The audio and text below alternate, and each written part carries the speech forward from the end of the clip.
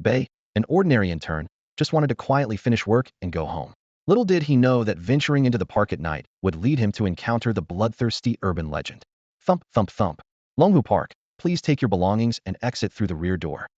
The bus doors opened slowly, casting light on a young man in a white t-shirt and black shorts. Bai, a 23-year-old recent college graduate, stepped off with a weary expression. It was almost 11 p.m. on an early summer night. The bus stop seemed like a forgotten corner of the city, silent and deserted, with only a cool breeze occasionally passing through. He checked the time on his phone, frowning, and couldn't help but mutter under his breath, "Damn Joe the skinflint. Always making me, the intern, work overtime. Just because I'm new doesn't mean you can bully me."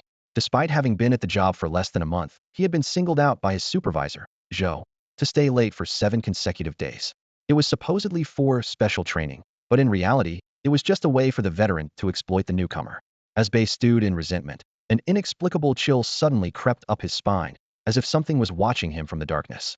The hairs on his arms stood on end, and an instinctive sense of being hunted made him wary. He scanned his surroundings, but saw only the empty platform and distant, blurry lights. Just being paranoid. I should hurry through the park and get home, he told himself, trying to stay calm as he headed toward the park. His residence was on the other side, and he had walked this path countless times after work, yet tonight felt strangely unsettling. The park at night resembled a silent maze, with sparse streetlights casting dappled shadows, and only the occasional fluttering insects dancing in the light. The trees swayed around him, and the darkness seemed to hide something indescribable. Bai's heart raced, yet he couldn't pinpoint any tangible threat.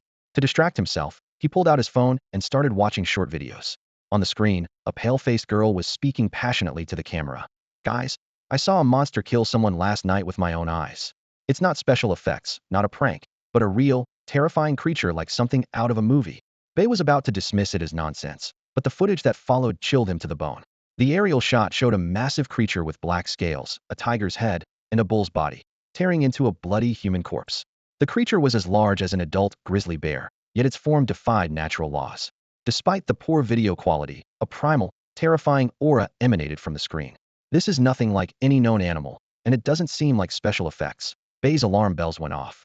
But how could such a thing appear in the city? Curious, he scrolled through the comments, which were a mix of skepticism and belief. Typical composite video. You can see the effects. "I saw something similar in the Southern District," reported it, but the police found nothing. "This is real.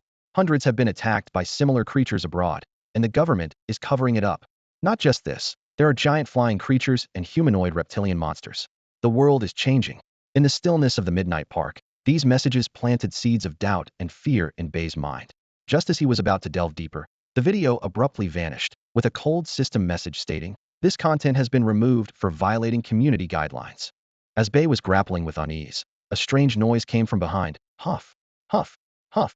It was a heavy, inhuman breathing, like an ancient beast lurking in the underbrush, ready to pounce on its unsuspecting prey. Bai felt his legs grow heavy, each step like trudging through mud, and the breathing grew ever closer. Finally, driven by survival instinct, Bai mustered the courage to turn around under the dim streetlight. A massive, blood-red figure stood 5 meters away, staring straight at him. The creature resembled a skinned giant, with sharp bone spurs at its joints and a hard exoskeleton covering vital areas, exuding an overwhelming sense of oppression. "Help!" Bai's legs gave way, and he collapsed to the ground, consumed by sheer terror. The creature, seeing its prey immobilized, had a glint of human-like mockery in its eyes, then opened its tooth-filled maw, advancing step by step toward Bai. In that life-or-death moment, an unprecedented will to survive surged within him. "I can't die like this." Forcing himself to confront his fear, Bai felt his body fill with strength once more. He hurled his laptop bag at the creature and seized the chance to scramble to his feet, fleeing in the opposite direction. Enraged by the sudden defiance, the creature let out a deafening roar, pulverizing the laptop bag with a single punch. Despite Bai's desperate sprint, the creature's speed was unimaginable, closing in within a few strides. As Bai felt the rush of air behind him and saw the giant fist raised high, only one desperate thought remained. "I don't think I can survive this punch." Seeing the fist larger than his own head, Bai Ye's heart tightened with fear. He thought that if that punch landed on him, it wouldn't just leave bruises, but would leave him battered all over. Without time to think, Bai Ye quickly turned to dodge, but he was still a bit too slow. In the next moment, the heavy punch struck his left shoulder like thunder. Instantly, Bai Ye felt as if he had been hit by a speeding car, the immense force sending him flying over 10 meters away before he crashed heavily onto the grass. At this moment, Bai Ye finally understood what it meant to be in unbearable pain, worse than death. The intense pain rendered him completely incapable of movement, leaving him helpless as he watched the creature stride towards him. Is this the end? He hadn't expected his life to end just as it was beginning. Despair filled Bai Ye's eyes as he looked up at the monster looming before him, his heart full of bitterness and sadness. Clearly, the creature had no mercy for its prey. It showed no interest in toying with him any longer, spreading its large hand, ready to finish him off. Just as Bai Ye closed his eyes in despair, accepting his fate, a streak of crimson light cut across the night sky, catching his attention. As the red glow intensified, Bai Ye suddenly felt his body heating up rapidly, as if his blood was boiling. It wasn't just Bai Ye. The creature also sensed something was amiss and quickly halted its actions, turning to look behind it. In the instant the creature turned, the crimson light enveloped Bai Ye's area completely, causing him to instinctively shut his eyes against the intense brightness. A roar echoed, and in the next moment, the red light vanished abruptly, as if time had frozen, plunging the surroundings into silence. After an unknown amount of time, Bai Ye's consciousness began to return. Noticing the quiet around him, he opened his eyes in confusion. Had the creature disappeared? He quickly glanced around and found that the monster that was just in front of him had vanished. If it weren't for the pain coursing through his body, Bai Ye might have thought it was all an illusion. As he pondered, a flickering red light caught his attention. With all his strength, Bai Ye managed to prop himself up and look towards the ground at his feet. Where the creature had just stood, there was now a pile of gray-white sand, and above it, a blood-red diamond-shaped crystal hovered silently, pulsing rhythmically with red light like a heartbeat. Intuition told Bai Ye that this red crystal was closely linked to the creature's sudden disappearance. Driven by curiosity, Bai Ye slowly moved his body closer to the crystal. Before long, he stood in front of it, cautiously reaching out with his right hand to touch it. As his finger brushed the crystal's surface, it instantly transformed into a mass of crimson light that shot straight into Bai Ye's chest. Before Bai Ye could react, a warm current spread rapidly throughout his body, dispelling the physical pain and mental exhaustion he had been experiencing. At that moment, Bai Ye was astonished to see the scratches on his arm healing at a speed visible to the naked eye. The bruises and swelling faded away like the receding tide, and in an instant, his skin was restored to its original state without leaving a single scar. He instinctively touched other injured areas and discovered that all his wounds had healed. Only the rips in his clothes and the dried blood silently testified to the fierce battle that had just taken place. It must be the red crystal. Bai Ye squinted, coming to a conclusion in his mind. Although he was eager to understand the changes happening to his body, his rational mind told him that now was not the time to linger. Who knew if there were more monsters lurking in the park? Besides, in his current tattered state, he was not fit to be seen by others. Once home, Bai Ye immediately took a shower and changed into clean clothes. Sitting on the edge of his bed, he began to carefully examine his physical condition. After confirming there were no visible abnormalities, his gaze settled on his arm. Bai Ye picked up a fruit knife and, after a moment's hesitation, decided to experiment on his thumb. Taking a deep breath, he decisively made a cut. Blood oozed out immediately, but Bai Ye ignored the pain and focused intently on the wound. As expected, a familiar warmth surged through, and the wound healed at an astonishing speed. When he wiped away the blood, not a trace was left. This ability is permanent. Bai Ye's eyes lit up, but he soon felt another dormant power within him. He stood up, attempting to harness this force. Instantly, his muscles tensed, and an indescribable strength filled his body. This sensation convinced him that the concrete wall before him was as fragile as paper. To test this power, Bai Ye grabbed a dumbbell he usually used for exercise and effortlessly twisted it into a spiral, as if it were not solid metal but soft clay. Excited, he attempted various feats like lifting the bed with one hand and balancing on a single finger, each task accomplished with ease. However, just as he was enjoying himself, a wave of intense fatigue suddenly hit, and the strength within him rapidly waned. Bai Ye immediately realized that the state of immense power was temporary and promptly deactivated it. In the next moment, he collapsed onto the bed as if drained of energy. But soon, the warm healing force coursed through him once more, dispelling most of the fatigue in just half a minute. Self-healing and immense strength. Bai Ye murmured to himself. The combination of these abilities is simply perfect. Bai Ye sat up, stretched his arms, and exclaimed with surprise. I never imagined I'd possess superhuman strength and rapid healing abilities you only see in movies and novels. His mind was filled with questions. What exactly was the red crystal? What was its true purpose? After the initial excitement, Bai Ye looked down at his chest, a series of questions flooding his thoughts. He realized that these two extraordinary abilities were brought about by the red crystal. The powerful and eerie blood-colored creature, the mysterious red crystal, and the scenes from the earlier short video. All of these events tonight had profoundly shaken Bai Ye's worldview. These anomalies hinted that the world was undergoing some sort of transformation. Without the appearance of the red crystal, Bai Ye might have ended up as a pile of remains. As he pondered, A piece of information suddenly surfaced in his mind, as if it were an old memory, seamlessly fitting in: extraction and fusion, extracting certain traits, abilities, or bloodlines of a creature, fusing two or more extracted biological traits, abilities, or bloodlines. After reading this information, Bai Ye seemed to understand the source of his rapid healing and immense strength. If he was correct, these special abilities likely came from that blood-colored creature, absorbed by the red crystal, and then transferred to him. Extraction, fusion, Bai Ye muttered to himself, staring at his hands. With a growing understanding of these abilities, his mind quickly filled with various biological traits: the strength of ants, the survival resilience of tardigrades, the jump of fleas, the agility of cats, the longevity of turtles, even the theoretical immortality of the Turritopsis dornii jellyfish. Beyond that, there were the extraordinary traits and abilities of the various monsters that had recently appeared. At this thought, a notion burst into Bai Ye's mind. Perhaps gods are not just legends. The sun rose as usual, but Bai Ye didn't wake up early like he usually did. Ring ring. The urgent ringing of the phone jolted him from his sleep. Groggy and irritated, Bai Ye picked up his phone and snapped, "Hello. Who is it?" He had stayed up late the previous night, too excited to remember he had work in the morning. "Bai Ye, do you know what time it is? Where are you? You promised to attend the early meeting today.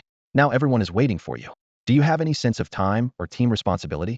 The voice on the other end, belonging to his supervisor Zhou Ruifa, was loud and relentless, as if Bai Ye had committed an unforgivable mistake. As Zhou Ruifa's reprimands continued, Bai Ye gradually woke up, and his anger began to rise. He realized he was being used as the scapegoat for the supervisor to assert his authority. In the past, he might have admitted his fault, but now he had no intention of tolerating it any longer, especially since he wasn't planning to stay in the job. "Zhou, before you start yelling, maybe you should check if your green hat is on straight," Bai Ye retorted mockingly as he sat up. On the other end, Zhou Ruifa was momentarily stunned before his anger flared. In the meeting room, other colleagues perked up, sitting straighter, eager to see what would happen next. "What do you mean by that, Bai Ye?" Zhou Ruifa demanded through gritted teeth. He silently vowed to make Bai Ye pay if he didn't explain himself. Meanwhile, a young man at the conference table was trembling with nervousness, his head bowed. Bai Ye didn't beat around the bush and directly sent a video from his phone to the office group chat. As the notification sounded, colleagues instinctively checked their phones, gasping as they saw the video. "Holy crap, check the group chat." Bai Ye posted a video. "Hey, isn't that Supervisor Zhou's wife? And the guy next to her looks like Xiao Zhang." In the video, a couple was seen intimately entering a hotel, the woman being Zhou Ruifa's wife and the man his trusted assistant, Xiao Zhang. The purpose of their hotel visit was clear to any adult. Instantly, all eyes in the meeting room turned to Xiao Zhang and Zhou Ruifa, who was watching the video. Zhou Ruifa's face turned an ashen shade, and he erupted in a furious roar. "You!" Bai Ye listened to the chaos, the sounds of scuffling and cries on the other end of the line, feeling a sense of satisfaction at finally having an outlet for his pent-up grievances. After hanging up, he felt content. He had stumbled upon the affair between Xiao Zhang and Zhou Ruifa's wife by chance, and with Zhou Ruifa constantly pressuring him, Bai Ye had deliberately kept quiet, saving it for the right moment. Bai Ye decided not to stay in bed any longer and got up to wash up. After freshening up, he had a simple breakfast and then headed out to catch a taxi to the nearest flower and bird market. Once at the market, Bai Ye followed his plan from the previous night, purchasing some breeding boxes and tools. He also bought 10 white mice and a few common small pets. After buying everything he needed, he called a car to take all the items back home. Back at home, Bai Ye cleared out a small room usually used for storing miscellaneous items. He then moved the tools and animals he bought into this room. After setting everything up, he put on thick long-sleeved gloves and took a white mouse from the breeding box, placing it alone in a large, reinforced breeding tank. The mouse, newly introduced to the tank, scurried around in panic before curling up in a corner under Bai Ye's watchful gaze. After observing for a while, Bai Ye thought for a moment and took out a pet snake from a nearby breeding box. It was a non-venomous black corn snake, about 60 centimeters long. Holding the snake, Bai Ye prepared to use his extraction skill for the first time.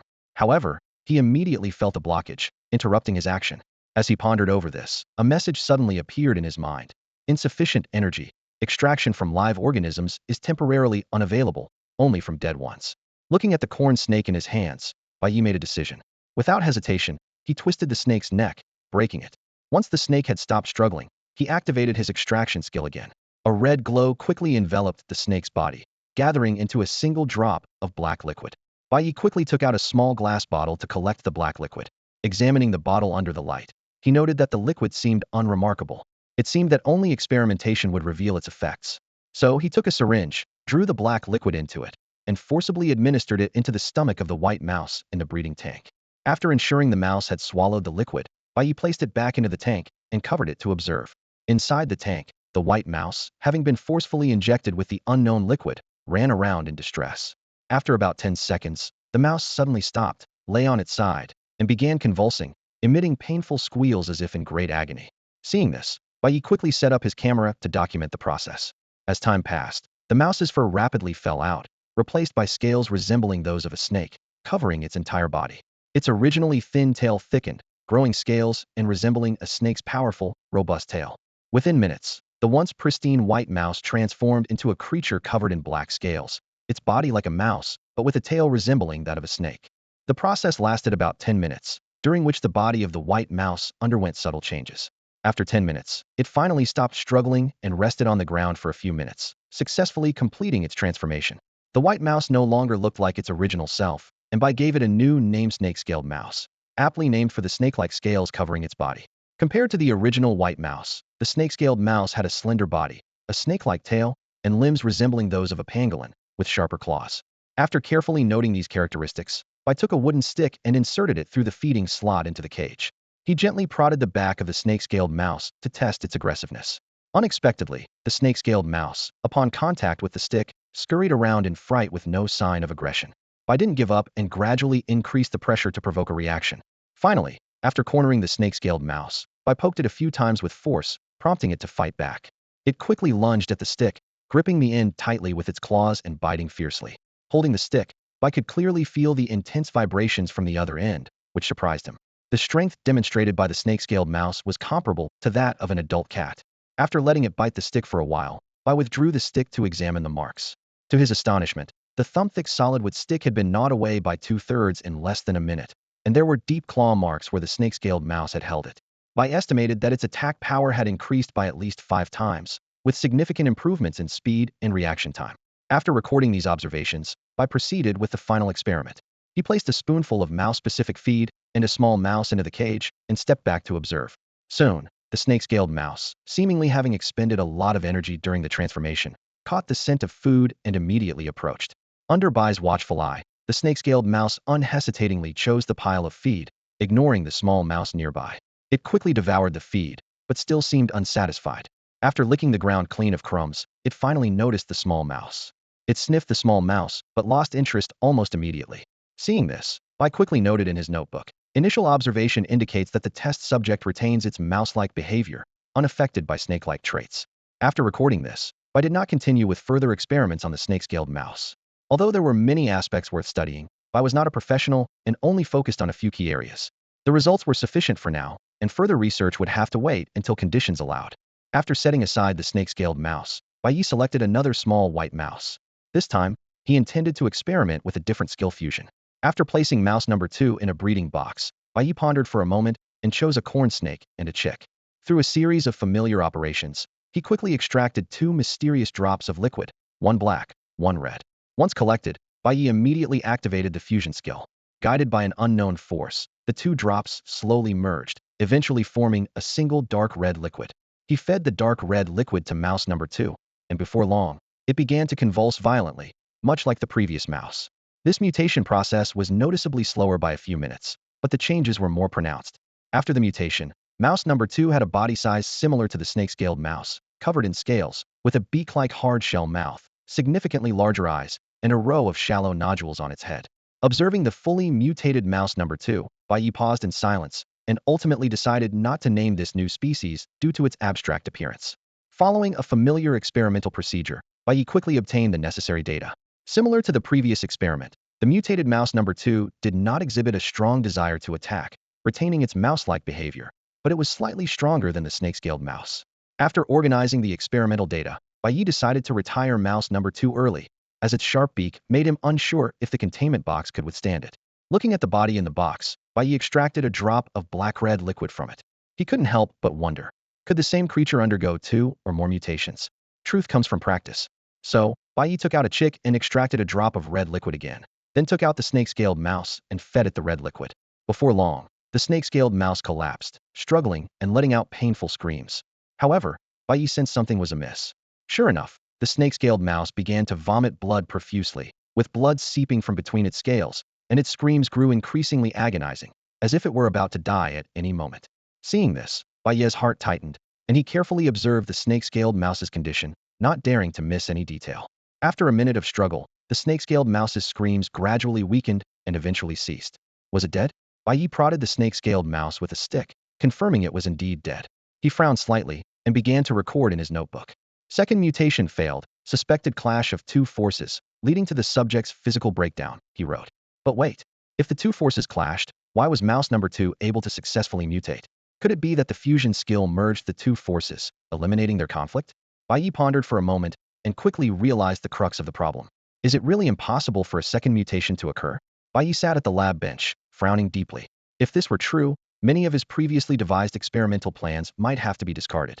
Just then, a bold idea suddenly flashed through his mind. What if he used the fusion skill at the critical moment of the second mutation? Could it bring a breakthrough? This thought invigorated him. Although the extraction skill couldn't be used on living beings for now, it precisely proved that the skill's effects could work on living organisms.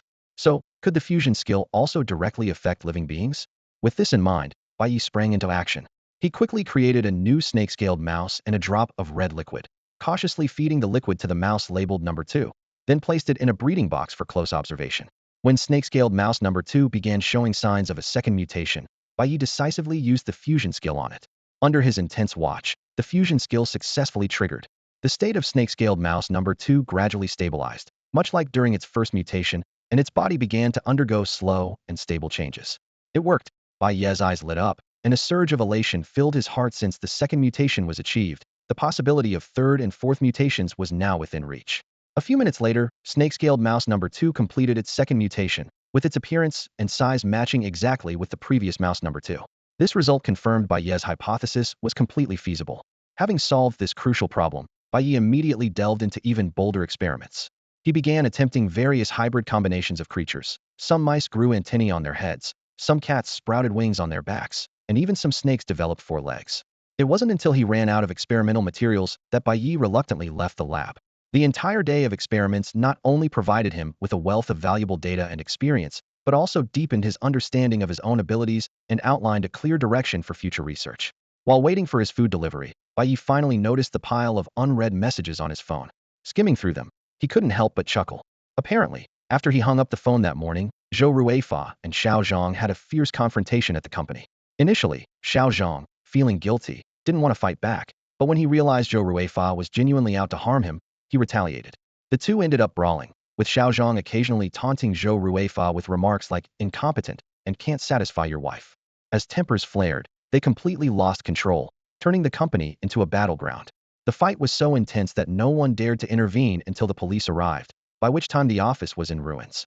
It's said the boss nearly fainted upon hearing the news. The latest updates indicated Zhou Ruifa's wife was in the hospital caring for Xiao Zhang and had declared her intention to divorce Zhou Ruifa. This blow sent Zhou Ruifa straight to the emergency room, with physical injuries compounded by emotional onisa. Truly dire situation. After reading these developments, Bai Ye's resentment towards Zhou Ruifa dissipated. Although the man had an unsavory work style, he did have some spirit, but the outcome was undeniably tragic. Just as Bai Ye was lost in thought, his food delivery arrived. He put away his phone and headed to the door. As he opened it and was about to step out, his neighbor's door across the hall opened as well. A young man dressed in sportswear emerged. Bai Ye greeted him politely. Good evening, Li Gu. Off for some exercise? The young man merely nodded slightly and walked away. Watching him disappear into the distance, Bai Ye couldn't help but sigh, realizing that compared to this young man's situation, Zhou Ruifa's experiences seemed mild. The young man living opposite Bai Ye was named Li Pingan. He was a few years older than Bai Ye and had been the successful owner of a small restaurant, with a happy family that many envied. However, a month ago, Li Pingan's wife and daughter were tragically killed when a speeding sports car ran a red light and hit them as they were leaving school. By the time Li Pingan reached the hospital, he was faced only with their lifeless bodies. Afterwards, the wealthy family of the driver, who was a spoiled rich kid, approached Li Pingan with a lawyer. They offered a sincere apology and a large sum of money, hoping to settle the matter privately. Overwhelmed with grief and anger, Li Pingan refused their offer. If it had been a mere accident, perhaps the outcome would have been accepting the compensation and moving on. But that night, a friend sent Li Pingan a video showing the horrific incident. The sports car, after hitting his wife and daughter, shockingly did not stop to help. Instead, it turned around and hit them again, as if in a fit of rage, eventually pushing Li Pingan's wife to the curb. Upon viewing the video, Li Pingan was devastated and swore to see the driver imprisoned, refusing any private settlement. Yet, Reality dealt him a harsh blow and plunged him into despair. Li Pingan hadn't anticipated the driver's family's immense influence. After he refused their offer, they used their connections to have the accident reclassified as a vehicle malfunction. This tragic incident turned into a farce. To silence Li Pingan, they not only forced his restaurant to close, but also sent people to break into his home at night, coercing him to sign a settlement agreement, leaving behind $1 million in compensation before leaving. Since then, Li Pingan locked himself at home, not stepping out for 2 weeks. It was only a week ago that he began to go out daily for exercise, speaking to no one, like a machine exuding a chilling indifference. There is no greater despair than this, Bai Ye thought heavily. After dinner, Bai Ye opened a short video platform, searching for news about the mysterious creatures. Following last night's encounter, an ominous feeling lingered in his heart. Whether it was the humanoid creature he encountered or the bizarre beings appearing in videos and comments, he felt these creatures did not belong to the natural world and should not exist on Blue Star. What unsettled Bai Ye the most was the official news blackout and the lack of any clarifying announcements. After several searches, Bai Ye's suspicions were confirmed. There was no information online about those creatures. Everything seemed normal, and society remained peaceful. However, Bai Ye knew this was merely the calm before the storm, with the world already seething beneath the surface. After his fruitless search, he closed his phone in disinterest and leaned back on the sofa to ponder his next move. After a day of experimenting, Bai Ye named the mysterious liquid extracted from organisms biological essence. Through observation and analysis, he discovered that after absorbing the biological essence, the test subjects exhibited noticeable traits. For instance, snake scales appeared on the body of a rat, and a beak appeared after absorbing chicken essence. With this conclusion, Bai Ye temporarily abandoned the idea of using biological essence for mutation. Though eager to enhance his strength to face the impending crisis, the thought of becoming a half-human, half-beast creature repulsed him. More importantly, Bai Ye noticed that after integrating the essence of the humanoid creature, he showed no visible changes. This suggested that he, or those creatures not from Blue Star, might possess a unique ability to retain their appearance. However, further experiments were needed to confirm this. Since he couldn't immediately enhance his strength, Bai Ye decided to approach the problem from a different angle by creating his own faction. This idea emerged during his experiments when he discovered an unexpected effect of biological essence. By chance, he found that the mutated creatures that absorbed the essence did not attack him. Instead, they were very affectionate and showed no resistance, even if he intended to harm them. This led Bai Ye to a bold hypothesis. Creatures that fused with the essence might develop an intense affinity for him, almost as if recognizing him as their master. However, Bai Ye needed to test whether this phenomenon would extend to humans. Additionally, forming a faction had various advantages. After all, it would be difficult for Bai Ye alone to acquire rare and valuable biological materials, especially for researching those special creatures, which required professional expertise.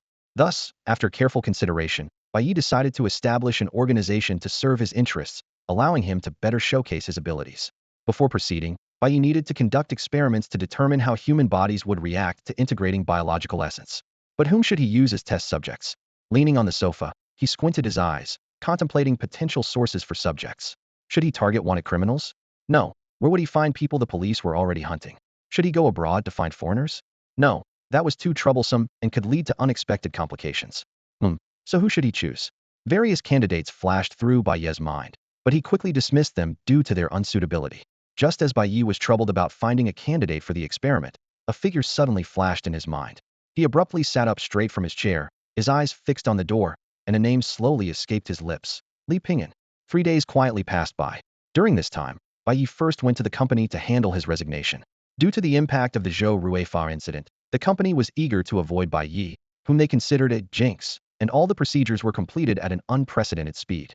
Subsequently, Bai Ye dedicated himself to a thorough investigation of Li Pingan, carefully assessing his character. After all, if the experiment succeeded, Li Pingan would become his first capable subordinate, making his character crucial. Through extensive inquiries, Bai Ye formed a high opinion of Li Pingan's character. At this moment, in Bai Ye's room, a makeshift lab bench held 3 test tubes. After careful consideration, he had meticulously chosen 3 biological essences for Li Pingan. The first came from a tabby cat, valued for its agile reflexes, natural hunting instincts, and excellent night vision. The second was from a starfish, known for its remarkable regenerative abilities, including limb regeneration and organ repair, which, though not as fast as Bai Ye's self-healing, was still impressive. The third was quite unique, the mantis shrimp, whose hammer-like appendages could deliver impacts comparable to a bullet, a special attack capability Bai Ye sought. Bai Ye gently shook the test tube in his hand, a sharp glint flashing in his eyes. With these three essences, even 3 world boxing champions wouldn't stand a chance against him. I hope you won't disappoint me, of course, if he tries to back out after gaining power, unless his fists and head are harder than steel. Timing Li Pingan's return from his workout, Bai Ye waited at the door. As the elevator doors opened, he stepped out to meet him.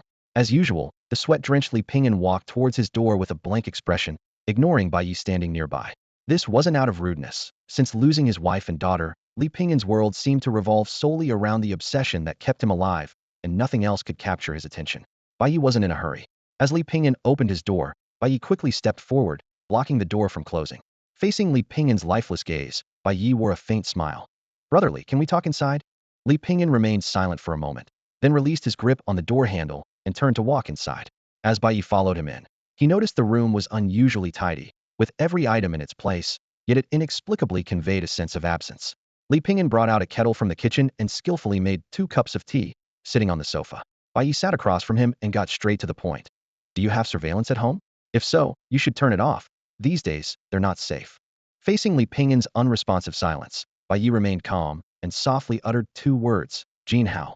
The name was like a key, instantly unlocking the shackles deep within Li Pingan's heart. His lifeless eyes suddenly erupted with intense hatred, his breathing quickened, and his hands clenched into fists, his entire being resembling a beast about to pounce. Despite the intimidating aura, Bai Ye remained composed, sipping his tea in silence. The person Bai Ye mentioned, Jin Hao, was the wealthy heir responsible for the death of Li Pingan's wife and daughter. Hearing this name, Li Pingan's emotions spiraled out of control, his face turning pale. After a long pause, he gradually calmed down, lowered his head in silence for a moment, and then looked up to meet Bai Ye's gaze, slowly saying, "There are no cameras here." His voice was hoarse and dry, as if he hadn't spoken in a long time. Bai Ye, hearing this response, got straight to the point. "Do you think you can kill Jin Hao and take revenge on the Jin family all by yourself?"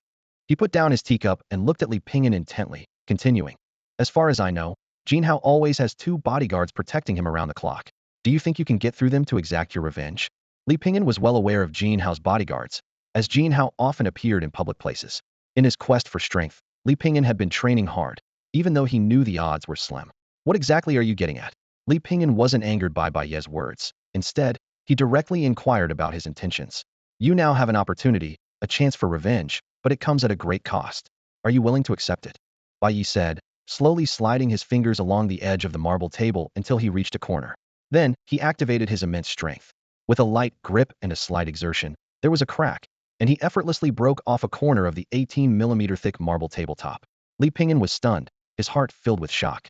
He had personally chosen and bought that marble table, knowing it was solid and genuine. How could anyone break it so easily with their bare hands? Yet, after the initial shock, a fiery determination quickly took over his eyes. "If I had such power, then revenge would be." He was so excited that he agreed almost without thinking. "No matter what the cost, if it allows me to get my revenge, I accept." Already planning to risk everything, he paid no heed to the price Bai Ye mentioned. Bai Ye, seeing that Li Pingan did not disappoint, smiled slightly before becoming serious again. "Even though you don't care about the cost, I must still tell you. There are 2 costs you need to pay. The first is that once you gain the power you desire, everything about you, including your life, belongs to me. You must obey my every command unconditionally, even if I ask you to die." Without hesitation, Li Pingan nodded in agreement. "That's fine, but only after I've completed my revenge." "Of course," Bai Ye nodded, continuing. "The second cost is that once you accept the power, you might transform into a monstrous form, and from then on, you can never return to a normal life or be a normal person again." "It doesn't matter, as long as I can get my revenge," Li Pingan replied calmly, unconcerned. Bai Ye was somewhat surprised by how readily Li Pingan agreed. "It seems I underestimated the power of hatred," Bai Ye thought to himself. After Li Pingan drew all the curtains in the living room, Bai Ye took a small glass bottle filled with an orange-eared liquid from his pocket and handed it to Li Pingan, saying firmly, "Drink it." Without hesitation, Li Pingan took the bottle, opened it, and drank it in one gulp. Bai Ye watched him closely for any reaction. As the liquid slid down his throat, Li Pingan's body was quickly engulfed in a wave of heat, and his heart began to race. Before he could process what was happening, a sudden, excruciating pain surged through him like a tidal wave, catching him off guard and causing him to collapse to the floor, writhing in agony. Ah!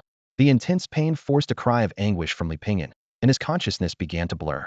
Seeing this, Bai Ye frowned slightly, thinking to himself, if Li Pingan can't endure this pain and passes out, he might end up becoming a mindless creature after the transformation.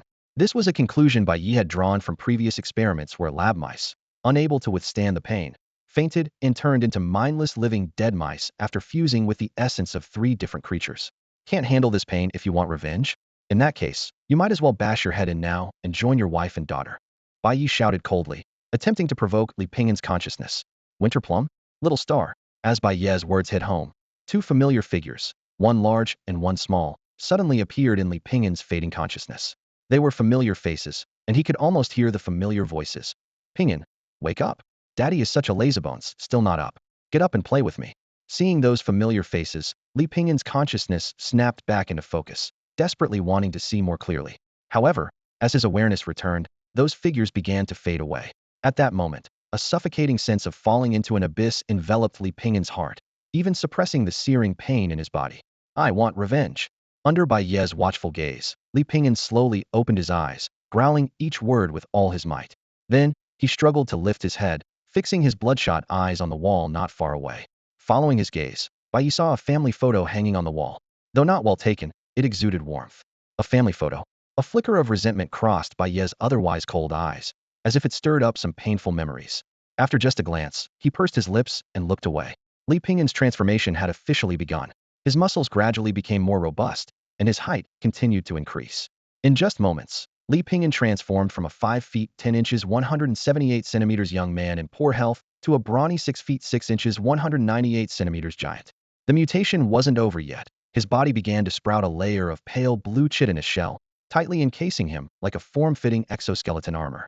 Bai Ye never expected that after absorbing the biological essence, Li Pingan would undergo such a dramatic transformation. Witnessing this, Bai Ye couldn't help but feel a surge of anticipation, imagining the formidable power Li Pingan would possess after completing his mutation. The transformation lasted a full half-hour, during which Li Pingan didn't utter a single groan of pain. He kept his gaze fixed on the family portrait on the wall, gritting his teeth and enduring until the mutation was complete. It's done. When Li Pingan's aura finally stabilized, Bai Ye felt a rush of excitement and immediately stood up. At this moment, Li Pingan, having completed his mutation, seemed completely renewed. Although his body still resembled a human, in every other aspect, he was markedly different from an ordinary person. Li Pingan quickly regained his strength, stood up from the ground, and began to closely examine his own body. How do you feel? Any regrets? Bai Ye asked. Li Pingan raised his hand and clenched his fist, feeling the surging power within him. He shook his head slightly. As long as I can get revenge, it doesn't matter. Bai Ye nodded, reassuring him. Don't worry, you'll be able to take your revenge soon. Yes, finally, I can take my revenge. Li Pingan's voice was low, filled with simmering hatred. Revenge could wait. Right now, he was eager to demonstrate his newfound abilities. Show me what you can do first, Bai Ye said, also curious to see what kind of powers the combination of the 3 essences had granted Li Pingan. Li Pingan nodded, then extended his right hand and swiftly swiped at the marble table in front of him. A sharp, piercing sound echoed, and in the next moment, a deep claw mark appeared on the once smooth marble surface. Bai Ye quickly looked at Li Pingan's hand, and indeed found that sharp claws had grown from his fingers. These claws were similar to those of a feline, retractable when not in use, and able to spring out instantly when needed. Li Pingan demonstrated further, showcasing their destructive power. It seems the hardness has significantly increased as well. Bai Ye speculated silently, observing the scratch on the table. Continue. Li Pingan took a step back and turned to Bai Ye. Please step back a bit. Without further comment, Bai Ye quickly retreated behind the sofa. Li Pingan clenched his right fist, and after gathering his strength, the marble table in front of him exploded with a loud bang, shattering into pieces.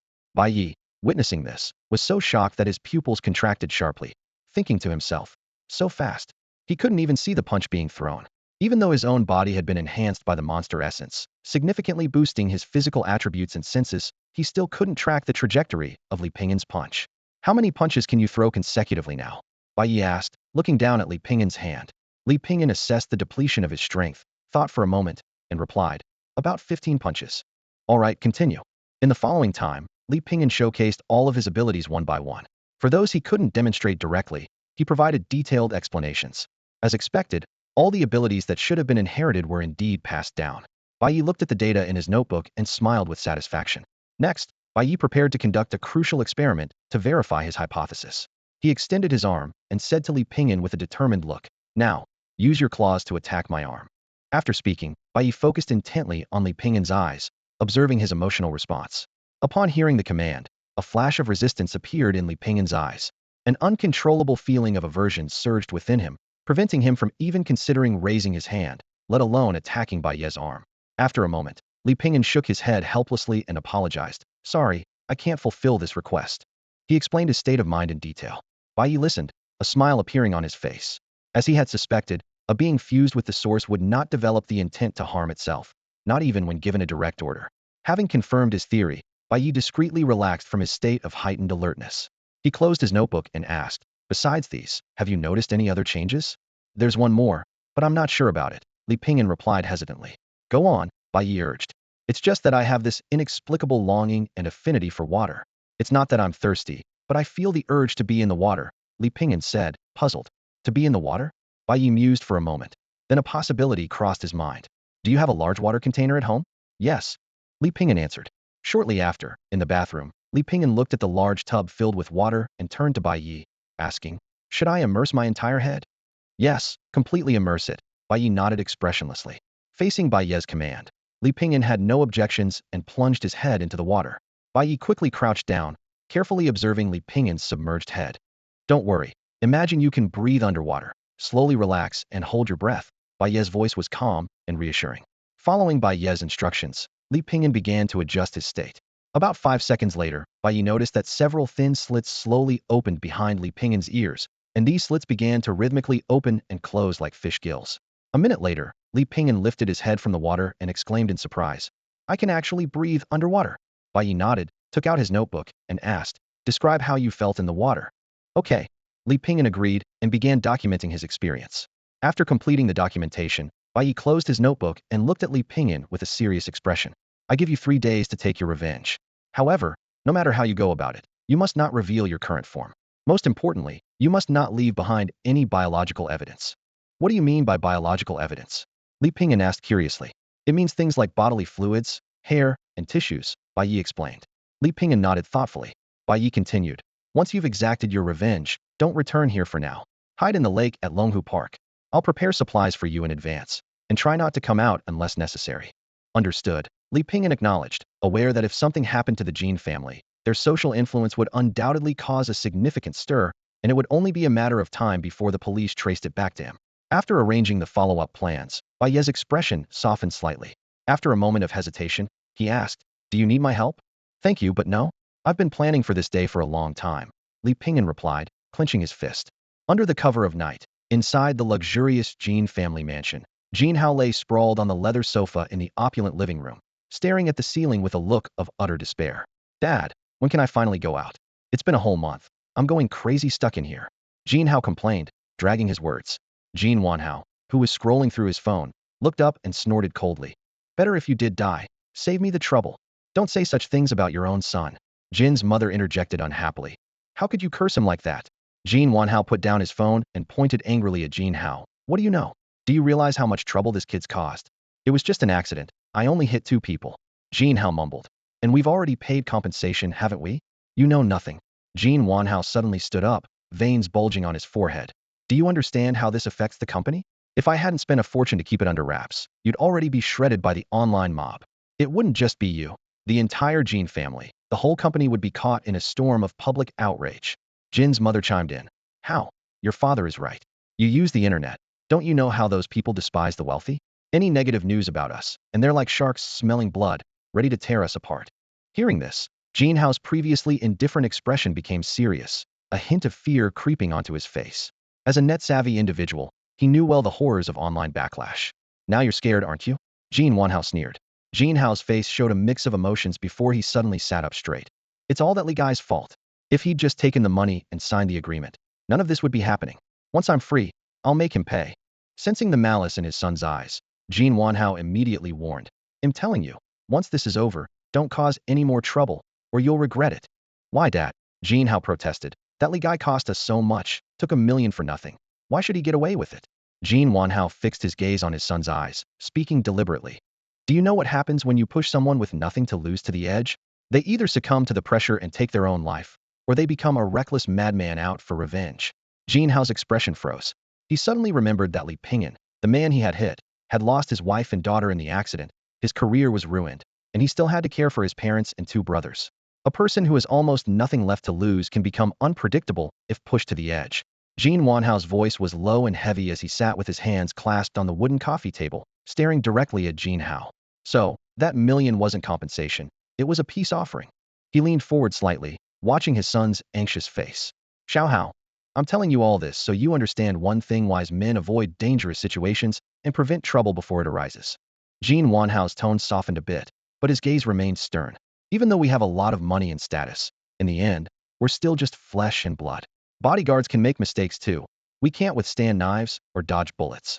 Jin Ma listened with a pounding heart, quickly agreeing. Exactly, Xiao Hao. There's no need to provoke a madman over something so trivial. Jin Hao swallowed hard, beads of sweat forming on his forehead, his earlier anger long gone. I understand, Dad. I won't mess with him again, he promised hastily. Foolish. Jin Wanhao snorted, a hint of disdain in his eyes. Do you think revenge is just about giving him a beating? Huh. Jin Hao was momentarily stunned, frozen in place. Jin Wanhao's voice dropped even lower. There are many ways to get back at someone, and you picked the dumbest one.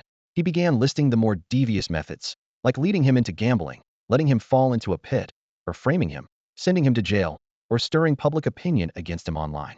As he spoke, a flash of malice crossed his eyes, and if absolutely necessary, you could arrange an accident to eliminate him completely. Jean Ma listened without a change in expression, as if she was used to such talk. Brilliant. Dad, you're full of crafty ideas. It's true what they say, the older the ginger, the spicier it gets. Jean Hao exclaimed with admiration, giving a thumbs up. Cough, cough. Jean Wanhao choked on his water, coughing repeatedly. TSK. Xiao Hao. Watch your words. Jean Ma scolded her son while patting her husband's back. Huh? Did I say something wrong? Jean Hao laughed awkwardly. Meanwhile, at the corner of the upstairs staircase, a figure wrapped tightly in clothing watched silently. This seemingly warm family scene appeared hellish to Li Pingan. His heart turned cold as he listened to their words. They considered the death of his wife and daughter a trivial matter and blamed it all on him. What made it even more despairing was that they showed no remorse and were plotting even more sinister schemes. Indeed, you all deserve to die. Li Pingan's murderous intent surged as he glared at the three downstairs, his hands silently clenching into claws. Don't worry, Dad. I know what to do now. With the wisdom imparted by Jin Wanhao, Jin Hao's eyes sparkled with confidence, his fingers unconsciously rubbing his palm, as if rehearsing the tactics he planned to use on Li Pingan. Remember, you need to be bold and meticulous, but most importantly, use your brain. You can't conquer the world with just fists and feet, Jin Wanhao advised, watching his eager son with a satisfied smile. I know. It's all about being ruthless. Jin Hao eagerly agreed. You're a promising young man. Jin Wanhao nodded approvingly, his eyes full of praise. Just as Jin Hao was lost in the delightful imagination of his plan, his pupils suddenly contracted behind the sofa where Jin Wanhao and Jin Ma sat. A tall figure in a black robe had appeared unnoticed. A chill shot up Jin Hao's spine to the back of his neck. Dad, watch out. Jin Hao's warning was cut off as the black-clad figure moved with lightning speed. A fist wrapped in black fabric sliced through the air and struck Jin Wanhao's unsuspecting head with a heavy blow. Bang! The dull thud was followed by a spray of warm blood, painting Jin Hao's vision crimson. Before he could react, Jin Ma's terrified scream pierced the air. No! Her cry was abruptly silenced by another thud. The stench of blood filled the living room, and Jin Hao's voice trembled as he called out, Mom! The only response was the faint hissing sound of spraying blood echoing in the silence. Jin Hao frantically wiped the blood from his eyes, but each time he opened them, the glaring red remained. When he finally saw the two headless bodies on the sofa, a cry of anguish erupted from deep within him. Li Pingan stood behind Jin Hao, watching the scene unfold. Far from feeling disturbed, he felt an unprecedented sense of satisfaction. Maybe, just as they said, I really am a madman, he thought to himself.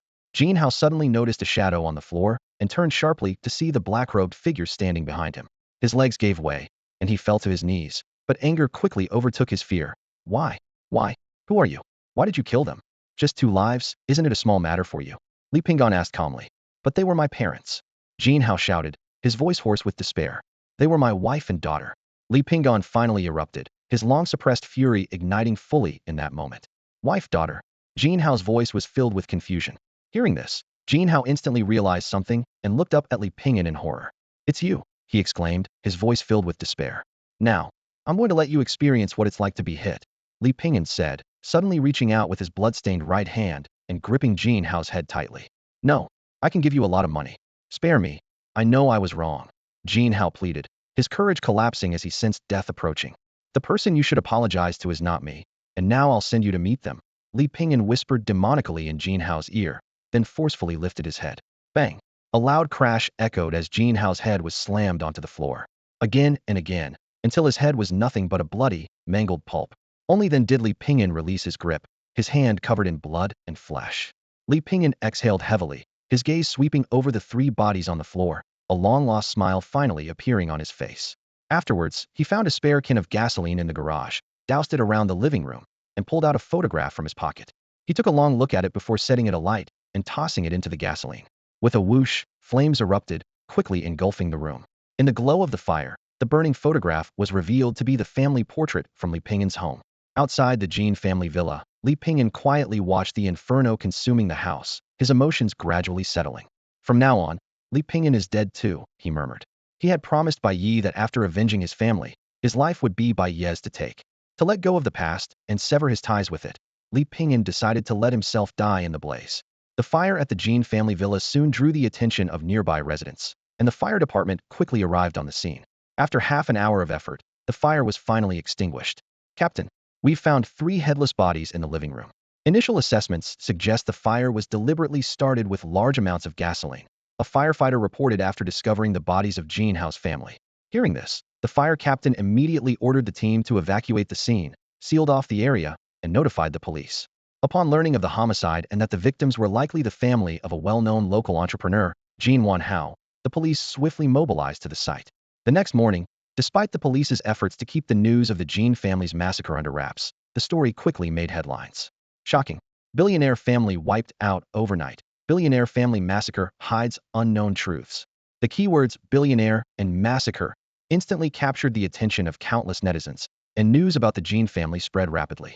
Naturally, Bai Ye noticed the explosive news immediately. Massacre? Well done. Seeing the report, Bai Ye understood that Li Pingan had completed his revenge and eliminated future troubles. He couldn't help but commend the thorough job. If all goes as expected, Li Pingan should be in Longhu Park's lake by now. Once this blows over, I can officially start my plan. With that, Bai Ye walked to the window, gazing out at the distant lake in the park, his mind filled with thoughts. The next morning, Bai Ye was still enjoying a late sleep when he was abruptly awakened by a rapid knocking at the door. Before he could reach the door, a cacophony of noise reached his ears.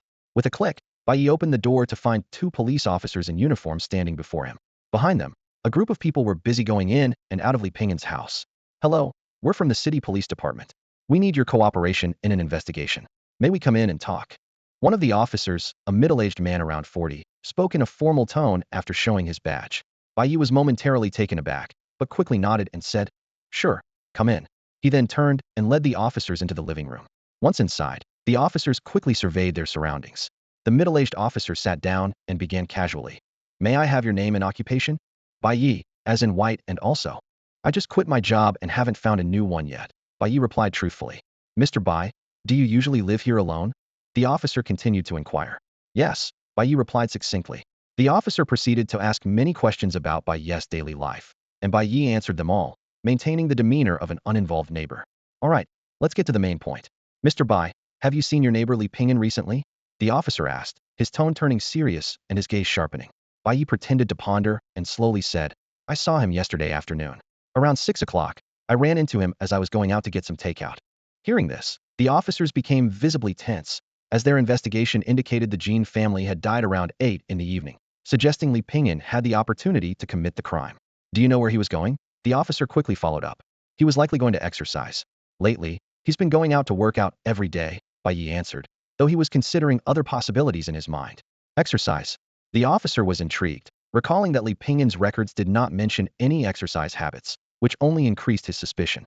"Have you ever noticed any unusual behavior or heard him say anything strange?" The officer pressed on. "No," Bai Ye responded firmly. Li Pingan rarely left his home except to exercise, and they never exchanged greetings or words. The officer continued to probe for details about Li Pingan, and Bai Ye shared all he knew, maintaining a calm and innocent demeanor. Half an hour later, the officer stood up and thanked him. "Thank you, Mr. Bai, for your cooperation. We won't disturb you any further."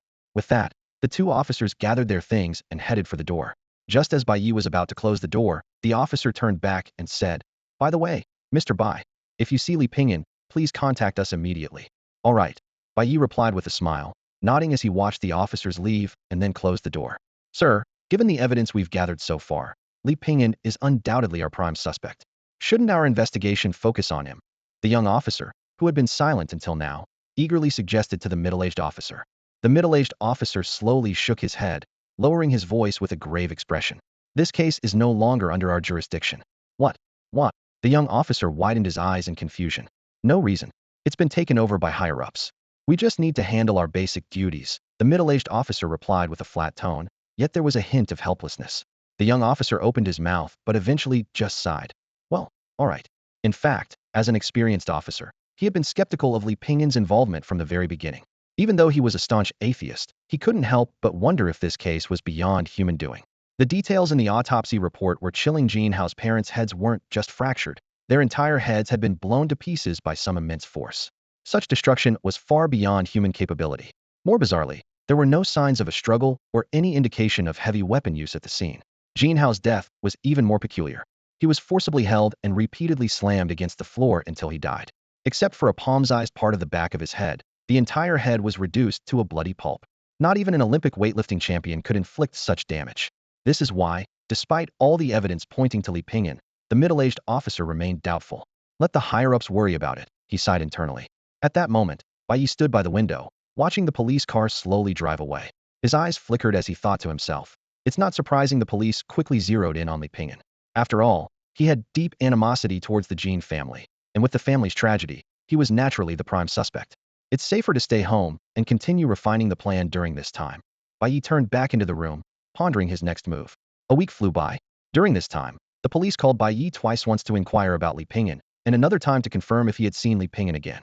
Meanwhile, Bai Ye noticed an increasing online discussion about unknown creatures, especially on short video platforms where videos of these creatures frequently appeared. Although these videos were quickly banned, the massive attention ensured that the information spread rapidly. Most of the creatures in these videos were beast-like, similar to what Bai Ye initially encountered, while no human-like creatures had been spotted. The most striking was a video from an overseas user, capturing a breathtaking creature, 10-meter long, dark blue serpent with a conical horn on its head and wings on its back. This creature, which Bai Ye dubbed the Thunder Serpent, appeared in a city, causing severe casualties. The video showed numerous bodies strewn across the street, while the Thunder Serpent hovered midair, spewing deadly lightning.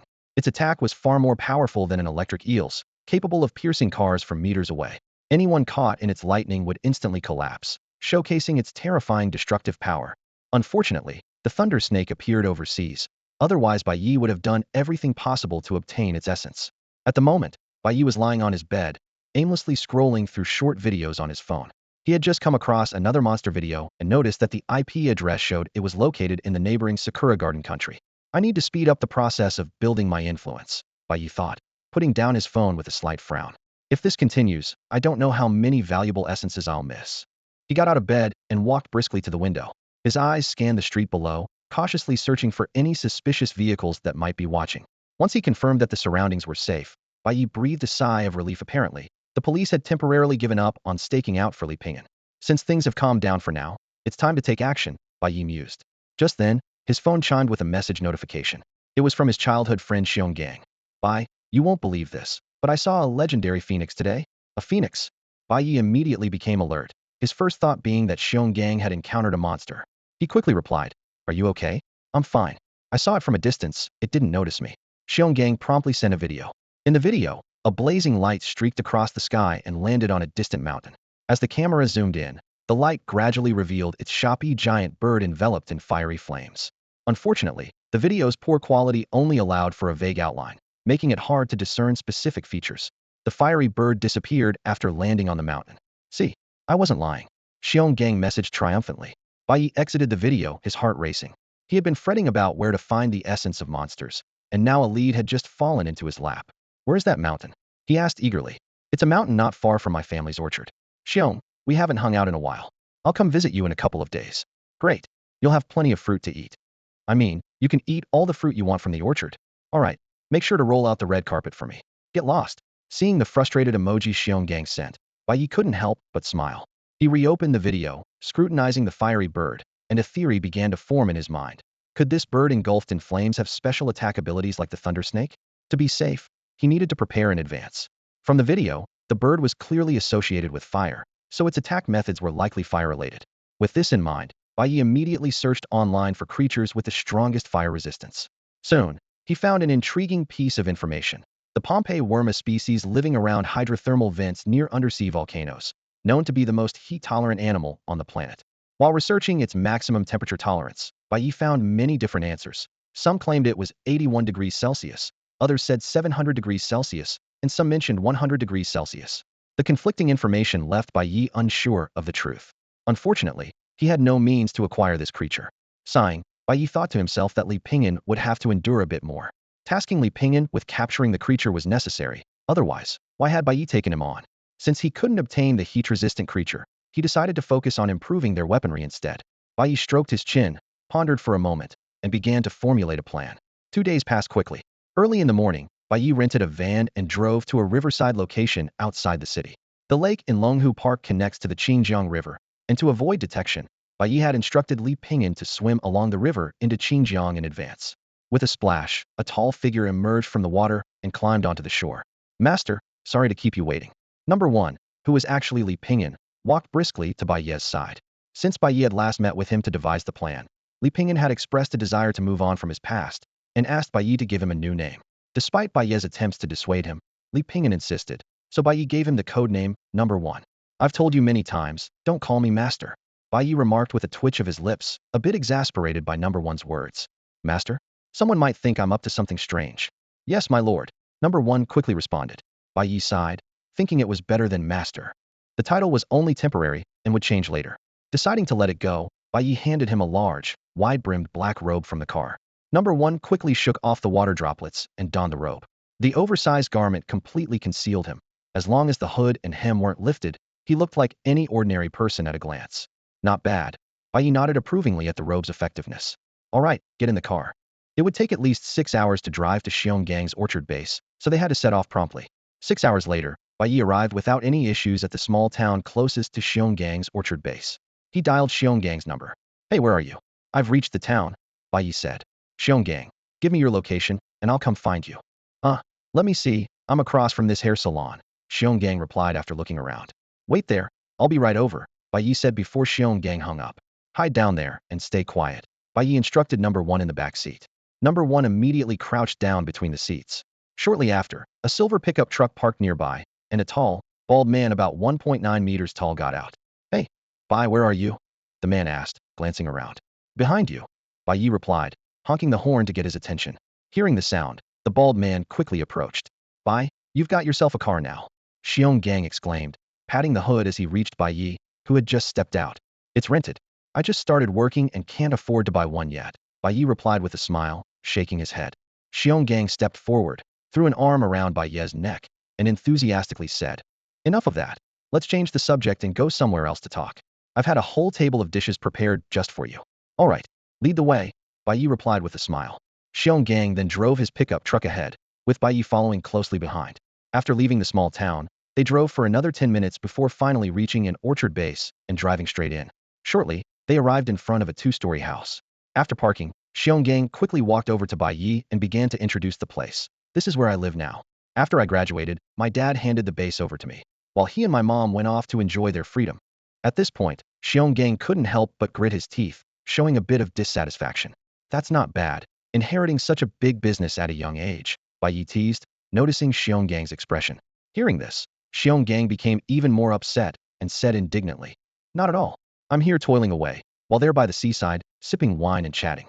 Every day, the mosquitoes here feast on me while they travel around. Bai Ye couldn't help but laugh. You're quite eloquent. Are you planning to take the graduate school exam? If I could, I'd rather go for the exams, Xionggang complained, looking at the surrounding orchards. Hey, don't say I never gave you any advice. I've got a plan, want to hear it? Bai Ye suddenly suggested with a mischievous grin. Xionggang, recognizing that this likely wasn't a great idea from Bai Ye's smile, still wanted to hear it. Let's hear it. Find someone to marry early, have a son, and when he graduates, do the same thing to him. Bai Ye joked.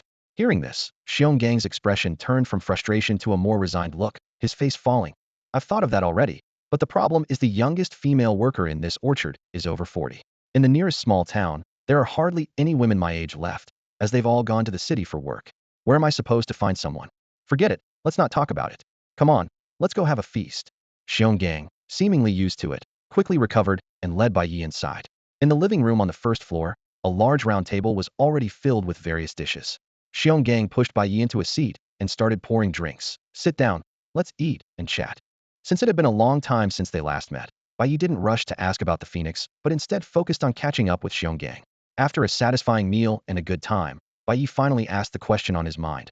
Oh, about that firebird. I knew you came for it. I was going to report it, but I thought you seemed to care about it, so I kept quiet. Xionggang, with a knowing look, smiled at Bai Ye. Bai Ye lifted his glass, looked at Xionggang in surprise, and after a moment, smiled and said, Thanks. What are you thanking me for? We're buddies. Xionggang picked up his glass and clinked it with Bai Ye's, then drank it all in one go. Bai Ye smiled and finished his drink too, without saying more. However, since you've been driving for so long and drank quite a bit, I suggest it's best to go tomorrow. After putting down his glass, Xionggang made a suggestion. Bai Ye simply replied, Okay. And the two concluded their meal. Xionggang led Bai Ye through the orchard base, where rows of fruit trees were neatly arranged. With a hearty gesture, he said, Pick whatever you want to eat, don't be shy. Bai Ye glanced at the still green peaches on the trees and said with a wry smile, They're not ripe yet. How am I supposed to eat them? Xiongang's eyes twinkled mischievously. Well, if you want to eat them, I won't stop you.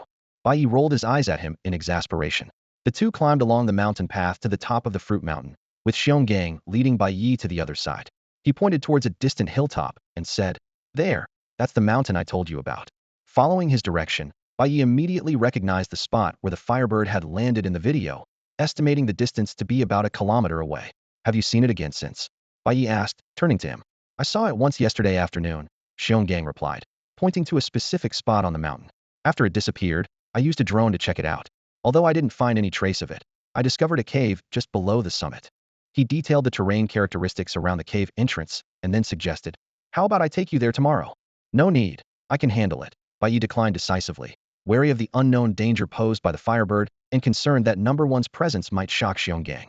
On the way down, Xionggang spoke noticeably less, and his expression grew increasingly serious. Sensing his friend's heavy thoughts, Bai Ye offered, If you have something on your mind, just ask. We're buddies, and I'll tell you whatever I can. Xionggang paused, then laughed self-deprecatingly. Huh. I knew I couldn't hide it from you.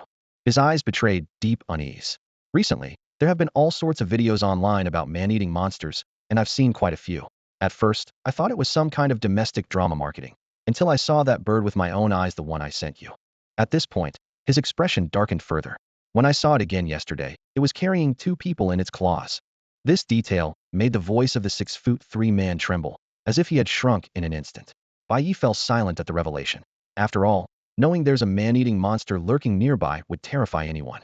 Bai, Xiongang's eyes pleaded, I don't know if this is classified information, but I have to ask, where do these monsters come from?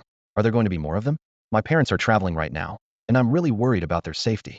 Bai Ye looked into Xiongang's expectant eyes and, after a moment of silence, slowly spoke. I can only offer you some speculation on these 2 questions. Creatures like this are likely to become more common. He admitted frankly. As someone who was just an ordinary person not long ago, he knew little about these secrets. I suggest you bring your parents back as soon as possible or move to cities with strong military presence and large-scale air raid shelters, Bai Ye added. The reason for not enhancing Xiongang's abilities was to avoid turning him into an anomaly like number 1. Of course, if a method to absorb power without changing appearance is found in the future, Xionggang would certainly be the first choice. Although Xionggang didn't get a definite answer, he could feel Bai Ye's sincerity. With a determined look, he clenched his fist. All right. Even if I have to fake my death, I'll get my parents back. On their way back, the two tacitly avoided the topic of the creatures. The next morning, under the dim light of dawn, Bai Ye drove to the vicinity of the target mountain. After parking, he looked up at the peak shrouded in morning mist, then turned to number 1 and ordered, Grab the gear and head up the mountain. Number 1 quickly retrieved various equipment prepared for dealing with the firebird from the trunk and strapped it on. The mountain wasn't high, and within 10 minutes, the two reached the top and soon found the cave Xionggang had mentioned. Bai Ye immediately signaled for silence and led the way, stealthily approaching the cave entrance. He noticed scorch marks around the entrance, causing his heart to skip a beat. This was indeed the place. Go scout, he whispered to number 1. With the essence of a cat, number 1 had excellent night vision and stealth abilities. He gently set down the equipment and approached the cave entrance like a ghost, peering inside. The 2-meter wide, 3-meter high cave was unexpectedly not dark, but bathed in a soft glow. Following the source of the light, number 1's pupils contracted sharply. A giant bird radiating a faint golden light was in plain sight. Despite being mentally prepared, the sight was still shocking. What kind of creature is this? He wondered, then Riley thought. Oh right, I'm a creature too. He quickly calmed down. Upon closer inspection, number 1 realized the golden light was from continuously burning golden flames, with the scorching heat palpable even from several meters away. He swiftly recorded a video and silently retreated. Bai Ye took out his phone and typed, "How is it?" Number 1 played the recorded video directly. After watching it, Bai Ye nodded solemnly, signaling, "Commence action." Upon receiving the command, Number 1 quickly opened the backpack and retrieved an item wrapped in layers of cloth. Once the cloth was removed, four fire extinguishers bound together with tape were revealed, with a package of explosives nestled among them. Bai Ye glanced at them and said, "Use both of these together." Hearing this, Number 1 immediately took out another identical fire extinguisher and explosive package from the bag. These two sets of fire extinguisher explosive bundles were specially prepared by Bai Ye as a firefighting package for the Firebird. The plan was to exhaust it with these first, and then have Number 1 ready as a backup, while Bai Ye stood by, ready to act. After preparing the firefighting package, Number 1 began to don fire-resistant gear, including heat-resistant gloves, a fireproof helmet, a high-temperature shield, and a heavy sword over a meter long. In contrast, Bai Ye's gear was much simpler, consisting only of heat-resistant shoes and a sharp heavy sword. "Master, I'm ready," Number 1 reported with eyes full of battle spirit. Despite knowing that the creature in the cave was far from simple and beyond his understanding, he felt no hesitation, as he had vowed that his life belonged to Bai Ye, to follow any command, even if it meant facing death. "All right, be careful." Bai Ye nodded with a hint of worry, then walked towards the cave entrance with his sword. After Bai Ye moved away, Number 1 approached the cave entrance with the two firefighting packages, lit the fuses with a lighter, and quickly threw them into the cave. Clang! At that moment, the large bird sleeping inside the cave was suddenly struck on the head by a heavy object. Before it could react, another heavy object hit it hard. An angry screech followed, accompanied by a surge of golden flames, like a small sun, ready to rush towards the cave entrance. Boom! Boom! At that moment, two deafening explosions echoed through the cave, even causing Xionggang, standing atop Guashan Mountain in the distance, to startle. "Is this the legendary physical exorcism?" Xionggang muttered in shock. Above the cave, Bai Ye, who was lying in ambush, heard the roar, and the mountain beneath his feet trembled. He was shocked by the power of the firefighting package, murmuring, "Wow, is it really this powerful? Could it have been blown up directly?" After the tremors ceased, Bai Ye peered down at the cave, now billowing with white smoke, and speculated, "Something's wrong. It's not dead." Outside the cave, Number 1 suddenly sensed something amiss and quickly stepped back a few paces. In the next moment, a figure with faint glimmers of golden light burst out of the cave, rapidly approaching Number 1. Danger! With cat-like reflexes, Number 1 instantly sensed a strong threat, and with a powerful push off his feet, he dodged to the side. Boom! A searing golden flame exploded where he had just been standing, like a brilliant golden lotus blooming suddenly. With an angry screech, a towering figure emerged from the golden flames. As the sky gradually brightened, Bai Ye could clearly see the silhouette of the giant bird. The bird, engulfed in flames, was towering, standing half a head taller than Unit 1, and appeared as majestic as an eagle. However, after enduring two fierce attacks from the fire extinguishing packages, the bird now looked quite battered. Its once vibrant golden flames had dwindled to mere sparks. Large patches of feathers on its wings and back were missing, and it was covered in blood, especially the three deep, bone-revealing wounds on its back. Its right wing hung limply, evidently broken. Bai Ye estimated that the bird had lost at least 2/3 of its combat power, but he remained cautious, unsure if it had any hidden abilities. Outside the cave, the bird's anger was uncontrollable. Since arriving in this world, it had never been so severely injured. At the moment when the two fire extinguishing packages exploded, had it not reacted quickly, turning to shield itself with its back and wings, it would have been blown to pieces. In its fury, the bird opened its mouth and swiftly launched a fireball at Unit 1. Seeing this, Unit 1 quickly dodged, unwilling to take the hit heed. With a dull thud, the fireball struck the ground, exploding like a cannonball and leaving a large crater. Staring at the crater, Unit 1's pupils contracted, and the bird's threat level in his mind increased.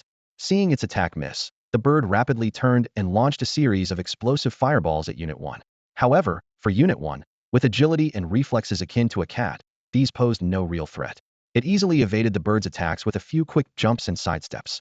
Frustrated by its ineffective attacks, the bird let out an angry screech, then powered its legs and charged towards Unit 1 like an arrow released from a bowstring. "Damn, who said a flightless bird is no better than a ground chicken?" Bai Ye was stunned, watching the large bird, unable to fly, burst forward with such incredible speed using only its legs. Facing the charging bird, Unit 1 quickly raised its heavy blade, ready to strike. With a sharp clang, Bai Ye and Unit 1's pupils contracted once more. The bird had caught the heavy blade in its beak, a glint of disdain flashing in its eyes. Before Unit 1 could retrieve its blade, the bird, enduring immense pain, flapped its wings and briefly lifted off the ground, its sharp claws slashing at Unit 1.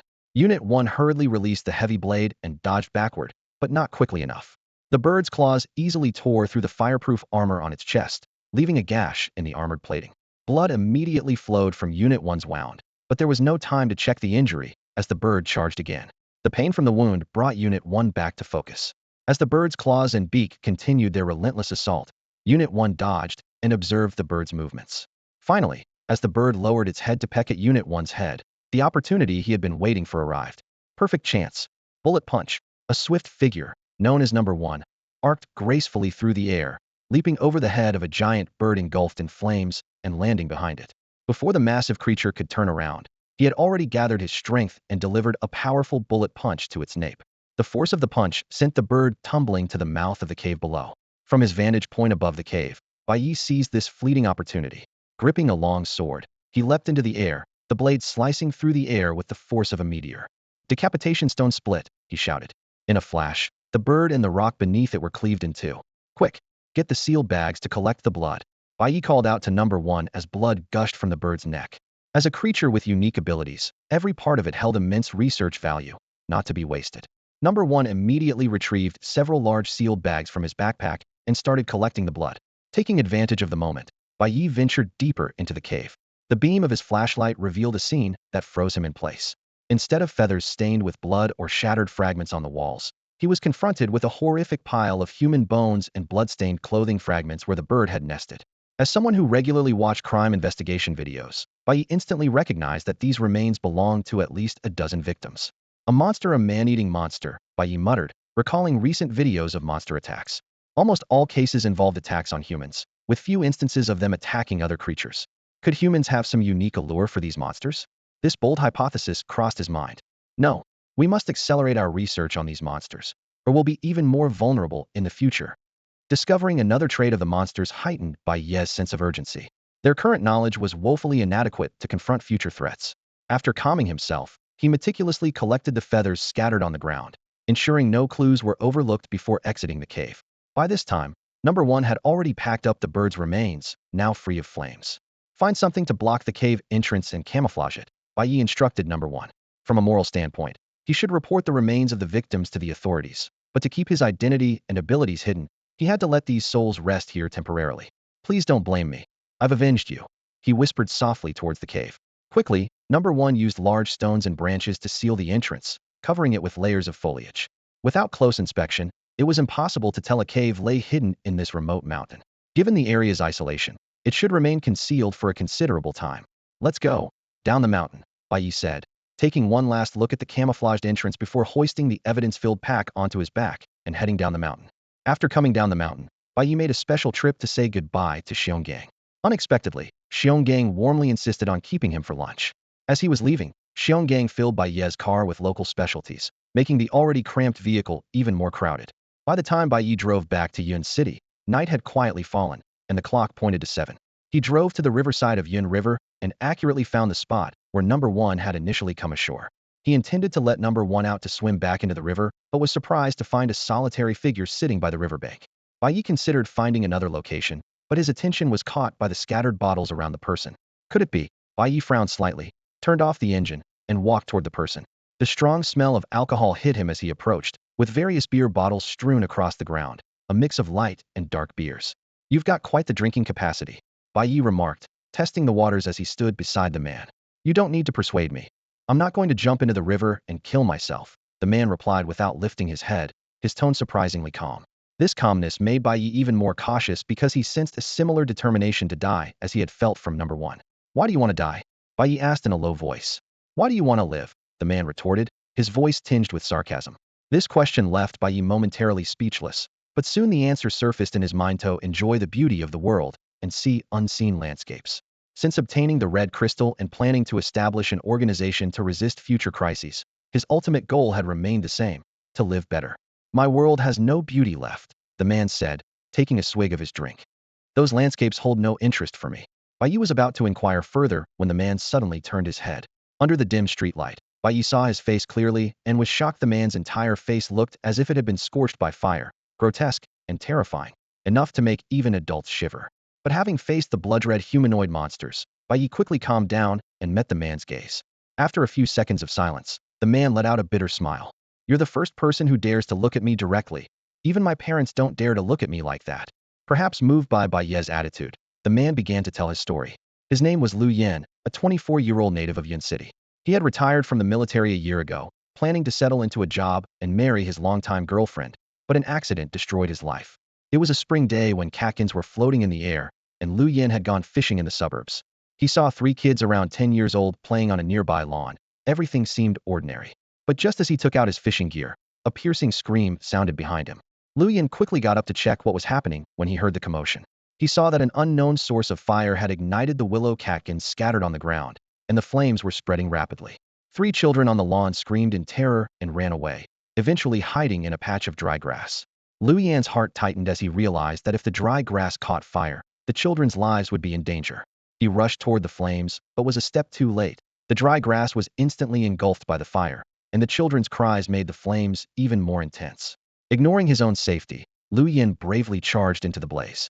Although he suffered severe injuries and multiple burns, he successfully rescued the 3 children. However, this was just the beginning of Lu Yan's misfortune. People often say that good deeds are rewarded, but Lu Yan didn't feel this was true. After he was taken to the hospital, the children's parents never showed up.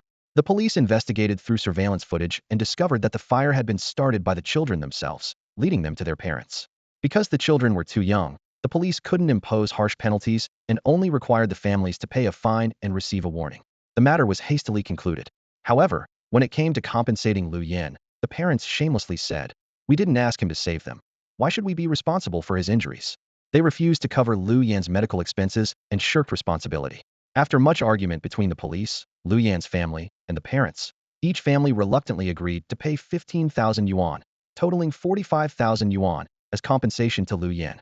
The matter ended there, but Lu Yan's suffering continued. Due to extensive burns all over his body, there was hardly any unscarred skin, making skin graft surgeries extremely challenging, and his appearance was completely ruined. After a month of hospitalization, he finally returned home to recover. Initially, his girlfriend and parents took care of him, but after just 2 months, his girlfriend, unable to endure Lu Yan's disfigured appearance and the pressure from her family, tearfully chose to break up with him after much deliberation. Lu Yan did not blame her. He gently wiped away her tears and silently agreed to the breakup. His parents also did not blame her and sincerely wished her well, giving her a gold bracelet they had prepared.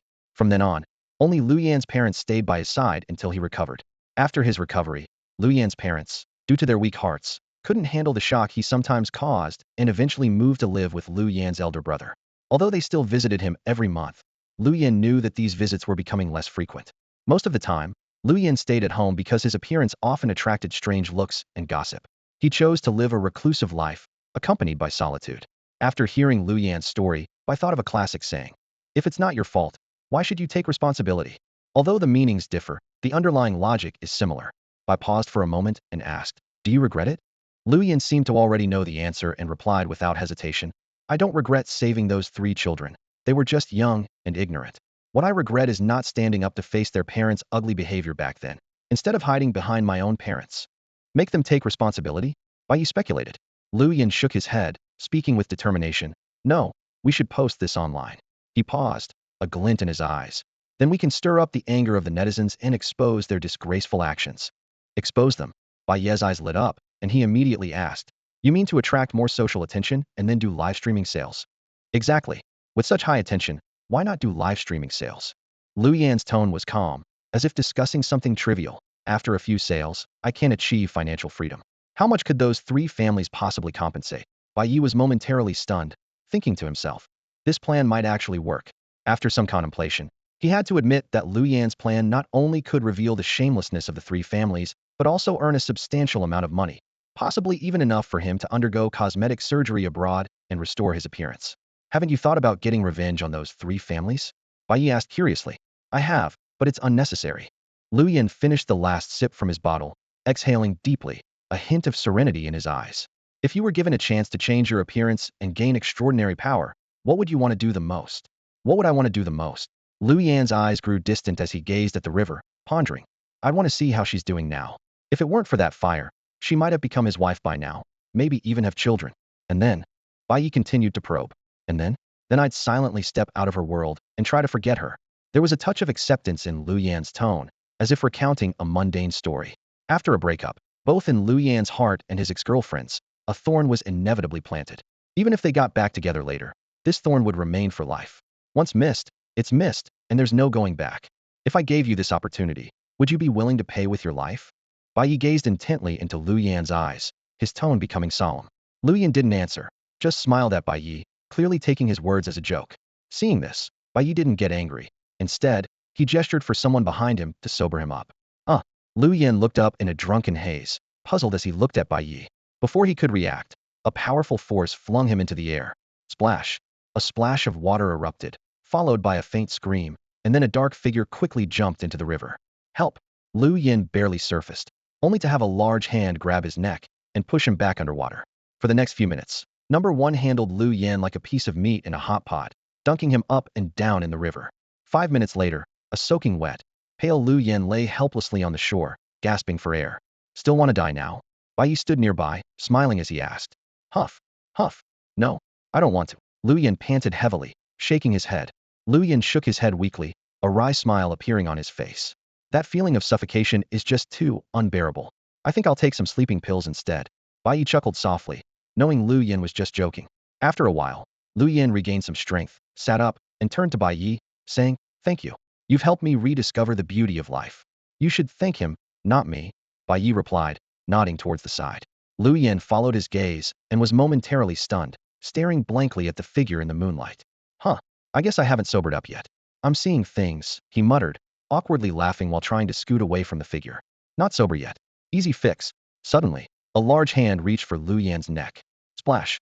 Help. Glug glug. Just as Lu Yan was coming to his senses, he once again experienced that familiar feeling of suffocation. After struggling in the water for a moment, the figure placed him back on the ground. Lu Yan gasped for air, panting heavily, and wiped the water from his face. Am I sober now? He asked. Bai Ye crouched down, smiling. Sober now? Lu Yan nodded quickly. Yes, I'm sober. Bai Ye nodded in satisfaction and then asked the same question again. Lu Yan calmed down, thought for a moment, and asked, Can I refuse? You can, but you must keep our secret, Bai Ye replied. After a moment of silence, Lu Yan looked at the figure again and asked, Will I become like him? Not necessarily, Bai Ye replied, unsure of the changes absorbing the essence of the firebird might bring. Lu Yan laughed at himself. All right, I agree. After all, I'm already a freak. You're not a freak. It's those who wear human masks that are, Bai Ye said softly. Lu Yan laughed heartily, looking at his hands in the moonlight, thinking to himself, how ugly. In an abandoned building on the outskirts, Bai Ye handed Lu Yan a glass bottle filled with golden liquid. You still have a chance to back out, Bai Ye said, gazing at Lu Yan with anticipation. Lu Yan took the bottle, examined the golden liquid, and said resolutely, Since I followed you here, I won't regret it. With that, he opened the cap and downed the liquid in one go. Step back a bit, Bai Ye instructed the figure as he retreated. Just as they stepped back 5 meters, a layer of golden flames erupted on Lu Yan's body. Bai Ye had named the firebird's essence, Golden Flame Eagle. Oh! Lu Yan screamed in agony as the golden flames enveloped him. He frantically tried to extinguish the fire by patting it down, but the flames only grew stronger over time, soon burning his clothes to ashes. So hot. Even from several meters away, Bai Ye felt the intense heat wave rushing towards him, and the room's temperature suddenly rose by over 20 degrees. Get out of the room. Bai Ye quickly retreated to the door with the figure, nervously watching the scene unfold inside. As time passed, Lu Yan's body began to undergo astonishing changes. His leg muscles contracted violently, becoming as taut as steel wires, and his feet twisted and deformed, with sharp talons emerging from the ends of his toes, resembling the claws of a raptor. More strikingly, a pair of enormous fleshy wings burst forth from his back, unfurling in the air until they spanned over 3 meters. Golden feathers cascaded like a waterfall from the surface of the wings, shimmering in the glow of the golden flames surrounding him, exuding an overwhelming presence. Outside the door, Number 1 coldly observed the golden feathers shining on Lu Yan's body, then glanced down at his own pale blue armor, a slight smirk of disdain playing at the corners of his mouth. Bai Ye, however, reacted quite differently. Upon seeing the sacred wings ablaze with golden fire, his pupils contracted sharply, and a high-pitched female voice suddenly echoed in his mind. Wings of eternal flame, take me away from the descent of the mortal world. The entire mutation process lasted about an hour. As the golden flames gradually dissipated, a figure bathed in golden light appeared before Bai Ye. This sight reminded Bai Ye of a golden saint from anime. Lu Yan was covered in golden feathers, as if clad in an exquisite golden armor, with mesmerizing crimson gold eyes that exuded an invisible force. How do you feel? Bai Ye asked, walking forward with his notebook. Lu Yin surveyed his newly transformed body in a daze, gently flapping the wings behind him, and sincerely exclaimed, I feel great now. Show me your abilities. Bai Ye nodded in encouragement. Lu Yin looked around and shook his head. It's too cramped here. I can't fully demonstrate. Then let's go to the courtyard outside, Bai Ye suggested. The three of them moved to the courtyard, with Bai Ye and number 1 retreating under the eaves, leaving the spacious area to Lu Yin. His golden eyes flashed, and intense golden flames surged around him, forming a magnificent protective shield. I call this move Golden Flame Shield, Lu Yin explained. It not only defends against harm, but also boosts my flying speed. Next, he opened his mouth to release a fireball, which exploded upon hitting the ground with a force rivaling that of a golden flame eagle's attack. He then showcased the capabilities of his golden eyes, easily discerning the details of leaves thousands of meters away. At Bai Ye's request, Lu Yin tested his speed, strength, defense, and senses. Overall, in a ground battle, his chances against number 1 were about 30 to 70, but once airborne, the odds could completely reverse. By the way, there's one more ability I haven't demonstrated, Lu Yin reminded after the tests. Oh, go ahead, Bai Ye gestured, looking up. Lu Yin took a deep breath, and golden light enveloped his entire body. Under the astonished gazes of Bai Ye and number 1, the mutated features began to recede at a visible pace. The feathers, talons, wings, and golden eyes all withdrew like a tide, ultimately restoring him to his human form. Before long, the strange changes on Lu Yin's body gradually faded away. The golden light disappeared, and his skin returned to normal, making him look like an ordinary person again. He stared at his hands in disbelief, as if seeing them for the first time. Number 1 watched with a hint of envy in his eyes. Although becoming a creature like this was his choice, who would want to be isolated from normal life forever? Bai Ye carefully examined Lu Yin's condition and asked, Can you transform back again? I can. As soon as Lu Yin spoke, his entire body was once again enveloped in golden light. In an instant, golden wings unfurled from his back, with feathers rapidly growing, restoring him to his previous transformed state. Sure enough, the essence of these creatures is unique. Bai Ye observed Lu Yin with excitement and anticipation. If he could switch between human and transformed forms at will, their future actions would become much more convenient. Soon, Lu Yin reverted to his normal human form, felt more comfortable this way compared to his transformed state. Can you still use any special abilities in this form? Bai Ye asked, patting his shoulder. Lu Yin closed his eyes for a moment to sense, then shook his head. Apart from increased strength and enhanced vision, I can't use any other abilities. Bai Ye noted this information in his notebook, then put it away, reminding him, I'll give you a day to do whatever you need to. After that, meet me at Longhu Park. Remember, do not reveal your special abilities. Yes, master. Lu Yin responded with a solemn stance. Bai Ye paused as he was about to get into his car, giving number 1 an exasperated glance before driving off. Hey, I haven't gotten in yet. Lu Yin realized he was left standing alone in the suburbs as Bai Ye's car disappeared from view. Fly back. No, that would violate the order not to expose his abilities. After some thought, Lu Yin pulled out his phone and opened a ride-hailing app. Seeing that the driver was still half an hour away, he couldn't help but mock himself. Good thing the master remembered to give me a set of clothes and a phone before leaving, or I'd be running home naked today. Back home, Bai Ye carefully organized the data from his notebook and stored it in a safe. On a piece of paper, he listed the most urgent needs: money, intelligence, creature essence, a laboratory, and research personnel. After some consideration, he circled research personnel heavily. It was the height of summer, and although the corpse of the golden flame eagle had been preserved, the longer it remained and used, the more wasteful it became. He needed to find professional researchers quickly to conduct in-depth studies on it. Finding research personnel is no easy task. Bai Ye rested his chin on one hand, frowning.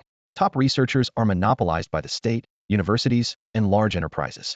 Poaching them is easier said than done. Not only might the researchers be unwilling, but the forces behind them would also never let them go easily. If things went wrong, he might end up getting himself into trouble instead. As for the mid-level researchers, they are more concerned with salary and benefits, but Bai Ye finds it difficult to judge their character. Regarding entry-level researchers, Bai Ye is not considering them for now, given the scarcity of monster materials and the inability to afford any waste. After some thought, Bai Ye decided to look for special talents online. Sure enough, after 2 hours of searching, he found a top-tier biology expert. Fong Chun, a genius biologist, the youngest PhD in biology, and a potential candidate to become the youngest academician. His reputation is vast, and his research achievements are numerous. Although Bai Ye couldn't understand those complex studies, he felt that these accomplishments were incredibly impressive. However, this rising star in the field of biology met an unexpected downfall at the peak of his career. According to news reports, Fong Chun was struck on the head with a steel pipe during a mugging by 3 thugs, causing him to lose consciousness on the spot.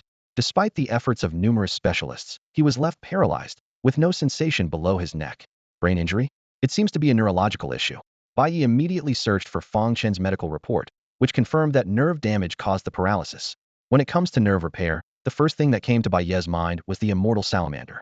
Salamanders possess powerful regenerative abilities, capable of regrowing limbs, tails, and even recovering from brain damage. With this in mind, Bai Ye quickly searched online, found some available for purchase, and ordered 2. However, relying solely on the salamander's essence made Bai Ye uneasy. If Fong Chun absorbed the salamander essence and turned into a water-dependent creature, it would all be for nothing. After some consideration, Bai Ye decided to add an extra layer of assurance. 2 days later, he saw a local short video featuring a monster. In the video, a group of hikers inadvertently captured a strange black shadow swiftly passing through the forest. Upon enlarging the screenshot, they discovered it was a black creature with a pointed head, sharp teeth, crawling on all 4s, and several long tails. After watching the video, Bai Ye immediately called Lu Yan. Lu Yan, come pick me up right away. After hanging up, he quickly packed his things and headed to the nearby Longhu Park.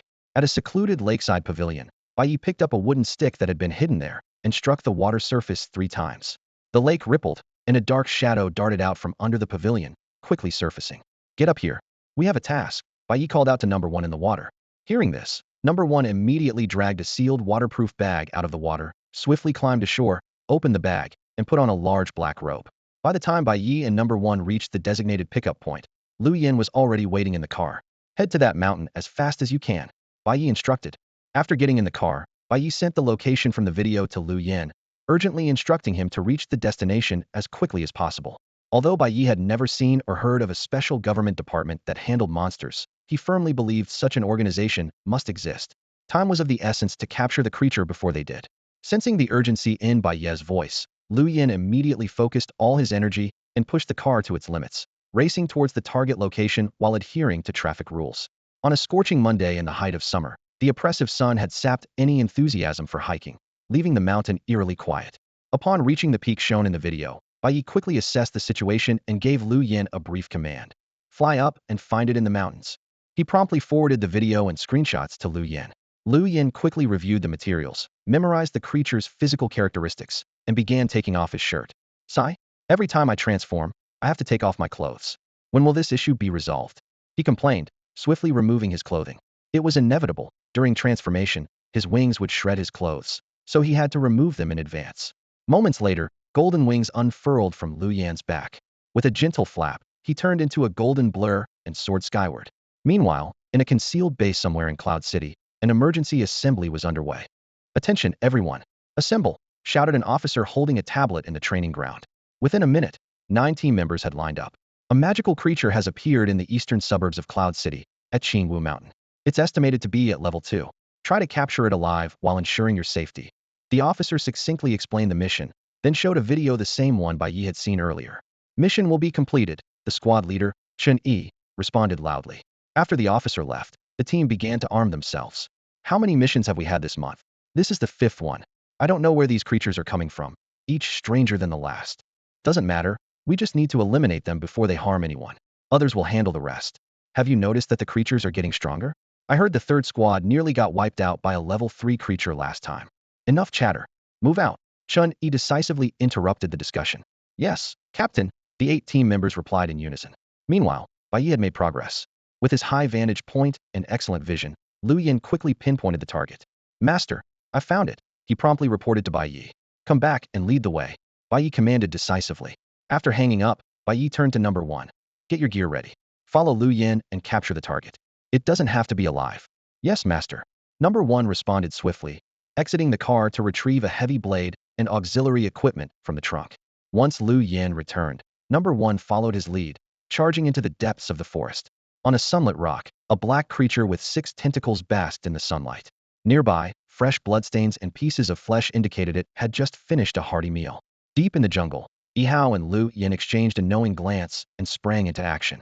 Using the dense trees for cover, Yihao stealthily approached the creature like a ghost. Meanwhile, Lu Yan moved to an open area, spread his wings, and soared into the sky. When Yihao reached the perfect ambush spot, he signaled briefly to the sky. Lu Yan, circling high above, understood immediately.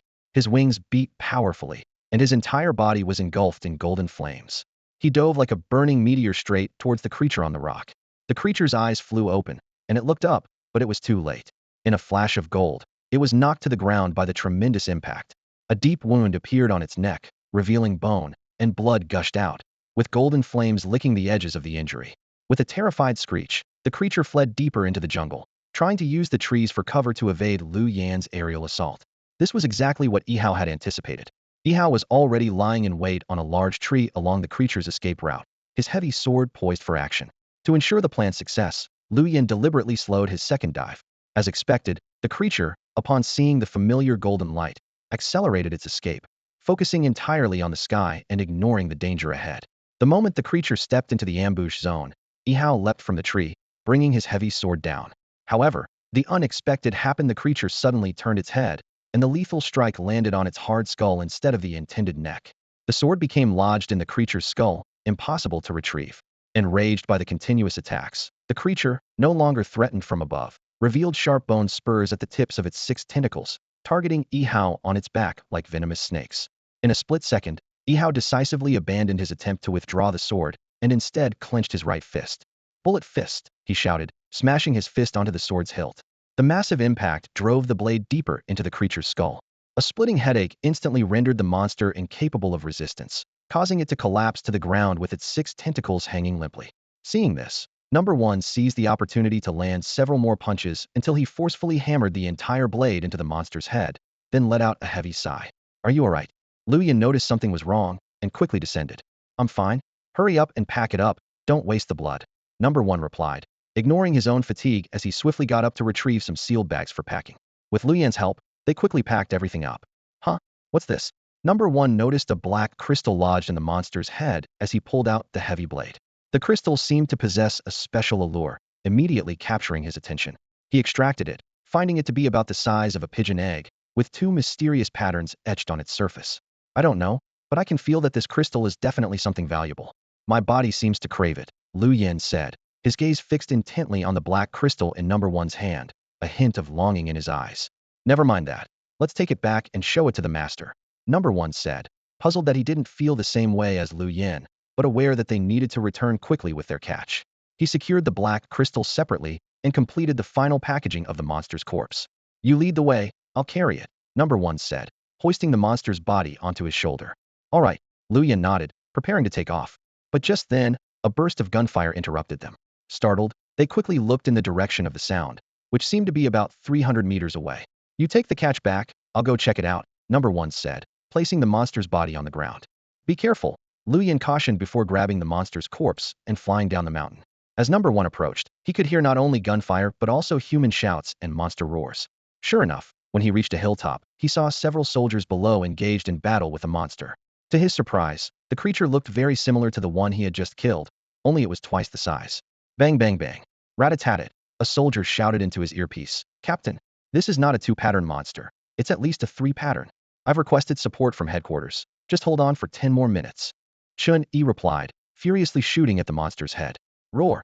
The targeted monster let out a furious roar and began to run quickly, dodging the bullets being fired at it. Though the bullets couldn't penetrate its muscles deeply, they still hurt and caused it to bleed. "Help me." At that moment, 2 of the monster's tentacles rapidly shot into 2 tree trunks and then launched themselves like a slingshot, landing beside 2 soldiers. The soldiers, unable to evade in time, were instantly pierced by the tentacles and lifted into the air. "Cease fire." Seeing this, Chun quickly ordered a ceasefire to avoid accidentally injuring his teammates. Lizihu. As they watched their 2 teammates being impaled and suspended in the air, the other soldiers cried out in desperation. The enemy's attack had paused, and the cunning creature realized it held 2 significant hostages, using its tentacles to shield them in front of itself. "Captain, what do we do now?" a soldier asked anxiously, tears in his eyes. Their former comrades were being used as shields by the enemy, and though anger burned within them, they dared not fire, forced to watch helplessly as their teammates struggled before them. What to do? Chun also sought the answer. Shooting was not an option, nor was waiting for reinforcements, as the 2 couldn't afford to wait. By the time help arrived, they would have bled out. The battlefield was at a stalemate. "No, it's trying to escape." Suddenly, a soldier noticed the creature beginning to retreat. Clearly, it realized this tactic wouldn't hold for long and decided to flee. "Damn it, are we just going to watch it get away?" The other soldiers glared at the creature, frustrated but hesitant to act.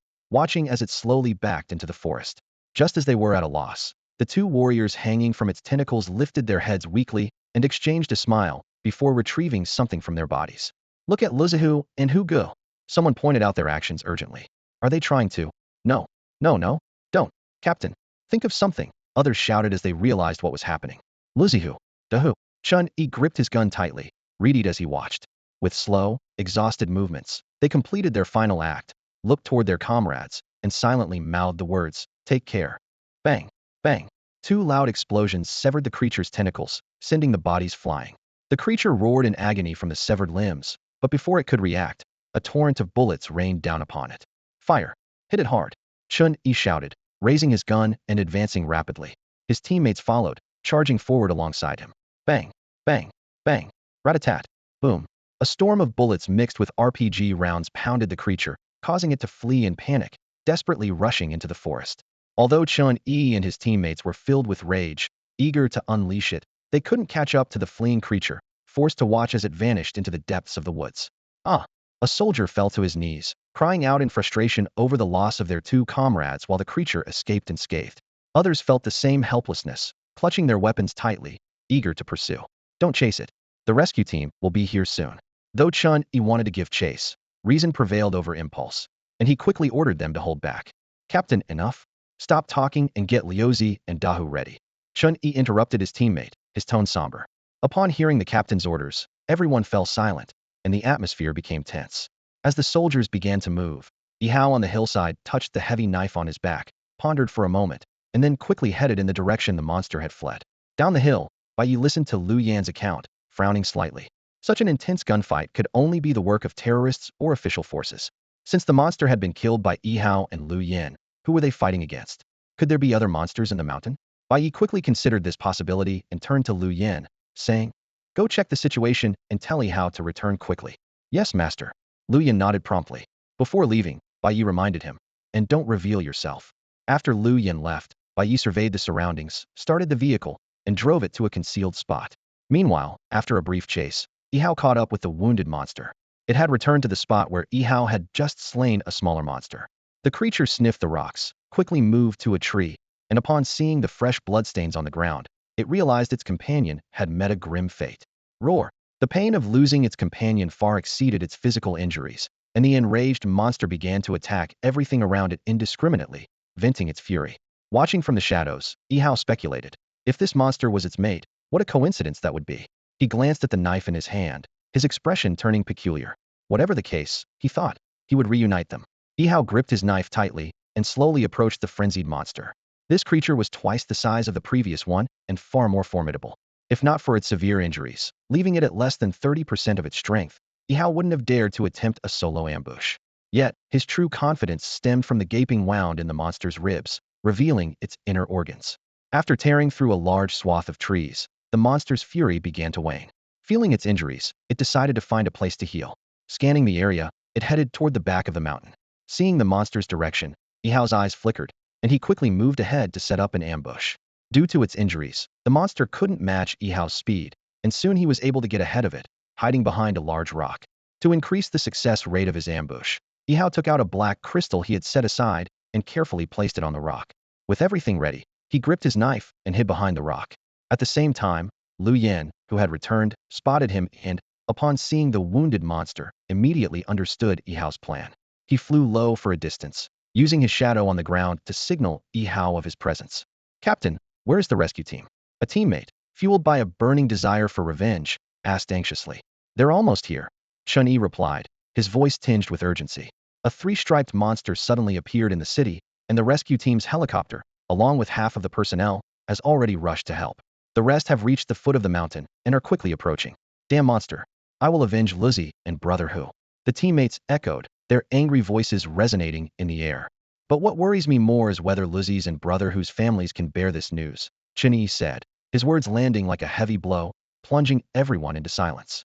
After a moment, he spoke again. "After this is over, I'll take them home and handle whatever comes. Count me in." The others agreed, expressing their willingness to share the responsibility. Chun looked at everyone, forcing a faint smile. As the heavy footsteps drew nearer, Number 1 gripped his knife tightly and looked up at the sky, silently beginning a countdown in his heart. Meanwhile, The fleeing monster suddenly sensed a familiar presence, stopping in its tracks and looking in the direction of the sensation, quickly spotting the black crystal on the boulder. Even though it had its suspicions, seeing the crystal emitting that familiar aura left the monster incredulous, and it charged forward uncontrollably. It rushed to the boulder, but since it was too high, it lifted its front legs onto it, stretching its neck to bite the black crystal. At this moment, hiding behind the boulder, Number 1 realized the time had come. Without hesitation, he dashed out from behind the boulder and drove his knife deep into the monster's wound. Without muscle to obstruct it, the blade easily pierced the monster's innards. The sudden, intense pain made the monster realize it had fallen into a trap. Ignoring the black crystal, it desperately tried to escape. Seeing this, Number 1 twisted the knife, enlarging the monster's wound. However, just as he was about to attack further, for bone-spiked tentacles lunged at him. Number 1 quickly let go of the knife and ducked behind the boulder, but he was a fraction too slow. A bone spike pierced through his armor, stabbing straight through his thigh. The monster then lifted Number 1 high and slammed him heavily onto the ground. Facing Number 1, the monster's eyes glowed with bloodthirsty intent, not just because of Number 1's ambush, but also due to the suspicion that Number 1 had killed its companion. It wanted to torture Number 1 to vent its rage, but the searing pain inside urged it to leave quickly. Thus, it pinned Number 1 to the ground with force and extended its remaining 3 tentacles, ready to end his life. At that critical moment, a golden light descended from the sky. Before the monster could react, the excruciating pain within rendered it powerless. Instead of targeting the creature's spine or head, Liu Yan aimed at the knife that Number 1 had thrust into the monster's chest. Utilizing the immense impact, he stomped on the exposed handle, instantly lifting the heavy blade and slicing through most of the creature's organs and blood vessels. As the monster's strength waned, Liu Yan didn't relent. He swiftly maneuvered the heavy knife and unleashed a series of fireballs into the gaping wound. The fireballs exploded instantly, and the scorching golden flames inflicted massive damage, quickly causing the monster to lose consciousness. "Can you still walk?" Liu Yan asked urgently as he saw Number 1 pull out a bone spike from his leg and stagger to his feet. Number 1 glanced at the wound on his leg, quickly stopped the bleeding, and nodded. "I'm okay. I can walk." "Good. Then let's move quickly. I just saw a large group heading up the mountain," Liu Yan said. "From which direction?" Number 1 inquired. "East." "All right. We'll head west then," Number 1 replied, retrieving the black crystal from the boulder and preparing to drag the monster's corpse along. "Wait, you're injured. It'll be too slow like this," Liu Yan interjected. "Do you have a plan?" Number 1 asked, looking at Liu Yan. "There's a cliff not far from here. I can't fly with it, but I can glide a short distance with it. Once we reach the foot of the mountain, it'll be much easier," Liu Yan explained his plan swiftly. After a moment's thought, Number 1 agreed. They cleared the battlefield of any traces, especially the blood, and dragged the monster's body to the cliff Liu Yan mentioned. "Leave it to me," Number 1 said, placing the monster's body securely before heading down the mountain from the other side. Liu Yan then grabbed the monster's body tightly and leapt off the cliff. Not long after, the rescue team finally arrived. After solemnly saluting the 2 fallen warriors, they began to gather the bodies. "This was a misjudgment on our part, and I will report to the higher-ups and take responsibility." An officer in charge of issuing the mission bowed deeply to Chun and the others. "It's too early to talk about this now. The priority is to kill that monster," Chun said anxiously, eager to avenge his comrades.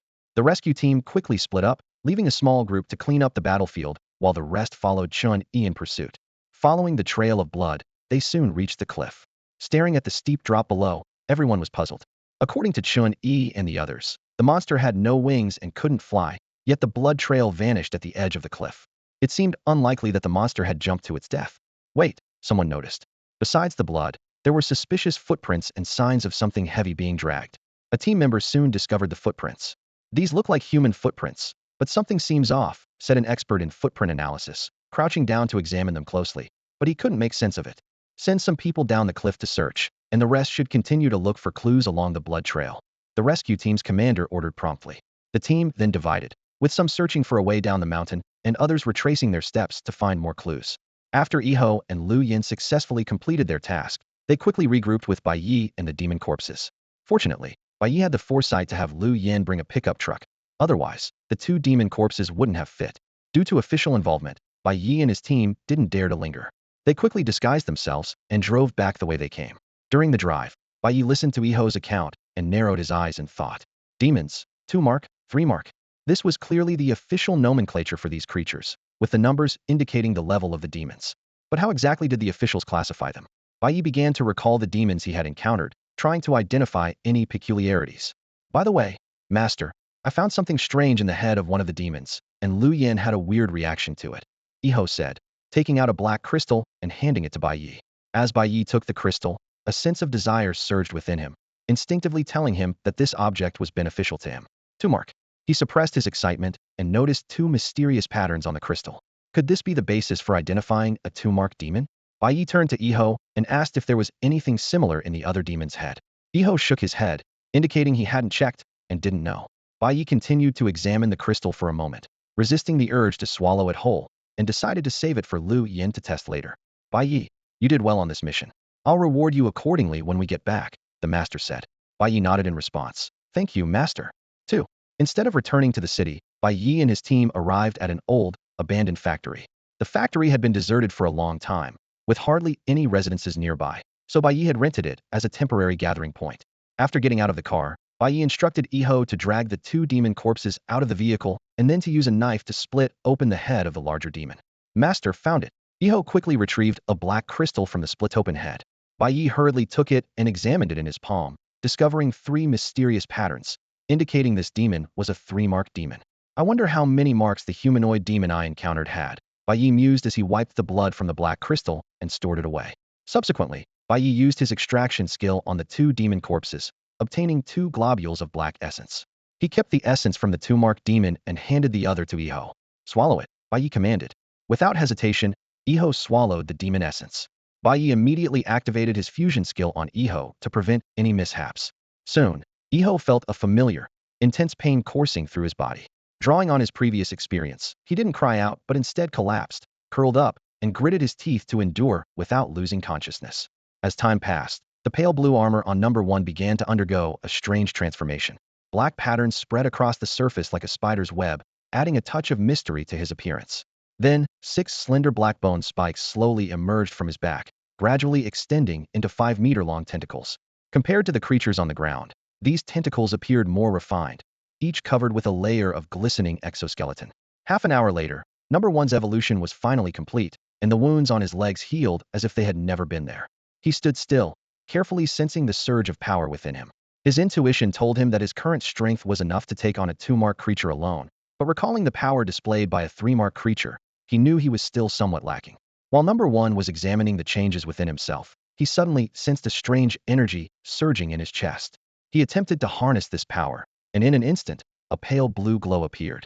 The armor on his body receded like a tide, and the 6 tentacles swiftly retracted into his body. In the blink of an eye, number 1 had returned to his human form. He looked down at his hands, momentarily dazed. You have a dual form too? Bai, standing opposite him, asked in surprise as he scrutinized number 1. Hearing this, number 1 snapped back to reality. Master, I can feel most of the power concentrated here, he said, pointing to his chest. And I can mobilize it at will.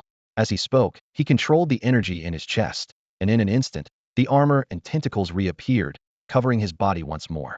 It seems it's really an issue with the creature's essence, Bai murmured thoughtfully, touching his chin. He wondered why, despite both of them absorbing the creature's essence, he didn't possess a dual form but could directly use the ability. Was it because the creature was unique, or was it due to the red crystal? After pondering for a moment, he decided to set the question aside for now. Lu Yen, take this and see if you can absorb it, Bai said, tossing a black crystal from a 2-mark creature to Lu Yen. Lu Yen caught the crystal, briefly sensing it before swallowing it. The crystal quickly liquefied in his mouth and flowed into his stomach. In the next moment, a surge of energy emerged within him, converging at his chest. Stimulated by this immense energy, Lu Yen instinctively transformed, golden wings unfurled, and blazing golden flames erupted. The flames on his body seemed to be fueled, growing more intense and scorching until he became a figure of standing fire. Are you okay? Bai asked quickly, concerned. Master, I'm fine. I feel great now. Lu Yen replied with excitement in his voice, clearly having experienced a significant power boost. Moments later, the golden flames on Lu Yen's body gradually dissipated, and the surrounding temperature dropped. When the flames were completely gone, he opened his eyes, expressing slight regret. It's a pity I'm still a bit short. Short of what? Bai asked, puzzled. I feel like I'm just a bit of energy away from reaching a new tier, Lu Yen explained. A tier? You mean a level? Bai pondered aloud. Yes, you could say that. Lu Yen nodded in agreement.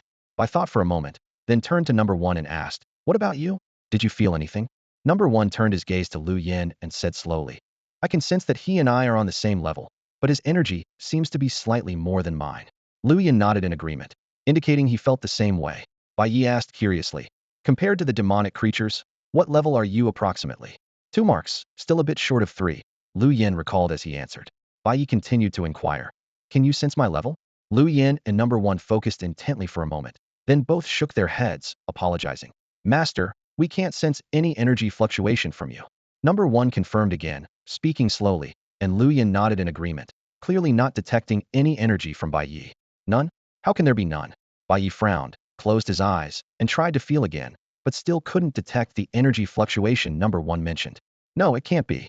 The great strength, he suddenly realized, immediately activating the great strength skill.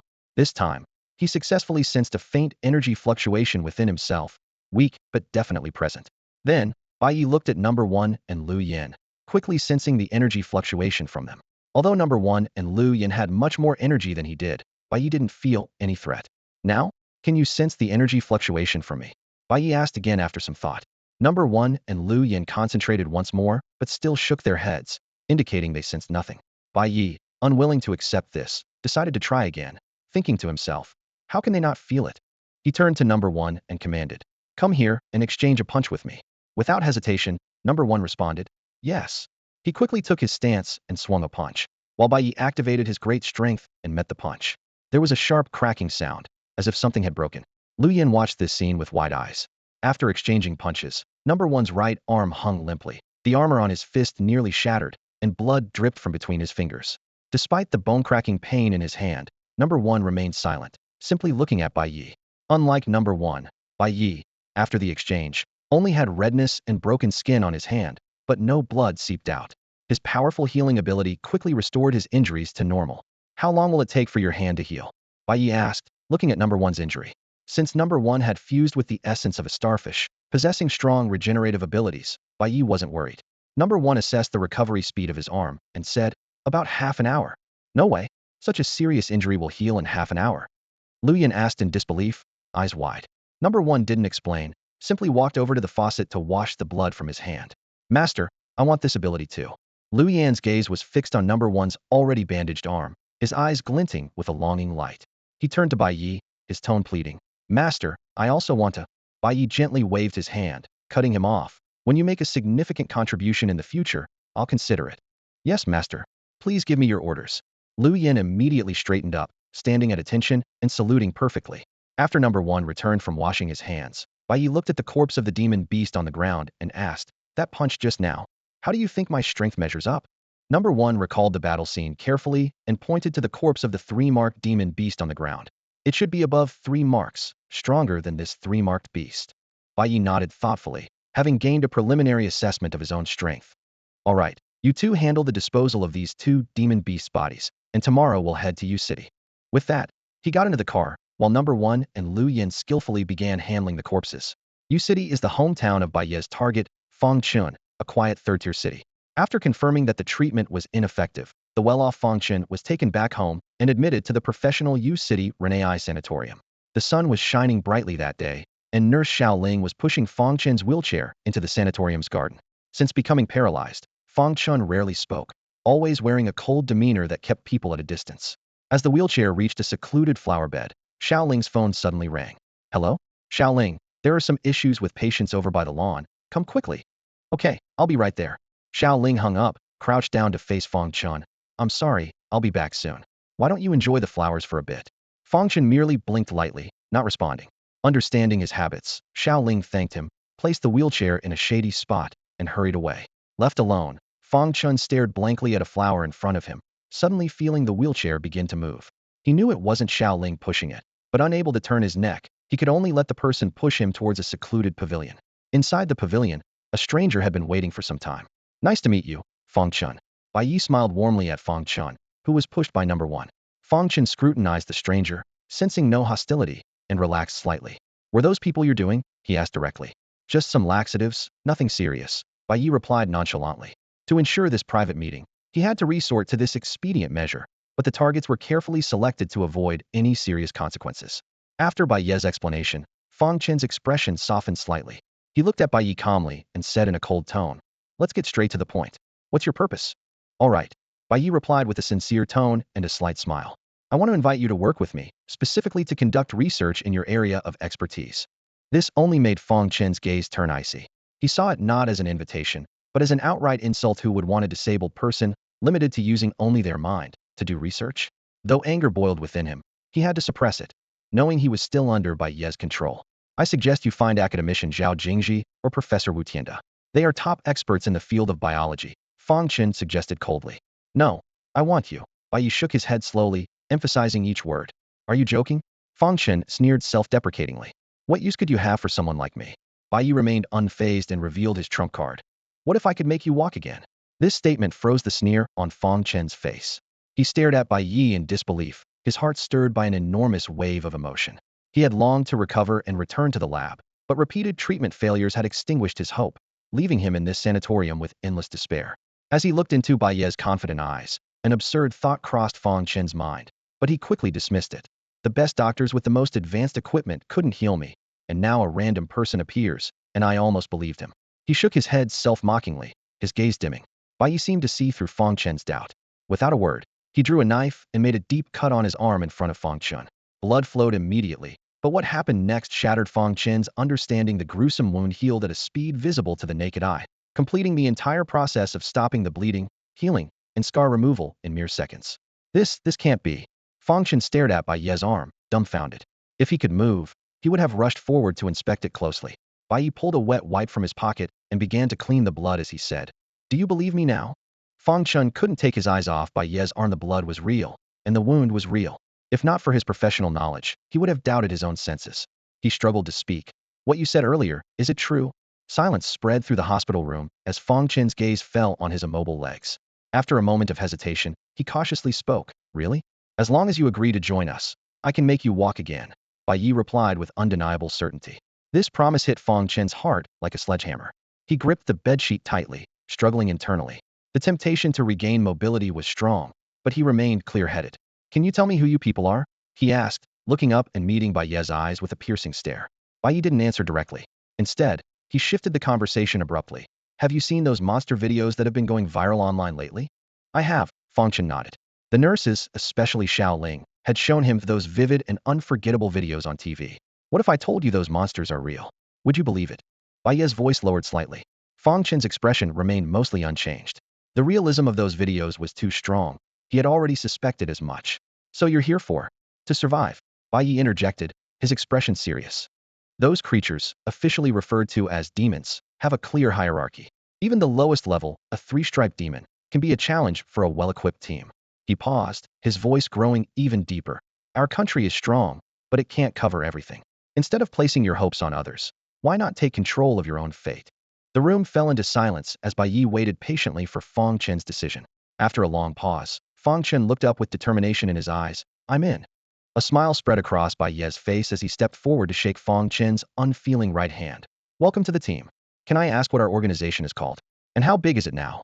Fong Chun inquired, curious about his limp hand being shaken. "We're called Shanghai. As for the size," Bai Ye gave a slightly awkward smile. "Including you, there are 4 of us. 10 people. For people." Bai Ye's tone was exceptionally firm. Fong Chun felt a sense of unease. "Oh no, this feels hasty." Sensing Fong Chen's hesitation, Bai Ye quickly explained, "Don't worry, we're just starting out, but think about it. Once the organization grows, you'll be a founding member. And although we're few, our strength is formidable. Number 1, show him." Without a word, Number 1 took off his short-sleeve shirt, and his body began to undergo an astonishing transformation. In mere seconds, Fong Chun witnessed an ordinary human morph into a terrifying being covered in armor, with 6 tentacles sprouting from its back. To avoid drawing attention, the demonstration lasted only half a minute before Number 1 reverted to human form. "Are you humans or monsters?" Fong Chun wished he could get up and run away immediately.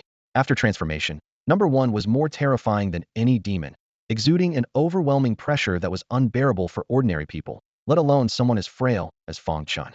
"Oh no, am I going to be betrayed?" Fong Chun suddenly recalled the apocalyptic novels he had read, where powerful alien races invaded humanity, and there were always traitors who worshipped them. Number 1's appearance matched the image of those who sided with the aliens. At this moment, Bai Ye, standing across from him, couldn't help but twitch slightly at the corner of his eye. Although he didn't know what Fong Chun was imagining, seeing his fluctuating expression and subtle hostility, Bai Ye realized that if he didn't explain, Fong Chun might start seeing him as a villain. "Fong Chun, don't misunderstand. This is a special ability of our organization, not some monster," Bai Ye quickly explained. Fong Chen's reaction was one of Bai Ye's main concerns because if this secret were exposed, ordinary people and even the government might assume they were monsters, putting their identity in an awkward position. Although Bai Ye's words didn't fully dispel Fong Chen's doubts, they calmed him down. Seeing this, Bai Ye continued, "Our organization has developed a special technology that allows us to extract the essence of creatures, even demons. By absorbing this essence, we can harness their abilities, but we remain fundamentally human." As he spoke, Bai Ye had number one step closer for Fong Chen to observe. Fong Chen looked at number one and then at Bai Ye. Despite the bizarre scene he had just witnessed, after hearing Bai Ye's explanation, he decided to take a gamble on Bai Ye's humanity and his own boundaries. "When do we start?" Fong Chen asked after a moment of silence. Hearing Fong Chen say we, Bai Ye couldn't help but smile. "Sorry, I kept you waiting." After what seemed like ages, Xiaoling finally returned, apologizing profusely. "It's okay, let's head back." Fong Chun, as usual, leaned powerlessly in his wheelchair, expressionless. "All right, I'll push you back now." Hearing this, Xiaoling quickly moved to push the wheelchair, ready to retrace their steps. As she approached, she noticed an odd smell, a mix of sweat emanating from Fong Chun, and his hair seemed damp as if soaked with sweat, which puzzled her since she had just cleaned him the night before. "I was just in the sun and got sweaty," Fong Chun calmly explained. "Oh, I'm so sorry." Xiaoling felt a wave of guilt and apologized again. "Just take me back first." Seeing Xiaoling's endless apologies, Fong Chun reminded her again. "Oh right." Xiaoling stopped apologizing and quickened her pace, pushing Fong Chun. On the way back, Xiaoling realized that Fong Chun was unusually talkative today. In the past few days, he had hardly spoken, but today he seemed quite chatty. However, Xiaoling didn't think much of it, considering it a coincidence. After returning to the room, Xiaoling gently helped Fong Chun remove his clothes and carefully wiped his body with a warm towel. She skillfully washed his hair and dressed him in a fresh set of clean clothes. Just as she finished tidying up, she noticed that Fong Chen's cheeks had turned red. "Are you feeling hot?" Xiaoling asked, puzzled. "Yeah, a bit. It'll pass soon," Fong Chun replied hesitantly, avoiding her gaze. Xiaoling glanced curiously at the air conditioner blowing a cool breeze at 22 degrees, but said nothing. "You should go take care of your things. I want to get some sleep," Fong Chun suddenly interrupted. "All right," Xiaoling replied, tucking him in before leaving the room. Ah. As the door closed, Fong Chun finally let out a long sigh of relief. Ever since he absorbed the essence Bai Ye had given him and regained sensation in his body, the touch from Xiaoling's care had almost overwhelmed him. It took him a while to calm his racing heart. Sitting up, Fong Chun retrieved his phone from the bedside table. His finger hovered over a familiar number, hesitating to press it. Finally, he gathered the courage to dial the number. Ring, ring, ring. "Hello? Dad." In the chairman's office of Fong Pharmaceuticals, Fong Jinhua froze at the sound of the familiar voice. "Hello? Dad, can you hear me?" "Oh, I can hear you." Fong Jinhua snapped back to reality, responding eagerly. "Dad, can you and Mom come over to see me?" "Of course. Your mom and I will come right away." Fong Jinhua agreed without hesitation. "Just the two of you. Don't bring anyone else." "Understood." The call ended quickly. Fong Jinhua stared at his phone, feeling both joyful and bittersweet. He remembered his son's condition when he was first diagnosed as incurable. The once vibrant genius had suddenly become bedridden. Fong Chun was emotionally unstable, either silent or irritable, and eventually requested to go to a nursing home, refusing visits from his parents. Fong Jinhua promptly called his wife, Tang Menghua. At the time, Tang Menghua was in a cafe across from the company. Upon hearing the news about their son, she dropped everything and rushed out. "Is there anything I can help you with?" a kind waiter asked. "Put it on my tab," Tang Menghua shouted back as she hurried out the door. Fong Chen stared at his phone screen, memories flooding back. In those early days after returning home, he couldn't accept the reality of his paralysis, even lashing out at his mother, who loved him dearly. His mother would always smile and say it was okay, but the pain in her eyes only deepened his own suffering.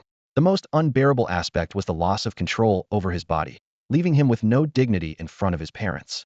The profound humiliation was suffocating, yet he couldn't even end his life. He could barely move his head, making even suicide an unattainable escape. In the end, Fong Chun, tormented by his pride, asked his parents if he could move to a nursing home. He not only refused their visits and care, but also resolved to spend the rest of his life there alone. Whenever his parents came to visit, he would hysterically yell at them to stay away, ignoring all calls and messages. Looking back now, Fong Chun couldn't help but slap himself, but he knew deep down that even if he had the chance to do it over, he would make the same choice. An hour quietly passed. As Fong Chun lay on his bed pretending to sleep, he heard hurried footsteps outside the door, which suddenly stopped at the entrance. After a moment of hesitation, the door was gently pushed open, and Fong Jinhua and Tang Menghua tiptoed inside. Listening to their approaching steps, Fong Chun inexplicably didn't dare to open his eyes and continued to feign sleep. Soon, He caught the familiar scent of his mother's perfume and sensed his parents standing by the bed. The room fell silent as his parents silently observed their sleeping son with complex emotions. Fong Chun wrestled with his feelings, unable to summon the courage to face them. Suddenly, the bed dipped slightly, and a warm hand gently caressed his cheek, filling his heart with warmth and calm. At that moment, a warm droplet landed on the back of his hand, exposed from under the blanket. Before he could react, he heard a suppressed sob. Fong Chun could no longer hold back and opened his eyes, softly calling out, "Mom! Dad!" To his surprise, it was his father wiping away tears. "Xiao Chun!" Tang Minghua immediately moved closer, unceremoniously shoving Fong Jinhua aside. "Go cry somewhere else." She shot her husband a fierce glare before turning to her son with a gentle smile, sitting at the bedside and holding his hand. "Mom, Dad." Fong Chen's gaze shifted between his parents, his voice filled with complexity. "Hey, son, are you comfortable here? Why not come back home?" Fong Jinhua eagerly leaned forward. "Stay out of it. Stop talking." Tang Minghua promptly interrupted her husband, then softly said to her son, "Xiao Chun, don't listen to your dad. If you feel bored, I'll take you on a trip to see some beautiful scenery. How about that?" During this time, the couple had guessed their son's thoughts. Since he didn't want to return home, Tang Minghua planned to take him out for a change of scenery, as long as he was with them. "What about me?" Fong Jinhua couldn't help but interject. "You'll stay at the company and earn money," Tang Minghua replied without hesitation. Faced with his wife's increasingly disapproving look, Fong Jinhua opened his mouth, but ultimately chose to remain silent. "Mom, the trip can wait. I called you and Dad here for something else." Fong Chen finally spoke. Fong Chen spoke slowly. "What's the matter?" Tang Minghua immediately turned around, her eyes full of concern. "Take me home." These simple 3 words were like a thunderbolt, leaving Fong Jinhua and Tang Minghua momentarily stunned. They exchanged a glance, seemingly unable to believe their ears. "Is that not possible?" Fong Chen asked calmly. "Of course it is. Why wouldn't it be?" Fong Jinhua was the first to react, his voice filled with undisguised joy. "That's your home. You can return anytime you want." Tang Minghua had already stood up. "I'll go arrange for your discharge right away." She hurried towards the door, but was stopped by Fong Chen in time. "Wait, Mom. Let's do it after I get back." This statement immediately froze the expressions on his parents' faces. Fong Jinhua's gaze suddenly became sharp, exuding a dangerous aura. "Xiao Chun, tell Dad. Is someone bullying you at the nursing home? Or is there something wrong with the nursing home?" As the head of the Fong Pharmaceutical Group, which had grown from a $1 million herbal medicine company to a billion-dollar enterprise, Fong Jinhua was not to be trifled with. If those punks who caused his son to be paralyzed hadn't been imprisoned, he would have made them experience paralysis themselves. "No one is bullying me, and it's not the nursing home's problem." Fong Chen shook his head and explained, "I'll tell you the specifics once we get home." "Really?" Fong Jinhua was still a bit uneasy. "Son, don't be afraid. Although I'm not very capable, I can handle a small nursing home." "Really, it's nothing." Fong Chun confirmed once again. After quickly packing his personal belongings, the family headed to the parking lot. Just as Fong Jinhua was about to lift Fong Chen into the car, a shocking scene unfolded. "No need, Dad. I'll do it myself," Fong Chen said, and under his parents' astonished gaze, he stood up effortlessly and got into the car on his own. "Get in the car first. I'll explain on the way." To avoid attracting attention, Fong Chen urged. On the way home, Fong Chen briefly explained the situation with the Shanghai organization to his parents, but kept the origin matter a secret, only mentioning that the organization's special medicine had cured him. This revelation plunged his parents into a long silence. The existence of demons and the mysterious Shanghai organization completely overturned their understanding. No wonder those big corporate executives have been surrounded by so many bodyguards lately, Fong Jinhua realized. It's because of this. Are those demons really that powerful? Tang Minghua asked skeptically. As someone familiar with the nation's strength, she found it hard to believe that these demons could contend with the state. Fong Chun recalled the moment he faced number 1. The overwhelming pressure from a higher life form still fresh in his memory.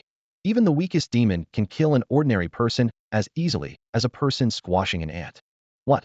That's terrifying," Tang Minghua exclaimed, her face full of surprise. To prevent panic, these reports were suppressed by the authorities. Fong Jinhua had a rough idea of the reasons behind this, but he paused before continuing. "However, from what you've described, I think I've seen that kind of creature." "What? Dad, you've seen it?" Fong Chun and Tang Minghua were shocked, their eyes fixed on Fong Jinhua. "Yes, just yesterday," Fong Jinhua continued. "The manager of the lower warehouse called me, saying that a lot of valuable herbs stored there had mysteriously disappeared.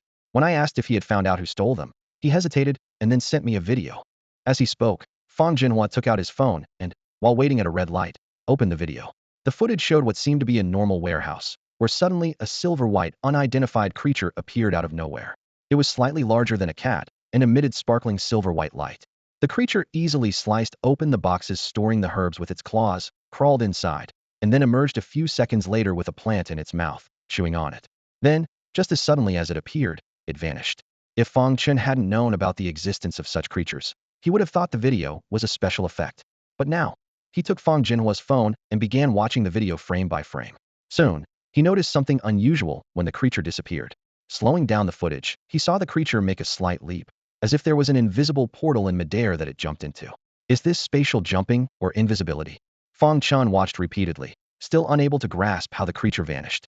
After pondering for a moment, he suddenly remembered a phone number Bai Ye had given him before leaving. He quickly took out his phone, added the number, and noted that he was Fong Chun. It wasn't long before Fong Chen's friend request caught Bai Ye's attention. Fong Chun, Bai Ye read the note and accepted the request. Have you taken care of your personal matters? Bai Ye asked first. On my way home, but I have something here I'd like you to take a look at, Fong Chun replied. Master. Bai Ye's mouth twitched slightly, realizing this nickname was learned from number one. It seemed he couldn't escape this somewhat dramatic title. Fong Chun himself didn't quite understand why he accepted this title. It seemed that since merging with the essence Bai Ye gave him, he felt not only grateful, but also a subconscious respect for Bai Ye. Soon, Fong Chun sent a video, and Bai Ye opened it. When he saw the creature appear and disappear out of thin air, Bai Ye's heart raced with excitement. Spatial element, he thought to himself. If it were invisibility, the creature should have vanished all at once, but the slow-motion video showed it disappearing from the head first, leading Bai Ye to associate it with legendary spatial skills. Where is it? Bai Ye urgently sent a message inquiring. It was spotted in a warehouse at my company. Is it still there? Not sure, but according to the surveillance, it has appeared several times over the past few days. All right, send me the location. Shortly after, Fong Chun sent a location. Bai Ye checked it and found the place was a large warehouse in the western district of Yu City. Capturing a space-type creature wouldn't be easy, he thought, frowning slightly as he pondered. After returning home, Fong Chun had a simple celebration with his family. The atmosphere was relaxed, without alerting others.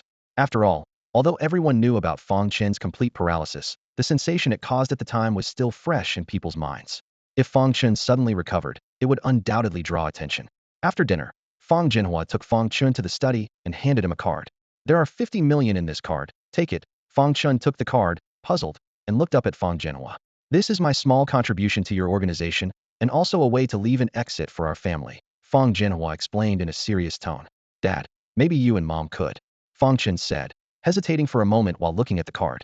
No, you mustn't, Fong Jinhua interrupted him directly. You said before that your organization is still in its early stages, with few members. If your mom and I join now, it could easily arouse suspicion from those in power. Even if it doesn't, it could disrupt the development of the organization since everyone has family. Fong Jinhua had considered joining the Shanghai organization, but the current situation was unclear, and he couldn't make a rash decision. Even if joining was an option, it would have to wait until the organization developed further and Fong Chun had a clear understanding of the situation. All right, I understand. Fong Chun nodded, lost in thought. By the way, Dad, tomorrow the organization wants me to go to our company's warehouse. It's probably because of the creature in the warehouse. All right, I'll call the warehouse staff to give them the day off. Be careful, Fong Jinhua advised, looking somewhat worried. I will. Time quickly moved to the next day. Since the creature in the video mostly appeared at night, Bai Ye and his team gathered at the warehouse in the afternoon. Squeak. They had just arrived when Fong Chun drove into the warehouse. Master. Fong Chun quickly walked over to Bai Ye after getting out of the car, greeting him respectfully. Did you bring everything? Bai Ye nodded in acknowledgement and asked. Everything is ready, Fong Chun said as he opened the trunk and took out a silver metal case. Under the watchful eyes of Bai Ye and the others, he opened the case to reveal several sealed glass bottles, along with syringes, tweezers, and other tools. Master, please take a look. This bottle contains potassium cyanide. It only takes 50 to 250 milligrams to kill an adult, Fong Chun explained, holding up a glass bottle to show Bai Ye. After speaking, he offered the bottle to Bai Ye, who refused to take it, leaving Fong Chun to put it down reluctantly. He then picked up another bottle and introduced. This is VX nerve agent. Just 10 milligrams can be lethal, and 1 gram can kill 50,000 people. It's a gas, and skin contact is enough to cause poisoning. While Fong Chun appeared nonchalant during his introduction, Bai Ye and the others listened with alarm. Fong Chun introduced Bai Ye to several deadly poisons, each capable of causing instant death upon contact. Bai Ye looked at Fong Chun curiously and asked, "Where did you get these?" While organizing the items in his hands, Fong Chun replied calmly, "Some are extracted from the company's lab, and others are acquired through special channels." Lu Yan, standing nearby, asked worriedly, "What if there's a leak while hunting the creatures? This is the city, and there are many large warehouses around. If the gas leaks, the consequences would be unimaginable. Fong Chun smiled reassuringly and said, "Don't worry. This warehouse was designed to be airtight during construction. As long as the valves are closed, it's a sealed chamber. Plus, I brought a special disinfectant. After the hunt, I'll spray the entire warehouse through the fire system and let it sit for 6 months. There won't be any problems." Having learned that Bai Ye intended to use poison to hunt creatures, Fong Chun had already planned follow-up measures to ensure no accidents would occur. After hearing Fong Chun's explanation, Bai Ye and the others seemed slightly relieved. Bai Ye took out a 3-stripe magic crystal from his pocket, which was from the creature that Number 1 and Lu Yin had hunted earlier. "Let's coat this with poison and use it as bait," he suggested. "What is this?" Fong Chun asked, feeling a strong desire to know more as he took the 3-stripe magic crystal. Bai Ye explained, "It's a magic crystal from within the creature, which can be absorbed to enhance strength." Looking at the crystal in his hand, Fong Chun's curiosity surged like a tide. He wanted to take it to the lab for research immediately, but with pressing tasks at hand, he suppressed his desire and continued preparing the trap. As the sun set and the moon and stars appeared, night quietly descended. Bai Ye and the others finished setting up the trap and watched the surveillance from a small room outside the warehouse, waiting for their prey to take the bait. Bai Ye turned to Lu Yin and asked, "How's your night vision?" Lu Yin confidently replied, "As clear as day." Bai Ye nodded, "Good, stay above the warehouse. If anything happens, inform us immediately." Lu Yin responded, "Yes, my lord." With that, he left the room, transformed, and soared into the sky with his wings. Fong Chun watched Lu Yan's wings disappear into the night. His curiosity piqued once more. He thought, "I really want to study that." Meanwhile, Bai Ye instructed Number 1, "You get ready too." Number 1 nodded in agreement and also transformed. After some time, the previously unchanged surveillance footage suddenly showed a white, followed by a slightly sneaky head that appeared, looked around, and quickly retracted. "My lord, it's here," Fong Chun shouted as he closely monitored the screen. Number 1 immediately left the room to notify Lu Yin. Seeing this, Bai Ye quickly instructed Number 1. "Number 1, the trap is in your hands." Number 1 responded, "Understood." Fong Chun picked up a remote control and kept his eyes fixed on the monitors. Before long, the surveillance footage showed another anomaly. This time, the creature seemed to abandon its caution and fully revealed itself. Everything was as usual. The creature skillfully navigated its way to the box storing herbs, quickly made a hole, and slipped inside. Moments later, it emerged, carrying an herb in its mouth, eating as it went. Just as it was about to leave as it usually did, its nose twitched, as if it had caught the scent of something precious. It froze in place, dropping the herb from its mouth. Soon, it gathered its wits and followed the scent to the center of the warehouse, its eyes fixed on a spot on the ground not far away. In the open space, a glass container the size of a fish tank rested quietly on a metal plate, and inside that container lay a mysterious black crystal. The moment it saw the black crystal, the creature's eyes lit up with excitement, as if it had just seen the most beautiful thing in the world. However, the creature wasn't overwhelmed by the allure of the crystal. Instead, it began to cautiously survey its surroundings, only moving closer to the glass container after ensuring there was no danger. With each step forward, it paused to carefully observe its surroundings before continuing. This creature was indeed cautious. Watching the creature's careful movements on the monitor, Fong Chun couldn't help but remark, "This guy is really cautious." Bai Ye, comparing it to previous surveillance footage, quickly realized that this creature wasn't just timid. With such strong escape abilities, why was it so cautious? Was it naturally this way, or? Bai Ye pondered as he watched the monitor. Before long, the creature finally approached the glass container. After confirming there was no danger, it couldn't hold back any longer and suddenly lunged forward. In the blink of an eye, it was inside the glass container, yet the container remained intact. Spatial teleportation indeed. Bai Ye was overjoyed at the sight. If there had been any doubt before, the scene on the monitor was now solid proof. This isn't possible. How is this even happening? Fong Chun stared incredulously at the monitor, unable to believe his eyes. Bai Ye, seeing Fong Chun's disbelief, quickly reminded him, "Get ready to act." "Oh, right, master," Fong Chun replied, snapping back to reality, tightly gripping the remote control in his hand, thinking to himself, "Phew, almost messed up the master's plan." Inside the glass container, the creature circled the crystal a few times, sniffing the air. Bai Ye and Fong Chun watched, hearts in their throats, fearing it would sense something amiss and bolt. Fortunately, although the creature felt something was off, it didn't detect anything abnormal. After a few circles, its greed overcame its caution, and it began to approach the crystal. "Here it comes." Fong Chun held his breath, eyes fixed on the creature's movements, his finger lightly resting on the switch, ready to press it at any moment. Closer, a little closer, almost there, now. As the creature reached the predetermined trap location, Fong Chun decisively pressed the button. In an instant, a terrifying electric current surged through the metal plate beneath the glass container. so fast that the creature couldn't react. It convulsed violently, paralyzed by the powerful current. Immediately afterward, as Fong Chun pressed the second button, a gas was released from all sides of the glass container, quickly filling the entire space. The gas inside the glass box was a carefully concocted poisonous mix by Fong Chun. It's no exaggeration to say that if released into a small town, more than half of the people and animals would perish. The creature in the warehouse was struck by powerful electric currents and inhaled a large amount of the gas. Despite its strong constitution, it couldn't withstand such a fierce attack. Within minutes, it was charred black by the electricity and collapsed to the ground, seemingly dead. Don't stop, keep it going a bit longer.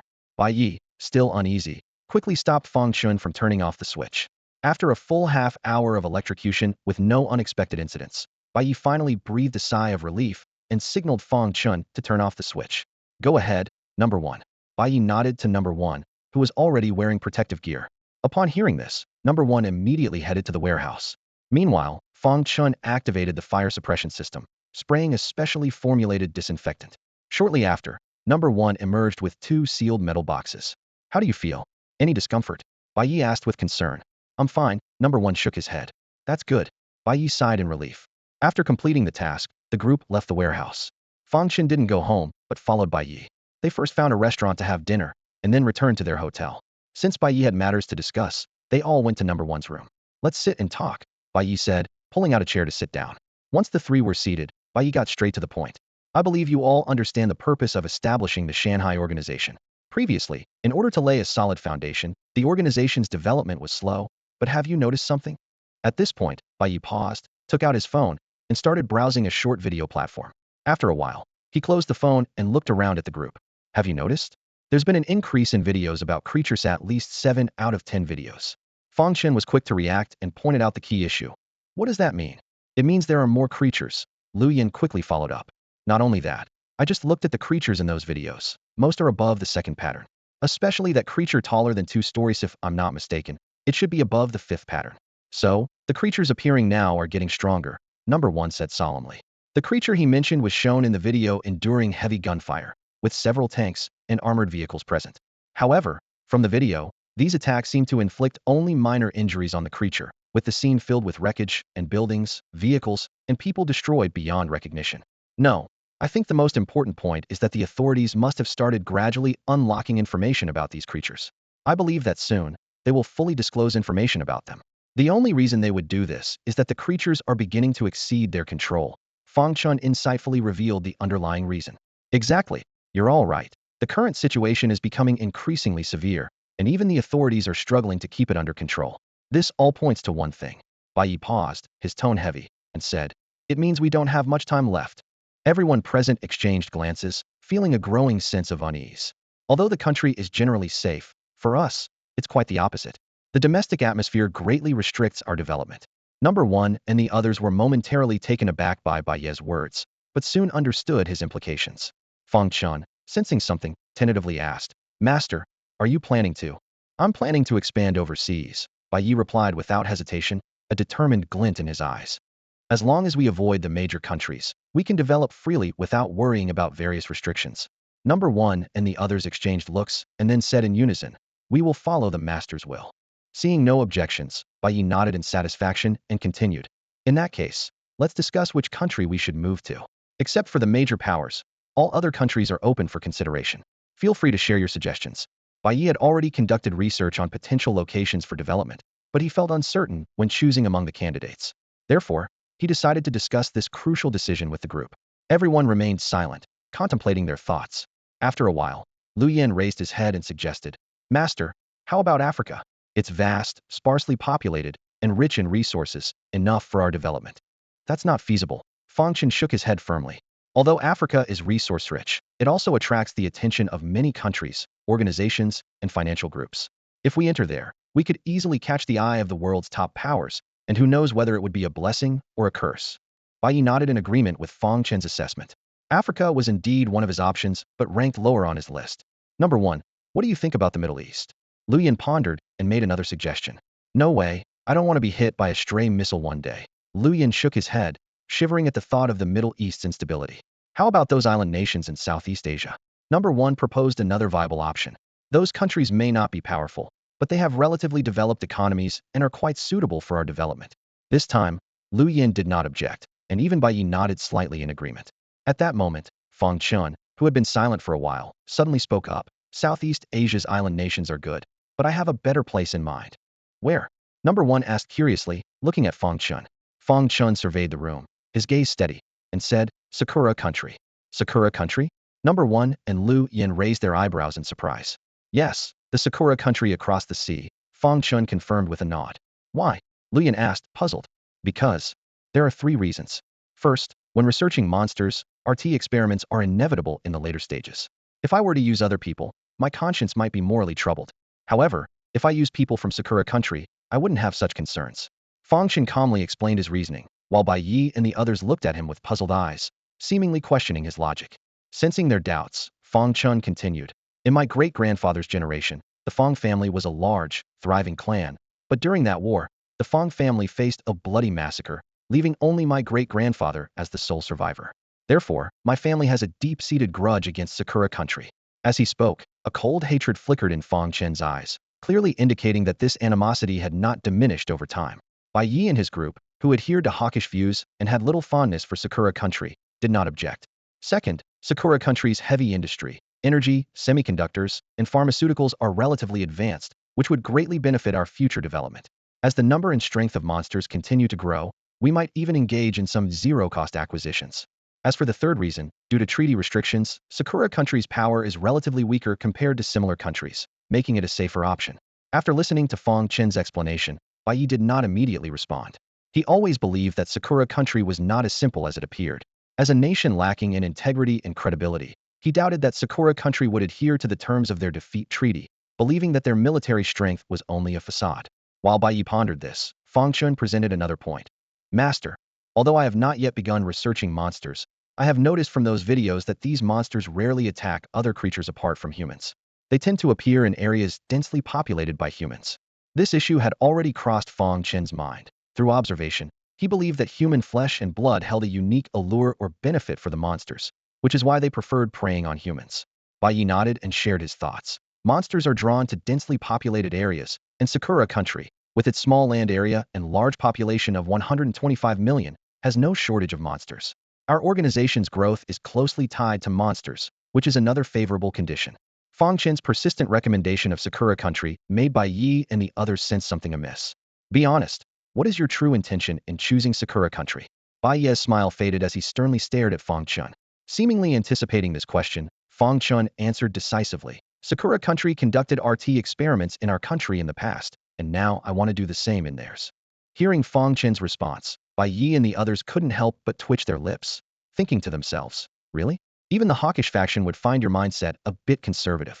Lu Yin curiously asked, if you don't mind me asking, did you study biology with this intention in mind? Fong Chun did not deny it and nodded in acknowledgement. That was part of it. Bai Ye looked up at the ceiling, pursing his lips with a hint of helplessness in his eyes. He slumped in his chair and waved his hand gently. All right, you all can go rest now. I'll think more about the location choice and give you an answer tomorrow. That's it for today. Lu Yin and Fong Chun nodded silently, got up, and prepared to leave. The room fell into a brief silence. Bai Ye suddenly noticed Yihao still standing there and asked in confusion, Hey, why aren't you leaving? Yihao stood expressionless for a moment before slowly speaking. Master, this is my room. Bai Ye was momentarily speechless, standing there awkwardly. In the night, Fong Chun walked home alone, replaying the conversation in his mind. He knew his suggestion for the site was heavily biased, but he didn't regret it. His memory took him back to his childhood when his great-grandfather first took him to their ancestral home and showed him a special wall. The wall was covered with palm-sized pieces of cloth, varied in material and color, but all stained with yellowed blood. These, his great-grandfather's voice still echoed in his ears, were cut from the bodies of our clan members harmed by the Sakura nation. Hanging them here is to ensure future generations never forget this history of blood and tears. At that moment, a seed of revenge was planted deep in Fong Chen's heart. Though it lay dormant for years, it finally began to crack open after meeting Bai Ye and learning about the wonders of demons and the source. The next morning, Fong Chen arrived at the hotel with a large bag of breakfast, just in time to meet Bai Ye and his group as they were getting ready to go out. Here so early? Lu Yin looked at the breakfast in his hand, slightly surprised. Fong Chen smiled and raised the food. Just in time. The group gathered again in Yihao's room to enjoy breakfast. During the meal, Fong Chen frequently glanced at Bai Ye, his hesitant expression hard to conceal. Sensing Fong Chen's thoughts, Bai Ye put down his soy milk and said seriously, "Since everyone is here, I'll announce the final decision on the location." Upon hearing this, Yi Hao and Lu Yin immediately stopped what they were doing, while Fong Chun held his breath, fully focused on awaiting the answer. "I've decided to go to the Sakura Nation," Bai Ye said, enunciating each word. Fong Chen's eyes widened, and he exhaled a long, excited breath. Yi Hao and Lu Yin remained calm. To them, following Bai Ye was all that mattered. Bai Ye gave Fong Chen a meaningful look. "Of course, even if we're heading to the Sakura Nation, we can't act rashly." "Master," Fong Chun immediately pulled out a bank card from his pocket. "There's 50 million in this card. It can be used as the initial development fund for the organization." 50 million? Yi Hao and Lu Yin exclaimed in shock. Bai Ye didn't rush to take the card but asked calmly, "Did your father give this?" Fong Chun admitted frankly, "This is my father's voluntary contribution to the organization. Firstly, it's to thank you for healing me, and secondly, he hopes to form a good relationship with the organization for a possible retreat in the future." When Fong Chun handed the bank card with 50 million to Bai Ye, a barely concealed look of delight flashed in Bai Ye's eyes. In the early stages of the organization's development, lack of funds had always been his biggest headache. He had originally planned to find ways to gather initial capital after reaching Sakura country, but unexpectedly, Fong Chun had solved this problem so effortlessly. "All right," Bai Ye said solemnly as he accepted the bank card. "When the organization is up and running in the future, I will definitely repay this kindness from your father." "Thank you, master." Fong Chun bowed respectfully in gratitude. Bai Ye then turned his attention to Lu Yin, who was enjoying his dumplings. "Lu Yin, can you get in touch with some reliable people among your retired comrades? Once we get there, we will need more manpower to develop the organization." Lu Yin quickly swallowed his food and immediately took out his phone. "Got it, master. I'll start contacting them right away." Bai Ye then directed his focus back to Fong Chun. "See if you can reach out to some trustworthy researchers. After all, studying magical creatures is not a task for one person alone." "Rest assured," Fong Chun nodded confidently. "I know quite a few talents in this field and won't let it affect the research progress." "What suggestions do you have regarding the construction of the laboratory?" Bai Ye suddenly asked. Fong Chun frowned in thought. Ordinary lab equipment and instruments are easy to procure, but some rare experimental instruments are hard to come by, even if you have the money. Seeing the cunning glint in Fong Chen's eyes, Bai Ye raised an eyebrow. "Oh, and what do you mean by that?" A knowing smile played on Fong Chen's lips. "Master, I know of a laboratory funded by people from Sakura country that has quite advanced equipment." "I knew it," Bai Ye said knowingly. "Where is it located?" "In a small coastal town in Haicheng." "Is there a way to transport it out?" "My father knows a ship captain who only trusts Mazu and has a reliable sea route." "Shall we discuss a specific plan then? I'll organize all the intelligence and present it to you once I return." Watching Fong Chen's confident demeanor, Bai Ye silently marveled at how well prepared the intelligence was, realizing that this had been long in the planning. "Oh, master," Fong Chen suddenly remembered something. "Do you need talents from other fields? Like experts in computing, materials, weapons, ancient martial arts, and so on?" "How do you know these people?" Bai Ye asked in surprise. "I remember you studied biology." "I joined a group back when I participated in competitions," Fong Chen explained. "It's full of geniuses from various fields, aimed at achieving national rejuvenation. There, I found many people who, like me, resent Sakura country." Bai Ye's expression turned serious. "You can try to recruit them, but there's one thing you must remember. Never reveal the essence or the details of other members of the organization." "I will keep that in mind, master," Fong Chun promised solemnly. After a simple breakfast, Fong Chun and the others started on their respective tasks. Bai Ye returned to his room and took out a metal box containing a monster's corpse. This box held a special potion prepared by Fong Chun, designed to eliminate any residual toxins from the monster. After soaking overnight, the toxins had been thoroughly removed. Opening the metal box, Bai Ye put on waterproof gloves and carefully extracted the monster's body, placing it on the bathroom floor. He then took a sharp dagger and gently applied pressure to the monster's forehead, prying it open to reveal a gap. Using tweezers, he extracted the magic crystal from the monster's head and, upon inspection, found it to be a two-pattern magic crystal. He rinsed the crystal clean with water and stored it safely. After completing these tasks, Bai Ye activated his extraction skill on the monster's body.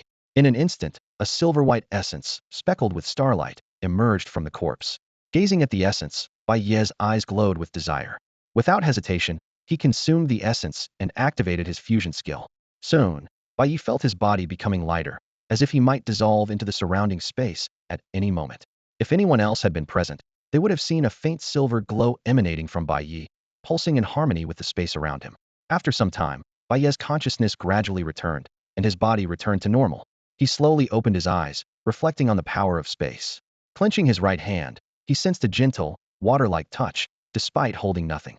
Testing his new ability, he attempted spatial traversal. In an instant, his figure flickered and he appeared by the bedside. Assessing his internal energy consumption, Bai Ye estimated he could currently teleport up to 20 meters and perform up to 15 short-range teleports in quick succession. After experimenting with spatial traversal, Bai Ye decided to test another newly acquired skill. He looked around, picked up a water cup, and silently commanded, "Store." In the next moment, the cup vanished into thin air. In Bai Ye's perception, the vanished cup had entered a void space within one of his ribs. This was Bai Ye's second skill, bone space storage, allowing him to create a pocket dimension within a bone to store non-living objects, though living beings could not be stored. The alternate space within Bai Ye's rib currently measured about 1,000 cubic meters, but it could expand as his strength grew. With this in mind, Bai Ye took out a 3-pattern magic crystal from his pocket and swallowed it without hesitation. The crystal melted instantly, releasing a surge of energy that filled Bai Ye with a sensation akin to soaking in a hot spring. As his body absorbed the energy, Bai Ye felt his strength rapidly increasing, along with an enhanced affinity for the surrounding space. Even the alternate space within his rib was expanding continuously. After a long while, Bai Ye finally absorbed all the energy from the magic crystal. The surge of power within him left him intoxicated. He wondered to himself, what level had his strength reached now? Bai Ye activated his immense strength and threw a punch into the air, causing an ear-splitting sonic boom. Even though he didn't hit anything tangible, he knew that if he were to punch number 1 again, this blow would surely shatter number 1's arm. Based on his current energy level, Bai Ye estimated he could teleport up to 25 meters at once, and do so about 20 times consecutively. He closed his eyes, sensing the surrounding space, and made a rough calculation in his mind. His storage space had also expanded significantly. Satisfied, Bai Ye glanced at the interdimensional space on his chest before a thought flashed through his mind, prompting him to rush into the bathroom. In the bathroom, he saw the corpse of the magical creature on the floor and immediately began to carefully search its body. Soon, he detected a subtle spatial fluctuation on one of the creature's ribs. Bai Ye quickly picked up a dagger, cut open the creature's belly, and extracted the rib. After rinsing it clean, he grabbed a towel and teleported to the bedroom. He spread the towel on the floor, aligned the rib over it, and connected with the spatial power. In an instant, a heap of miscellaneous items appeared on the once empty towel. Bai Ye quickly crouched down to examine and sort them into 3 categories. One pile consisted of rare herbs from the Fong Chun Company warehouse. Another appeared to be plants emitting a faint energy, with unfamiliar shapes that Bai Ye guessed were brought from the creature's world. The last pile contained 5 magic crystals, 2 with a single pattern and 3 with double patterns, along with various unidentified mineral metals, crystals, and scales from unknown magical creatures. Jackpot! Bai Ye couldn't help but grin excitedly at the 3 piles of items on the floor. If he weren't worried about residual toxins on the creature's body, he might have kissed it out of sheer joy. Quickly, Bai Ye stored everything into his space, planning to present it to Fong Chun for research once the laboratory was built. After tidying up, Bai Ye turned his attention to the rib in his hand. This rib held a storage space created by the creature using its bone. Although smaller than Bai Ye's own storage space, it was still over 1,000 cubic meters. He wondered if number 1 and the others could use it. Bai Ye's own storage space was superior in both size and convenience, making the rib somewhat redundant. So, he considered sharing it with number 1 and the others. With that thought, Bai Ye teleported to number 1's room next door. At that moment, number 1 was doing push-ups and was startled by Bai Ye's sudden appearance. "Master," number 1 muttered, still shaken. "Yes, you can get up," Bai Ye replied with a nod. Number 1 quickly stood up, instinctively glancing at the door, which was still tightly closed. "Try injecting energy into this bone," Bai Ye suggested. Bai did not explain how he got in, but directly handed a rib to number 1. Number 1 took the rib and, as Bai instructed, infused it with energy. Instantly, he sensed a void space about 1,000 cubic meters in front of him. This discovery astonished number 1, and after several attempts, the results remained consistent. He then picked up his phone and slowly brought it close to the rib. As soon as the phone touched the rib, it vanished from his hand. Seeing this, number 1 quickly infused energy again and looked into the space within the rib, indeed finding his phone there. With a thought, he retrieved the phone, which reappeared in his hand the next second. "Master, what is this?" Number 1 wondered, as the rib seemed like a storage space from a novel, but he couldn't be certain and turned to Bai for confirmation. "Since it works, you can keep it," Bai replied without further explanation, telling number 1 to hold on to the rib. As Bai's first subordinate, number 1's loyalty was unquestionable, having even given up his own name. After Bai left, number 1 looked in the direction he disappeared and murmured to himself, "Master is getting stronger." Meanwhile, Bai returned to his room, first tidying up the corpse of the creature and packing it into the storage space. Then, he sat on his bed and began examining a map of Sakura country, planning to find a location to establish a base. To facilitate capturing creatures, Bai preferred the most populous areas. After some searching, he found that the most populated cities in Sakura country were Tokyo, Yokohama, Osaka, and Nagoya, each with its own pros and cons. Considering population, economy, and industry, Bai's first choice was Tokyo. However, he learned that Tokyo had a heavy military presence, which could hinder future conflicts. After careful consideration, Bai decided to set the base in the Shizuoka area. This location was relatively close to several major cities, making missions convenient, and it was coastal with good transportation conditions and relatively weak security forces. Let's set it here for now, Bai said, gently tapping the map before downloading and saving it. I wonder if they've found the person yet, Bai mused softly, looking out the window after putting down his phone. Meanwhile, Lu Yin dialed a number and greeted warmly. Hey brother, how have you been lately? The response on the other end made him frown. Security? 3,000 a month? Danielle, why don't you come to me? I can introduce you to a job, at least 8,000 a month. We're comrades, would I deceive you? He laughed and hung up, feeling pleased with himself. Got another one. After jotting down Lu Daniu's name in his notes, Lu Yin dialed the next number. The phone rang for a long time with no answer, and just as he was about to hang up and call another number, the call was finally answered. Although the call was connected, there was a heavy silence on the other end. Lu Yin held his phone, hesitantly speaking. Hello? Is Fong there? Still silence. Fong, it's Lu Yin. Are you listening? He waited a few more seconds, trying again. Hello, Fong? Hello. Just as Lu Yin was about to speak again, a hoarse and weary male voice suddenly came through. It's Xiao Yanzi. What do you need from me? The voice sent a shiver through Lu Yin. How could the voice of his once spirited comrade, who nearly became a legendary soldier, sound so exhausted and defeated? The words of recruitment he had planned to say turned into concern. Fong, what's wrong? There was another unsettling silence from the other end. I'm fine. Just tell me why you called. Lin Feng's voice sounded like he was barely holding it together. Sensing something was off, Lu Yin got straight to the point. Fong, I have a high-paying job offer here. Are you interested? Many of our comrades are already on board. Sorry. Thanks for your offer, but I'm not looking to work right now. Lin Feng replied, his tone short and decisive. Fong, are you facing some difficulties? Lu Yin pressed, feeling that things were not as simple as they seemed. No, it's just my issue. Let's leave it at that. Goodbye. Before Lu Yin could respond, the call was abruptly ended. This unusual behavior made Lu Yin increasingly uneasy. In his memory, Lin Feng was always a helpful and enthusiastic comrade. As a practitioner of ancient martial arts, he was not only skilled but often voluntarily guided weaker comrades in training and assisted those in need. Because of this, everyone genuinely respected him and called him brother. Filled with growing concern, Lu Yin quickly dialed another comrade from Lin Feng's hometown. After some brief pleasantries, Lu Yin directly inquired about Lin Feng's situation. The person on the other end paused for a moment after hearing the question, prompting Lu Yin to quickly follow up. Why? Is it something you can't talk about? No, it's just sigh. The person sighed deeply before revealing the shocking truth. A month ago, Lin Feng was driving with his wife to visit their hometown when they were attacked by an unknown creature. To avoid it, their car crashed into a roadside lamppost. His wife was knocked unconscious on the spot, while Lin Feng barely managed to hold on due to his strong physique. But the creature didn't relent and attacked them directly after the car was forced to stop. To protect his wife, Lin Feng charged at the massive creature with his bare hands, risking his life. His fists pounded against the creature's tough skin but couldn't leave a mark. With a low growl, the creature swiped its huge claws, sending Lin Feng flying like a ragdoll into a roadside sewage ditch. As he struggled to rise from the icy water, the street was deserted, with no sign of his wife or the creature. The police soon arrived and took the soaked and battered Lin Feng to the hospital. A few days later, the police brought some blood-stained clothing fragments, scattered bones, and a photograph to his hospital room. Lin Feng immediately recognized the tattered clothing and broken bones as belonging to his wife. The photo showed the corpse of a massive creature, riddled with bullet holes and explosion marks. Feng's wife was already pregnant at the time. His comrade's voice was heavy over the phone. They went back home to share the good news with their parents. Lu Yin was silent for a long time after hearing his comrade's account. He had thought his own experiences were tragic, but now he realized his pain was nothing compared to Lin Feng's. What have you been up to lately? Lu Yin asked, breaking the silence. Just staying at home, trying to get by with the dozens of apartments my dad left me. This comment weighed even more heavily on Lu Yin. You're a real piece of work, he said through gritted teeth. After a brief exchange, Lu Yin hesitated for a long while before finally dialing Lin Feng's number. Hello? Xiaoyan, is there anything else? Lin Feng's voice was deeply fatigued. Fong, I heard about your wife.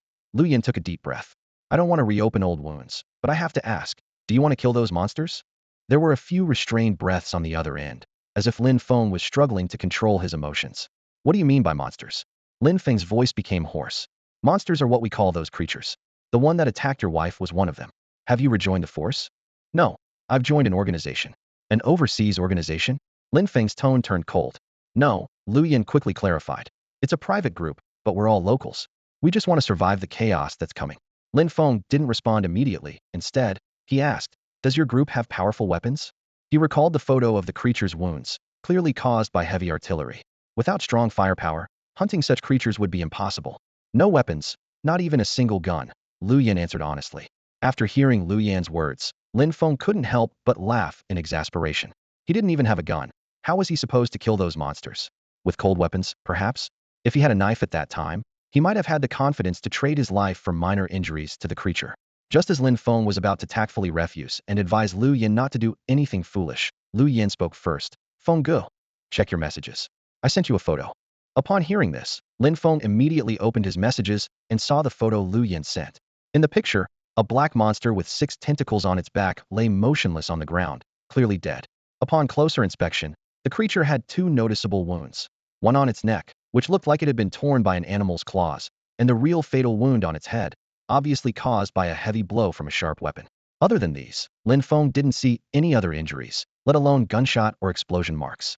Feng Ge, although I haven't seen the creature that attacked your wife, based on others' descriptions, I can guess its strength wasn't more than 2 marks. The monster in the photo I sent you is also 2 marks. It was killed by me and another person from the organization, Lu Yin explained, seeing Lin Feng's confusion. Lin Feng didn't respond immediately, instead staring at the photo, increasingly feeling something was off. He had witnessed the monster's defense and strength firsthand. How could 2 ordinary people possess such immense power to break through the monster's defense and inflict such wounds? He examined the photo several times, but still found no signs of damage caused by firearms, and the photo didn't seem edited, leaving him full of doubt. What's wrong, Feng Ge? You don't believe me? Lu Yin asked, puzzled by Lin Feng's lack of response. It's not that I don't believe you, but this. Lin Feng trailed off. Feng Ge, just speak your mind. I'll try to answer any questions you have, Lu Yin quickly replied.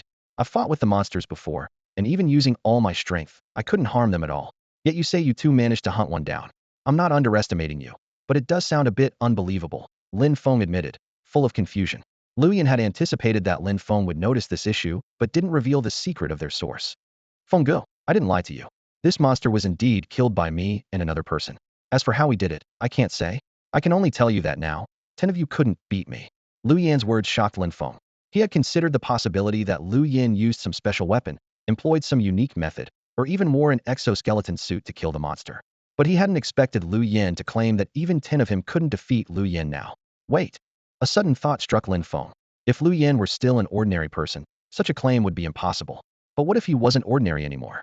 If I joined, how many times could my strength increase? Lin Feng asked decisively. Since that attack, Lin Feng's heart has been torn with regret and anger. He repeatedly blamed himself for rushing to bring his newly pregnant wife home to share the good news, and for being so weak that he couldn't protect the person he loved the most. However, more than self-blame, his hatred for the monsters was deeply ingrained, wishing he could destroy them completely. There is no ultimate power, but killing the monster that attacked you should be easy. Lu Yin spoke with a calm tone, yet his eyes showed immense confidence. This time, Lin Feng didn't hesitate. Okay, I trust you. I'm willing to join your organization. Hearing this, Lu Yin broke into a rare smile. Don't worry, Brother Feng, I won't let you down. He then explained the gathering place and important details to Lin Feng before ending the call. After hanging up, Lu Yin happily wrote Lin Feng's name in his notes, feeling proud. I've recruited a strong ally for the master. The master will surely praise me. 3 days flew by.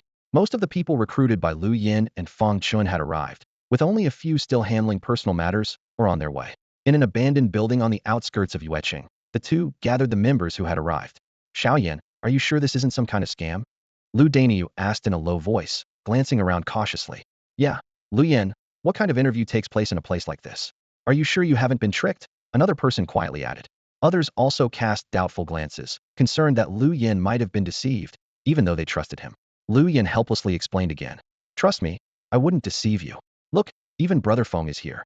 Everyone's eyes turned to Lin Feng, who stood alone with a dazed expression, but they remained silent, knowing about Lin Feng's past ordeal. On the other side of the venue, the people Fong Chun brought in appeared much calmer, engaging in casual conversations in small groups. Yang Ruowei observed Fong Chen's intact head and curiously asked, Fong Chun, can you tell me how your organization healed you? She recalled how her teacher had been at a loss when diagnosing him.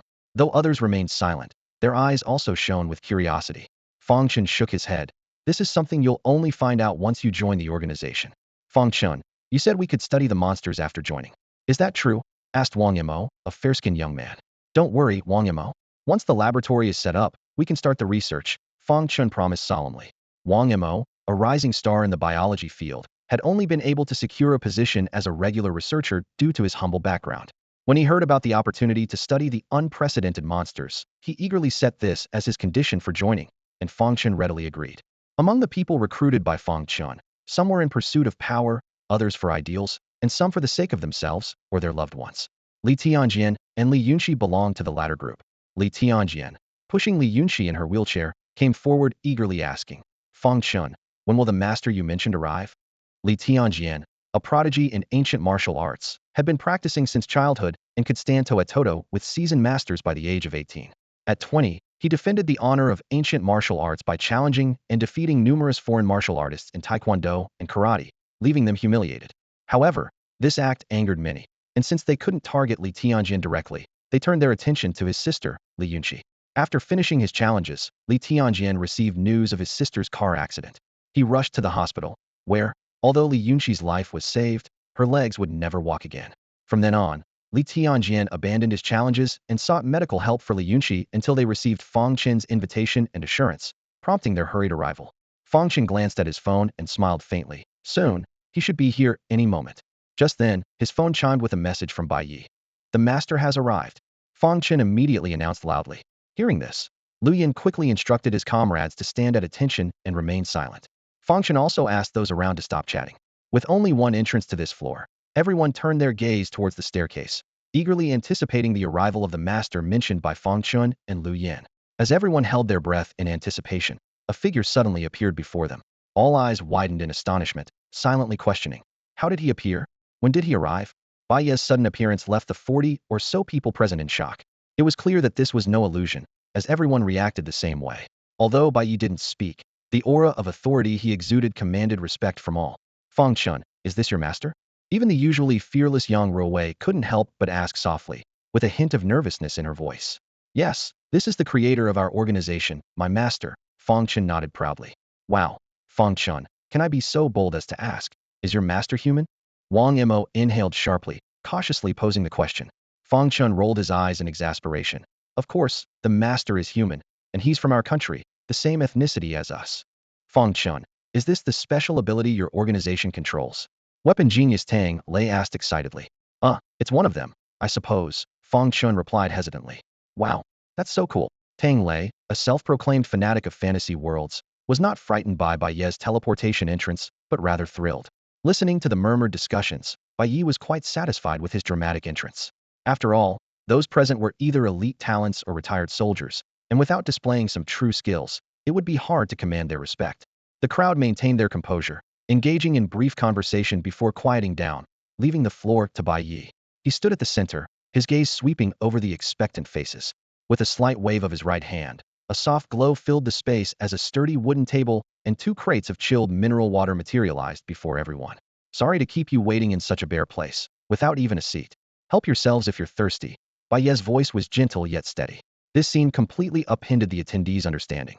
Lu Yan's comrades stared, dumbfounded, at the items that appeared out of thin air, while Fong Chen's group turned their eyes towards their leader, confusion etched on their faces. Fong Chun, noticing his subordinates' eager curiosity, twitched his lips slightly. Well, you'll understand once you join the organization. Having stood for a while, many were parched. They lined up voluntarily to grab water. It's actually chilled, someone exclaimed in surprise. As the atmosphere eased, Bai Ye's expression turned serious. I'm sure Lu Yan and Fong Chun have briefed you about the organization.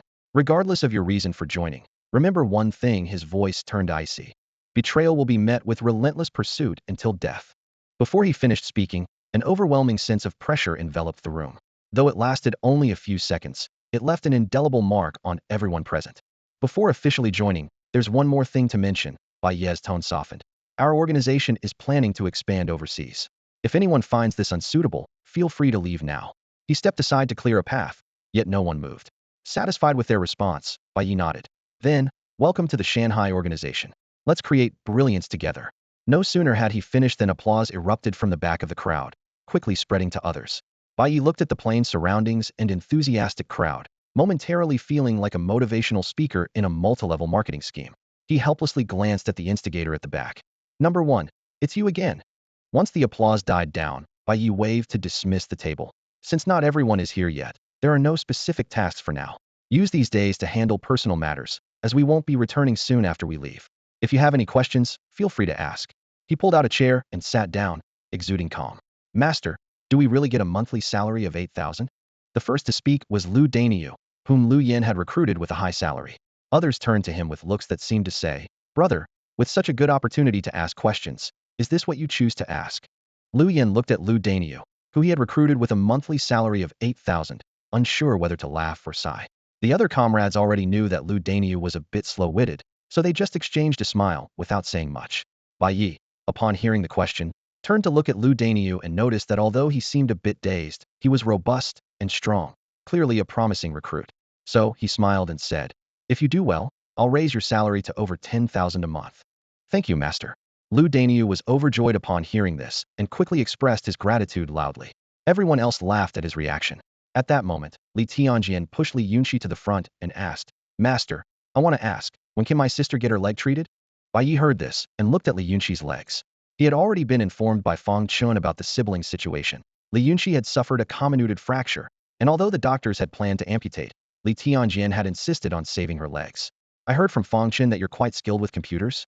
Bai Ye asked, looking at Li Yunxi.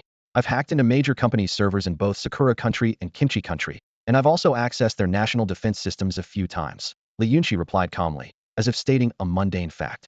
The surrounding people were shocked upon hearing this, especially Lu Yan's comrades, who had military backgrounds and understood the significance of national defense systems.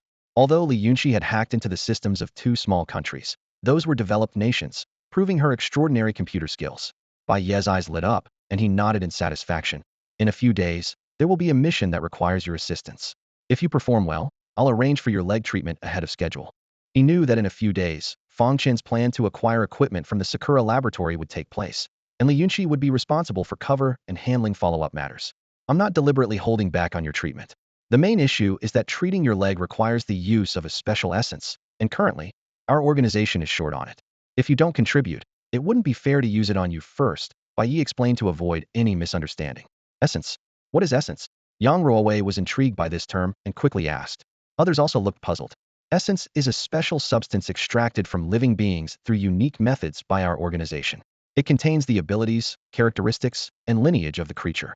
Once you absorb the essence, you can inherit those abilities, traits, and lineage, Bai Ye explained, standing up and instantly moving to the center of the group, prompting everyone to make space. For example, my ability comes from absorbing the essence of a creature with spatial powers, Bai Ye said as he conjured a bottle of water from thin air and took a sip. So, to heal Yunxi's leg, she just needs to absorb the essence of a creature with the ability to regenerate limbs? Yang Ruowei realized and quickly explained. Yes, you're right, Bai Ye nodded with a smile. Is this scientific? Wang Yimou felt his worldview collapsing and looked helplessly at Fong Chen beside him. This should be scientific, right? Fong Chen's eyes flickered with uncertainty in his voice. But there are many creatures that can regenerate limbs, like salamanders and octopuses. Is it that extracting the essence is difficult? Yang Ruowei pondered with a frown. Bai Ye suddenly appeared before everyone, settling steadily into a chair. This involves a side effect of the essence. Of course, such a miraculous thing can't be perfect, Yang Ruowei murmured thoughtfully. Li Tianjian focused intently on his sister's legs, urgently asking, What side effects? Bai Ye pointed to Li Yunxi's legs, his expression serious. If the essence is extracted from ordinary creatures, once absorbed by the human body, it will develop some characteristics of that creature. For example, if Li Yunxi absorbed the essence of an octopus, she might grow 8 legs or tentacles. 8 legs. Li Yunxi instinctively touched her legs, her face full of resistance. Li Tianjian hesitated, looking down at his sister, about to speak. How about? No. Li Yunxi interrupted her brother decisively. At this moment, Wang Mo's eyes lit up, turning to Fong Chun. Wait a minute. Fong Chun, you must have absorbed the essence too. Why haven't you changed? His gaze began to shift downward with mischievous intent. What are you looking at? Fong Chun, made uncomfortable by this probing gaze, instinctively took a step back, his voice warning. Let me see. Wang Yimou, more convinced by Fong Chen's guilty demeanor, reached out intending to check. Get lost. Fong Chun, finally losing his patience, grabbed Wang Mo's arm and effortlessly tossed him aside. This scene left Lu Yan's comrades astonished. Being able to lift and throw an adult with one hand was no ordinary feat. TCH. What's there to be shy about? It's not like I haven't seen it before, Wang Imo grumbled as he regained his footing. Huh. The crowd exchanged curious glances between the two, eyes full of intrigue. What nonsense are you talking about? When did you ever see it? Fong Chin barked, bristling like an agitated cat. In the bathroom, Wang Imo replied, chin raised defiantly. Tisk. The crowd, losing interest, withdrew their gazes. Li Tianjian, unable to get answers, turned to Bai Ye for guidance. So, Master, why hasn't Fong Chin changed after absorbing the essence? Everyone's attention shifted to Bai Ye, all hoped to avoid becoming half human, half creature. This brings us to the topic of demons, Bai Ye said seriously. Apart from a few, most people don't know much about demons, only seeing them on their phones. The crowd nodded silently, except for Lin Fong, whose eyes flashed with a chilling hatred. Demons refer to creatures not belonging to the known world. They attack and prey on humans and are usually incredibly strong. Their strength, speed, and defense far exceed what ordinary people can handle. Some powerful demons even possess special abilities, like the one I absorbed, which had spatial abilities. Bai Yi stood in front of the crowd, explaining the characteristics of the demon source in detail. The magical aspect of the demon source lies not only in its unique abilities, but also in the way it manifests once absorbed by the human body. Through experiments, we've discovered that although the absorber gains the features of the demon, these features can be controlled at will. When not needed, the person appears no different from an ordinary human. At this point, Bai Yi turned to Lu Yin with a meaningful glance. Lu Yin, demonstrate for everyone. Yes, my lord. Lu Yin immediately understood, quickly removing his shirt and stepping forward to maintain a safe distance from the crowd. He closed his eyes and began to harness the source power within him. In an instant, dazzling golden light erupted from his body, and intense golden flames rose. Then, a pair of golden wings unfolded slowly from his back, with brilliant golden feathers cascading over his body like flowing water. The moment the transformation was complete, a scorching heat wave swept across the room. Everyone present involuntarily swallowed, their throats dry. If they hadn't witnessed the transformation process, they might have already mistaken this imposing figure for a terrifying monster. Is this why Xiaoyan can take on 10 of me? Lin Feng felt the overwhelming pressure, his shock quickly turning into a burning desire. He thought to himself that if he had possessed such power back then, that damn demon wouldn't have stood a chance against him. Beside him, Wang Mo was already dumbfounded, muttering to himself, This defies science. Before he could finish, Yang Ruowei exclaimed in surprise. Someone immediately retorted, Is the existence of demons scientific? After a brief demonstration, Lu Yin returned to his human form. Bai Yi looked around at everyone. Any more questions? At this moment, a petite girl raised her hand. Bai Yi recognized her as Yi Fanqing, a materials science prodigy mentioned by Fong Chun, who had been recruited from a top university to save her grandmother. I want to ask, Yi Fanqing's eyes sparkled with hope. Can this source extend lifespan? Her question stirred the entire room. Throughout history, the pursuit of longevity has been more coveted than royal power or wealth. Even modern-day billionaires, upon reaching old age, tirelessly seek ways to extend their lives. Bai Yi nodded slightly. In theory, it is possible. There are many long-lived species in nature, and theoretically, absorbing the corresponding source should allow for life extension. However, he admitted honestly, the actual effects still need further experimental verification. We're also researching this issue. Hearing this answer, Yi Fanqing's face lit up with a joyful smile, her eyes growing even brighter. I understand. Thank you, my lord. A few more people raised questions about the essence and the creatures, and Bai Yi patiently answered each one. Once no more hands were raised, he announced the disbandment of the group and led everyone out of the dilapidated, unfinished building. Over the next 2 days, the people contacted by Lu Yin and Fong Chun gradually arrived in Yueqing. Bai Yi took the time to organize another round of rigorous interviews. The final count showed that the Shanghai organization had expanded to 76 members, 48 of whom were comrades brought by Lu Yin, and 24 were researchers and various talents introduced by Fong Chun. At this point, Bai Ye's Shanghai organization was beginning to take shape. In preparation for the next day's operation, Bai Yi held a final strategy meeting in his hotel room. He turned to Fong Chun and said, Tomorrow, during the operation, you and number 1 will go in with me. Fong Chun, you'll be in charge of identifying the useful equipment, while number 1 and I will handle the transport. By the way, the equipment you mentioned isn't too large, right? Fong Chun nodded in confirmation. Based on my calculations, the combined storage space of you and number 1 should be sufficient. Good. Bai Yi continued. How are the arrangements on your father's side?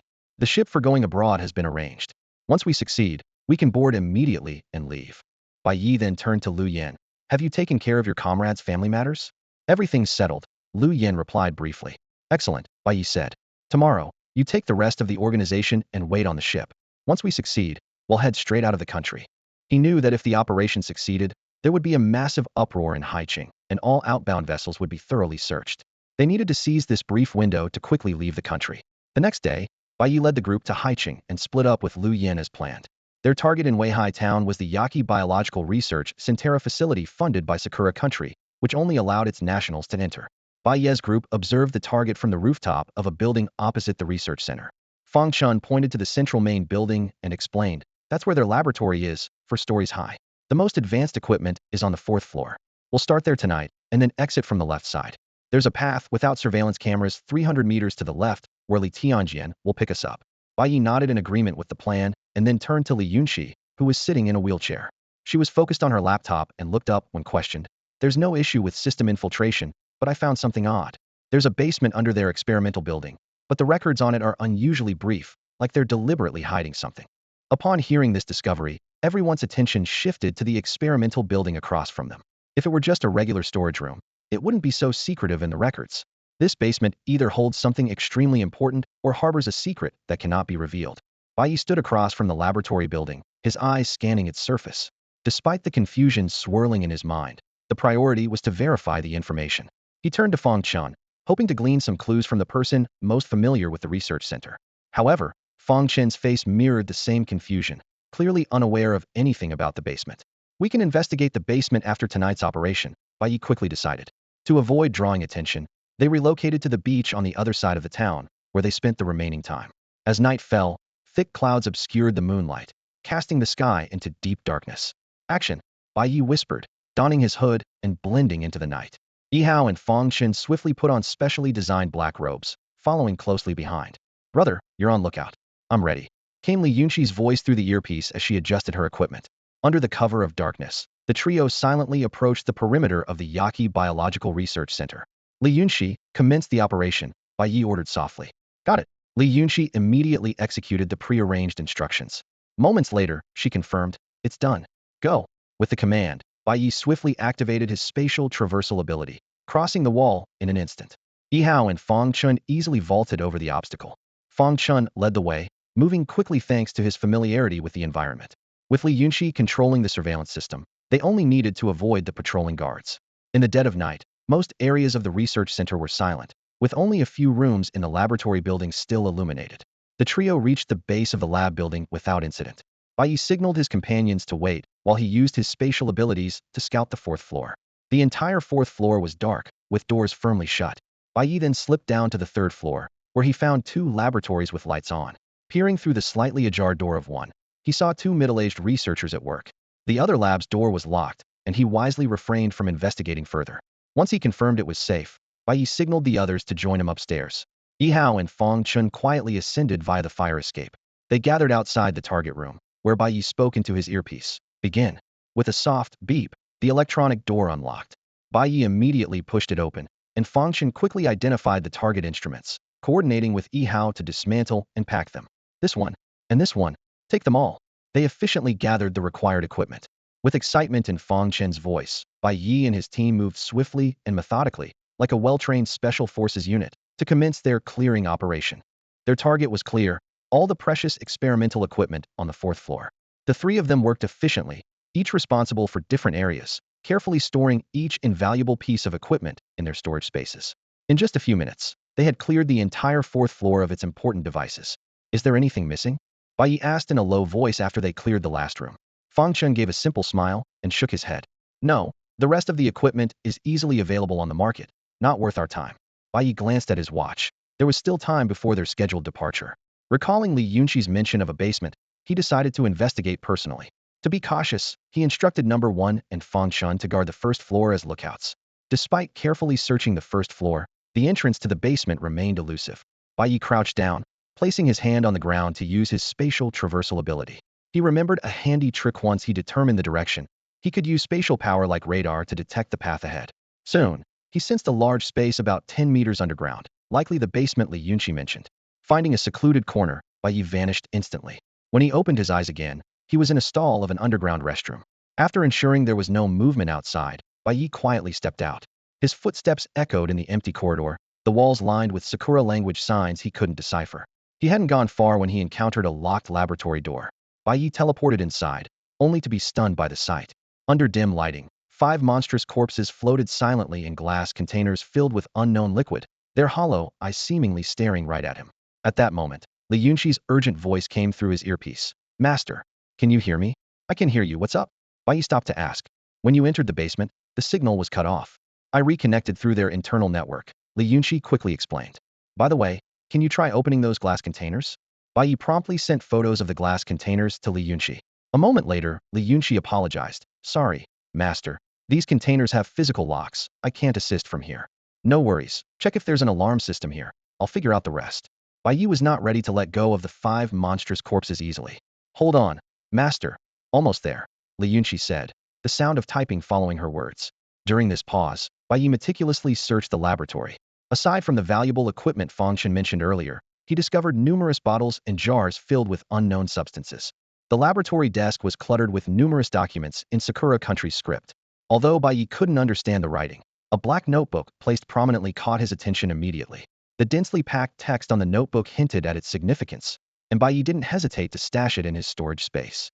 As he ventured deeper into the lab, a quarantine room encased in tempered glass came into view. Heavy curtains inside blocked the scene within.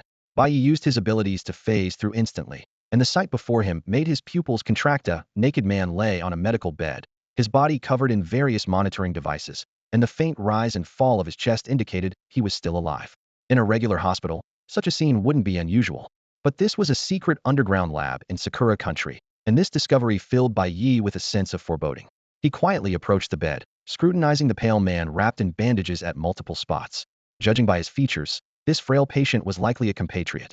As Bai Ye observed, the man suddenly opened his eyes. Bai Ye instinctively wanted to prevent him from making a sound, but the man's first words, spoken with all his remaining strength, froze Bai Ye in place. Kill me. His lifeless eyes showed only a longing for death. In a lowered voice, Bai Ye asked in their native language, Who are you? Why are you here? Meanwhile, he discreetly began recording with his phone. Hearing his mother tongue, a flicker of light appeared in the man's eyes, only to fade quickly. I was tricked into coming here, the man said weakly. They inject me with drugs every day for experiments. I can't hold on any longer.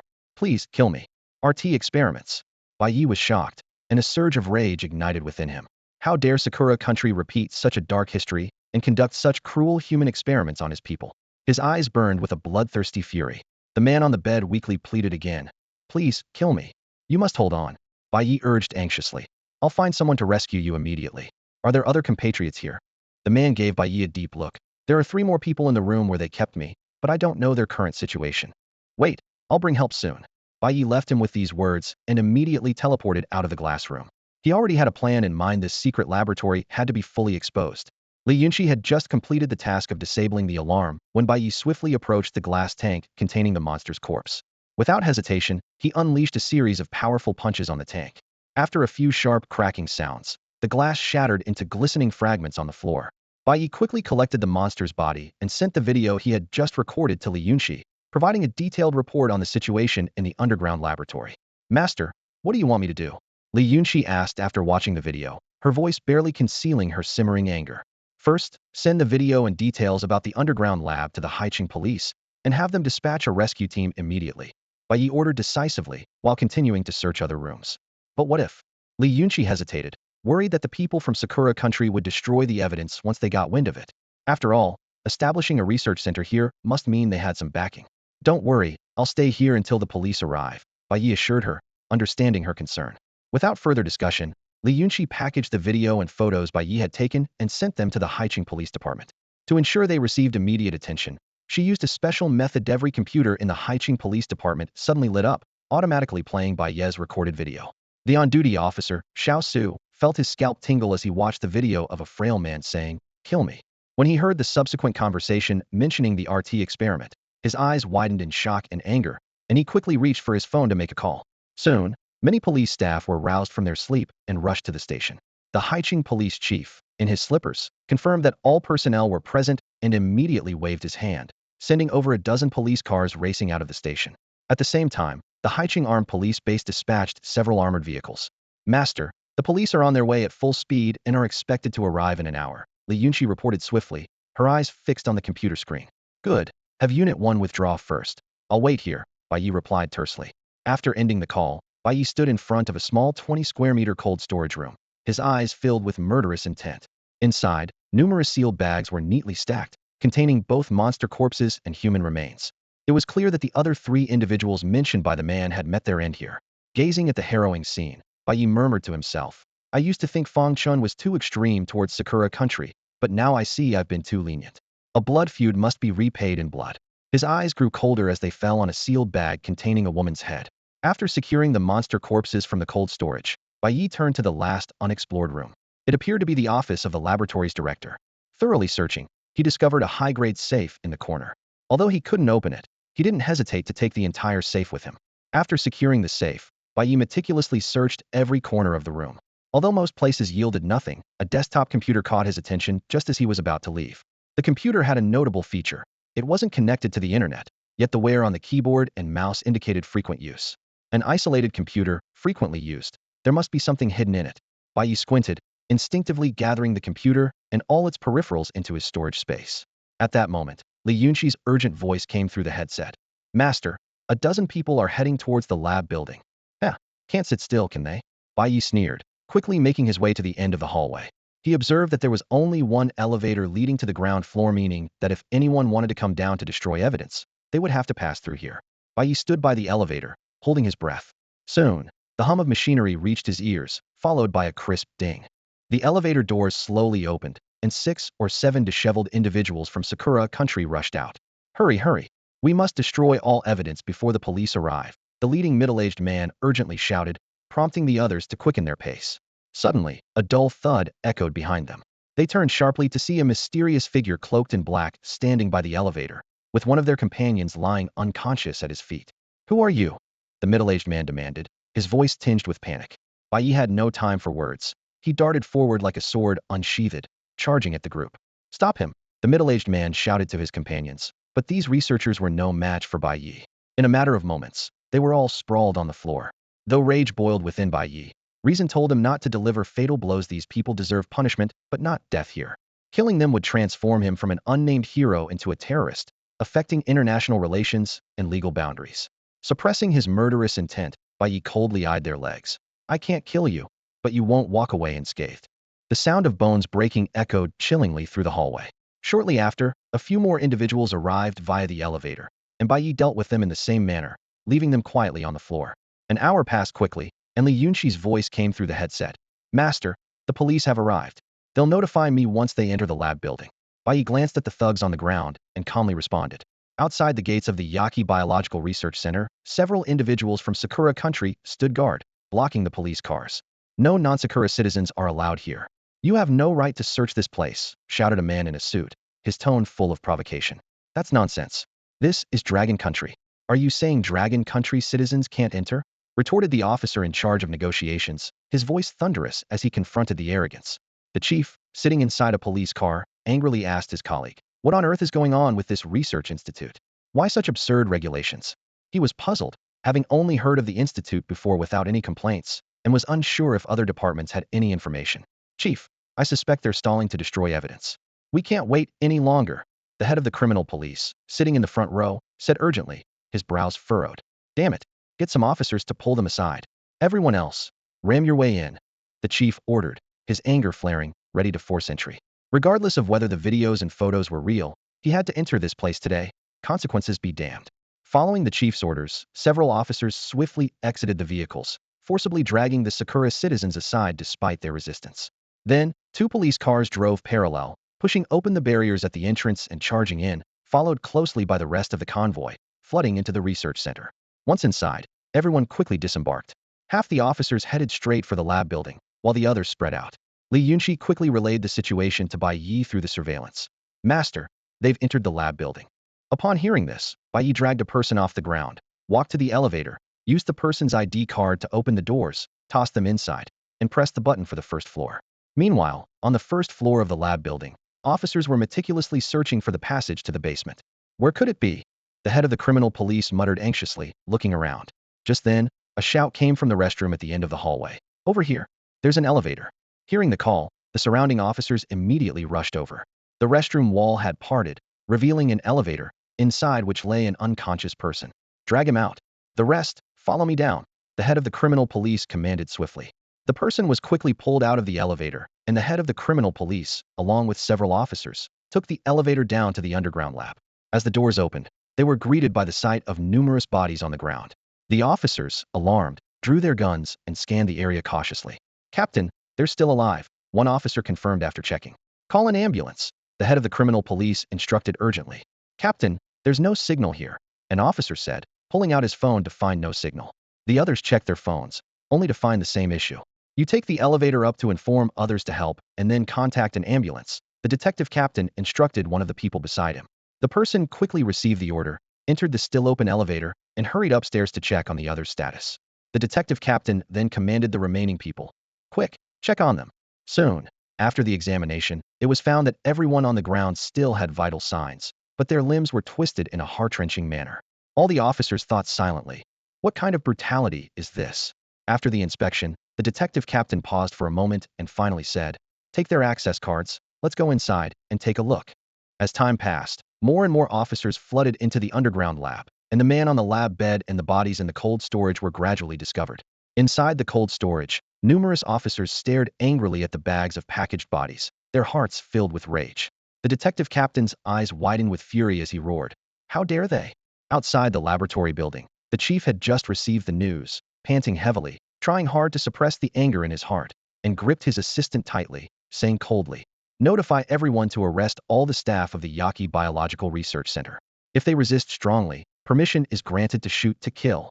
The assistant saluted with a murderous look in his eyes. "Yes, chief." Quickly, the news of the Sakura Nation's involvement in RT experiments in the lab spread among all the officers, and the task to arrest all staff was issued. One by one, officers with murderous intent and newly arrived armed police turned their attention to the Sakura Nation staff. On a secluded path, a parked vehicle sat quietly. As footsteps approached, the people inside the car hurriedly peered out the window. "It's the master." Number 1, with the best night vision, was the first to spot Bai Ye. Bai Ye quickly got into the car, sat beside Li Yunxi, and said calmly, "Drive." Li Tianjian promptly started the vehicle and followed the predetermined route to the dock. "How's it going?" Bai Ye noticed Li Yunxi was still monitoring the research center's surveillance and asked. Li Yunxi smiled with satisfaction. "The police are arresting the research center's staff. 2 tried to resist, and they're already down." Fong Chun clenched his fists, his face filled with hostility, and said, "They got off easy. We should have killed them all. Have you forgotten where we're going this time?" Bai Ye leaned back in his seat, not turning his head as he spoke. Fong Chun was momentarily stunned, then his eyes lit up with excitement. "Right. Li Yunxi, can you find out about the families of those researchers and executives?" he asked eagerly. Li Yunxi nodded. "I can, but it will take some time. The early stages of the experiment don't require so many people." Bai Ye couldn't help but remind. Although he didn't oppose Fong Chen's approach, the entire research center's staff and executives numbered at least 30 or 40 people, which meant 30 or 40 families. For the experiment alone, such a large number of people wasn't necessary. "I don't want their wives and children. I'm only looking for their parents, as it's the parents' fault if the children are not taught properly," Fong Chun replied firmly. Hearing Fong Chen's words, Bai Ye didn't say anything further. Soon, Li Tianjian drove towards the agreed-upon dock. At that moment, Lu Yin was already waiting at the intersection. Upon seeing Li Tianjian's car, he immediately waved his hand. After Li Tianjian got out of the car, Lu Yin led Bai Ye and the others towards a cargo ship. The crew had been waiting and quickly guided them on board. Once on the ship, the crew led Bai Ye and the others into the cabin. Along the way, Fong Chun began to introduce the ship's captain to Bai Ye. "This captain was a classmate of my dad. He usually handles global cargo transport and occasionally helps people with deliveries. When my dad asked for his help this time, he agreed without hesitation." Bai Ye and the others nodded slightly, and the crew member leading the way seemed to relax a bit. Shortly after, the crew member showed them to their accommodations. "This will be your place to stay. Please do not go on deck unless there's an emergency before we reach the destination. If you need anything, I'll contact you via walkie-talkie." He explained some precautions as he spoke. Fong Chun smiled and thanked him. "Thanks for the reminder." The crew member nodded and then left. Bai Ye and the others each found a room and settled in. In less than a day, news about the Yaki Biological Research Center conducting RT experiments on Dragon Country citizens in Sakura Country caused a massive uproar online.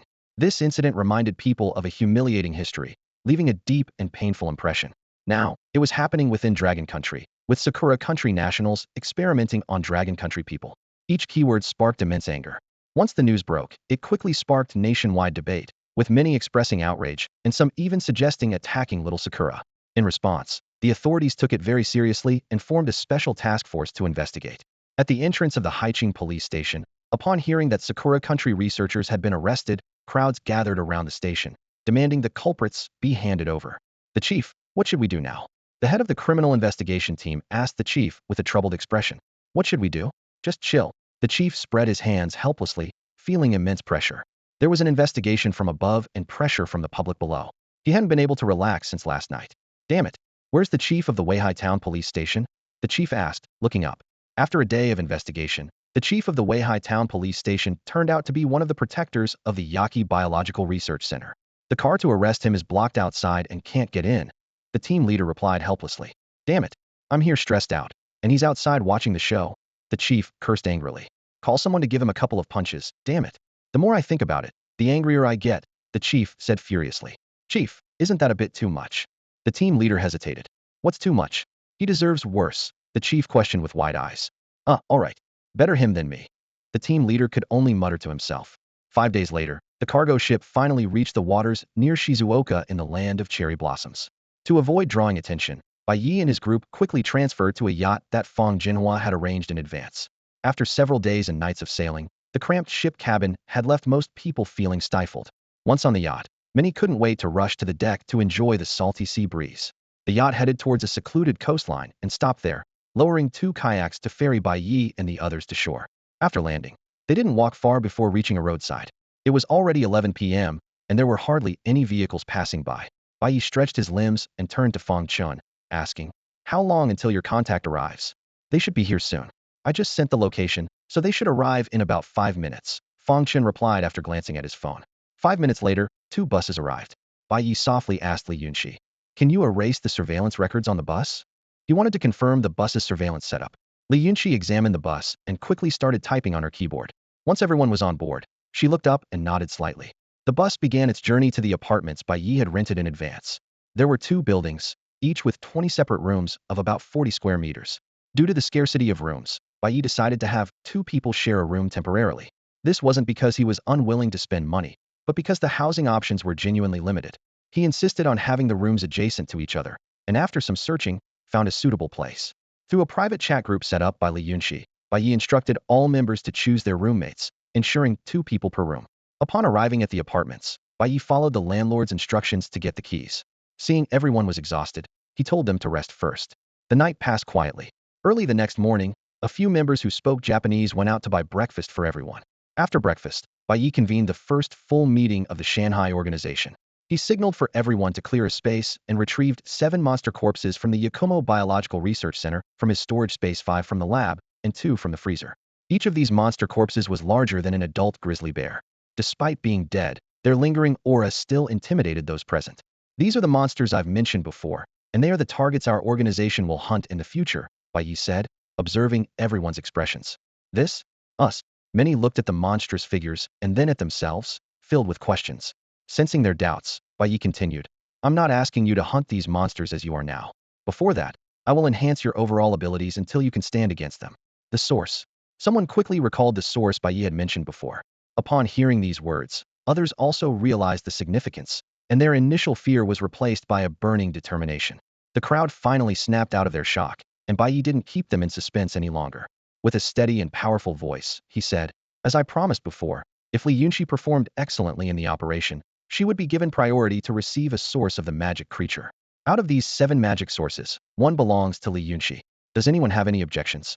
The undeniable tone in his final question made everyone shake their heads. No one dared to disagree. Bai Ye nodded in satisfaction, catching a glimpse of excitement and gratitude in the eyes of Li Yunxi and Li Tianjian. I don't know the specific abilities of these 7 creatures, Bai Ye continued, turning to Li Yunxi. So you can choose one yourself. The key to your treatment is the salamander source, so this choice won't affect the treatment outcome. Li Yunxi's gaze swept over the 7 bodies of the magic creatures, finally settling on the most unremarkable one. This creature was smaller in size, lacking the sharp claws and hard scales of the others. What stood out was its disproportionately large head and the mysterious vertical eye on its forehead. I choose this one, Li Yunxi said firmly, trusting her instincts. Bai Ye's attention was also drawn to this creature, and he felt an inexplicable sense of significance. Are you sure? He asked again. Absolutely. Li Yunxi nodded without hesitation. Bai Ye approached the creature's body, and with a wave of his right hand, he used his extraction skill. Under the astonished eyes of the crowd, Countless hair-thin purple threads of blood floated out from the creature's body, quickly converging in his right hand and eventually forming a drop of deep purple liquid. Is this the source? Wang Mo stared at the drop in fascination, feeling an instinctive and intense desire for it despite its implausibility. Bai Ye carefully placed the source into a glass vial, but didn't immediately hand it to Li Yunxi. I'm not sure about this creature's self-healing ability. I suggest you also absorb a salamander source. To everyone's surprise, Li Yunxi gently shook her head. My intuition tells me that once I absorb it, I'll be transformed, and my leg will naturally heal. Sis, maybe we should play it safe? Li Tianjian advised with concern. I'm certain. Li Yunxi responded resolutely, her eyes shining with determination. Seeing this, Bai Ye said no more and handed her the vial containing the source. Li Yunxi took the bottle, holding it tightly in her hand. If the meeting hadn't still been in progress, she would likely have rushed to absorb the precious source right away. After storing the extracted monster corpses, Bai Ye turned to face the 76 members present, his gaze sweeping over them. His voice was steady and powerful. To ensure the organization's proper development, I have decided to establish 4 departments, named after the 4 sacred beasts of the Dragon Kingdom. First is the White Tiger Department. Bai Ye gestured with his right hand. It will focus on combat, responsible for hunting monsters and countering hostile forces. Given the importance of combat strength, I will allocate 4 of the 6 monster essences to the White Tiger Department. As soon as he finished speaking, the retired soldiers in the crowd erupted in excitement, their eyes gleaming with anticipation, muscles taut, ready for action. Bai Ye observed this scene with a slight smile, nodding in satisfaction. He knew that only competition could unleash potential and drive progress. The White Tiger Department will be led by number 1 for now, Bai Ye continued. But if anyone surpasses number 1 in strength and leadership, they can challenge and replace him at any time. Number 1 was momentarily surprised, then straightened up with determination in his eyes. I welcome anyone to challenge me at any time. In the crowd, Lin Fong and Li Tianjian's eyes immediately lit up with a fierce fighting spirit. Next is the Vermilion Bird Department. Bai Ye turned to Li Yunxi. Intelligence is crucial to the organization. The Vermilion Bird Department will handle intelligence gathering, headed by Li Yunxi. Everyone knows her computer skills. Li Yunxi gracefully bowed.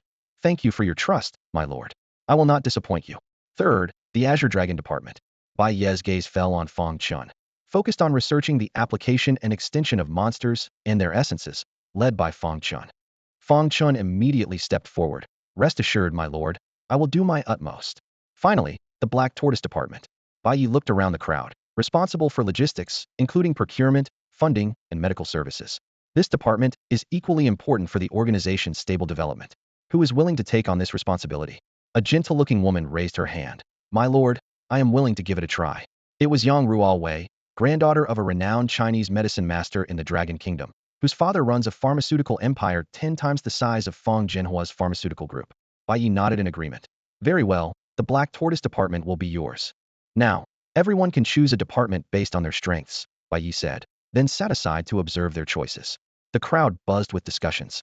Which department are you choosing? The White Tiger Department. The Lord said it's the easiest place to obtain monster essences. I was a reconnaissance soldier. I'm joining the Vermilion Bird Department. I know Japanese, so I'm planning to join the Black Tortoise Department for procurement. Among the 4 departments, the Azure Dragon Department had the least controversy. After all, without true expertise, who would dare venture into this field requiring specialized knowledge? Half an hour later, the heads of the 4 departments handed their respective lists to Bai Ye. Upon careful inspection, Bai Ye found that the Baihu Department had the most members, with a total of 37, followed by the Qinglong Department with 20, the Zhuke Department with 8, and finally the Xuanwu Department with 10. After the departments were assigned, everyone lined up according to their respective groups, while Bai Ye, holding the list, stepped to the front. Since you all chose your departments freely, from now on, you cannot switch departments at will, Bai Ye announced solemnly, waving the list. He continued, as I mentioned earlier, out of the 6 sources of the magic creatures, 4 will be given to the Baihu Department. As for the 4 spots, I'll leave it to number 1 to decide. Number 1, just give me a list when the time comes. Bai Ye looked at number 1 with determination. Understood. Number 1 nodded immediately. At this moment, the members of the Baihu Department looked at number 1 with anticipation, knowing that whoever received the magic creature source would gain a significant advantage in strength. Number 1 seemed to have a plan and turned to the group, saying, after the meeting, the Baihu Department will hold a fighting competition to select the 4 strongest individuals. These 4 will receive the magic creature sources and be appointed as team leaders, relying solely on their abilities.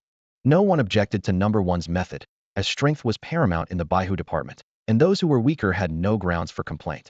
Satisfied with the group's reaction, Number 1 nodded but suddenly remembered something and quickly turned to Lu Yin, saying, "You are not allowed to participate." "Why, huh?" Lu Yin was about to object, but was intimidated by the deathly stares from those around him. "For fairness' sake, I indeed shouldn't participate," he muttered.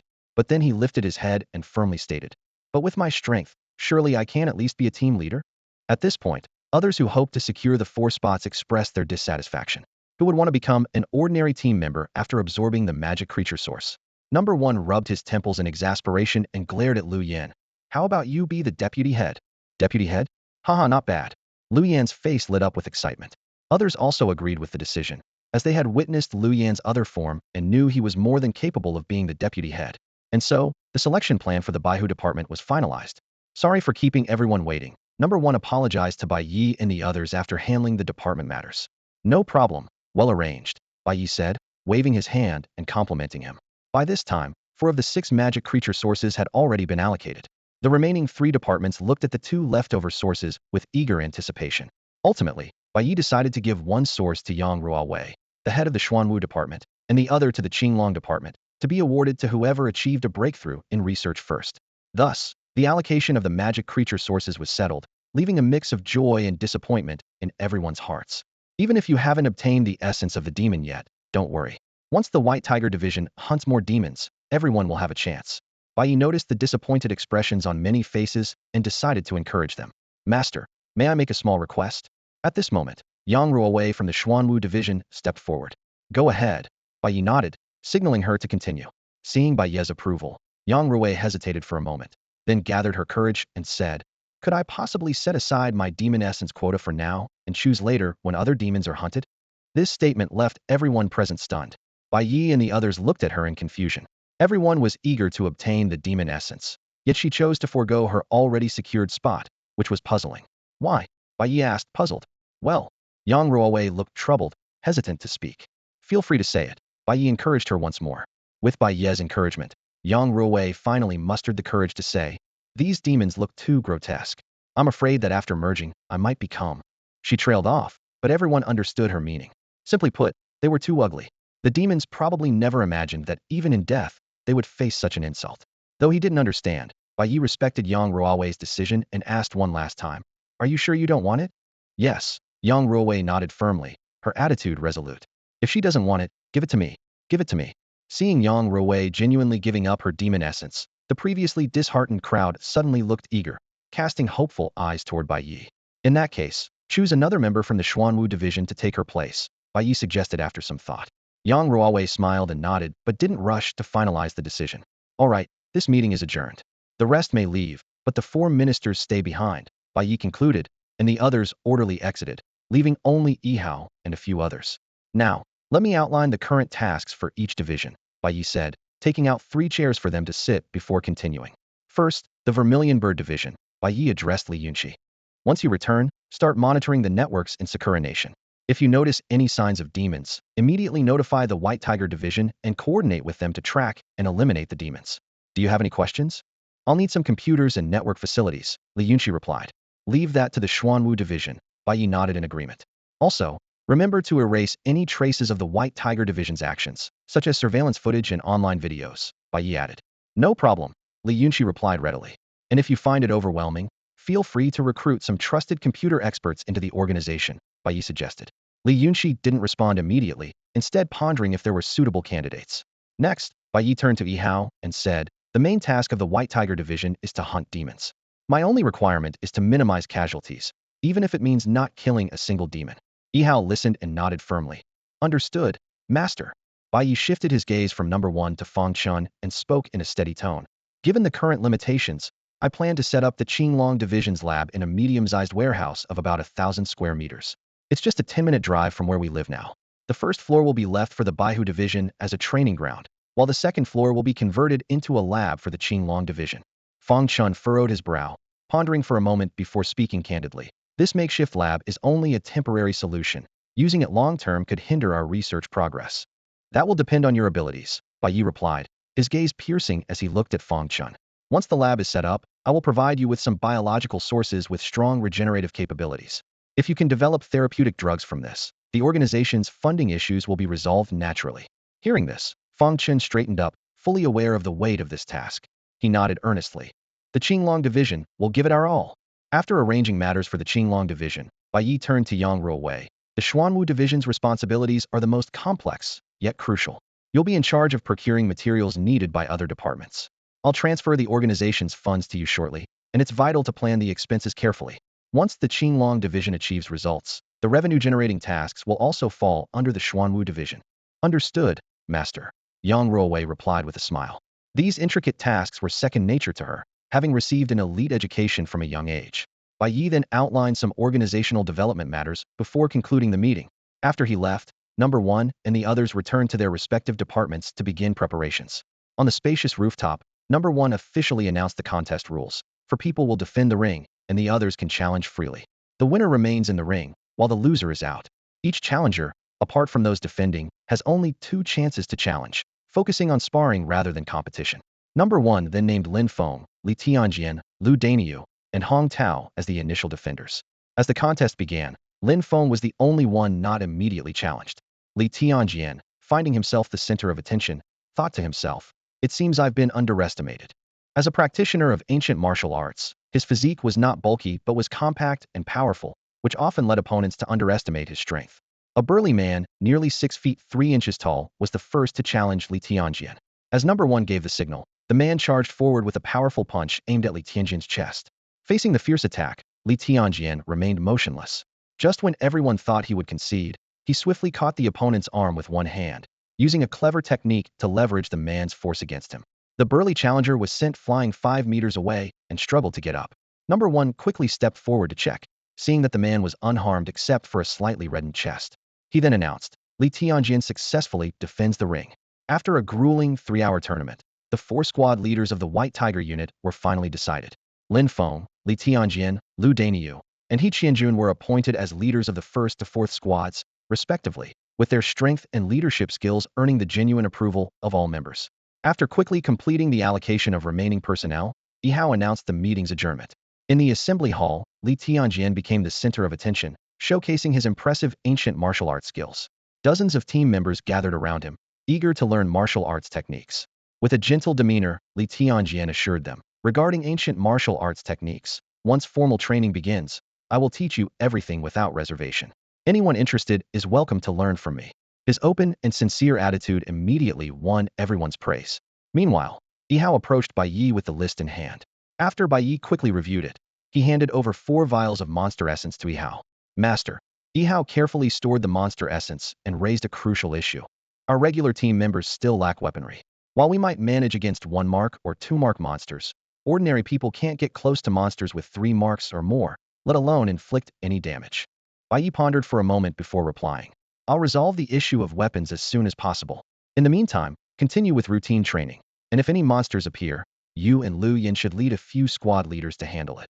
Yihao nodded in agreement and then took his leave. Over the following week, the Shanghai organization experienced significant growth. The ground floor of the warehouse Bai Ye had rented was transformed into a training ground, where Li Tianjian was often seen instructing White Tiger unit members in ancient martial arts. The second floor became the research base for the Azure Dragon unit.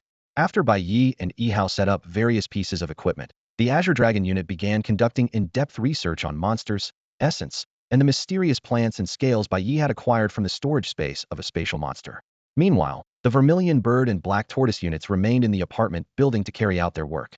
Under Li Yunqi's leadership, the Vermilion Bird unit established a real-time surveillance system for the Sakura Nation's network, capable of capturing any online information related to monsters immediately. Even more exciting was that after absorbing monster essence, Li Yunqi not only awakened telekinetic powers, but also gained a mysterious third eye, and most importantly, his legs finally recovered completely. Seeing the organization running smoothly, Bai Ye decided to initiate his next plan. That evening, he convened a meeting with the 4 unit leaders.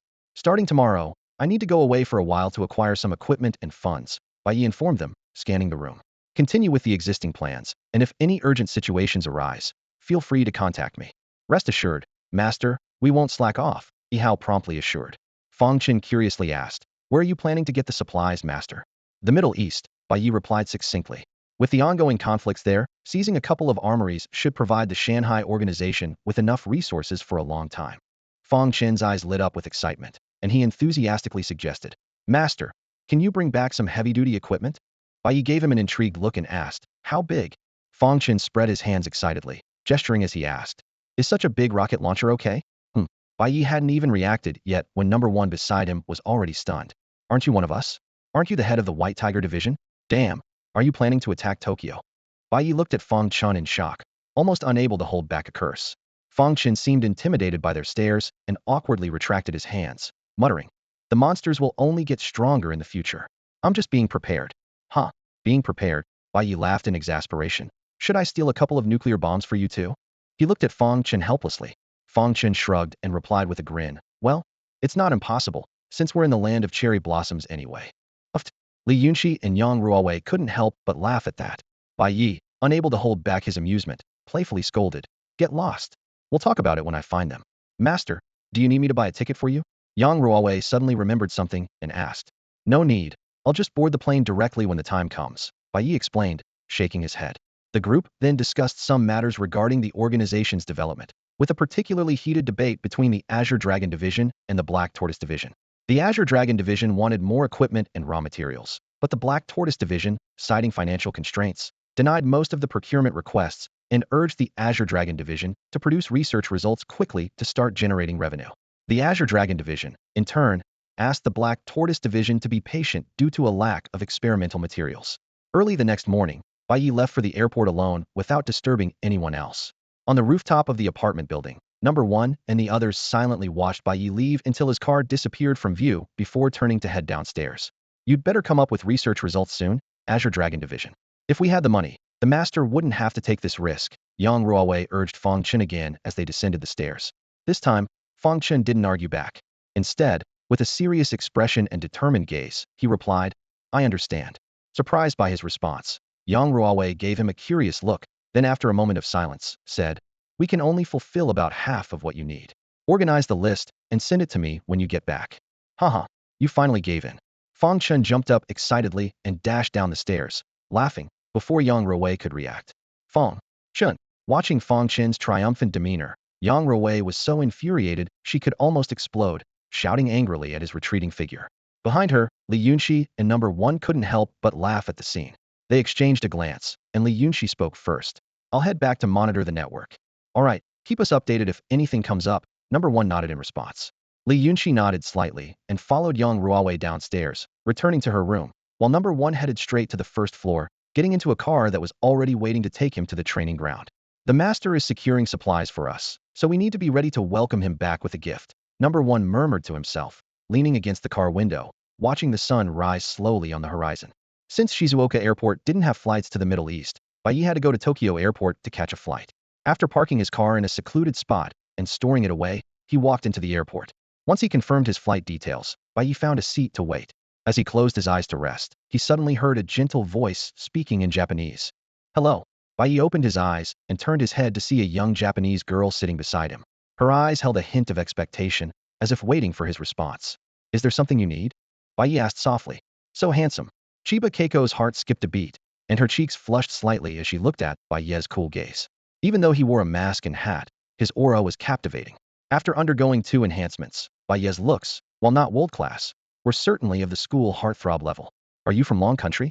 Chiba Keiko asked in surprise, hearing Bai Ye speak fluent Mandarin. Bai Ye didn't answer, just frowned slightly, gazing at her. Sorry, I disturbed your rest. Chiba Keiko quickly stood up and bowed apologetically, thinking she had interrupted Bai Ye. Seeing her deep bow, Bai Ye's annoyance dissipated. He thought to himself that it might be best not to question people's identity when they speak Mandarin abroad, as it could be considered impolite.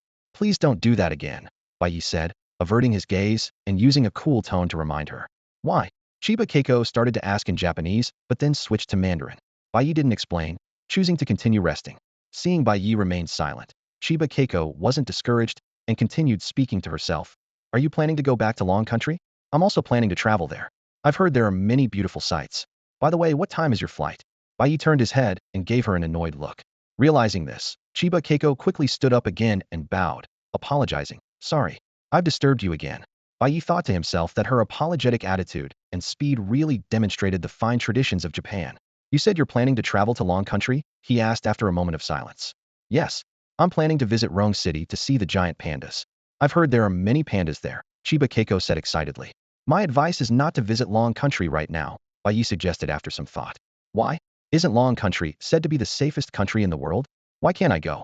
Chiba Keiko asked, tilting her head in confusion. Didn't you do any research before traveling abroad? Bai Ye asked. I did. I'm planning to see the pandas first, then try all the delicious food in Rome City. Chiba Keiko counted her travel plans on her fingers. Bai Ye didn't say anything further, but instead opened his phone and showed her a news article from the Yaki Biological Research Center. Here, take a look at this, and you'll understand. Bai Ye handed his phone to Shinya Keiko, his gaze serious. Shinya Keiko paused her actions, took the phone, and quickly scanned the text and images on the screen. Yamada no Orochi? People from the Sakura Nation? RT experiment. Her face turned pale, and her hands trembled slightly. She couldn't believe it as she repeatedly looked through the news article, every word suggesting it was a true event. If you still want to visit the Dragon Nation, be prepared to be looked at differently, Bai Ye said, retrieving his phone and putting it back in his pocket. He closed his eyes again to rest, while Shinya Keiko stared blankly at her hands, unable to snap out of it for a long time. When Bai Ye opened his eyes again, Shinya Keiko had already left. He didn't care whether she would eventually go to the Dragon Nation or not, as his flight was already boarding. Among the 7 magical creature corpses obtained from the Yamada Bioresearch Center, 5 had magic crystals, all of which were 2-pattern crystals. Bai Ye absorbed 3 of them and gave the remaining 2 to Fong Chun for research. After absorbing the 3 2-pattern magic crystals, Bai Ye's space travel distance increased to 34 meters. Checking the distance to the plane, Bai Ye took out his phone and called Li Yunxi. Yunxi, help me block the surveillance, he said calmly. Almost done. Li Yunxi, sitting in front of her computer, pressed a button she had prepared in advance. All set, her voice came through the phone. Bai Ye looked around, ensuring no one was watching, then crouched down and activated his space travel. Safe travels. Li Yunxi silently wished him as she watched his figure disappear from the surveillance. 2 days later, Bai Ye emerged from a corner of Damascus International Airport. Looking around, he couldn't help but comment, TSK, not as good as back home. After leaving the airport, Bai Ye found a place to exchange currency and took a car out of his storage space. Before leaving the Sakura Nation, Li Yunxi had sent Bai Ye the locations of several armories and thoughtfully created a navigation system for him. Following the directions, Bai Ye drove for over 2 hours, arriving at a somewhat desolate small town. To avoid drawing attention, he parked his car outside the town and put it back into his storage space. Using space travel, Bai Ye quickly reached the top of a tall building in the town, from where he could see the armory Li Yunxi had mentioned. After observing for a while, he found a hidden spot to rest. Despite the armory's defenses being lax, acting in broad daylight still posed a significant risk of exposure, so he decided to wait until nightfall. When Bai Ye awoke, it was completely dark. He checked his phone. It was 10:20 p.m. Time to move, he whispered to himself, silently teleporting downstairs, and under the cover of night, he swiftly approached the armory. Soon, Bai Ye reached the outer perimeter of the armory. He carefully noted the positions of the guards before using his space travel ability. Hey, when our shift ends, how about grabbing a drink? Soldier A suggested to his companion. No way, I'm not drinking with you. Soldier B waved him off. You're notorious for passing out after one drink. We're just getting warmed up, and you're already out cold. That day I was just too tired. I fell asleep while drinking. Yeah, right, 1 drink, and you were out. As the 2 soldiers bantered, a swift figure silently slipped past them, disappearing into the shadows of the armory. Damn, there's so much. Inside the dimly lit armory, Bai Ye glanced at the stacks of weapon crates under the faint light, swallowing hard. Excitement gleamed in his eyes. All mine. All mine. Time was of the essence, and Bai Ye swiftly began his frenzied looting. Regardless of the type of weapons in each crate, he stuffed everything into his storage space. As he was engrossed in his task, a large object covered in camouflage cloth caught his attention. When he pulled off the cloth, Bai Ye's eyes widened. A fully armed armored vehicle stood before him. Looking at this land beast, he could barely resist the urge to jump into the driver's seat and feel its power. Take it, take it. Bai Ye quickly stored the armored vehicle. After filling his storage to capacity, Bai Ye surveyed the now empty armory and nodded in satisfaction. Noticing the surveillance cameras on the wall, he took out his phone. Yunxi, I need your help. No problem. It's a small matter. Li Yunxi's gentle voice came through the phone. With Li Yunxi handling the aftermath, Bai Ye left the scene confidently, leaving the soldiers outside oblivious to the fact that their armory had been completely looted. Afterwards, Bai Ye drove nonstop towards his next target. In the desolate moonlit desert, a nondescript sand dune suddenly trembled, and a figure stumbled out. Seeing the approaching vehicle, the person staggered towards the road. Bai Ye, driving with one hand out of boredom, suddenly noticed the figure in the desert ahead and became alert. The person's limping gait and tattered clothing brought to mind countless movie scenes. Could it be a zombie? No, this is the desert. Could it be a mummy? Bai Ye muttered, observing the eerie figure. As the vehicle drew closer, the person suddenly collapsed onto the sand. Bai Ye stopped to investigate and found that the fallen figure was a living person wearing a parka. It's just your luck you ran into me. Anyone else might have really saved you, Bai Ye remarked, standing his ground and preparing to leave. In the war-torn landscape of Syria, encountering a barely alive person in the desert at night spelled danger from any angle. He was only here to collect goods and had no interest in getting involved. Help, there's a monster. Just as Bai Ye was about to get back into the car, a faint voice reached his ears. Monster? Demon. Hearing this word, Bai Ye froze in his tracks, reconsidering his decision. That being said, who else is going to help at this late hour but me? Bai Ye finished speaking, turned back to the person, bent down to help her up, and dragged her to the roadside, gently laying her down. After brushing the sand off her face, Bai Ye realized it was a woman, a beautiful one at that. However, she was unconscious. Noticing her chapped lips, Bai Ye took some salt from his storage, mixed a bottle of saline solution, pried her lips open, and started to slowly pour the water in. As the saline trickled into her mouth, the woman gradually regained a hint of consciousness and began to swallow slowly. Half an hour later, the unconscious Irina groggily opened her eyes, gazing at the night sky as if she thought she was dreaming. You're awake? The surgery was a success. You're a man now.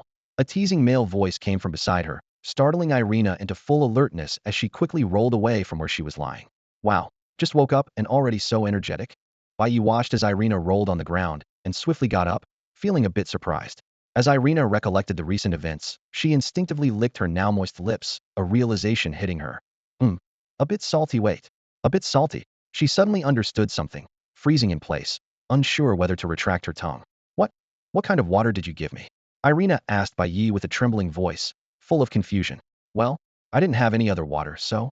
Bai Ye replied, hands in pockets, looking up at the sky without saying more. Hearing his answer, Irina finally relaxed. Seeing Bai Ye's handsome face, her emotions were conflicted, grateful for being saved. Yet, oh well, at least he's good looking. Ultimately, Irina sighed inwardly and let go of her grudge against Bai Ye. Noticing the change in Irina's expression, Bai Ye unclenched his fists in his pockets and smiled warmly. Smart choice. Hey, are you still thirsty? Want more to drink? No. Irina was about to refuse when half a bottle of water was tossed onto her.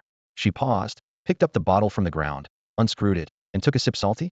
Is this saline? She asked, surprised, looking at Bai Ye. What else did you think it was? Bai Ye replied with a smile, hands still in his pockets. Irina realized she had been tricked by Bai Ye and was momentarily unsure whether to laugh or be angry. After drinking a few more sips from the bottle, Irina looked at Bai Ye with satisfaction and sincerely said, Thank you for saving my life. Once I'm out of here, I'll reward you handsomely. Bai Ye, however, was more intrigued by the monster she mentioned than any reward. I'm quite interested in the monster you talked about. Hearing Bai Ye's words, Irina seemed to recall some terrifying memories, her face, which had just regained some color, turning pale again as she began to tremble slightly. The terrifying memory pulled Irina back to that nightmare night 3 days ago. She was visiting this country for the first time with her father's caravan to sell specialties.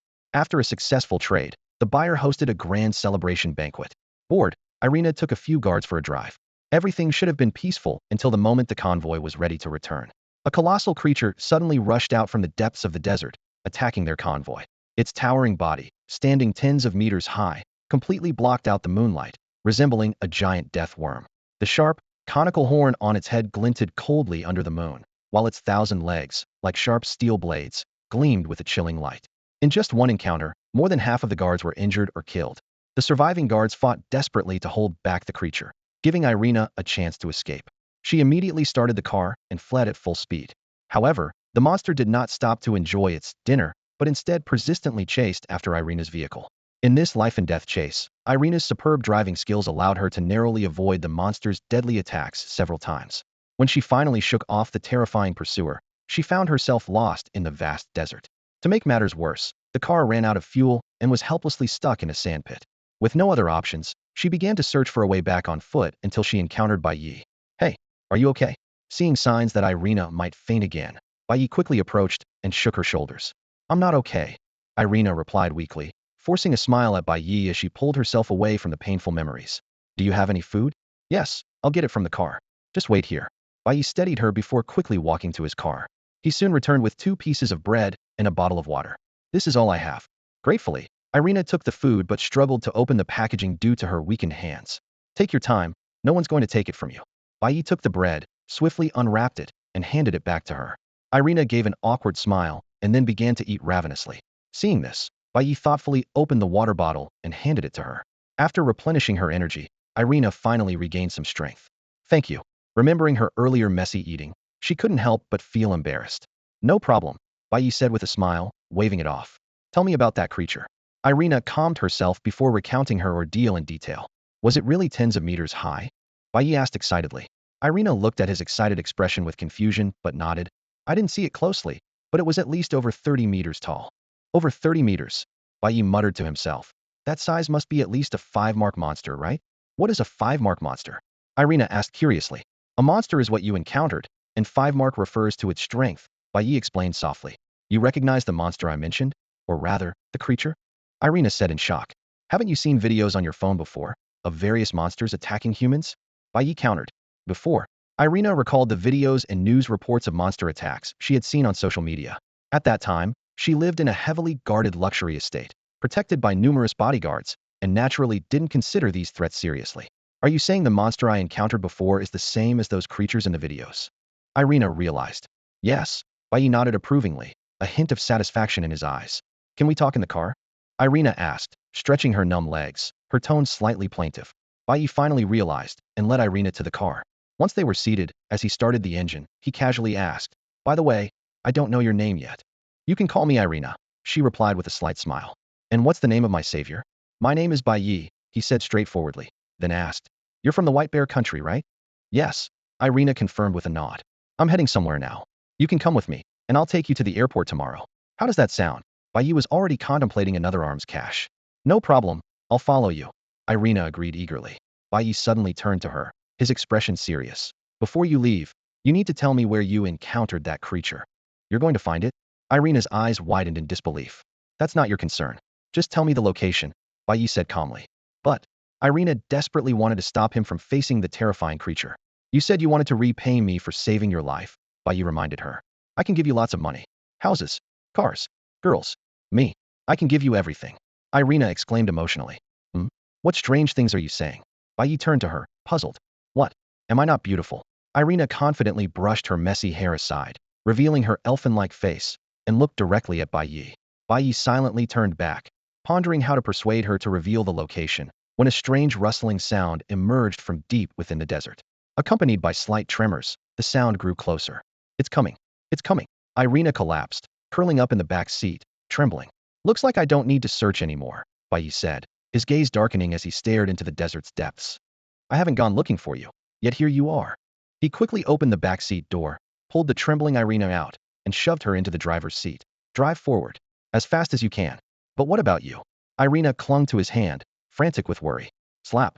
Bai Ye slapped her without hesitation. Snap out of it. I told you to leave, so go? No more nonsense. The slap brought Irina back to her senses. She gave Bai Ye a long, deep look before stepping on the gas and speeding away. After Irina left, Bai Ye focused intently on observing the movements of the creature. As he expected, the creature did not pursue Irina, causing his expression to darken. From the moment he first spotted the creature, he had a nagging feeling that it was specifically targeting him. It seems we're both heading towards each other, Bai Ye scoffed, pulling out a specially crafted large sword from his storage space. This weapon, resembling a Chinese saber, had a slightly shorter handle, a blade 4 fingers wide, and was over 1.6 meters long, weighing more than 80 pounds. Even without activating his immense strength, he could wield it effortlessly with one hand, thanks to multiple enhancements from the creature's core and magic crystals. In the dim desert, the sound of rustling grew closer, and the ground's tremors intensified. Standing in the middle of the highway, Bai Ye felt as if he were in the epicenter of an earthquake. Suddenly, a sense of danger permeated the air, making his heart race. Crack! The ground emitted a sharp sound as spiderweb-like cracks spread across the cement-paved road, as if some massive creature were about to break through. Bai Ye's pupils contracted, and he immediately activated spatial teleportation, vanishing from his spot. Just as he disappeared, a colossal figure burst from where he had been standing. Debris and sand flew in all directions, and the massive figure loomed intermittently through the dust. As the shadow engulfed Bai Ye, the overwhelming pressure made him feel as insignificant as an ant. So this is the power of a 5-mark creature? Bai Ye's expression was grave as he instinctively switched from holding the sword with one hand to gripping it with both. Seeing its ambush fail, the creature quickly retreated underground, leaving a bottomless pit on the surface once the dust settled. Damn it! That thing is massive and still tries to ambush. Bai Ye cursed under his breath as he felt the tremors of the ground.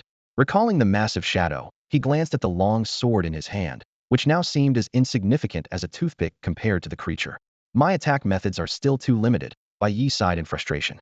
Feeling the vibrations growing stronger, he knew the creature was about to attack again. Sure enough, the ground behind him suddenly burst open, and a massive figure charged at him like a speeding train. Boom! Having anticipated this, Bai Ye vanished just in time, causing the creature to miss again. This time, instead of fleeing, he flashed behind the creature, activated his immense strength, and swung his long sword at its body. The strike was as swift as lightning and as powerful as 1,000 pounds, piercing through the creature's thick armor-like skin. The creature writhed in pain, trying to shake Bai Ye and the embedded sword off. This played right into Bai Ye's hands. He gripped the sword tightly, using the creature's movements to swiftly withdraw the blade, then teleported to create distance. After the long sword within him vanished, the creature quickly retreated underground, disappearing from Bai Ye's sight. However, Bai Ye knew that the creature would not simply leave, as the strike he had delivered had undoubtedly enraged it. The real life-and-death battle was just beginning. Reflecting on his earlier attack, Bai Ye frowned. Although his strike had left a long gash on the creature, it was merely a minor wound given its massive size. With just his sword, he feared he wouldn't even have a chance to threaten its life. Bai Ye glanced at the sword in his hand, then began searching through his storage space. It was filled with a variety of powerful firearms, but the problem was that Bai Ye was hardly proficient with them. Even if he knew how to use them, there was no time to operate them, as the creature could emerge from the ground at any moment. His gaze fell on a silver metallic box containing various potent poisons Chun had used before. Chun had intended to destroy these poisons, but Bai Ye found it wasteful and stored them instead. Time was of the essence. Bai Ye quickly chose a direction and teleported 5 times in succession, creating distance between himself and the creature. Taking advantage of the gap, he quickly retrieved the silver metal box and bundled all the poisons inside a cloth bag. Then, he pulled out a box of grenades from the storage space. While unfamiliar with other weapons, he knew how to handle grenades. After extracting 2 grenades, Bai Ye returned the box and sword, then fixed his gaze on the ground, waiting for the perfect moment. Soon, vibrations from the ground alerted Bai Ye that the creature was nearby. How was this thing so precise in locating him? Bai Ye wondered, as he had remained perfectly still, making no sound, yet the creature could pinpoint his location each time. Was it the temperature? He looked down at his body, beginning to form a hypothesis. Crack! The familiar sound of breaking ground came, and Bai Ye instinctively teleported to evade. Sure enough, the next second, a massive figure burst from the ground where he'd just been. Surprisingly, this time the creature didn't retreat underground but turned its body to charge at him. Its enormous frame slammed into the ground, kicking up dust and debris. For the first time, Bai Ye saw its full form. Over 30 meters long, resembling a heavily armored train, with a head sporting a giant drill-like horn, as if a solid helmet encased its head, and numerous scythe-like legs under its belly. Damn it! A 5-mark creature has grown this big. What happens when an 8 or 9-mark creature appears? Bai Ye cursed under his breath and quickly teleported to a safe distance. The creature's legs moved rapidly beneath it, carrying the force of a mountain as it charged at him. Let's test this. Watching the creature rush towards him, Bai Ye quickly pulled the pin from a grenade and tossed it to an open area. Boom! The grenade exploded, releasing intense heat instantly. The charging creature momentarily paused, then turned towards the explosion site. So it has no vision. Seeing this, Bai Ye's face lit up with excitement. After confirming his suspicions, Bai Ye quickly devised a plan. As the heat from the grenade explosion dissipated, the creature realized it had been tricked and immediately charged at Bai Ye with ferocity. Bai Ye stood his ground, calmly watching the massive beast approach. When the creature came within 50 meters, Bai Ye acted decisively, launching a grenade in a perfect arc into the sky. The 3 to 5 second delay allowed the grenade to explode at its peak, instantly drawing the creature's attention. The enormous beast reared up, its gaping maw opening wide in an attempt to devour the airborne heat source. The moment had arrived. Bai Ye's eyes sharpened as he swiftly retrieved another grenade from his storage space and activated his spatial teleportation. In the next instant, he appeared midair, directly above the creature's open mouth. The foul, hot breath washed over him, but Bai Ye remained unfazed. He deftly pulled the pin on the grenade and, as he fell toward the beast's mouth, tossed it inside along with a bag filled with deadly poison. Faced with the creature's jagged teeth, he immediately teleported back to the ground safely. Ugh! As soon as he landed, the overwhelming stench made Bai Ye gag. Damn, it feels like I fell into an outhouse that hasn't been cleaned in 80 years. He quickly stripped off his contaminated clothes and flung them away. Meanwhile, the grenade inside the creature's mouth exploded, shattering the glass vials of poison in the bag. The deadly toxins rapidly spread within the creature. Although its massive size made it difficult to kill instantly, the agony from the poison caused the beast to thrash wildly on the ground like a fish out of water. Bai Ye quickly retreated to a safe distance. watching the violent struggle with a cold gaze. Half an hour passed, and the creature continued to writhe on the ground. Watching it spew copious amounts of dark blood, Bai Ye couldn't help but admire its tenacity. But time was of the essence, and he needed to end the battle quickly. His eyes scanned the creature for a weak spot. Although difficult to find, the horn-covered head was undoubtedly the most obvious point of attack, yet its defenses were formidable, and Bai Ye wasn't confident he could penetrate them. Do I have to attack from the inside? Bai Ye pondered aloud, stroking his chin as he rummaged through his storage space. Soon, he stumbled upon several crates of Treasure's RPG launchers. His eyes lit up, and he retrieved 2 boxes of rockets. With this long-range heavy weapon, he could target the creature's mouth from a distance. However, a new problem arose. Wait, how do you use this thing? Bai Ye held a missile in one hand and a launcher in the other, trying to figure it out, but getting nowhere. Frustrated, he rummaged through the weapon box on the ground, only to find there was no manual, and he cursed angrily. Such an important thing, and there's no manual? What a ripoff. Just as Bai Ye was about to give up and try something else, a bright light flashed in the distance across the desert. Squinting to get a better look, he realized it was a car, and it seemed oddly familiar. After a moment of silence, Bai Ye pulled out a flashlight and aimed it in the direction of the approaching vehicle. Irina sped towards him, expertly stopping the car right next to him and urgently urging, "Get in the car, quick." "I told you to leave, didn't I?" Bai Ye said helplessly, noticing Irina's slightly swollen face. "Just get in. We'll talk on the way." Irina glanced at the direction where the creature was thrashing about, urging him anxiously. "It's fine, get out of the car," Bai Ye said, his eyes suddenly lighting up as he glanced at the weapon box on the ground, deciding to have Irina stay. Thinking Bai Ye wanted to drive, Irina moved to the back seat. "Hey, Bai Ye." He rolled his eyes and opened the rear door, pulling Irina out.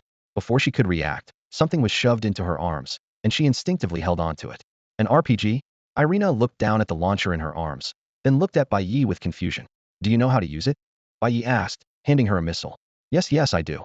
Irina stammered, bewildered, as she took the missile and stared blankly at Bai Ye. "Good." Bai Ye nodded in satisfaction, then pulled Irina closer, pointing with the flashlight at the thrashing creature in the distance.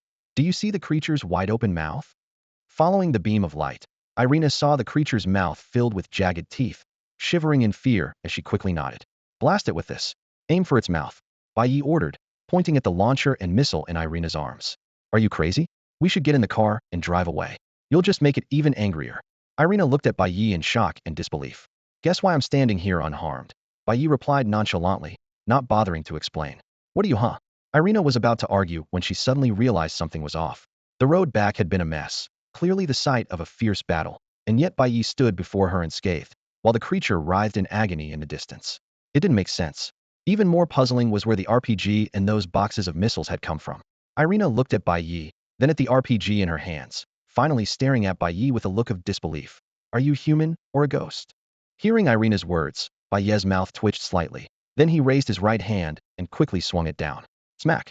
"What do you think? Am I human or a ghost?" Bai Ye retorted, exasperated. Bai Ye's slap left Irina's cheeks flushed, the stinging pain spreading from her face to the back of her neck. It seemed to snap her out of her daze, and the foolish question of, "Is it human or ghost?" never left her lips again. "Haven't you been chased by it before?" Bai Ye pointed at the menacing creature in the distance, his eyes gleaming with excitement. "Now's your chance for revenge. Use this RPG and the shells on the ground to give it a good beating." Irina's gaze darted between Bai Ye and the creature before she decisively crouched down and swiftly opened the weapon crate. "What are you doing?" Bai Ye asked, puzzled by her actions. Irina skillfully pulled out an oiled paper package from the crate, revealing a metal tube inside. "This is the propellant casing for the shell," she explained as she assembled it. "Without it, the shell can't be fired." Bai Ye watched Irina's every move, surprised to see how she transformed upon handling the weapons. Each action radiated professionalism and confidence. "Irina, can you tell me what exactly you do?" he probed. "My family is in business," Irina replied without looking up, her hands working steadily. "I've been playing with these things since I was a kid." "Business?" Bai Ye was taken aback, then a thought occurred to him. "What kind of business exactly? Guns, ammunition, grenades, shells, tanks, armored vehicles, that sort of thing," Irina said casually, as if discussing everyday matters. Bai Ye's expression froze, and he instinctively glanced at his right hand, recalling the 2 slaps. Had he just slapped the daughter of an arms dealer? Soon, Irina had assembled all the shells from the 2 crates. She picked up the launcher, loaded the first shell, and crouched to aim at the distant creature. Boom! With a thunderous roar, the shell streaked towards the creature's gaping maw, trailing a fiery tail. Bang! Direct hit. The explosion erupted in the creature's mouth, causing it to writhe in agony. Irina continued without pause, loading and firing one shell after another. Each shot hit its mark, and with each successive impact, her fear of the creature gradually faded. Bang, bang, bang. Watching the creature thrash in agony under her relentless assault, emitting piercing screams, a long-lost smile spread across Irina's face. When the two crates of shells were finally exhausted and the smoke cleared, the creature's head was a mangled mess, its jagged teeth blown to bits. It lay collapsed on the ground, its abdominal legs twitching involuntarily, clearly on the brink of death. Phew! Irina exhaled deeply, turning to Bai Ye with eyes alight with excitement. Any more? No need. Leave the rest to me, Bai Ye said, striding confidently towards the creature. Bai Ye, what are you going to do? It's dangerous. It's not dead yet. Irina shouted urgently, her voice full of concern. Just wait here, I'll be right back, Bai Ye said without turning his head, striding forward with determination. Irina opened her mouth, wanting to run after him and hold him back, but recalling his previous unusual behavior, she chose to trust Bai Ye. She stood there, watching him approach the fallen creature step by step. As Bai Ye got closer, the beast seemed to sense the threat. It struggled to rise but failed due to its severe injuries, helplessly watching as Bai Ye came nearer. The thick smell of smoke mixed with stench hit him, but Bai Ye's focus was entirely on the crack in the creature's skull. Through the gap, he could clearly see the vulnerable flesh inside. Found you. Bai Ye's lips curled into a slight smile. With a firm grip of his right hand, a long sword appeared out of thin air. Holding the sword with both hands, he leaped and drove the blade precisely into the crack. The beast made a final desperate struggle, shaking its head wildly to throw Bai Ye off. But he held onto the handle tightly, quickly adjusting his stance, fixing the handle with his left hand, and raising his right fist high to hammer down on the end of the handle. With each punch, the blade sank deeper, and the beast's struggles weakened until the blade was completely embedded in its brain, and it finally ceased to move. At that moment, the clouds that had been obscuring the moonlight cleared away, and the cold moonlight bathed Bai Ye, cloaking him in a layer of bright radiance. From afar, Irina was mesmerized. As a native of the White Bear Nation who revered strength, her cheeks flushed as she watched Bai Ye's almost demonic figure, entranced, even letting a glimmer of drool escape her lips. Unaware of Irina's reaction, Bai Ye was entirely focused on his prize, extract. He spread his right hand, activating a skill. Instantly, countless blood threads glowing with a brown light emerged from the creature's body, rapidly converging into his palm, soon forming a source the size of a ping-pong ball. It was the largest source he had extracted so far, and he immediately found a larger bottle to store it safely. Next was the task of extracting the magic crystal. However, the skull of the creature was too hard, and besides his long sword, he had no other tools at hand. After a moment of thought, Bai Ye decided to take the creature's body back to the base for processing. Since he had brought along the creature's rib for Unit 1 aside from his storage space, which was already filled from transporting the armory, he could only place the creature's body into the rib. For this, he needed to first dismember the creature into manageable pieces. The city at night, illuminated by countless neon lights, resembles a city that never sleeps. Behind this kaleidoscope of bustling prosperity, a narrow and dark alley quietly stretches out, seemingly out of place with its surroundings. A middle-aged man clutches his briefcase tightly, his weary figure appearing particularly solitary in the dim alleyway. He looks up at the distant skyscrapers, a flicker of envy in his eyes that quickly fades. Those wealthy people live in bright mansions, while I'm curled up in a place like this, like a bug. When will they finally install streetlights on this road? He mutters under his breath, quickening his pace. Suddenly, a chilling coldness sweeps over him. Instinctively, the man hugs his briefcase to his chest, rubbing his arms briskly. Just then, a spine-chilling chewing sound echoes through the silent alley. Crunch. Crunch. Along with the eerie noise, a strong scent of blood wafts in the air. His hands trembling slightly, the man pulls out his phone and turns on the flashlight. Who's there? He asks, trying to sound composed, though his voice wavers involuntarily. The only reply is a deathly silence. Even the chewing noise abruptly stops. This is the only way home. He has no other choice. Just as he steels himself to move forward, his feet refuse to budge. In the beam of his phone's light, a massive maw that could swallow a human head whole slowly emerges from the darkness. The man stiffly raises his head, and as his gaze meets those blood-red eyes, his consciousness plunges into darkness. Crunch. Crunch. The nauseating sound of chewing reverberates through the alley again, the scent of blood growing stronger. A second-tier demon? A calm voice calls out from the shadows. The demon, in the midst of its meal, pauses warily, searching for the source of the voice. Sigh? Another ugly demon. Looks like Minister Yang will be disappointed again. Another sigh comes from above. The demon looks up sharply, but before it can comprehend the situation, a shadow hurtles down like an arrow, aiming directly for its head. Before it could react, a powerful foot stomped its head hard against the ground. Stone bricks shattered and scattered, and several of the creature's fangs were knocked loose by the forceful impact. A shadowy figure made a nimble leap and landed steadily in front of the creature. The creature shook its head, dazed from the collision, and quickly stood up, its blood-red eyes glowing eerily in the dim alley as it fixed its gaze on its opponent, a tall humanoid shadow, with 6 long tentacles looming over it. The creature let out a piercing howl, its scythe-like claws slicing through the air as it lunged at the shadow. The shadow remained motionless, but the 6 tentacles behind it shot out like arrows, piercing the creature from different angles with precision. A series of thwack sounds followed as the tentacles impaled the creature's limbs, chest, and skull, causing blood to splatter. The shadow retracted its tentacles gently, and the creature collapsed lifelessly to the ground. "Come in and clean up," the shadow said in a calm tone, shaking the blood off its tentacles. Beams of flashlight pierced the alley as several armed figures in black swiftly approached. "Minister, do we need to clean up these bodies?" one of the black-clad figures asked respectfully. "Why bother with this trash?" In the light, the speaking shadow revealed its true form. It was none other than the head of the Bai Ye division, known as Number 1. With the response given, the Bai Ye division members began packing up the bodies and documenting the scene with cameras. "Wonder how things are going on their side," Number 1 mused, gazing into the distance. Meanwhile, in other parts of the city, Bai Ye division members were pursuing their target creatures. The Zhuke division, after days of searching, had identified several creature tracks and discovered that 3 other forces, the government, a conglomerate, and a mysterious group, were also hunting the creatures. To gain the upper hand, the Bai Ye division decided to split into 3 teams for action. Beep beep. Number 1's Bluetooth earpiece suddenly chimed. "Number 1, we've detected a creature 13 kilometers from your location. The coordinates have been sent," Li Yunqi's voice came through. "All right, I'm heading there now." Number 1 quickly exited the alley and climbed into one of the 2 vans parked by the road. "I've sent the location to the group. Let's move," he instructed the driver in the front seat. The vehicle sped towards the next target point, a seaside resort. Even before they arrived, the sound of intense gunfire reached their ears. Number 1 rolled down the window to see the resort in chaos. Screams echoed, people scattered in panic, and bright flames illuminated the resort like an inferno. "Find a safe place to hide and send me your location," Number 1 instructed before jumping out of the vehicle and sprinting towards the beach. Seeing someone setting up a barricade, he paused briefly, then without hesitation, he dove into the sea. Meanwhile, within the resort, a monstrous creature the size of a small car was under heavy gunfire from a squad of soldiers from Sakura Nation. This creature was covered in thick bone armor, resembling a giant crocodile, with its back bristling with sharp bone spikes. The soldiers' bullets made barely audible sounds as they struck the creature's armor, leaving only insignificant white marks, failing to penetrate its defenses. Even grenades thrown at it left merely a few scratches on its surface. From his vantage point in the sea, Number 1 was astonished by the creature's formidable defense.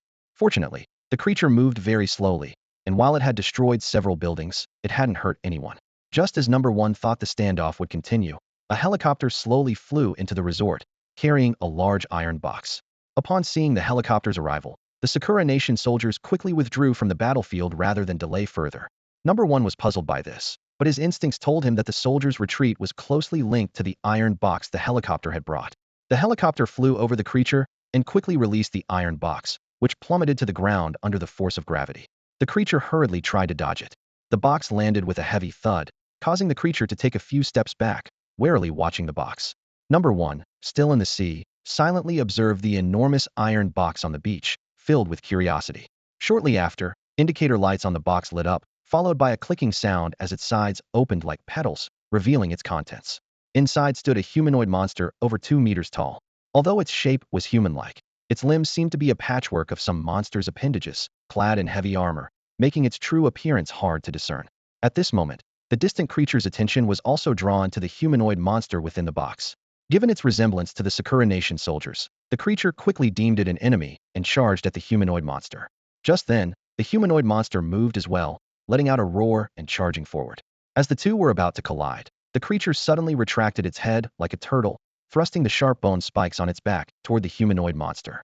Surprisingly, the humanoid monster seemed to have lost all sense, recklessly charging ahead regardless.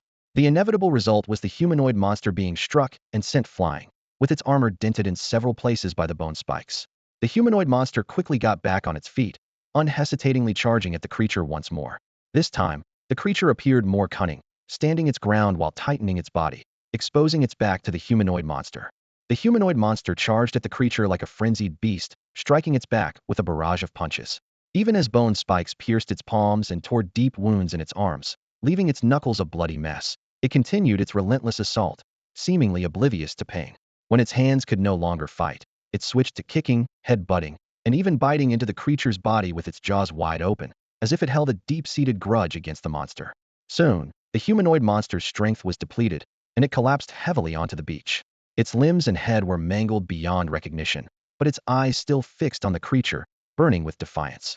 The creature sensed its opponent's weakness and slowly extended its head, coldly watching the dying adversary.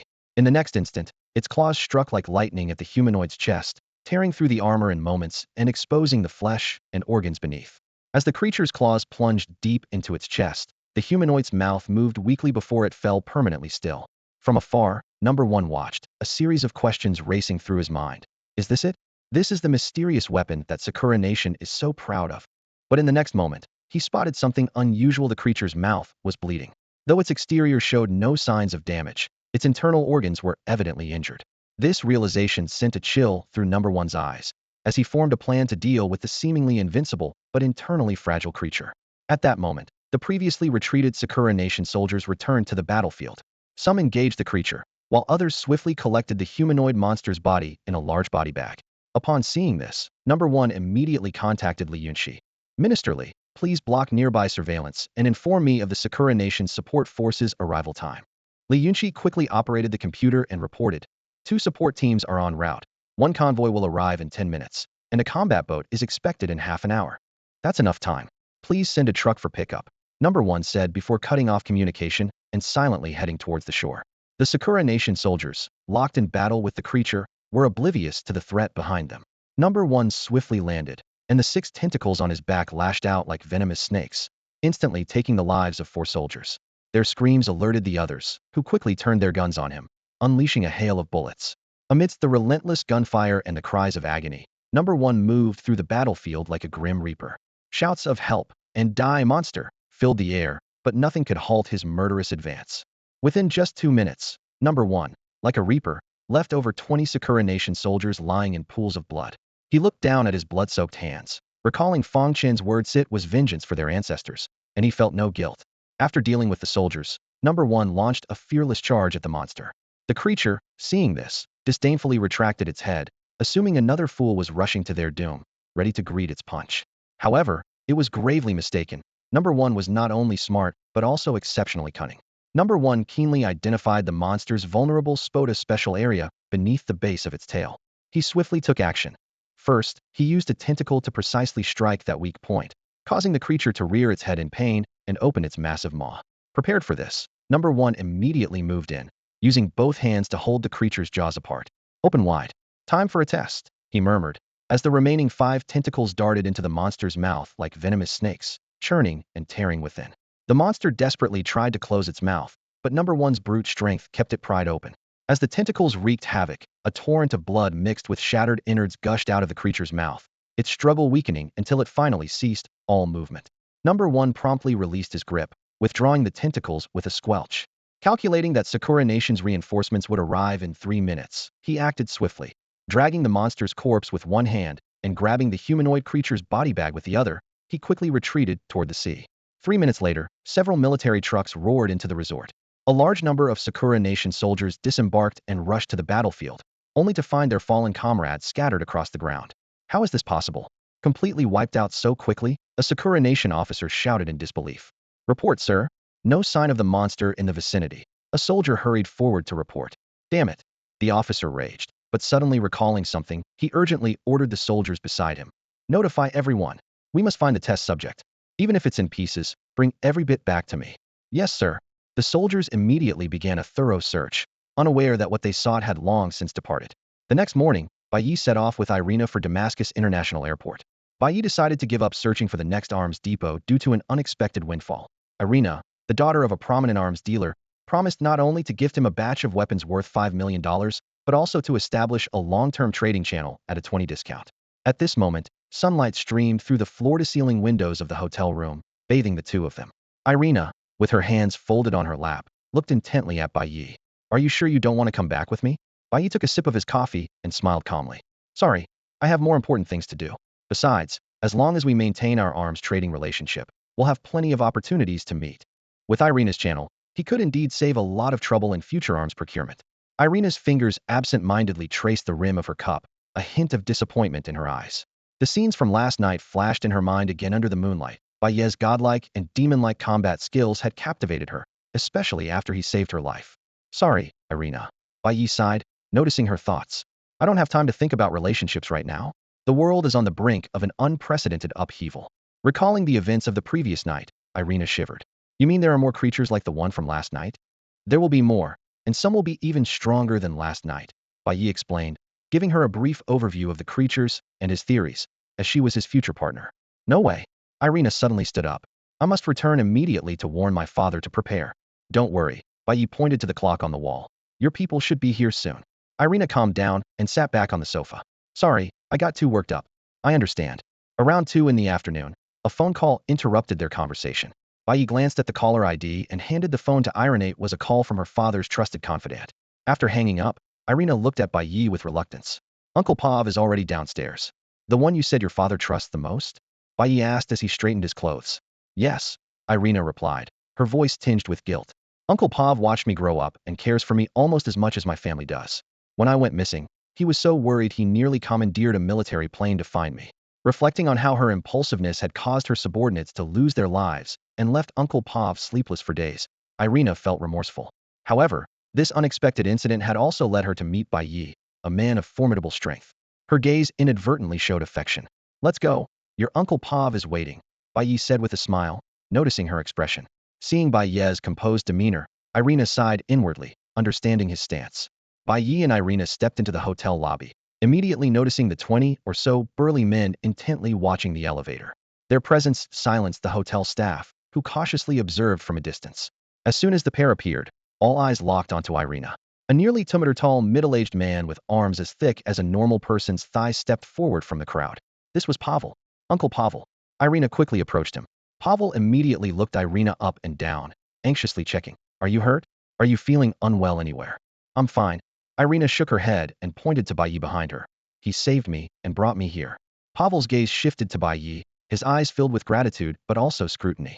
From Irina's tone and expression, Pavel sensed there might be a special connection between this young man and Irina. To Pavel, it felt like a wild boar had wandered into his garden and uprooted his most precious cabbage. Sensing Pavel's hostility, the other men also turned their gaze to Bai Ye. The pressure could have made an ordinary person faint on the spot, but Bai Ye remained unfazed, calmly meeting their eyes. In truth, even without tapping into his full strength, Bai Ye's physical prowess was more than enough to overpower everyone present unless, of course, someone pulled out a gun, which would be a different matter. Bai Ye's composure slightly improved Pavel's impression of him, though he hadn't completely accepted him yet. After a moment, Pavel withdrew his gaze, forced a grateful smile, and extended both hands. Thank you so much for saving Irina. You've saved not just her, but all of us. He had been on edge these past few days, having assured Irina's father that she would be safe. It was nothing, Bai Ye replied with a slight smile, shaking hands. What do you do for work, Mr. Bai? Pavel asked after releasing his hand. I must properly repay this life-saving favor when we return. I currently don't have a job. Bai Ye glanced at Irina, his lips curling up slightly. As for the favor, Irina's already promised me a special gift. Pavel's smile froze. A special gift? How special? 120 pounds? Irina stood at 1.75 meters, precisely that standard weight. Bafu's expression suddenly became unnatural, his brows furrowed slightly, and the smile on his lips froze. Bai Ye noticed this subtle change and couldn't help but feel puzzled, wondering if he had said something wrong. Irina, keenly aware of her father's unusual demeanor, quickly stepped forward and gently took Bafu's arm, speaking softly. Uncle Bafu, I've already thought about the thank you gift. I'll discuss it properly with my father when we return. Only then did Bafu regain his composure, forcing a smile and patting Bai Ye on the shoulder. Haha. Good lad. You must visit the White Bear country sometime, and I'll personally host you. Since Irina's parents had learned of their daughter's ordeal, they had been urging Bafu to take her back home as soon as possible. After a few brief pleasantries, Bafu took out a business card and a bank card from his suit's inner pocket and handed them to Bai Ye. The card contained a full $1 million.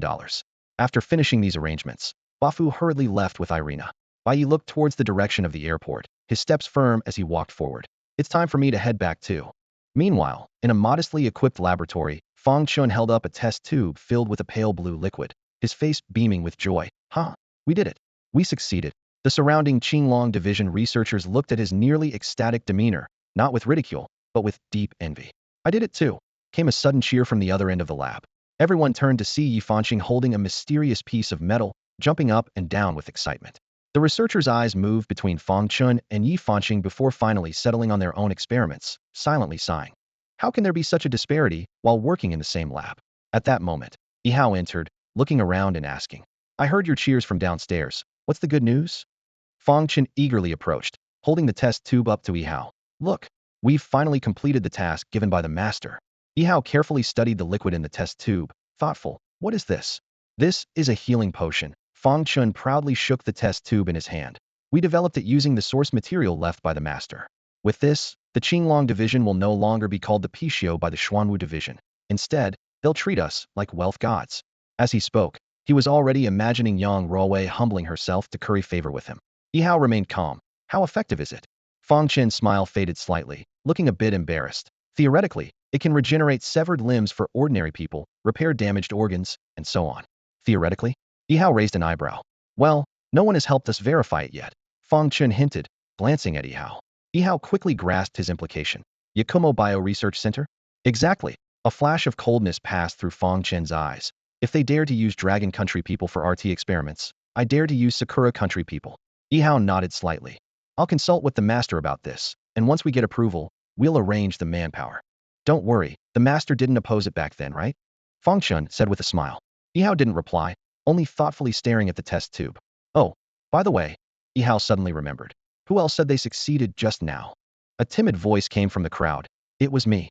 It was Yi Fanqing who spoke. In the research building of the Azure Dragon Division, researchers from various fields are gathered in a bright laboratory. Fong Chun is focused on the application of magical creatures and their essence on the human body, while Yi Fanqing has made significant strides in developing new materials from magical creatures. What is this? Number 1 asked, his eyes falling on the unusually glossy metal piece in Yi Fanqing's hand. Yi Fanqing's eyes lit up with an unmistakable pride in his voice. This is my latest research result. I call it magic energy metal. Upon hearing this, not only number 1 but also the surrounding researchers turned their curious gazes towards him. Usually immersed in their own fields, they were now drawn to this unfamiliar term. Seeing the puzzled expressions, Yi Fanqing immediately began to explain in detail. Based on Minister Fong's research, after absorbing the essence of magical creatures, the human body generates a special energy. This energy is not only the key to transformation, but also varies in usage from person to person. For example, Minister Fong can inject it into his tentacles to enhance sensitivity and penetration, while Deputy Minister Liu can use it to ignite golden flames and drive fireballs. I call this energy magic energy. Number 1 nodded thoughtfully. As someone who frequently used this energy in combat, he resonated with Yi Fanqing's explanation. Although the other researchers present were geniuses in their fields, they all showed expressions of sudden understanding. Minister, Yi Fanqing handed the metal piece to number 1. Try injecting magic energy into it. Although number 1 was unsure of the purpose, he complied. He quickly transformed and attempted to inject magic energy into the metal piece. Previously, he had tried to channel his internal energy into various weapons, but failed each time, eventually abandoning the idea. However, this time, something unexpected happened.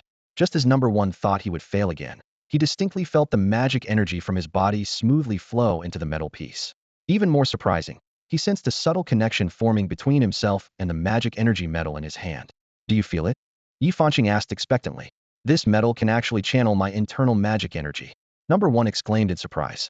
Exactly, Yi Fanqing explained excitedly. Because it has the property of channeling and connecting magic energy, I named it magic energy metal. What practical use does it have? Number 1 scrutinized the metal piece in his hand. Theoretically, weapons made with magic energy metal, once infused with magic energy, can become not only sharper and harder, but might also produce unexpected effects. Theoretically again? Number 1 looked at Yi Fanqing helplessly. Yi Fanqing scratched his head apologetically. I'm not skilled at weapon crafting. Leave it to me. A voice called out enthusiastically from the crowd, as Tang Lei raised his hand. I'm a master of weaponry. Of course. Fong Chen's eyes lit up. Tang Lei has extensive experience in crafting both hot and cold weapons. He's the right person for the job. Number 1 nodded and handed the magic energy metal to Tang Lei. Then please give it a try.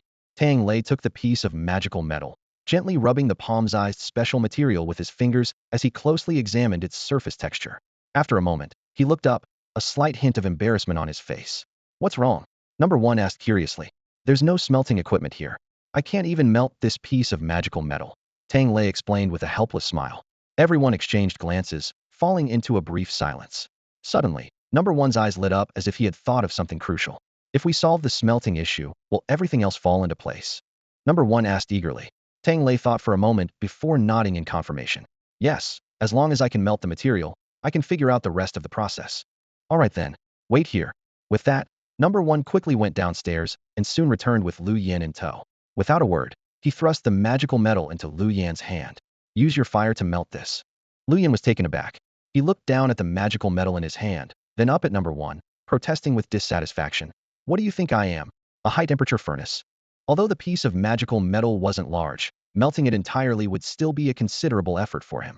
One magic crystal with a single pattern, Number 1 stated calmly, holding up one finger. In the White Tiger division, magic crystals obtained from hunting magical creatures could be kept to enhance one's strength, and Number 1 controlled their distribution. One magic crystal? Upon hearing this condition, Lu Yan's dissatisfaction vanished instantly, and he looked at Number 1 with eyes shining with excitement. It's not really about the magic crystal. We're all part of the same organization, so we should help each other out, Lu Yan said with a cheerful smile, addressing the group enthusiastically.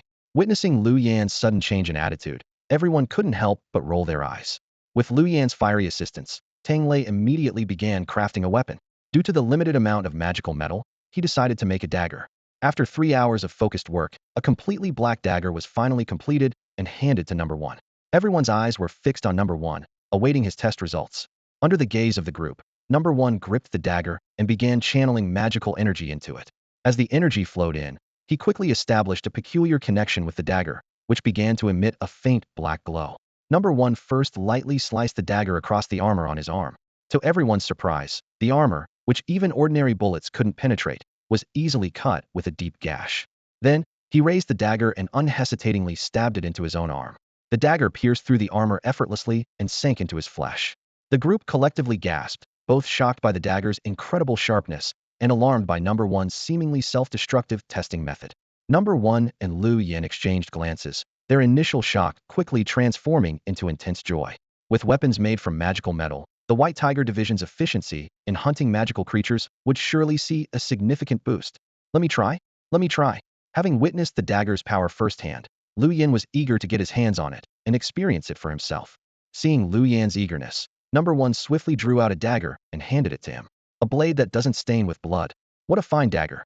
Lu Yan marveled, carefully examining the dagger's pristine edge. There wasn't a trace of blood on it, and the blade shimmered with a cold, steely luster. His gaze suddenly shifted to Tang Lei, eyes gleaming with anticipation. Hey, fatty, why don't you join our White Tiger division? You could specialize in crafting weapons for us. Rest assured, the benefits will definitely satisfy you. Hey. Fong Chun immediately stepped forward, his face full of displeasure. You're trying to poach someone right in front of me, the minister? Lu Yan sincerely explained. It's not like that. He might have better opportunities for growth in the Xuanwu division. I'm just considering his prospects. Not a chance. Absolutely not. Fong Chun refused without hesitation, pulling Tang Lei protectively behind him. Tang Lei's talent lies in weapon development, and now with magical metals available, it's the perfect time for him to shine.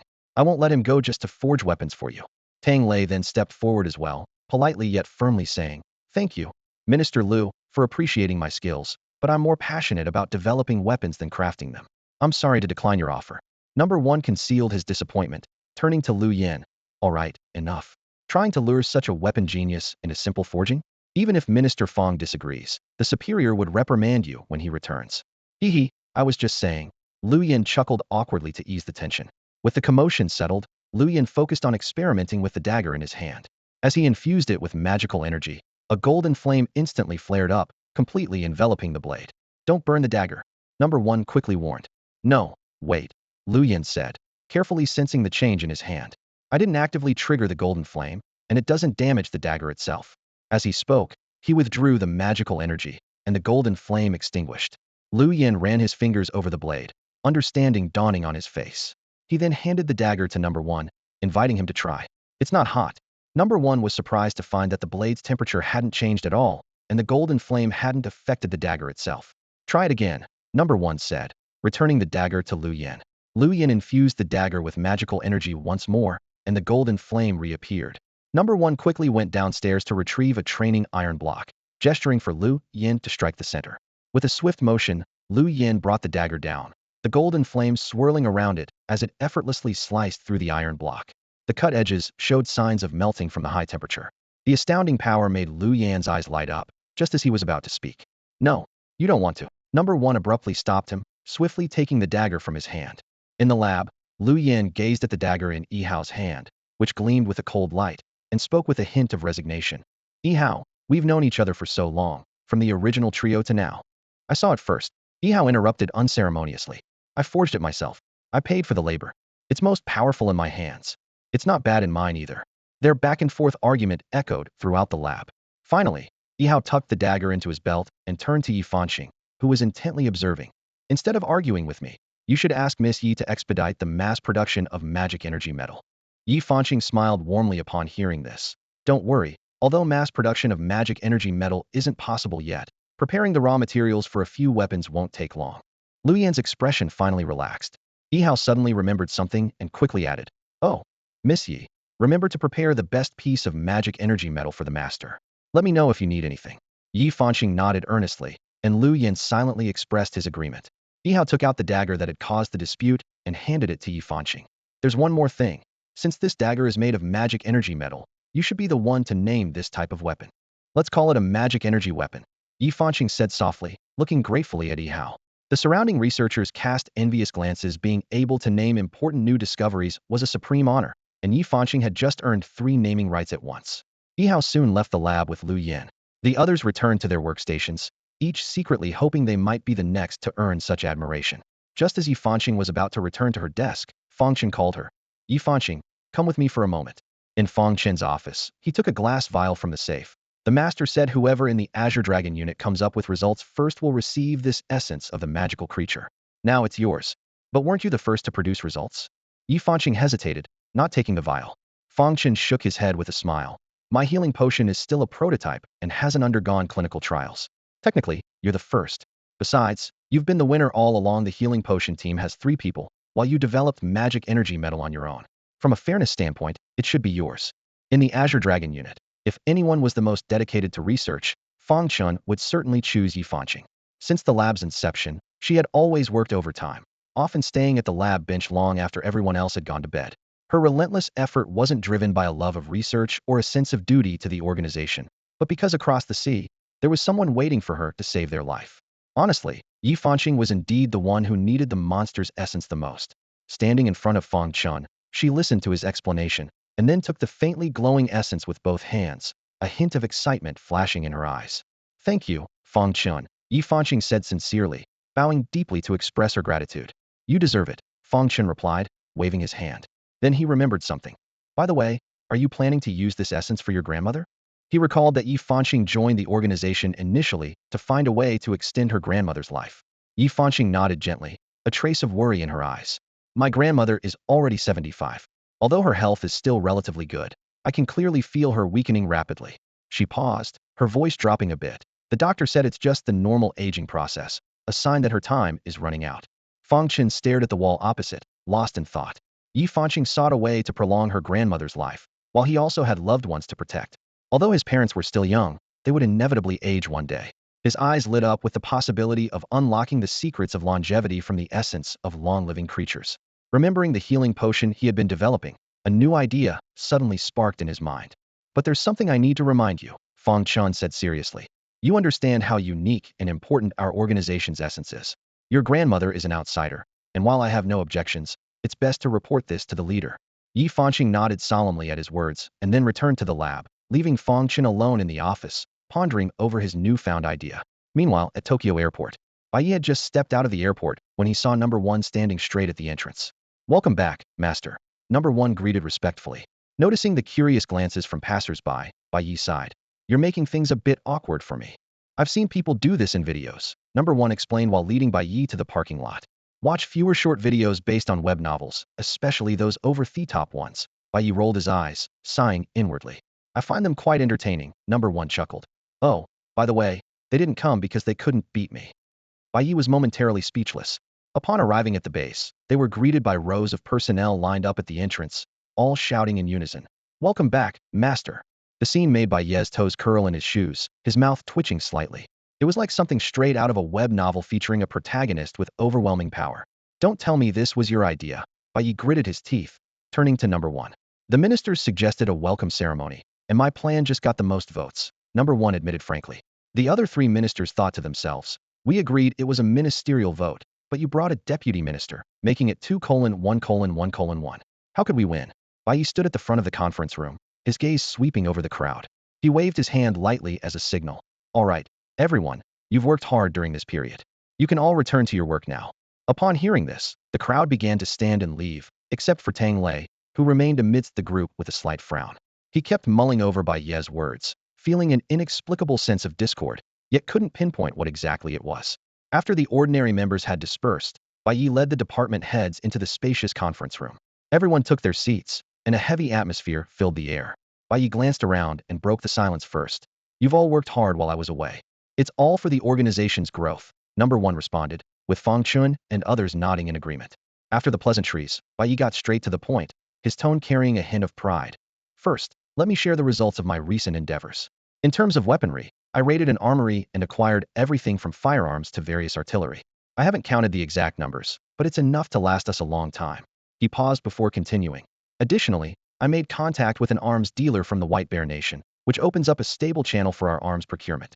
The most important thing, Bai Ye's tone suddenly heightened, is that I hunted down a 5-patterned creature and brought back its intact corpse. A 5-patterned creature. Number one and the others widened their eyes in shock. The strongest creature they had encountered so far was only of the 3-pattern level. Bai Ye briefly described. Yes, it was like a giant flesh worm, over 30 meters long. So, higher-level creatures are as big as the monsters in Ultraman. Yang Ruowei couldn't help but joke. Fong Chen shook his head and analyzed. Not necessarily. Take that spatial 2-patterned creature we encountered before. It wasn't even as big as a house cat. Number one remained silent, imagining how he would fare against such a creature, likely ending up crushed like a bug. Sensing their distraction, Bai Ye tactfully shifted the topic. Let's talk about your progress during this time. I'll go first, number one volunteered. After receiving Bai Ye's nod, he continued. The White Tiger Division has hunted 9 creatures, 3 1-patterned, for 2-patterned, and 2 3-patterned. We also captured a humanoid creature, likely a product of the Sakura Nation's RT experiments. RT experiments? Bai Ye's eyes flashed with disdain. It's true what they say, a leopard can't change its spots. He then turned to Fong Chun. How's the research on that humanoid creature going? Fong Chun looked apologetic. I'm sorry, my lord. The Azure Dragon Division is short-staffed, and with recent busy affairs, the humanoid creature has been put on hold and hasn't been studied yet. It's all right, take your time, Bai Ye replied calmly. He understood the challenges of research work and preferred not to interfere with the Azure Dragon Division's affairs. After all, expertise is best left to the experts, and meddling could backfire. When the topic of needing more people came up, Bai Ye's expression turned serious. He had already considered this issue. If you're short on talent, I allow you to recruit new members for the organization, he stated firmly. However, I must emphasize this. When recruiting, character must be the utmost priority, and under no circumstances should we bring in those of poor character. His gaze swept across the faces of everyone present. I don't want the Shanghai organization to become a target of universal scorn. Do you understand? Understood. Number one and the others immediately straightened their backs and replied solemnly. Bai Ye nodded slightly and turned his attention to Fong Chun. Continue. Fong Chun gathered his thoughts and began his report. The Qinglong Division has achieved 2 major experimental breakthroughs during this period. Firstly, based on the source of a powerful healing organism provided by the Master, we have successfully developed a healing potion. Theoretically, this potion can regenerate severed limbs and repair damaged organs. At this point, he glanced meaningfully at number one. However, due to the lack of clinical trials, it cannot yet be considered a finished product. Number one quickly caught on and picked up the conversation. Master, the clinical trials for this drug require a special group of patients. Minister Fong plans to use the group we mentioned earlier. The Yaqi Biological Research Center? Bai Ye immediately recalled the conversation in the car before going abroad. Yes. Fong Chen nodded in confirmation. Bai Ye thought for a moment and then turned to number one. All right, I have no objections. I'll leave this matter to the Baihu Division. No problem, Master. Number one agreed immediately. With the issue of trial candidates resolved, Fong Chun continued to introduce the second achievement. This is the magic energy metal, successfully developed by our researcher Yi Fanqing. Magic energy? Bai Ye raised an eyebrow. It refers to the energy generated within after absorbing the essence of magical creatures, Fong Chen explained. That's quite an apt name. Go on. Bai Ye gestured for him to continue. Fong Chun then detailed the properties of the magic energy metal, the concept of magic energy weapons, and predictions and plans for the future development of this technology. Let me see your magic energy weapon, Bai Ye said to number one after listening to the introduction. Number one immediately unfastened the dagger from his waist and handed it over respectfully. Bai Ye took the dagger and attempted to infuse it with his internal energy. As the energy flowed from his arm into the dagger, the originally jet-black blade began to emit a faint silver glow, and a sharp aura spread throughout the room. Even from a few steps away, number one and the others could clearly sense the intimidating sharpness. Bai Ye held the dagger and aimed it at the corner of the conference table. Astonishingly, before the dagger even touched the surface, a crack appeared in the table corner. Under the stunned gazes of those present, he lightly swiped the dagger over the table's surface, keeping the blade a certain distance from the table, yet the table corner was neatly sliced off, with the cut as smooth as a mirror. Sword energy. Li Yunxi's pupils contracted, and she exclaimed in shock. Number one corrected her with resignation. It's a dagger. Could it be vital energy then? Li Yunxi insisted. Stop reading so many martial arts novels, Minister Li. Number one replied with a hint of helplessness in his voice. Don't you often watch web dramas too? Li Yunxi retorted, raising an eyebrow with a defiant look on her face. No, this is the power of space. Bai Ye interrupted their argument in a serious tone. The supreme law, the law of space. Yang Ruowei exclaimed in shock, her eyes wide open. Bai Ye looked at Yang Ruowei helplessly. It's not that terrifying. You should read fewer novels, Minister Yang. Hee hee. Yang Ruowei laughed awkwardly, rubbing her hands lightly. Bai Ye then began to test the dagger's abilities. He discovered that this magical weapon could cut through anything within a half-meter range, whether metal or stone, with ease. Looking at the dagger in his hand, Bai Ye's eyes flashed with excitement. If I had a long sword made of magic metal when dealing with a five-striped magical creature, I could probably take its head off in one strike. Rest assured, my lord. Fong Chun immediately stepped forward, speaking with respect and eagerness. The magic metal is ready. As soon as you request it, we can craft a custom magic weapon for you. Bai Ye suddenly thought of something and turned to Fong Chun to confirm. By the way, you mentioned that the stronger the magical creature, the better the magic metal made from its materials? Yes. All right. After I hand over the corpse of the five-striped magical creature to you, use it to refine a piece of magic metal for me. No problem. Fong Chun responded immediately. After returning the dagger to Yihao, Bai Ye turned his attention to Li Yunxi. What about the Vermilion Bird Division? Li Yunxi straightened up immediately, reporting with a serious expression. The Vermilion Bird Division has completed comprehensive monitoring of the Sakura country's internet. We not only located the official and financial laboratories and successfully stole their magical creature research data, but also resolved the identity issues of our organization members, allowing them to move freely. Additionally, while monitoring the Dragon country's internet, we discovered that the authorities are secretly screening people aged 15 to 25, though the specific purpose is still unknown. Screening people aged 15 to 25? Bai Ye frowned, pondering for a moment, then turned to Fong Chun. Fong Chun shook his head helplessly. Sorry, my lord. I don't know about this either. Bai Ye thought for a moment and instructed Li Yunxi. Minister Li, please investigate this matter further, but avoid alerting the authorities. If you can't find anything, just let it go. Yes, my lord. It's my turn. It's my turn. Yang Ruowei eagerly raised her hand. Bai Ye nodded for her to proceed. Minister Yang, go ahead.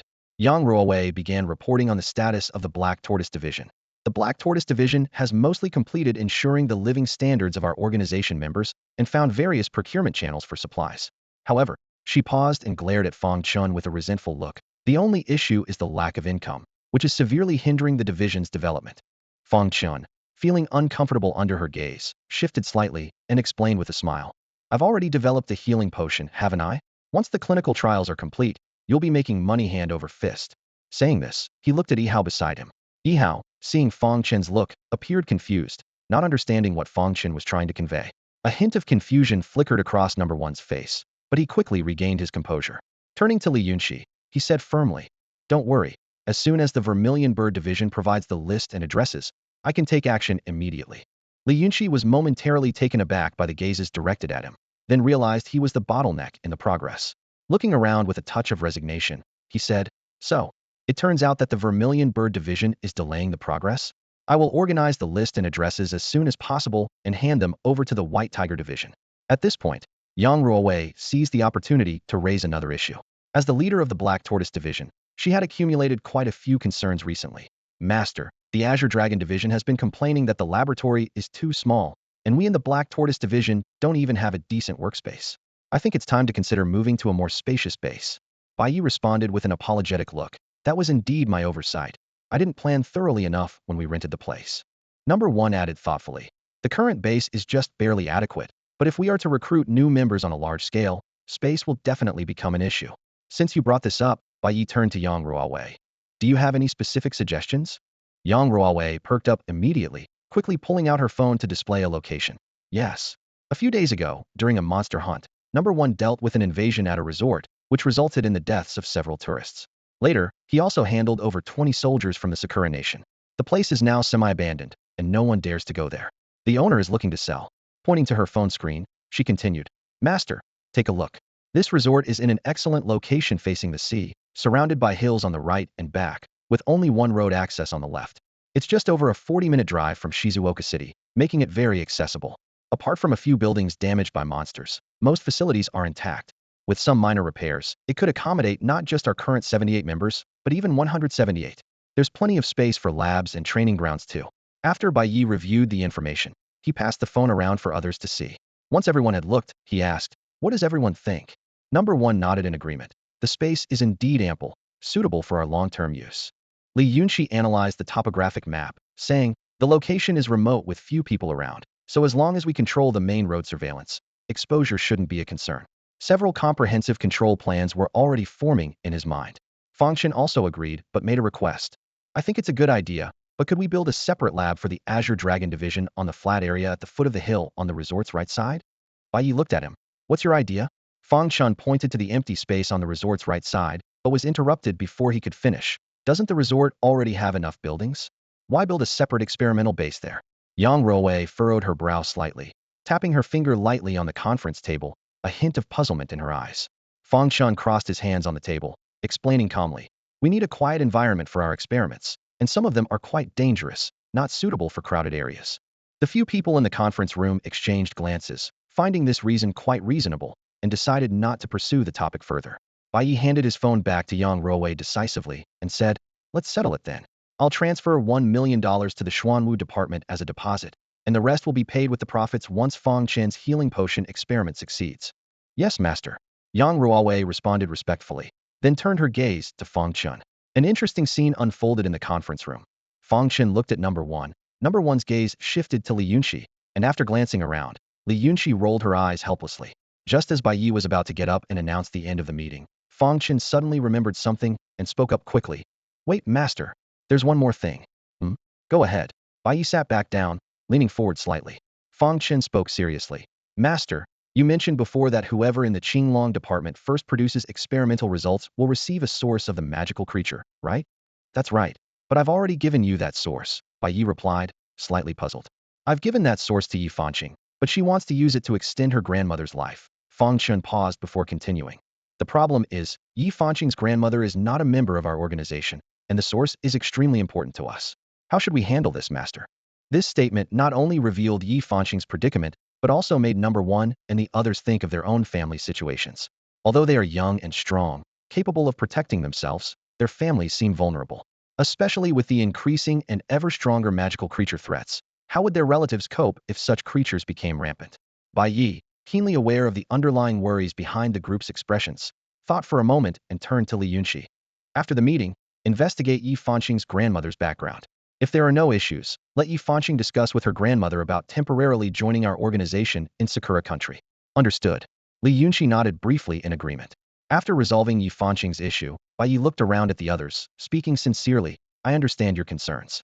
I'm sorry, but our organization's current capabilities are limited, and we can't take care of so many people, nor can the matter of the source be disclosed. But I promise, once the organization grows stronger, I will ensure your families are properly settled. This promise was like a shot of confidence. Though the current problems weren't completely resolved, based on the organization's evident growth potential and Bai Ye's credibility, everyone believed this wish would eventually come true. Seeing the group's expressions lighten somewhat, Bai Ye added, additionally, if any family members of our organization face an emergency, we will provide appropriate assistance. In Longhua, on the sports field of Haiqing's 5th high school, thousands of students lined up by grade, waiting orderly for their medical checkups. At the front of the field, a row of military green tents was neatly arranged, where military doctors in white coats were focused on collecting blood samples. Inside each tent was a special device, with a record keeper holding a tablet, keeping a close eye on the device's screen. Why are we having a school-wide medical checkup all of a sudden? I heard every high school and university across the country is doing this. Could it be to screen for some infectious disease? From what I've seen, they're just drawing blood. The students whispered among themselves, speculating various theories. I get it. It must be because the spiritual energy is reviving, and the country is looking for talented people with spiritual roots. What kind of talent? an innate holy body of earth and wood. Inside one of the tents, the record keeper was diligently noting each test result. 45, not qualified. 56, reserve. 77, qualified. An officer walked over to the record keeper. How's it looking?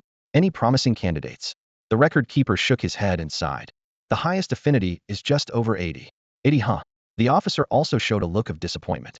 But a soldier delivering blood samples smiled and said, at least they're better than us, right? The future relies on them. The officer, hearing this, smiled in relief. Just then, the device suddenly emitted a clear notification sound. The record keeper turned to the screen and was momentarily stunned. 95. 95. The officer immediately leaned in to check, and upon seeing the number, burst into laughter. Huh? Just when we said there were no promising candidates, here it is. A 95 affinity. That's among the top nationwide. I'm registering and reporting this right away. The higher-ups will be notified instantly. The record keeper excitedly noted down on the tablet. Good. The officer nodded in satisfaction. Meanwhile, the Shanghai organization was in a phase of rapid growth. The Baihu division, equipped with ample weaponry, was fully deployed, tirelessly hunting magical creatures. Fong Chun of the Qinglong division, after obtaining a test subject, was hastening clinical trials, with the development of a healing potion showing signs of progress. The Xuanwu division had successfully acquired a resort and was undergoing renovations. At that moment, Bai, who was busy handling documents in his office, was interrupted by a knock on the door. Come in, he said, setting down his documents and looking towards the doorway. The door opened, and Li Yunxi and Fong Chun entered the room one after the other. Bai Ye noticed their different expressions and couldn't help but ask, is something the matter? Li Yunxi sat down and got straight to the point. Master, regarding the domestic situation you asked me to monitor, there's been an important development recently. Are you referring to the screening of the 15 to 25 age group? Bai Ye quickly recalled the previous instructions. Li Yunxi nodded in confirmation and then reported in detail. After some investigation, it turns out that this large-scale screening is actually the authorities testing for a special index called magic affinity. The results are categorized into several levels. Below 50 is unqualified. 50 to 60 is a backup. 60 to 80 is qualified. 80 to 90 is excellent. 90 to 99 is top tier. And 100 is marked as perfect. He paused and added, it's particularly noteworthy that individuals with a high level above 90 are extremely rare. Once identified, they are taken by the authorities to a military base. Magic affinity? Bai Ye frowned slightly. What is that? Li Yunxi shook his head, indicating that he hadn't figured it out.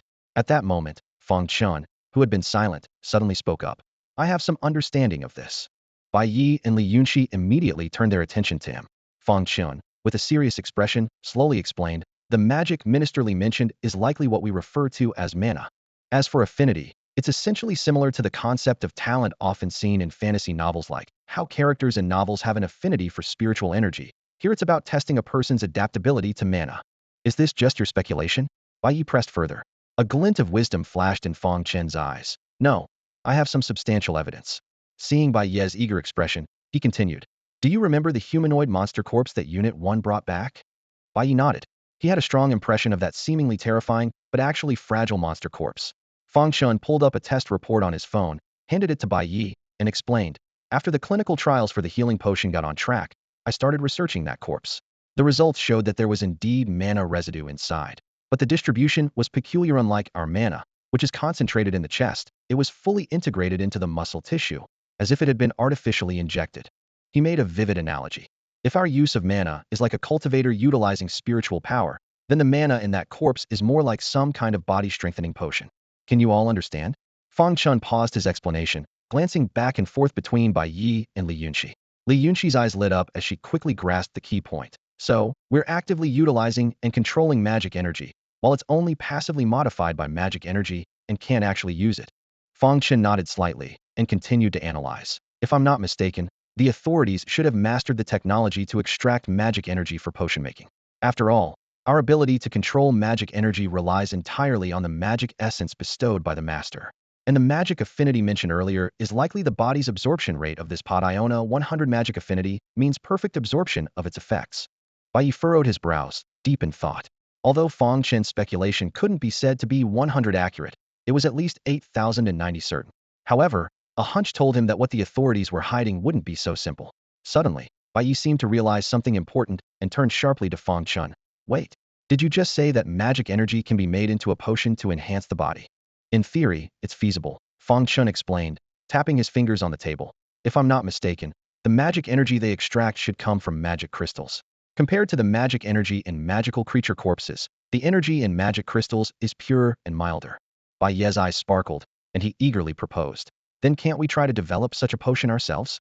Fong Chun immediately showed a troubled expression. Master, you know that our Qinglong division is already short-handed and busy. I have a ton of experiments waiting to be handled.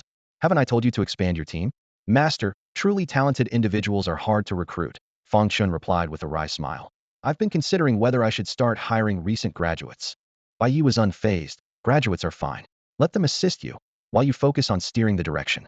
And don't limit yourself to domestic talent with so many countries. You're bound to find suitable people with a thorough search. Fong Chun was intrigued by this idea and instinctively looked at Li Yunxi. All right, looks like it's my job again. Li Yunxi sighed helplessly. I've already recruited 5 computer experts from home. Once they arrive, we'll start the selection process. Thank you, Minister Li. Fong Chun quickly expressed his gratitude. Seeing the issue resolved, Bai Ye turned to ask, by the way, Minister Fong, what brings you here this time? Oh, I almost forgot the main reason, Fong Chun said excitedly. Master, our Qinglong division's healing potion has completed clinical trials. Did the trials meet expectations? Bai Ye asked eagerly. They perfectly met expectations. Great. Bai Ye's face broke into an excited smile. Later, discuss with Minister Yang about the production and sale of the healing potion. After being financially strapped for so long, the Shanghai organization is finally about to strike it rich. Yes, my lord. I'll go find Minister Yang first. Fong Chun stood up, his eyes filled with determination to carry out his mission. Go ahead. Bai Ye waved his hand gently, watching Fong Chun leave. Inside the office, Li Yunxi remained standing, his expression slightly hesitant. Bai Ye turned to him, raising an eyebrow. Is there something else, Minister Li? Li Yunxi nodded, a hint of seriousness appearing on his face. There's one more thing. Recently, while tracking the traces of magical creatures, I've noticed something unusual. He lowered his voice. In Gaoshan City, magical creatures have been appearing frequently, sometimes several at once, and at times even as many as 10 or 20. He continued to explain. Based on their movement patterns, I discovered that these creatures initially appeared around a small mountain on the outskirts of Gaoshan City. I suspect there's something extraordinary there. Bai Ye's eyes flickered, immediately understanding Li Yunxi's implication. So you think it's dangerous and you're hesitant to send anyone there? Yes. Li Yunxi lowered his head, his tone tinged with a bit of shame. Because most of the creatures emerging from there are 3-mark creatures, I'm worried there might be creatures with more than 3 marks inside, so I didn't dare to send anyone recklessly. As the intelligence organization, the Zhuke division should handle such exploratory tasks, but lacking sufficient strength, Li Yunxi had no choice but to ask Bai Ye for help. All right, when I have time, I'll take a trip there. Bai Ye nodded calmly, not surprised by the request. Li Yunxi soon took his leave from the office. Left alone, Bai Ye closed his eyes, lost in thought. For some reason, upon hearing about the unusual occurrences in Gaoshan City, he felt an inexplicable sense of urgency, as if something significant was about to happen. Strength, Bai Ye silently repeated to himself. Only by possessing great strength can I cope with the upcoming changes. After much contemplation, Bai Ye concluded that enhancing his strength was the only solution. He extended his right hand and retrieved a fist-sized magic crystal from his storage space. This crystal, marked with 5 lines, was from a 5-mark creature he had previously hunted. Initially, Bai Ye planned to wait for Fong Chun to finish his assessment before using it, but the growing sense of urgency prompted him to change his mind. Without any hesitation, Bai Ye began to refine the magic crystal in his hand. Fortunately, through the experiments of Unit 1, they discovered a method to absorb the magic energy by channeling it into the body. Otherwise, such a large crystal would have been difficult for Bai Ye to consume directly. As the immense magic energy flooded into his body, Bai Ye could clearly feel his body being strengthened. Simultaneously, as his understanding of spatial power deepened, he vaguely sensed a new skill forming within him.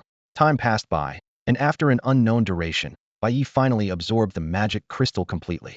Feeling the transformative changes within his body, he opened his eyes excitedly. 5 marks. Bai Ye felt the surging magic energy within him. Space compression involves continuously compressing a specific area and the objects within it towards the center. The extent of compression depends on Bai Ye's strength. If his power is sufficient, he could compress matter to the size of a molecule. Meanwhile, a space barrier solidifies space into a shield, which can be used to block attacks and more.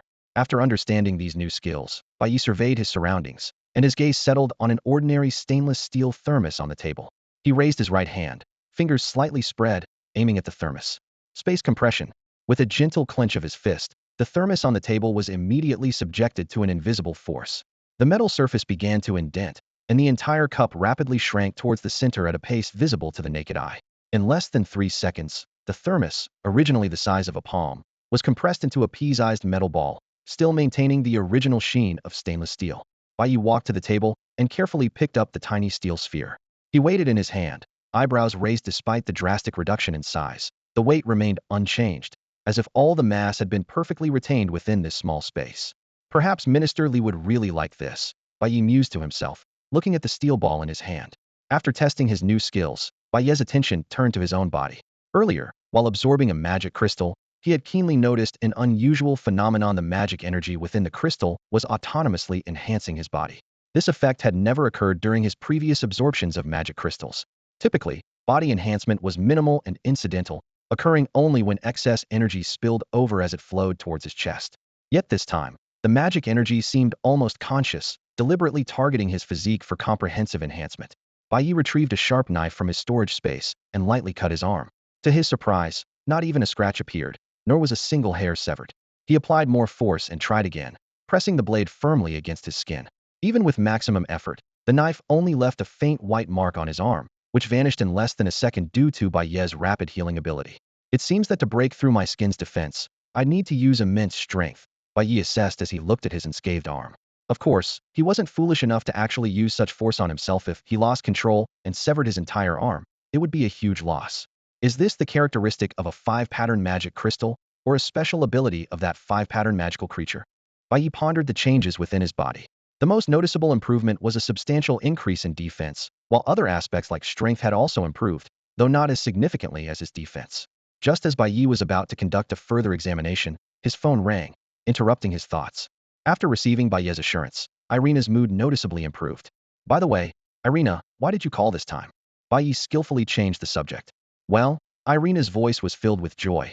The shipment I promised you will arrive in Sakura country's waters in just one day. Send me the delivery address, and I'll have it sent directly to you. Bai Ye's eyes lit up. The gear sponsored by the wealthy lady was finally arriving. He immediately perked up. All right, I'll send you the address right away, as if afraid the equipment might slip away. And, Irina added playfully, I've prepared a special gift for you. I hope you'll like it. What kind of gift? It's a secret for now, Irina said mysteriously, but I guarantee you'll love it. Since she was unwilling to reveal more, Bai Ye didn't press further, knowing the mystery would be unveiled the next day. They chatted for a long time, until nightfall, when Bai Ye ended the call, citing dinner plans. The next afternoon, after receiving a message from Irina, Bai Ye took 2 healing potions from the Qinglong division and headed to the agreed location. He chose a secluded beach as the meeting point. Upon arrival, he saw several large containers and about a dozen burly men from Baisheng country standing guard. Bai Ye immediately recognized a familiar figure. Sorry I'm late. No worries, we just got here too, said Pav, approaching with a friendly smile. Isn't Irina here? Bai Ye looked around, slightly disappointed. He had thought Irina might attend in person, especially with a special gift involved. She's grounded by her father, Pav explained, shaking his head. She might be stuck at home for quite some time. Just you? Pav asked, glancing at the empty beach behind Bai Ye. How will you move all this? Bai Ye casually replied. Don't worry, my team is on the way. I came ahead, so you wouldn't wait too long. Pav didn't question further and walked over to one of the containers, giving it a pat. Do you want to inspect the goods? No need, I trust Irina. Hearing this, Pav's smile widened. All right, I'll give you the weapons list in a bit. He gestured to a nearby man, who promptly retrieved a military green metal lockbox from his backpack. This is the special gift Irina prepared, Pav said solemnly, handing the box to Bai Ye. I don't know exactly what it's for, but I know many factions are vying for these items. Irina went to great lengths to prepare them. Bai Ye took the box, noting it required a password, and looked at Pav. I don't know the password either. Pav shook his head. You'll have to ask Irina for that. Got it. Thank you for your efforts. Bai Ye sincerely expressed his gratitude, holding the box. No need to thank us, Pav replied earnestly. I should be thanking you for saving Irina. Oh, by the way, Bai Ye pulled out 2 healing potions from his pocket. I've prepared a gift for Irina too. Could you please pass it on to her for me? Pav looked down at the 2 vials of crystal clear liquid in his hand, his brow slightly furrowed. Although Bai Ye had confidently claimed that this was a healing potion capable of quickly healing physical injuries, Pav couldn't help but have doubts. However, since this was meant for Irina, he responsibly confirmed, What is this? Healing potion, a drug that can quickly heal physical injuries, Bai Ye calmly explained. Healing potion, huh? Pav, though skeptical, maintained his professionalism and kept his doubts to himself. He carefully stored the potions and nodded to Bai Ye, promising, Don't worry, I'll make sure these get to Irina. Bai Ye keenly noticed the hint of disdain in Pav's eyes, but chose not to explain further. In his plan, as long as these 2 healing potions reached Irina, That would be enough. Once she experienced the miraculous effects herself, she would naturally become a key ally in opening up the market. After the exchange, Pav quickly left with his men.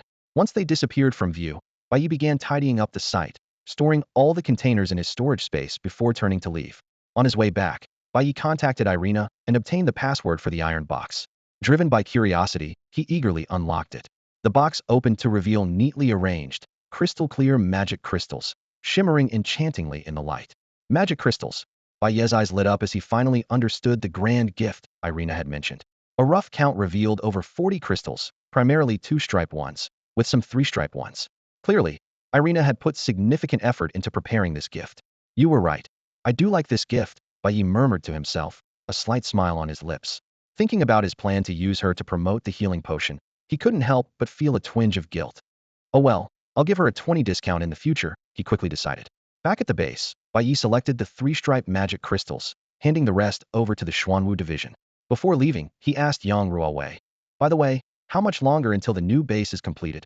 Yang Ruowei, her smile fading, respectfully replied, "It will take about half a month more." Bai Ye nodded and left the Xuanwu division without further comment. That evening, he focused on absorbing half of the 3-stripe magic crystals to enhance his strength, reserving the other half for magical energy replenishment. The next morning, in front of an unnamed hill on the outskirts of Gaoshan City, the weather was clear and breezy. Bai Ye stood alone in an open space, gazing at the lush forest on the hill. It was a perfect day for an outing, yet his expression was unusually solemn. Since arriving at the foot of the hill, he had sensed several powerful presences lurking around. "Master, everything is in place," Number 1 reported briskly. Bai Ye withdrew his gaze and softly ordered, "All right, you all stay at the base of the hill. I'll go up alone." "Master, perhaps." Number 1 hesitated, but was interrupted by Bai Ye raising his hand. Facing Bai Ye's determined gaze, Number 1 swallowed his words of caution and silently watched Bai Ye's solitary figure begin the ascent up the mountain path. "Master, please return safely," he silently prayed. At the foot of the mountain, the air was fresh, yet Number 1 had already sensed several lurking threats around them. The most intimidating was a presence that made him feel as powerless as he did before his master, likely the oppressive aura left by a 5-striped demon. The air on the mountain was thick with a nauseating stench of blood and decay. Bai Ye walked steadily upward, appearing from a distance like an ordinary hiker. Soon, 2 hurried footsteps approached from the left side of the forest. Bai Ye's eyes narrowed as the rustling leaves mingled with a low, beastly growl.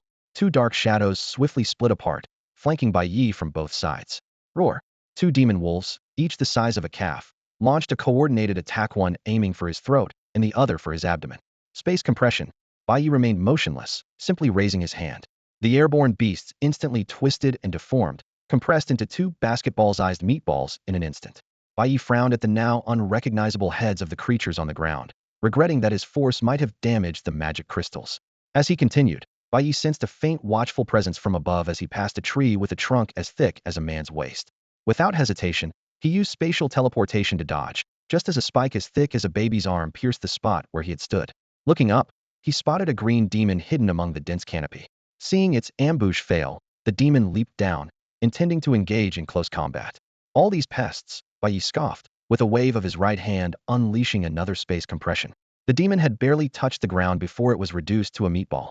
"Space compression sure is handy," Bai Ye remarked, retracting his hand and surveying the aftermath with satisfaction.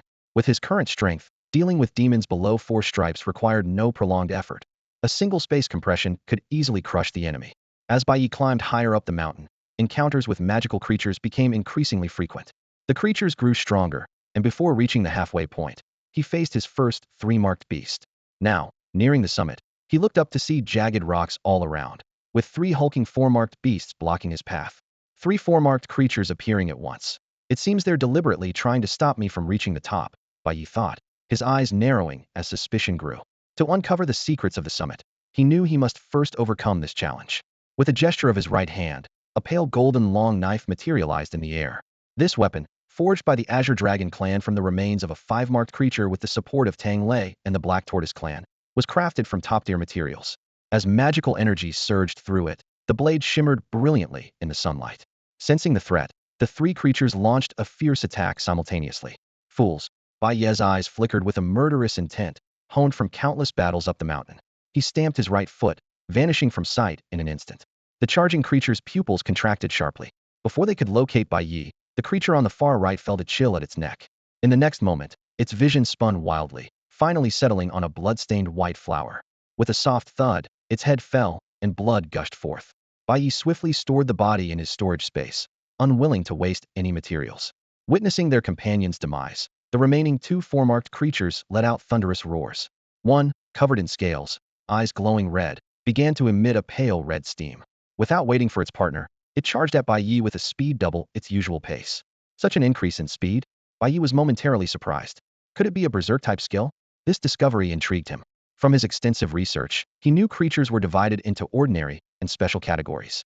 Special creatures possessed unique skills, like the golden flame eagle absorbed by Lu Yen, the spatial creature Bai Ye acquired, and the psychic creature absorbed by Li Yunqi. These creatures were typically stronger within their rank, with some even capable of challenging higher-ranked foes. However, special creatures were extremely rare, and even the combined efforts of the Vermilion Bird and White Tiger clans had failed to find one. Although the berserk skill of the creature before him was formidable, it seemed to come with the drawback of losing rationality. The beast charged at Bai Ye with a wild frenzy, and a hint of regret flashed in his eyes as he watched the unstoppable madness in the creature's gaze. Just as the beast was about to make contact, Bai Ye's eyes glowed silver, and an invisible spatial barrier suddenly formed. The beast crashed heavily into it, the force of the impact causing its head to bleed, and the madness in its eyes cleared for a moment.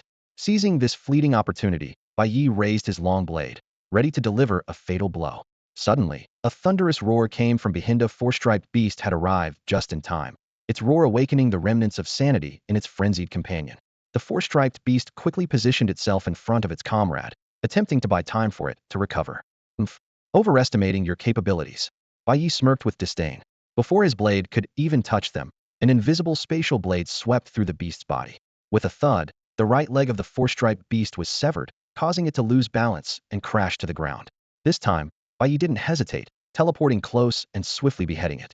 The frenzied beast, realizing the dire situation, abandoned thoughts of revenge and scrambled up the mountain to escape. However, in the next instant, another spatial blade sliced through the air, and a second beast's head fell to the ground. "Did you really think I'd let you get away?" Bai Ye muttered as he calmly gathered the beast corpses from the ground. Once finished, he looked towards the mountain peak, fully aware that the true danger lay ahead. "Let's see what secrets are hidden here," he said, continuing his ascent. Meanwhile, the situation at the mountain's base was equally grim. Since Bai Ye began his climb, an unending stream of beasts surged from all directions, attempting to storm the mountain. Fortunately, two squads from the White Tiger Division guarded the path, and any beast wishing to ascend had to get past them first. Although Unit 1 and the others were exhausted from battle, none of them complained. They knew their master was alone on the mountain, facing enemies many times stronger than themselves. Though they couldn't assist in the main battle, they were determined to hold the line at the base. As Bai Ye neared the summit, he encountered a peculiar beast. Its aura was stronger than the 3 four-striped beasts he'd faced earlier, though not quite at the level of 5 stripes. It was at the peak of 4 stripes, possibly even half a step into the 5-stripe realm. Its appearance was bizarre. It walked upright, was corpulent, and had a massive vertical eye on its chest, with no head or mouth. The moment Bai Ye appeared, the giant eye on the beast's chest emitted a crimson beam. Realizing the danger, Bai Ye immediately used spatial teleportation to evade. The red beam struck a tree trunk as thick as a bowl, vaporizing it into a wisp of red smoke. Even more eerily, the smoke didn't dissipate but instead drifted back into the eye of the creature as if summoned. The treetops crashed down with a loud noise, and a hint of seriousness flashed in Bai Ye's eyes. The strange nature of the beam lay not only in its destructive power, but also in its ability to seemingly transform matter into another form. The ominous red smoke was proof of that. "Whatever. I'll kill it first. Think later." Bai Ye gritted his teeth and stomped his right foot on the ground. He activated spatial teleportation, disappearing from his spot and reappearing to the left of the vertical-eyed creature in an instant. Yet, just as he was about to strike with his blade, the creature seemed to anticipate his move, raising its left hand to target him. A sense of danger exploded in Bai Ye's mind. Without hesitation, he activated spatial traversal again. His judgment was spot on. A crimson beam passed right through where he had just been. It was then that Bai Ye realized the creature's left palm had a vertical eye. If the left hand has an eye, then the right hand. Bai Ye quickly glanced at the creature's right hand, and the creature promptly lifted its right palm, sending another red beam his way. Although the beam was fierce, it was no match for Bai Ye's spatial traversal. Seeing that a frontal attack was ineffective, the vertical-eyed creature changed tactics. It raised both hands, the eyes in its palms focusing on either side, while the large vertical eye in the center of its forehead locked onto Bai Ye. Damn it! Bai Ye's heart tightened. Could it have eyes on its back too? Before he could complete the thought, he instinctively flashed behind the creature. Sure enough, Two menacing eyes were glaring at him from its back. Bai Ye almost immediately activated spatial traversal again, narrowly avoiding the crisscrossing red beams and taking cover behind a tall boulder. What the hell?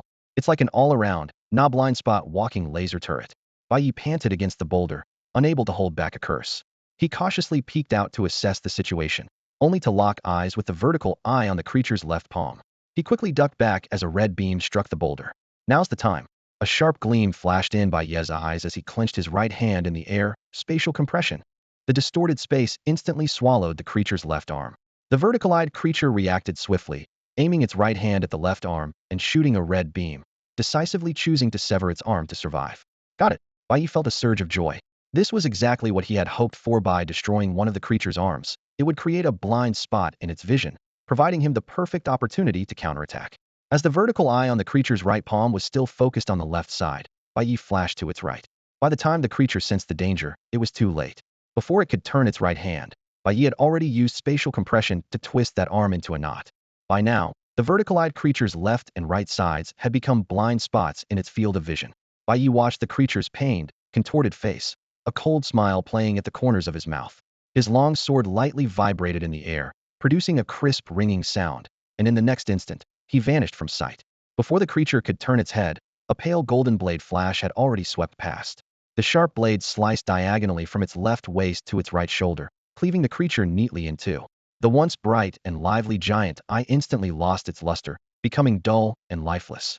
Considering the Qinglong Division's future research needs, Bai Ye refrained from immediately dissecting the corpse to search for a magic crystal. He had a hunch that the creature's eye might lead the Qinglong Division to a significant breakthrough. After storing the creature's body, he did not head straight to the mountaintop. Instead, he sat cross-legged on a relatively clean patch of ground and took out a three-stripe magic crystal to restore his magic energy. Once his body was fully recovered, Bai Ye picked up his sword and set off for the summit. The closer he got to the top, the more intense the familiar pressure became, confirming for him that a five-striped creature awaited at the peak. However, as he quickly ascended to the summit, the sight before him caught him off guard. Standing at the edge, Bai Ye was stunned to see a massive, bottomless pit. According to the Suzaku Division's intelligence, this should have been flat ground, but now the summit resembled a pitch-black volcanic crater. Could it be that these creatures emerged from here? Bai Ye pondered as he stared at the pit. To investigate further, he retrieved a signal gun from his storage space and fired a flare into the pit. The moment the orange-earth light illuminated the area, he was met not with the expected scene, but with a pair of enormous, lantern-like eyes. Roar! A deafening roar erupted from the pit, sending birds in the mountains scattering in all directions. At the mountain's base, the Baihu Division members on guard felt an overwhelming sense of fear upon hearing the roar. What kind of monster is our leader facing? Lu Yin murmured in disbelief as he stood beside number one, looking up at the peak. He wanted to fly up to assess the situation, but was paralyzed with fear under the oppressive aura. I think I've seen enough, number one said, his pupils contracting sharply as he watched the peak. A massive hand shot up into the sky, slamming heavily onto the mountain, sending rocks and soil flying everywhere. Soon after, another giant hand emerged from the pit, striking the opposite mountainside. Under the terrified gaze of those below, a terrifying creature with sharp horns slowly climbed out, causing what appeared to be a landslide as countless rocks and soil cascaded down. When the beast was fully revealed, the entire mountain seemed to have shrunk significantly. You've got to be kidding. It must be at least 20 meters tall, exclaimed a shocked Baihu Division member. Let's go. We need to get out of here. The upcoming battle isn't something we can get close to. Number one decisively ordered a retreat. Yes, Minister. Everyone agreed without hesitation and immediately took action. Do you think our leader can win? Lu Yin asked worriedly, looking up at the summit. He can. He definitely can. Number one replied firmly, without a trace of doubt in his voice. As the mountain shook violently, the massive creature was slowly breaking free from the rock. Bai Ye, while dodging the flying debris, kept his eyes fixed on the emerging figure, silently hoping for one thing, that this five-marked creature had no special abilities. When the creature finally emerged from the mountain, its form became clear, a giant beast resembling an enormous ape, with two sharp horns protruding from its head, standing over 10 meters tall, its muscles bulging all over. It stood atop the mountain, looking down at Bai Ye, its blood-red eyes gleaming with a murderous light. Come on, let's see what you've got. Bai Ye shouted fiercely, his long blade slicing through the air with a cold gleam as he vanished in an instant. A hint of surprise flickered in the creature's eyes as it began to search around, only to feel a chilling sensation on its back, followed by excruciating pain. Bai Ye had quietly appeared behind it, slashing open its back with his blade. The creature let out a thunderous roar, its massive body quickly turning, its hand as large as a car, doors swiping towards Bai Ye. But Bai Ye's figure flashed again, this time appearing at the creature's feet, his blade precisely cutting into its leg. In a fit of rage, the horned creature's muscles swelled wildly, its height instantly increasing by 5 meters. Bai Ye could clearly feel the surge in its aura, but before he could think further, a deafening roar left him dizzy. In the blink of an eye, a fist as large as a meteor came crashing down from above. Bai Ye barely managed to maintain his composure, immediately using spatial teleportation to dodge. The giant fist struck the ground with a thunderous crash, causing the entire mountain to tremble, with debris flying like rain. Watching this incredible scene from a distance, Bai Ye's back was instantly soaked with cold sweat. Had he been half a second slower, he would have been crushed. Perched high above, the horned creature quickly locked onto Bai Ye's position and sent another powerful punch his way. Bai Ye didn't dare to hesitate, immediately using spatial teleportation again. Boom, boom, boom. The relentless pounding echoed as the entire mountain trembled. Each time Bai Ye appeared, the creature would immediately detect him and launch a fierce attack, leaving a series of shocking craters on the mountain, as if struck by meteors. Meanwhile, among the onlookers from the White Tiger clan, a member received an urgent communication from Li Yunxi. Attention! 2 forces have been drawn by the Master's battle and are heading this way. I've sent you their locations. Go intercept them immediately. Got it. I'm on my way. Number 1 quickly checked the coordinates, confirming the 2 approaching groups. He immediately relayed the situation to Lu Yin and decisively ordered, "First squad with me, second squad with Lu Yin. Don't hold back. We mustn't let these people disturb the Master." Understood. The group followed orders and split into 2 teams, each member exuding an intimidating aura of lethal intent. On the battlefield, Bai Ye finally snapped out of his dazed state, quickly strategizing against the horned demon looming ever closer. At that moment, the demon's massive, vein-riddled fist came crashing down. Bai Ye swiftly conjured a shimmering silver space barrier above him. The next instant, a force as powerful as an avalanche slammed into the barrier. In less than a second, a web of cracks spread across its surface, threatening to shatter it. Just in time, Bai Ye's figure vanished, reappearing right in front of the demon. The sudden teleportation caught the demon off guard. Seizing the fleeting opportunity, Bai Ye formed another space barrier at his feet and thrust his left hand towards the demon's right eye. Space compression. The distorted space formed within the large eyeball, compressing it violently. With a sharp pop, the eyeball burst like a bubble, spraying blood everywhere. The excruciating pain drove the demon into a frenzy. It opened its massive maw to unleash a mind-attacking roar. This time, Bai Ye was prepared. He quickly retrieved a loaded RPG from his storage space. "Time for a throat lozenge," he quipped, aiming directly at the demon's gaping throat and pulling the trigger without hesitation. Whoosh! The smoke-trailing rocket zoomed into the demon's open mouth. With its left eye blinded, the demon failed to see the impending danger. Just as it attempted to roar, the rocket penetrated deep into its throat. Boom! The demon's roar was abruptly cut off, smoke billowing from its throat. Watching the demon gag in agony, Bai Ye felt a sense of vengeful satisfaction. Taking advantage of the moment, he aimed his left hand at the demon's left eye. Space compression. Another sharp pop followed, and the last eyeball burst. Blinded, the horned demon went berserk, flailing its fists wildly in a desperate attempt to destroy everything around it. To Bai Ye, it was merely a cornered beast's futile struggle. He intended to wait for the demon to tire out, but knowing the commotion would attract attention, he opted for a swift conclusion. Seizing the right moment, Bai Ye teleported above the demon's neck. Mighty strike, he activated his power, swinging his long blade with all his might. The combined force of his strength and spatial power allowed the blade to slice effortlessly through the demon's neck. Feeling its life ebb away, the demon tried to let out one last roar, but blood flooded its throat, silencing it. Thud, thud. 2 dull thuds followed in succession, first the head hitting the ground, then the massive body collapsing with a resounding crash. Damn it! Do the higher-ups not care if we live or die? A soldier from Sakura country slammed the side of the vehicle in frustration, his eyes filled with despair. How are we supposed to fight off a creature of this size, with just a few guns? I seriously suspect they're sending us as sacrifices. But I heard there will be air support, a young soldier next to him asked, his voice trembling. The veteran let out a cold laugh, his eyes dark and foreboding. Yeah right. They'll probably bomb us along with the creature. What are we supposed to do then? The young soldier's face turned pale instantly. The veteran suddenly fixed his gaze on him, a strange smile curling at his lips. I heard you just got married? Huh? What's that got to do with anything? The young soldier asked, puzzled. Oh, nothing. Just heard the higher-ups enjoy watching movies about widows, the veteran said with a meaningful tone. Widows? The young soldier was taken aback, then suddenly realized. What? Damn it.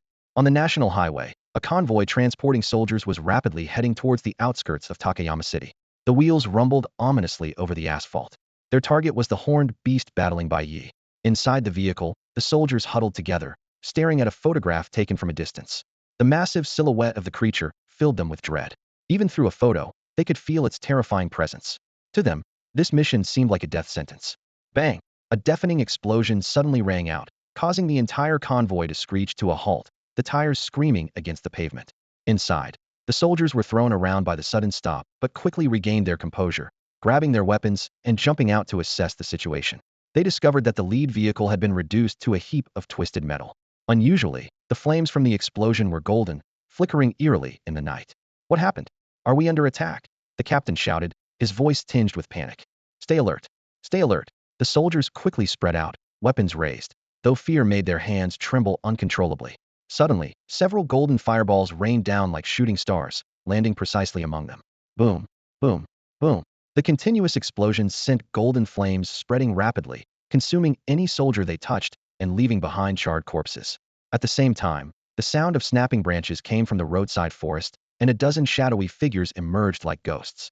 Bai Ye wasn't about to jump down so easily. With a gentle lift of his hands, spatial energy gathered in his palms, creating layers of transparent barriers that appeared like steps in the air. He steadily ascended these stairs constructed from spatial power, descending step by step toward the bottom of the pit. Moments later, a vast underground space unfolded before him. Bai Ye's gaze swept across the surrounding soil, where fresh excavation marks were clearly visible, indicating that this space had only recently been formed. He cautiously surveyed the area at the bottom, but found no trace of any magical creatures until he reached a rock wall, where an unusual sight caught his eye. Under the light from his lamp, a dark crack about 10 meters long was revealed on the rock face.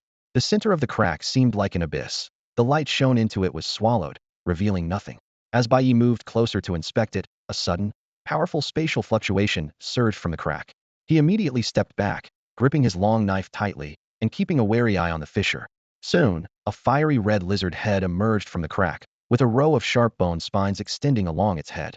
Following were its sturdy limbs, massive body, and finally, a long tail. A complete four-striped magical creature crawled out of the crack. Its greedy gaze fixed on Bai Ye, the hunger in its eyes making him frown. Like a beast starved for days, the four-striped creature lunged at Bai Ye eagerly. Oomph! Courting death, Bai Ye snorted coldly, his figure flickering as he leaped atop the creature's head. With both hands gripping his long knife, he drove it fiercely into the creature's forehead. Enhanced by spatial energy, the blade easily pierced through the creature's tough scales and skull, penetrating its brain. Thud! The dull sound of impact echoed in the underground space, marking both the first and final sound the four-striped creature made in this world. After storing the creature's body in his storage space, Bai Ye returned to examine the crack. Upon careful inspection, he confirmed it was a spatial fissure slowly but steadily expanding, likely leading to the creature's world. The joy from defeating the five-striped creature vanished instantly, replaced by a heavy expression on Bai Ye's face. Judging by the rate of the crack's expansion, he estimated it would widen to over 30 meters within half a year. What level of creatures would emerge then? Even more concerning, magical creatures were appearing worldwide. How many such spatial fissures lay behind this phenomenon? To what extent had they already expanded? Time is running out, Bai Ye muttered gravely. He took out his phone to photograph the spatial fissure. As he prepared to leave, he noticed some unusual stones beneath the crack, black with a silver sheen, standing out strikingly. Bai Ye walked slowly closer and bent down to pick up a black stone. He held it up to his eyes to examine it carefully, his pupils narrowing. It was a jet-black crystal, with silver thread-like patterns shimmering inside. He immediately sensed a familiar energy wave, the power of space.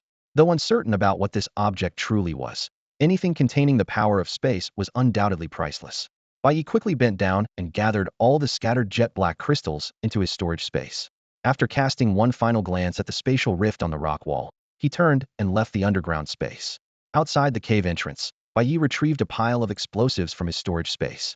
With practiced ease, he set the explosives along the passage leading underground, all connected to a timed detonator. After setting it for half an hour, he decisively activated the device. Having completed this, Bai Ye pulled out his phone and dialed number 1. "Where are you guys?" "At the foot of the mountain," came the reply, and he immediately hung up. At the foot of the mountain, number 1 looked up towards the peak and turned to the group behind him, commanding, "The master is coming down soon. Stand ready." "Yes."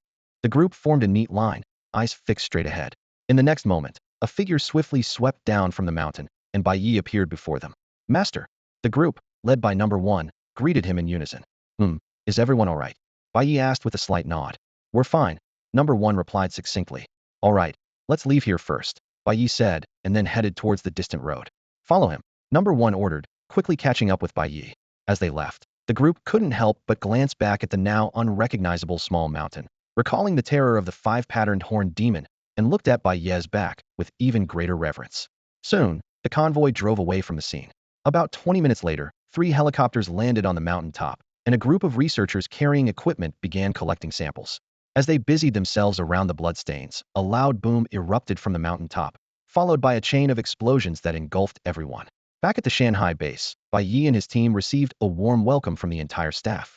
Through Li Yunqi's real-time monitoring, everyone at the base had witnessed the earth-shattering battle. Although the distance made the footage unclear, the terrifying destructive power of the 5-patterned demon was witnessed by all. Master, are you hurt? Yang Rui hurried to Bai Ye's side, carrying a medical kit, her expression filled with concern. I'm fine, go check on them. Bai Ye shook his head slightly, indicating for her to look after the members of the White Tiger unit. Yang Rui carefully examined Bai Ye's complexion, confirmed he was unharmed, and then turned to tend to the others. As night fell, Bai Ye summoned the heads of each department to his office. Once everyone was present, he looked around at them with a serious expression and said in a deep voice, "Everyone, the time we have left is running out." Bai Ye's words struck the group like a bolt of lightning. He scanned the room with piercing eyes. Do you know where the demons come from? The room fell into a brief silence. Number 1 and Yang Ruowei shook their heads simultaneously, while Li Yunqi and Fong Chun were lost in thought, their brows furrowed. Li Yunqi gathered her thoughts and slowly spoke. Currently, there are 2 main theories online. The first suggests the existence of a subterranean world from which the demons originate. The second posits that they come from another world, possibly a planet in the universe, or they arrived here through a space-time tunnel or spatial rift. The second theory is correct, Bai Ye affirmed, raising 2 fingers, his gaze intense. There really are spatial rifts. Fong Chun exclaimed, jumping to his feet in disbelief. Bai Ye pulled out his phone from his pocket and quickly brought up a photo. Indeed there are. I saw one with my own eyes today beneath that mountain. The group immediately gathered around, eyes fixed on the phone screen. The photo revealed a strange fissure, exuding an ominous aura. Bai Ye put away his phone, his expression grave. This spatial rift is continuously expanding. Currently, it's large enough for 5 marked demons to pass through. At this rate, in 6 months, the rift will be at least 30 meters wide. His voice grew heavier. Have you considered how many and what level of demons will be able to pass through by then? His words hit them like a sledgehammer, shattering their newfound pride and complacency. But Bai Ye wasn't finished. He continued. Moreover, demons have appeared all over the world, which means similar spatial rifts must be scattered globally. How far have those rifts developed? The faces of number 1 and the others grew increasingly somber. Bai Ye observed their reactions closely, his tone resolute. That's why I say, we don't have much time left. This statement completely crushed their wishful thinking. They had believed the situation was under control and that there was ample time, but the reality was urgent. Master, number 1 stood up abruptly, eyes determined. Whatever task you have, just give the order, and we will give it our all. We're with you too. Fong Chun and the others quickly stood up, voicing their commitment in unison. Bai Ye's gaze swept over them like a blade. I have only one demand. In the next 6 months, all departments must develop at any cost. If you need people, recruit them. If you can't recruit, then poach. If you need money, make it, and anyone blocking the way must be eliminated. All departments must cooperate closely, and unconventional methods can be used if necessary. Except for Long Country, other nations are fair game. His tone was filled with undeniable authority. In the following month, the Shanghai organization experienced a period of rapid growth. Despite the full-scale investigation launched by the Sakura nation's government and local conglomerates due to the incident in Takayama City, the organization continued to expand. Bai Ye personally intervened, and after Li Yunqi located the relevant individuals, he paid them a visit for a friendly exchange. Under Bai Ye's understanding, these individuals voluntarily signed some not too excessive agreements, clearing obstacles for the organization's development. In just 30 days, the Shanghai organization expanded from an initial group of over 70 to more than 500 members, with nearly half belonging to the White Tiger Division, followed by the Black Tortoise Division. Meanwhile, the healing potion and the newly developed evergreen potion had completely captured the market, sparking a frenzy of purchases among the world's wealthy and elite. This evergreen potion, developed by Fong Chen's team from the essence of longevity species, extends life by a year and can only be used once per person, yet it became highly sought after. The remarkable effects of these 2 potions brought the Shanghai organization into the spotlight of major global powers. The former resort has now become the new base of the Shanghai organization. Li Yunqi, dressed in a vermilion uniform and holding a tablet, reported to Bai Ye. Master, several forces have already sent spies into the Sakura nation and are conducting secret investigations on us. A cold glint flashed in Bai Ye's eyes as he replied icily. Capture a few of the most audacious ones to set an example, and send the others back with a warning. And what about the officials from the Dragon Nation? Li Yunqi asked hesitantly. Bai Ye pondered for a moment. Warn them once, and if they don't leave, teach them a lesson. Despite the situation, Bai Ye preferred to maintain good relations with the Dragon Nation when possible, as most of the organization's members still had family living there. Understood. By the way, Master, someone from the Dragon Nation has contacted the Black Tortoise Division, hoping to have a conversation with you. Li Yunqi added, changing the subject. A conversation with me? Bai Ye was surprised. What is the person's status? Yang Wanzhong, the director of the Demon Suppression Department in the Dragon Nation. The director of the Demon Suppression Department? Bai Ye glanced at Li Yunqi in surprise. The Demon Suppression Department is a special unit established by the Dragon Nation to deal with demonic threats, and its director holds a rank equivalent to a ministerial-level leader. Bai Ye couldn't help but wonder why such a high-ranking official would personally reach out to a small organization like his. Did he mention what he wants to discuss? Bai Ye asked. Li Yunqi shook her head. He didn't specify. Bai Ye fell into deep thought. Why would the officials contact him at this time? Was it about the healing potion? The evergreen potion? Or were they trying to co-opt the organization? After some contemplation, Bai Ye decided to accept Director Yang's request for communication to find out his true intentions. Contact Director Yang and let him know I agree to his request, but on one condition. The communication must be in writing. Bai Ye sat in his office, his fingers gently tapping the desk. He was well aware of the cunning nature of seasoned bureaucrats, knowing that anyone who reached such positions was no fool. He realized he couldn't outmaneuver those old foxes, so he decided to be cautious with direct communication. All right, I'll inform the other party of this request when I return, Li Yunqi reported while standing in front of the desk, taking notes on her tablet. Besides the Dragon Nation's officials, representatives from the beautiful country and several large conglomerates also wished to meet with you. Decline them all. Bai Ye refused without a second thought. Li Yunqi nodded in agreement. Then her expression turned serious as she began to report the most important matters. Master, regarding your request to find space-type magical creatures, after the Suzaku Division's efforts over this period, we've found information on 3. She swiped through the tablet, displaying the details one by one. The first appeared 2 months ago in a small town in California, beautiful country. It was eliminated by their military, but the whereabouts of the corpse are unknown. The second is currently in the Indus Nation. Li Yunqi's expression turned a bit peculiar. This creature resembles a water buffalo, with a huge and formidable physique. Interestingly, the people of the Indus Nation revere it as a sacred cow and have even offered human sacrifices to it. The creature seems well-fed and hasn't caused much destruction, only appearing every 3 days to consume the sacrificed humans. The officials of the Indus Nation haven't intervened? Bai Ye asked with a frown. The sacrifices are chosen by the officials, all from the lowest Dalit caste. Bai Ye remained silent for a moment. What level is that space-type creature?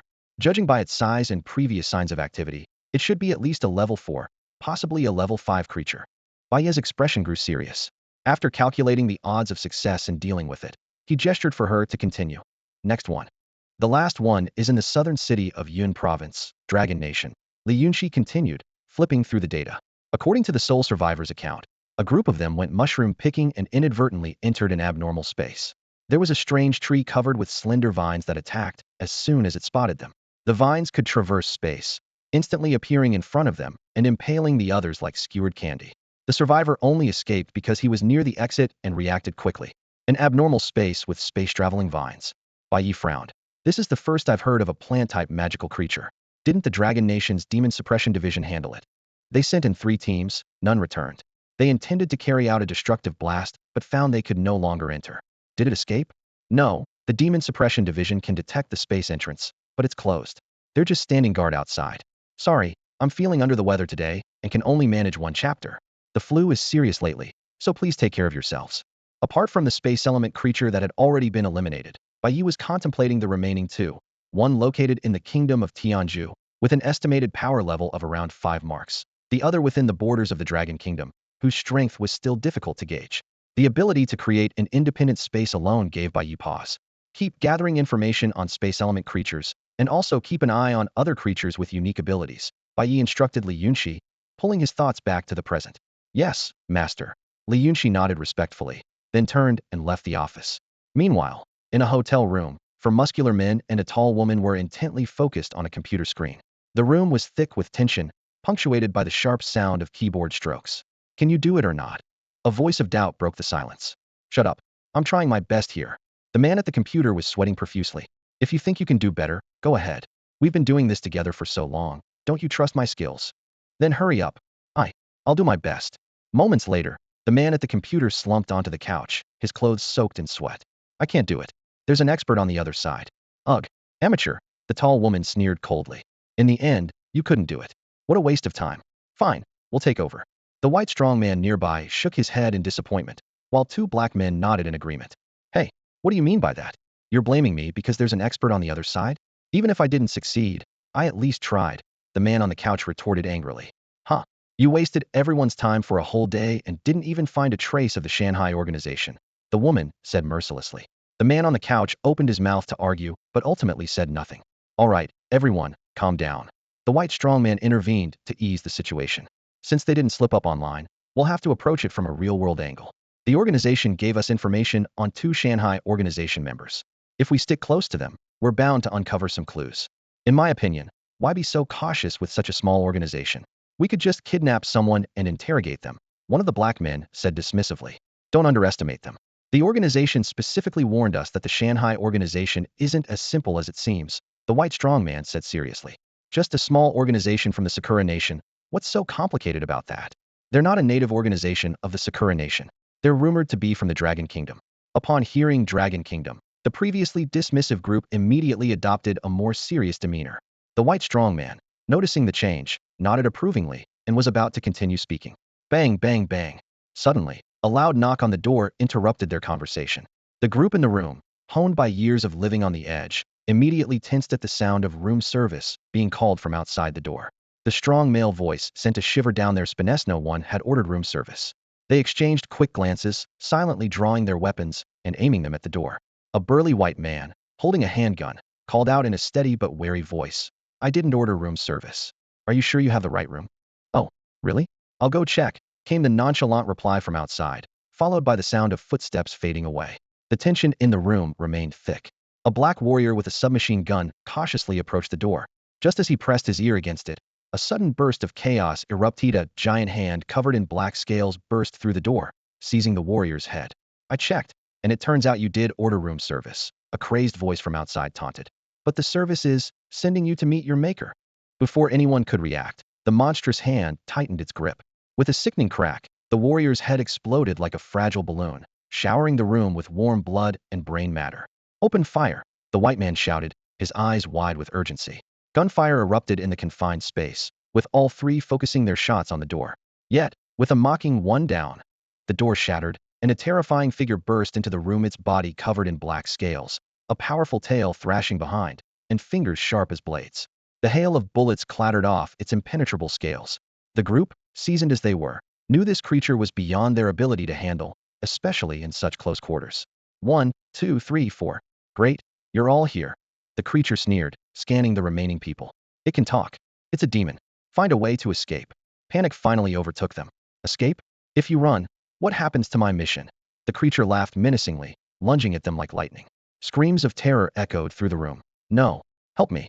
No. A minute later, silence fell over the room.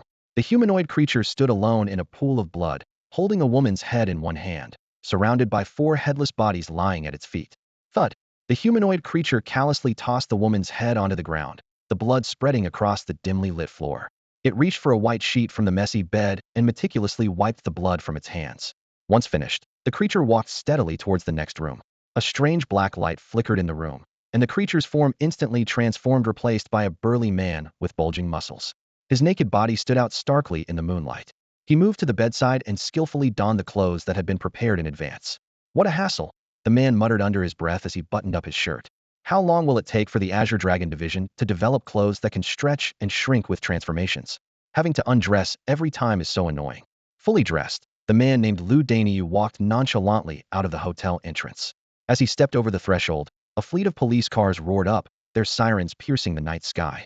Quick, quick, quick! As the police cars screeched to a halt, heavily armed officers immediately split into 2 groups, one storming into the hotel with guns drawn, the other quickly setting up a perimeter. Lu Daniu paid no heed, heading straight for the parking lot and boarding a waiting van. Captain, the team member in the driver's seat spoke respectfully. Let's go back, Lu Daniu said calmly. Yes, Captain. The van silently left the hotel parking lot. Meanwhile, in cities across Sakura Nation, similar bloody scenes were unfolding. A massacre targeting foreigners was underway, with victims being recent arrivals to the country. Inside the hotel, officers cautiously made their way to the floor where gunshots had been reported. The door frame at the end of the hallway was completely torn away, as if ripped off by some great force. When the officers took in the scene inside the room, a chill ran down their spines, followed by the sound of retching echoing through the hallway. "Boss, is this really something a human could do?" a young officer asked, his face pale and voice trembling. "This isn't our jurisdiction. Fall back," the senior officer urged, suppressing his discomfort. "Just leave like that?" the young officer questioned. "Aren't we supposed to collect evidence and handle the bodies?" "There will be specialists to handle it," the senior officer said sternly. "Remember, if anyone asks about this, you know nothing, understand?" "Understood." The young officer, seeing his superior's unprecedented seriousness, nodded repeatedly. After the officers swiftly withdrew, a team in special uniforms silently entered the hotel. A day later, shocking news spread internationally. Intelligence operatives from top global organizations like the Hand of God, the Temple, and the Faceless Ones had been brutally slaughtered in Sakura Nation. Meanwhile, intelligence personnel from various countries and major organizations stationed there received warnings. Everyone knew it was the newly risen Shanghai organization's doing, yet they unanimously remained silent, no one daring to expose this bloody truth. A stunning video, promoted by the Shanghai organization, quickly went viral online. In the footage, a terrifying creature over 20 meters tall was wreaking havoc, its massive size striking fear into all who watched. Suddenly, a figure appeared in the video, moving with lightning speed to the creature's rear.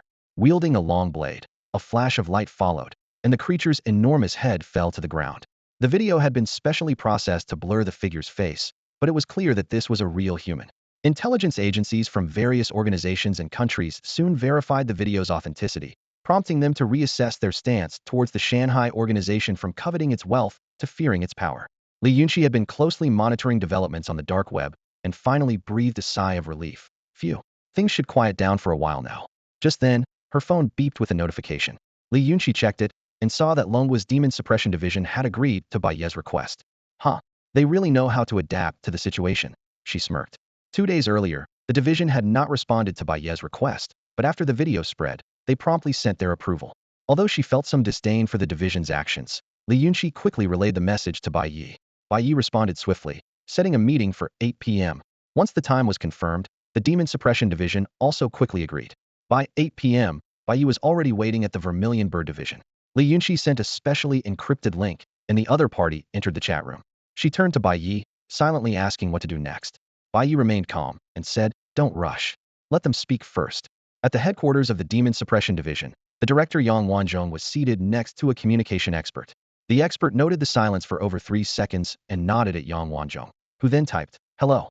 Hello, Director Yang," Bai Ye quickly replied. "The other party is highlighting your identity first, which is a form of pressure," the expert explained to Yang Wanzhong. "They know who you are, but you don't know who they are. So what should I say next?" Yang Wanzhong, who had transferred from the military and lacked negotiation experience, asked directly.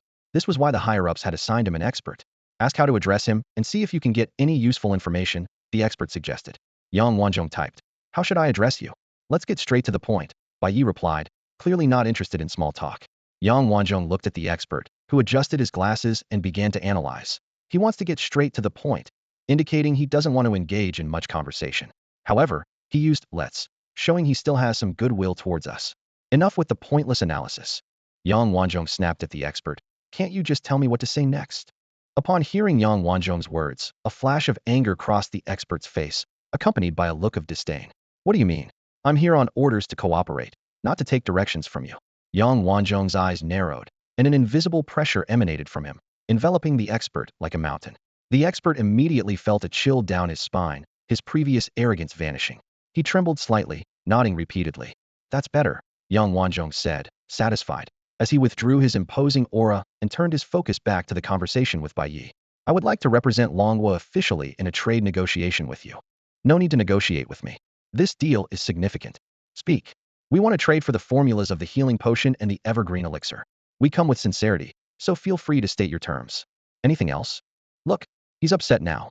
The expert smugly glanced at Yang Wanzhong. "I told you to be more tactful." Yang Wanzhong's face darkened as he coldly glared at the expert, who immediately stifled his smile and fell silent. "You come here." Yang Wanzhong stood up with an expressionless face. The expert was momentarily stunned, then realized he was about to become the scapegoat. Under Yang Wanzhong's piercing gaze, he reluctantly took Yang's seat. Surprisingly, The expert demonstrated remarkable negotiation skills. He deftly diffused Bai Ye's anger and successfully negotiated for half of the potion quotas. Ask if they have any other difficulties we can assist with, Yang Wanzhong instructed from the side. Bai Ye, reading the message on the screen, immediately saw through the tactic accepting Longhua's help would brand the Shanghai organization with Longhua's label. Decline outright, he decided firmly. Thank you, but we do not need assistance. It's clear that the other side is not only powerful but also quite ambitious. The expert couldn't help but analyze. Did I ask for your opinion? Yang Wanzhong shot him a fierce glare. The expert wisely kept his mouth shut and, following Yang Wanzhong's direction, sent the final message. If you encounter any difficulties, feel free to contact me. Bai Ye gave a brief response and ended the dialogue. Only then did Li Yunxi realize. No wonder they insisted on contacting the master. They were after those 2 potions. She fumed. Who doesn't know the healing potion and the evergreen elixir are our organization's cash cows? Regrowing limbs, extending life, who wouldn't want such miraculous technology? Bai Ye wasn't concerned about the potion formulas. Even if the formulas for these 2 potions were made public, no one could replicate them, as their main ingredient essence was irreplaceable. Master, Li Yunxi suddenly spoke up. Today, our people discovered a very strange village. Oh, what kind of village? Bai Ye asked with interest. Li Yunxi quickly brought up a video on her computer. In the footage, the person filming stood at a high vantage point on a hillside, capturing the village at the foot of the hill. It was a small village with about 30 households, but the scene was chilling under the blazing sun. The villagers stood motionless like lifeless scarecrows on the field ridges. Li Yunxi played a second video. It was the same location, but the time was now dusk. As the sun set, it was as if a spell had been cast. The scarecrows suddenly awakened, moving in unison like puppets controlled by strings, heading towards a building in the center of the village. They lined up and entered the building one by one, each exiting after a brief moment, followed by the next person, in a continuous cycle. Then, Li Yunxi showed several high-resolution photos. Zoomed in, each photo clearly depicted the villagers' abnormal state. Their faces were as pale as paper, their eyes vacant and lifeless, and most strikingly, each had a strange purple crystal embedded in their forehead. What do you think? Bai Ye asked thoughtfully. Demons, Li Yunxi replied firmly. It's likely hiding in that central building. I meant, what do you think of this demon's abilities? Bai Ye probed further. Li Yunxi pondered for a moment. Judging by the villager's condition, it seems related to mind control. However, considering it never leaves the house, its combat power might not be very strong. Of course, this is just my speculation. Bai Ye agreed with Li Yunxi's analysis, but thought deeper. This demon either had some kind of flaw or was plotting something specific. Shall we send someone to investigate? Li Yunxi asked. No need, Bai Ye replied with a slight smirk. The fact that it stays inside the house is a precise coordinate, isn't it? Li Yunxi immediately understood Bai Ye's implication and smiled lightly. Got it, master. I'll inform the White Tiger unit to handle it tomorrow. Yes, and tell them not to spare the ammunition. Human lives are more important, Bai Ye instructed. Understood, I will convey that. Li Yunxi nodded in agreement. Before leaving, Bai Ye added, by the way, compile the detailed information on that spatial demon from Tianzhu and send it to me. Understood, safe travels, master. Li Yunxi respectfully watched Bai Ye leave. Dagong Village, a small settlement nestled in a mountain valley. As dawn breaks, villagers slowly emerge from their low, earthen homes, mechanically making their way to the fields.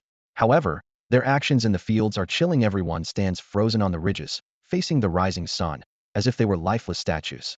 On a vantage point on the hillside, a group of armed men wearing white tiger masks observe the eerie scene below. Beneath the masks are somber faces, each gaze fixed intently on a conspicuous house in the center of the village. Captain, when do we move? One of the team members quietly asks Lin Feng. Lin Feng's eyes remain locked on the house. After a moment of silence, he issues a concise and powerful command. Get ready to attack. At his command, the team members skillfully retrieve heavy weaponry, like grenade launchers and RPGs from the weapons cache. Once equipped, Lin Feng sharply signals with his arm. Instantly, a barrage of shells rains down on the target building.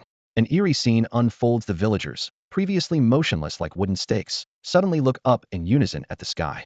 Upon seeing the incoming shells, they seem to receive some invisible command and frantically rush toward the village center. But how could human speed ever match that of artillery? Explosions resonate, and the target building is engulfed in flames and thick smoke. Yet, instead of fleeing, the villagers increase their pace. Some fall, only to crawl with all limbs, as if something more vital than life itself is calling them from the village center. Keep firing. Use up all the ammunition. Lin Feng orders with steely resolve. He vividly recalls the intelligence from the Vermilion Bird Division. These villagers are controlled by a demon, and only by completely eradicating it can they lift this bizarre control. The villagers' frantic behavior only confirms that the demon is still alive. But what about those people down there? A team member hesitates, watching the villagers still rushing forward. People. Lin Feng's cold voice cuts him off. What people? Under the captain's icy stare, the team member shivers. Sorry, Captain. I was mistaken. There are only demons down there. With that, he immediately raises his rocket launcher, decisively pulling the trigger. What follows is a relentless carpet bombing, shells falling like raindrops. Strangely, the villagers continue their relentless charge into the heart of the explosions until the final shell detonates in the thick smoke. Are they really dead now? One team member mutters, looking at the scorched ground below, his voice slightly hoarse. Who knows? Lin Feng responds calmly. The Azure Dragon Division mentioned these demons aren't carbon-based life forms, so it's hard to say for sure.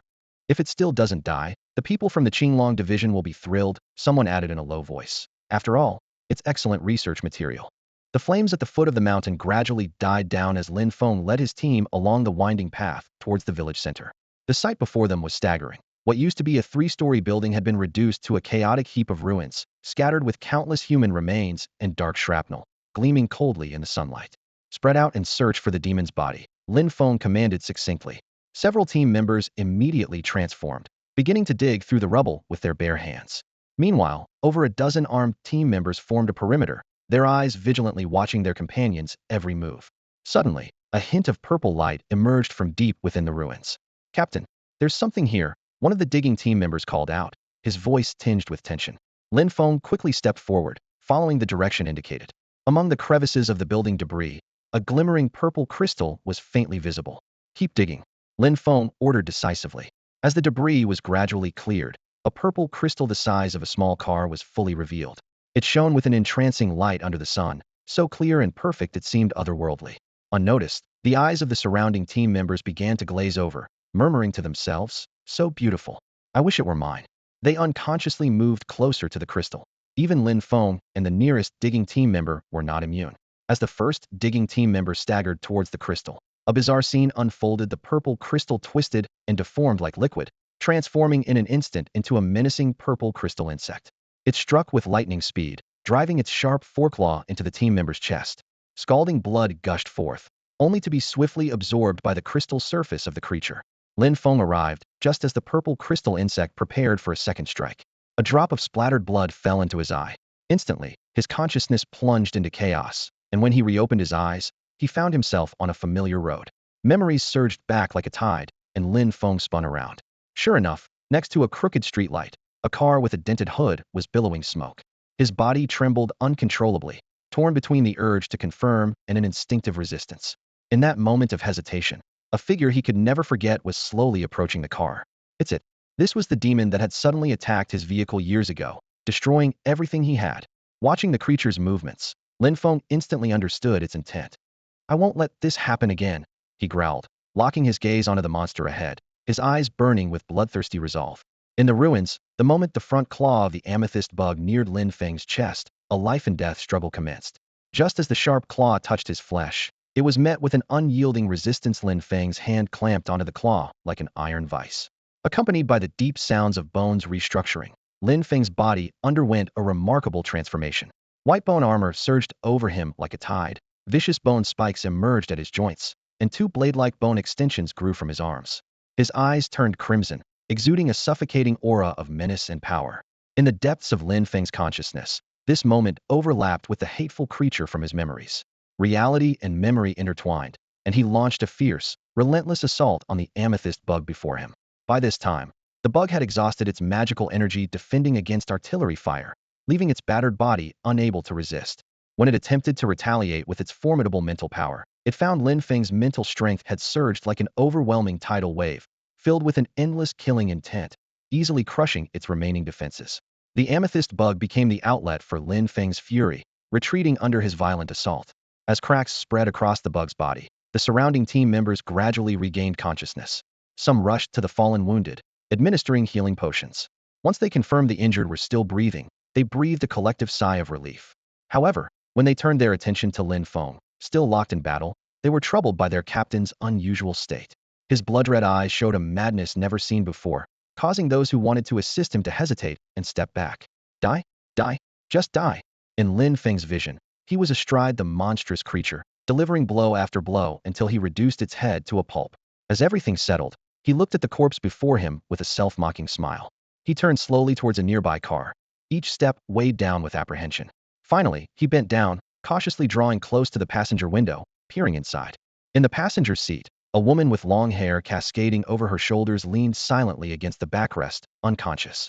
Through the car window, Fong gazed at her unforgettable face, his hands trembling involuntarily as his eyes grew moist. His hand lingered on the car door handle, unable to open it, as if afraid to shatter the tranquility of the moment. After a long pause, a relieved smile appeared on Feng's lips. He gently pressed his palm against the car window, tracing her silhouette through the cold glass, whispering softly, "This time, I stopped it. But last time I didn't." He never opened the car door. Deep down, he knew it was all an illusion, yet instinctively resisted this truth. With one last deep look at the woman in the car, Feng felt his consciousness rapidly blur, his body uncontrollably falling. Just as he was about to lose consciousness, a gentle, familiar voice drifted to him. "Goodbye, Brother Fong." In reality, Feng stood motionless, his weapon still stained with fragments of the amethyst insect. As the team hesitated about what to do, his body suddenly shuddered and collapsed straight to the ground. "Captain! Captain!" The team shouted in alarm as they rushed forward to support Feng. But no matter how they called out or administered medication, Feng remained unresponsive. "Some of you come with me to take the captain and the injured back to the base. The rest stay to clean up the battlefield," Hong Tao, Feng's deputy, decisively commanded. Soon, a few team members were carrying Feng and the injured back to the base. In the medical room of the Xuanwu division, the injured received emergency treatment and were out of danger, but Feng's condition left the doctors helpless. Even after thorough examinations, they couldn't determine the cause of his coma. "What exactly did you encounter?" a doctor asked Hong Tao with a frown. After hearing the account, the doctors exchanged glances and finally sighed. "Go get Minister Yang." Yang Ruwei hurried over, standing by Feng's bedside. Suddenly, a green light emanated from her body, and she began to undergo an astonishing transformation. Her jet black hair turned a vibrant green, a pair of delicate coral-like horns sprouted from her head, and mysterious green patterns appeared on her fair skin. This was the power derived from a special magical creature. The creature had been discovered by Number One during a hunt, possessing not only a formidable self-healing ability, but also the terrifying power to absorb others' life force. Number One witnessed it turn a young man into an elderly figure. After using special means to kill the creature, Yang Ruowei chose to absorb its essence due to its unique appearance. Besides inheriting these abilities, she also gained a unique healing power, the light of revival. A gentle green light gathered in Yang Ruowei's right palm, slowly flowing into Feng's body like a stream. Almost instantly, Feng's pale complexion regained its color, and the gaping wound on his chest healed at a visible pace, leaving no scar behind. However, despite his body being fully restored, Feng showed no signs of waking up. Yang Ruowei frowned, carefully examining Feng's condition. "It doesn't make sense. His bodily functions have returned to normal," she murmured to herself, her gaze shifting to Feng's head. "Since his body is fine, the issue must lie on the mental level." Although the light of revival was miraculous in healing physical injuries, it was ineffective against mental trauma. After a moment's thought, she immediately sent for Li Yunxi. Li Yunxi hurried into the medical room and immediately recognized the injured person on the bed. "Feng," she exclaimed in surprise. "Weren't you all out handling the mission at Dagong Village? How could something go wrong with so many explosives?" She turned to Hong Tao, her brows furrowed. Hong Tao promptly summarized the incident. After listening, Li Yunxi's expression softened. "You can't be blamed for this," she said, moving to the bedside. A flash of purple light passed, and her hair turned purple, with a mysterious purple vertical eye opening on her forehead. She placed her palm on Feng's forehead, closing her eyes to concentrate on her examination. Soon, Li Yunxi identified the problem. He experienced intense mental stimulation, causing a rapid surge in mental energy, and once that energy was depleted, he fell into a coma. She explained softly, withdrawing her hand. "What should we do now?" Hong Tao asked anxiously. "This is a case of mental exhaustion. Our organization currently doesn't have the medication or technology to address this," Li Yunxi replied, shaking her head. Upon hearing this, Hong Tao and the other team members' eyes welled up, and they lowered their heads, looking distressed. Noticing their reaction, Li Yunxi couldn't help but roll her eyes. "Can you let me finish my sentence?" "Huh?" Hong Tao looked puzzled. "Although we don't have a specific remedy, with his recovery ability, he'll naturally recover after resting for 2 days," Li Yunxi explained with a hint of exasperation. "Your captain just needs to sleep for 2 days. It's not a life-or-death situation, understand?" "Really? The captain's okay?" Hong Tao was taken aback. Li Yunxi nodded, exasperated. "So, were we worried for nothing?" Hong Tao realized belatedly. The team member next to Hong Tao awkwardly rubbed his hands together, his gaze shifting uncertainly. The doctors in the medical room nodded in agreement, and someone casually remarked, Your captain is truly lucky to have teammates like you. This comment seemed to ignite a fuse of laughter, and the medical room erupted in mirth. However, Hong Tao and his companions wished they could find a hole to hide in, their faces burning with embarrassment. This scene vividly illustrated the saying, "The joys and sorrows of humanity are not the same." After the laughter subsided, the previously tense atmosphere in the medical room noticeably relaxed. Once Lin Fong was confirmed to be fine, everyone returned to their duties. Li Yunqi headed straight to Bai Ye's office to report on Lin Feng's condition. "So, the creature in Dagong village possesses some kind of mental power skills," Bai Ye summarized thoughtfully. "Most likely," Li Yunqi confirmed with a nod. Bai Ye pondered for a moment. "Let me know when the creature's body is brought back." "Yes, master." Li Yunqi responded and left. The office returned to silence, and Bai Ye muttered to himself, "I hope it doesn't disappoint me." He silently assessed his abilities: immense strength, spatial compression, and magic weapons for attack, spatial traversal for speed, and strong physical constitution, rapid healing, and spatial barriers for defense, but all these were only effective against physical threats.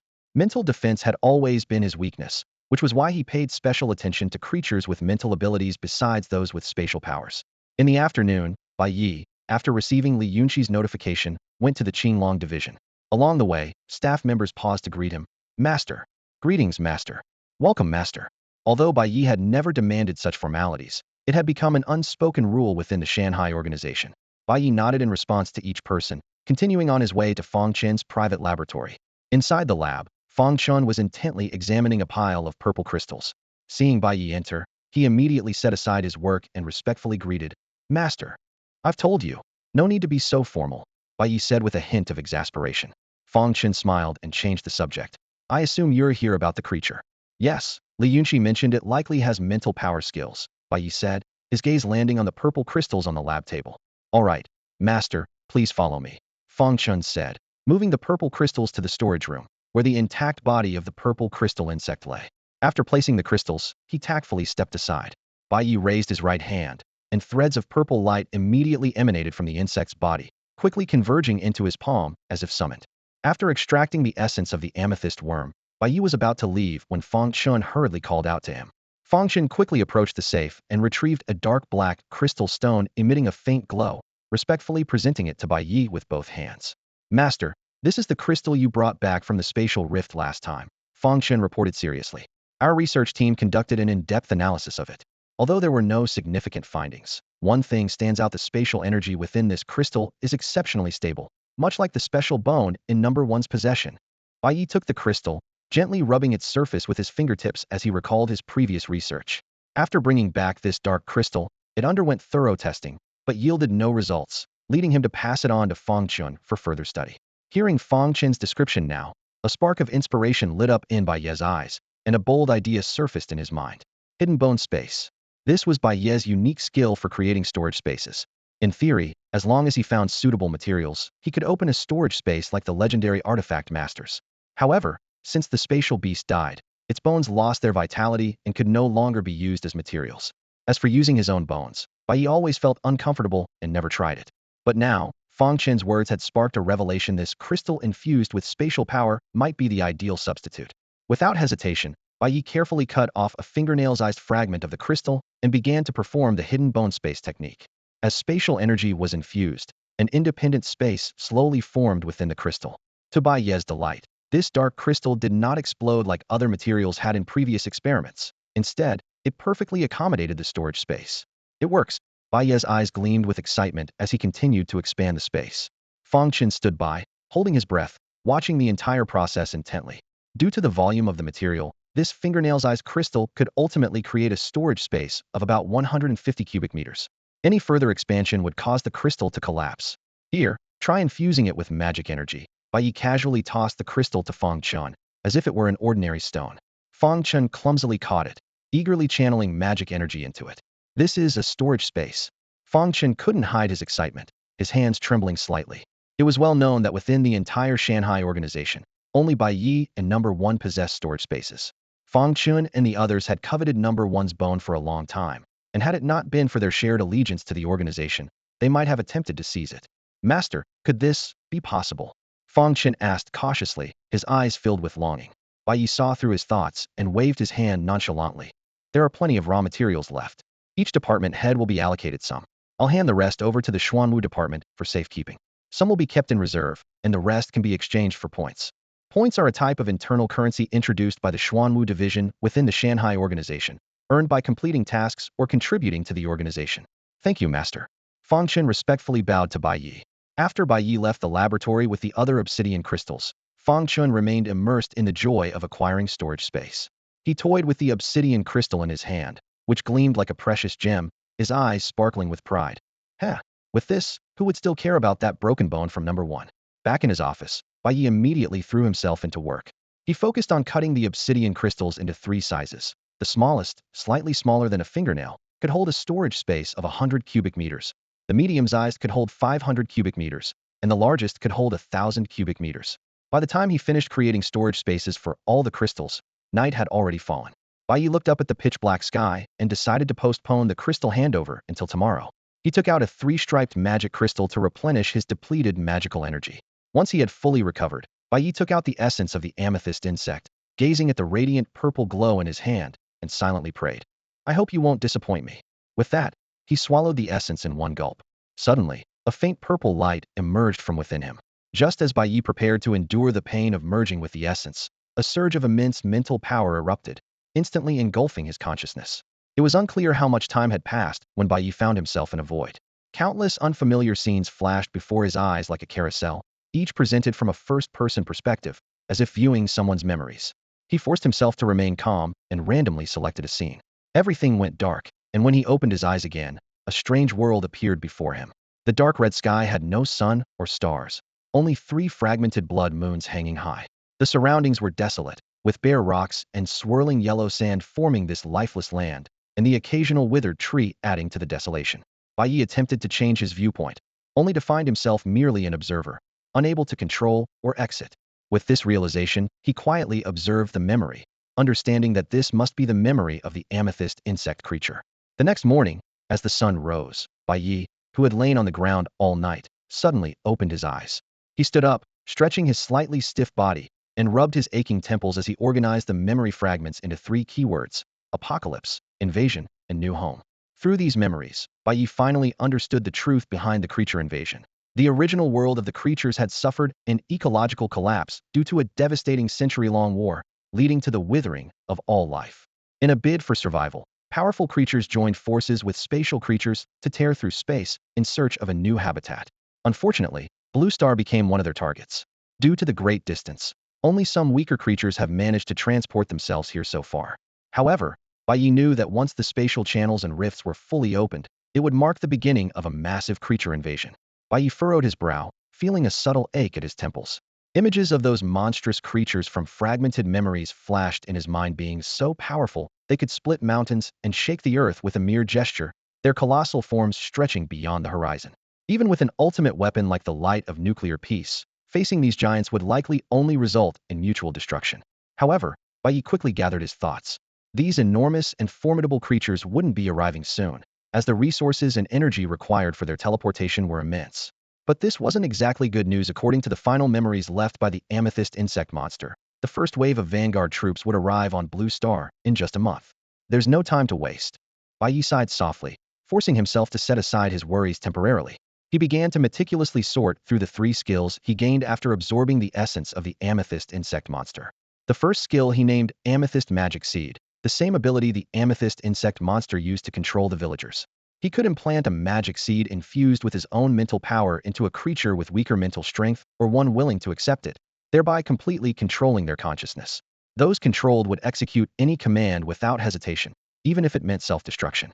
The magic seed not only absorbed the host's mental power to grow stronger, but could also help the host recover mental strength by absorbing sunlight, creating a positive cycle.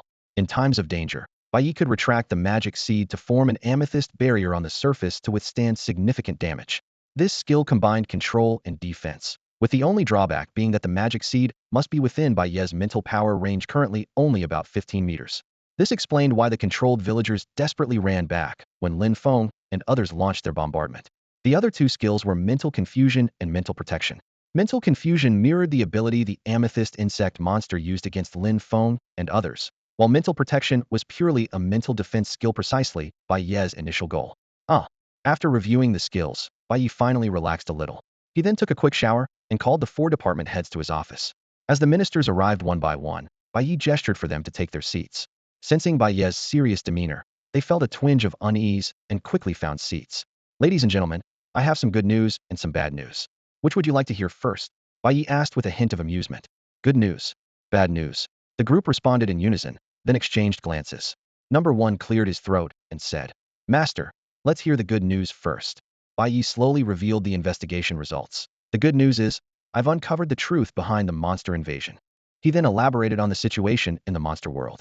When the crowd heard that even the strongest of these monsters couldn't be threatened by nuclear power, their faces turned pale. It wasn't fear that gripped them, but the harsh reality. In an era where nuclear power was the ultimate force, learning of such a terrifying existence was unsettling for anyone. Fong snapped back to reality and asked with a wry smile, Master, isn't this actually bad news? Noticing the change in everyone's expressions, Bai Ye quickly explained, given the current resource situation in the monster world, transporting such powerful beings requires an enormous amount of resources and energy. Unless it's a last resort, they probably won't easily send such powerful entities. He paused and continued, Moreover, you all know the wonders of the origin. With sufficient time and resources, reaching that level is not impossible. His words were not only meant to reassure the others, but also to bolster his own confidence. Hearing this, Ihao and the others felt hope rekindle in their eyes. As true descendants of the Dragon Nation, their veins ran with the indomitable spirit of thousands of years, carrying the pride instilled by countless ancestors. No matter how strong the enemy, only through battle can the outcome be known. And the bad news? Ihao asked, regaining his composure. Bai Ye's expression turned grave. In 1 month, the first wave of monster vanguards will arrive on Blue Star through the spatial rift. However, their numbers, locations, and strength are still unknown. This limited information was due to the low status of the amethyst bug monster that was their source. Originally, they had anticipated 6 months to prepare, but now the timeline had abruptly shrunk to 1 month, casting a heavy pressure over everyone. At this moment, Fong suddenly thought of something and urgently looked up at Bai Ye. Master, although it might not be the right time to ask, I hope you understand. I want to find a way out for my family. His face was full of conflict and worry. As the minister of the Qinglong department of the Shanghai organization, he was also an only child to his parents. On hearing this, the others also looked anxiously at Bai Ye. In the Dragon Nation, aside from Yang Ruowei, their families were not significant on a national level, making comprehensive protection nearly impossible. Facing the impending apocalypse, the only glimmer of hope lay with the Shanghai organization. Bai Ye had long anticipated this day. He had planned to address this issue once the organization was more developed, but the crisis had arrived much sooner than expected. Seeing the hopeful yet anxious looks in their eyes, he gave a gentle smile. Rest assured, I've already devised a solution to this problem. Hearing Bai Ye's words, a glimmer of hope flickered in the eyes of Ihao and the others, and their taut nerves finally began to relax. Bai Ye sighed softly, then calmly retrieved a map of Sakura Nation from the drawer and spread it out on the table. I originally intended to propose this plan when our organization was more robust, but the current circumstances force us to reveal this trump card ahead of time. Bai Ye's finger landed on the map, stopping at Kyushu Island, one of Sakura Nation's 4 main islands. Kyushu Island, Bai Ye said with a confident tone. Not only does it house Sakura Nation's key military bases and industrial infrastructure, but it's also a crucial agricultural hub. My plan is to secretly take control of this island before chaos erupts. When the monsters invade en masse, we can use this island as our stronghold. If we can hold it, we'll have basic security. If not, it's close enough to the mainland for a quick retreat. Ihao frowned slightly after hearing this. Isn't this plan too bold? Kyushu Island is one of Sakura Nation's most important islands. How could they allow us to take control? Bai Ye's gaze turned icy, and his tone, though calm, carried a chilling menace. What if all the high-ranking officials of Sakura Nation are wiped out when the chaos hits? This statement struck Ihao and the others like a sledgehammer, leaving them momentarily stunned. The idea seemed absurd at first, but on further reflection, it appeared feasible. Sakura Nation is a small country, and if its leadership were to be eliminated, the rest would be like scattered sand. At that point, the beautiful nation would be too preoccupied with its own troubles to intervene here. Fong Chen's eyes lit up. We could also enslave some of the Sakura Nation's people to handle farming and production, solving our labor shortage problem. Exactly, Ihao chimed in. We could even use low-level resources to send these people as cannon fodder, reducing our casualties. However, Li Yunxi and Yang Ruowei had more long-term concerns. Li Yunxi voiced her worry. We still don't know the exact strength of the monster's vanguard. What if the beautiful nation resolves its own monster threat and then turns its attention to us? Yang Ruowei pointed out a critical weakness. If our plan is exposed, the organization's reputation could be utterly destroyed. Indeed, there aren't many nations with a grudge against Sakura Nation. If the Shanghai organization were to occupy Kyushu Island and slaughter the Sakura Nation's leadership, it would undoubtedly provoke hostility from countries worldwide. After all, no nation would tolerate the existence of an organization that operates above national governments and arbitrarily kills officials. In the conference room, a few people sat around the large meeting table, a hint of tension hanging in the air. Bai Ye watched the core members in front of him, acknowledging that their concerns were indeed crucial. Time was running out, and the plan was not yet fully developed, but given the circumstances, he had to find a solution with his team. Yang Ruowei broke the silence first, placing her hands calmly on the table. I think we can adopt the model of the domestic Yaki Biological Research Center. We could designate an area on Kyushu Island as a base, prohibiting locals from entering under the guise of a research center. Meanwhile, we can secretly control the local authorities to gradually expand our influence, she suggested, pausing before adding. Given our current size, even if our numbers double in a month, including all direct relatives, it would only be a few thousand people. We don't actually need a large territory. Number 1 nodded in agreement, a glint of understanding in his eyes. Li Yunqi picked up the conversation, tapping her fingers lightly on the table. We can fundamentally control Kyushu Island's network, transportation, and communication systems, isolating it from the outside world. This way, our presence will be perfectly concealed right under Sakura Country's nose. Create chaos on the other 3 major islands to divert Sakura Country's attention, Fong added, while also supporting some local forces as our puppets and shields. After several hours of intense discussion, the outline of the plan became clearer. Li Yunqi rubbed her dry throat, cautiously saying, Master, this plan is of great importance. Please allow us 2 more days for thorough refinement. Bai Ye nodded in agreement. That's acceptable, but key steps like resource procurement, notifying members' families, and selecting a base location must be initiated immediately. Understood. Yang Ruowei responded promptly. I'll make arrangements as soon as I return. Bai Ye took out a pile of dark crystals from a drawer and pushed them towards Yang Ruowei. These are for you. What are these? Yang Ruowei asked curiously, picking up one of the crystals. Space crystals, Bai Ye explained. I brought them back from a spatial rift. I've created storage spaces within each crystal, similar to the principle of number 1's bone. Li Yunqi's eyes lit up immediately. Master, may I have one? Each minister gets one, Bai Ye replied, glancing around the room before finally resting his eyes on number 1. Number 1, please take one to Lu Yan for me. He is one of the organization's founding members and has contributed significantly. Thank you for your consideration, Master. Number 1 stood up immediately, expressing his gratitude respectfully. The next day, the sky was clear, and the airport was sparsely populated. Bai Ye walked alone through the spacious terminal, which was unusually quiet. Since the rampage of the monsters, the tourism industry worldwide had suffered greatly, and many flights were forced to cancel. However, flights to the United States remained in high demand, as people's intent to escape was evident. This time, Bai Ye's destination was India. While Yi Hao and others were perfecting their plan, he planned to go hunt the spatial monster. Unlike last time, this time he had a special flight arranged in advance by the Xuanwu department, allowing him to board through official channels openly. Upon entering the cabin, several flight attendants warmly offered their services, which Bai Ye politely declined. He went straight to his seat and closed his eyes to rest. As the engines roared, the plane slowly ascended into the clear blue sky. In the cramped crew rest area, the flight attendants couldn't help but whisper among themselves. He's really handsome. Look at his features, every part's so perfect. Looks are just superficial. I think his inner self is even more captivating. What inner self? It's just, since Bai Ye was the only passenger, their conversation soon shifted to their own situation. If this continues, will we really lose our jobs? I heard they're already considering layoffs. Actually, I'm planning to quit and go to the United States. This statement brought a brief silence to the rest area. I can't bear to leave this cherry blossom-filled land. My family is all here. I can't leave. News of monster attacks was updated daily, sometimes occurring just a block away.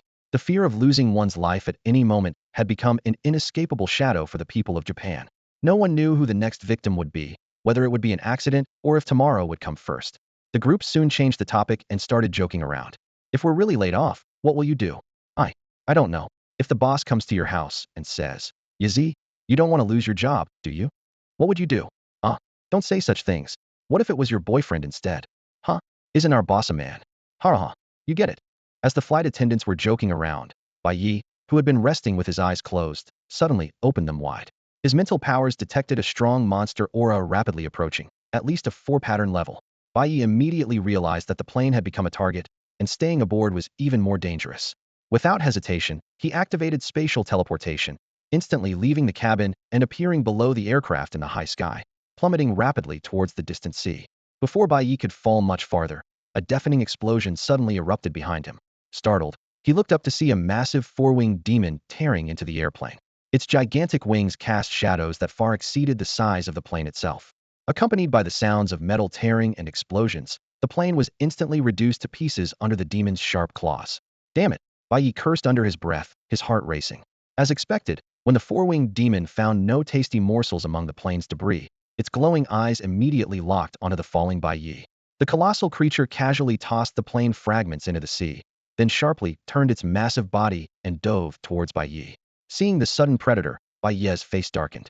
He had set out to hunt, only to become prey himself halfway through. This is suicidal. The four-winged demon's speed was astonishing, catching up to Bai Ye in mere moments. It opened its tooth-filled maw, ready to swallow him like a tiny insect. In a split second, Bai Ye acted decisively. Mind confusion. Space warp. He released the two skills instantly, using the 3 seconds of the demon's confusion to teleport behind it. So you think I can't fly? Bai Ye drew his enchanted longsword and aimed a powerful slash at the demon's right wing. Although his movements were restricted in midair, preventing him from severing all 4 wings at once, the strike was vicious enough to right wing snapped off, blood spurting like a fountain. Screech. The excruciating pain jolted the demon awake. Instinctively, it tried to flap its wings, only to realize its predicament. The good news was that it still had 2 wings. The bad news was that they were both on the left side. This once dominant aerial beast was now plummeting faster than Bai Ye. Seizing the opportunity, Bai Ye used space warp to collect the severed wings, staying above the unbalanced demon. At the right altitude, he pulled a parachute from his storage space and gently descended towards the sea. Meanwhile, the demon crashed heavily into the water, the impact knocking it unconscious. Hovering above the sea on a spatial barrier, Bai Ye swiftly approached the unconscious demon. With a swift, decisive strike, he ended the battle. Extracting the demon crystal, he looked at the 4 lines on it and scoffed. Not even 5 lines. How dare you attack me? Stowing the demon's body, Bai Ye stood on the spatial barrier, gazing at the vast, endless sea around him, lost in thought. Where have I drifted to now? Bai Ye gazed blankly at the endless expanse of the sea around him, his anger toward the 4-winged creature that had attacked the plane intensifying. Quickly, he retrieved a satellite phone from his storage space and dialed Li Yunqi's number. Master, are you alright? I just noticed that the plane you were on suddenly lost signal. Li Yunqi's voice was filled with urgency on the other end of the line. I'm fine, Bai Ye replied calmly. A creature attacked the plane, but I've dealt with it. However, the plane is wrecked. I need to confirm my exact location now. Should I send someone to pick you up immediately? Just as Bai Ye was about to agree, a deep rumble reached his ears.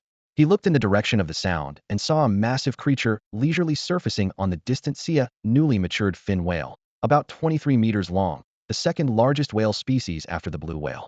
Bai Ye's eyes lit up, and he had a plan in mind. No need, just give me the exact location. But master, Li Yunqi said, puzzled after checking the coordinates. There are no islands for miles around. How will you? I have my own way, Bai Ye replied, a slight smile on his lips as he looked at the distant giant. After receiving the coordinates and route instructions, Bai Ye immediately used spatial teleportation to catch up with the fin whale. He cast a mental illusion to make the whale surface, then instantly moved to its head. The sensation underfoot was like standing on a massive rubber mat, spacious and accommodating. Bai Ye extended his right hand, his eyes glimmering with a purple hue as a small violet crystal formed in his palm. Without hesitation, he implanted the crystal into the whale's brain. Soon, a purple crystal grew on the whale's forehead, and Bai Ye could clearly sense that the giant creature was entirely under his control. After directing the fin whale to swim toward the destination for a while, Bai Ye realized a problem. Although its speed was comparable to an ordinary ship, it was still too slow for him, not to mention the need for rest and feeding along the way. After a moment of contemplation, he retrieved a drop of essence from a sea creature from his storage space, intending to enhance the whale. After Bai Ye transferred the essence of the creature into the long-whiskered whale, he instantly teleported into the air. He landed steadily on a transparent spatial barrier, gazing down at the colossal creature undergoing its transformation. With a painful, resonant cry that shook the sea, the whale's body began to change dramatically. Silver-white scales erupted from beneath its skin like a fountain, swiftly covering its entire body. Bai Ye was all too familiar with these scales, having personally tested their defensive power on the creature before. He knew that not even rifle bullets could leave a mark on them. The mutation didn't stop there. The edges of the whale's fins gleamed with a cold light, sharp as blades. Its head grew more menacing, with rows of sharp teeth emerging from its mouth, making its entire head radiate a fearsome aura of aggression. Unable to contain his excitement as the transformation neared completion, Bai Ye leapt down. When his feet touched the top of the beast's head again, the soft sensation of the past was gone, replaced by an unyielding solidity, as if stepping on reinforced concrete. He gripped the newly formed sharp horn on the beast's head and shouted excitedly, "Deep-sea demon whale king, charge!" Following the command, the deep-sea demon whale king, its new name more befitting its current form than long-whiskered whale, burst forth with astonishing speed. It moved at least 3 times faster than before, causing torrents to explode around it as Bai Ye reveled in the thrill of the ride, akin to driving a supercar on the sea's surface. In the distance, a young sailor on a cargo ship filled with containers gazed idly at the sea. "How much longer until we arrive? Already fed up? Now you know being a sailor isn't easy," a middle-aged sailor teased. "It's just so boring," the young man sighed. "I used to think the endless sea and sky were beautiful, but now it makes me want to puke." "The sea is like your future wife," the middle-aged sailor joked. "Alluring at first, then ordinary, and eventually irritating." "What? I was hoping to earn enough from sailing to get married. Now I'm hesitant." "Haha, don't take it seriously," the middle-aged sailor quickly added. "The sea is actually fascinating. In this area, you can often see whales." "Whales? Really? I've hardly seen any. Look, there's one now." The middle-aged sailor suddenly pointed to a massive shape rapidly approaching. The young sailor followed his gaze and exclaimed, "Wow, it's so big and fast." "Fast?" The middle-aged sailor was momentarily puzzled, then realized something was off. The whale was moving as fast as a speedboat. Bai Ye noticed the distant cargo ship and quickly donned a mask to conceal his identity. "Is that really a whale?" the young sailor asked hesitantly. It should be." The middle-aged sailor picked up binoculars for a closer look and was stunned to see a person standing on top of the colossal creature. At that moment, his entire worldview shattered. "What's wrong?" The young sailor noticed his companion's sudden change in expression and quickly asked. The middle-aged sailor was fixated on the image through his binoculars, a human standing on the back of the deep-sea demon whale king. In that moment, his atheist worldview shattered and reformed into a strong belief.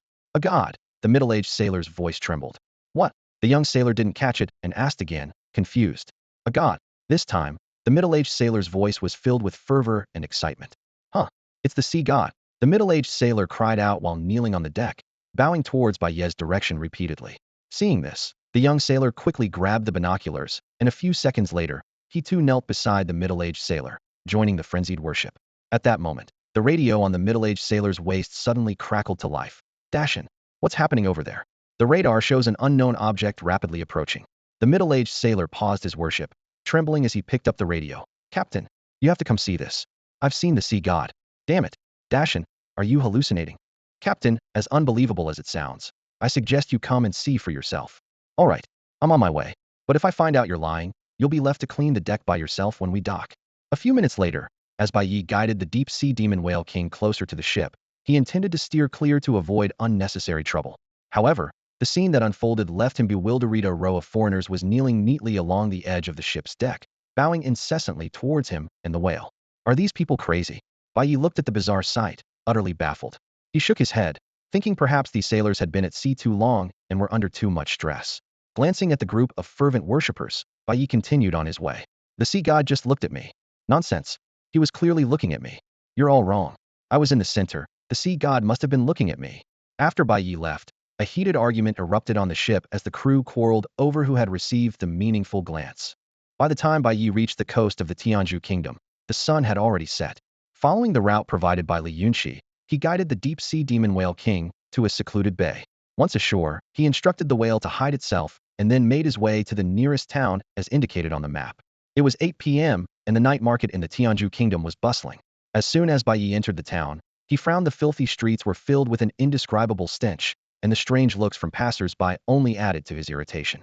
Walking down the street, he glanced at the stalls offering a variety of local delicacies. Already lacking appetite, witnessing the unsavory preparation process made him feel as though he'd been force-fed something unpleasant, his stomach churning. After wandering around the town, Bai felt disappointed both when he arrived and as he left.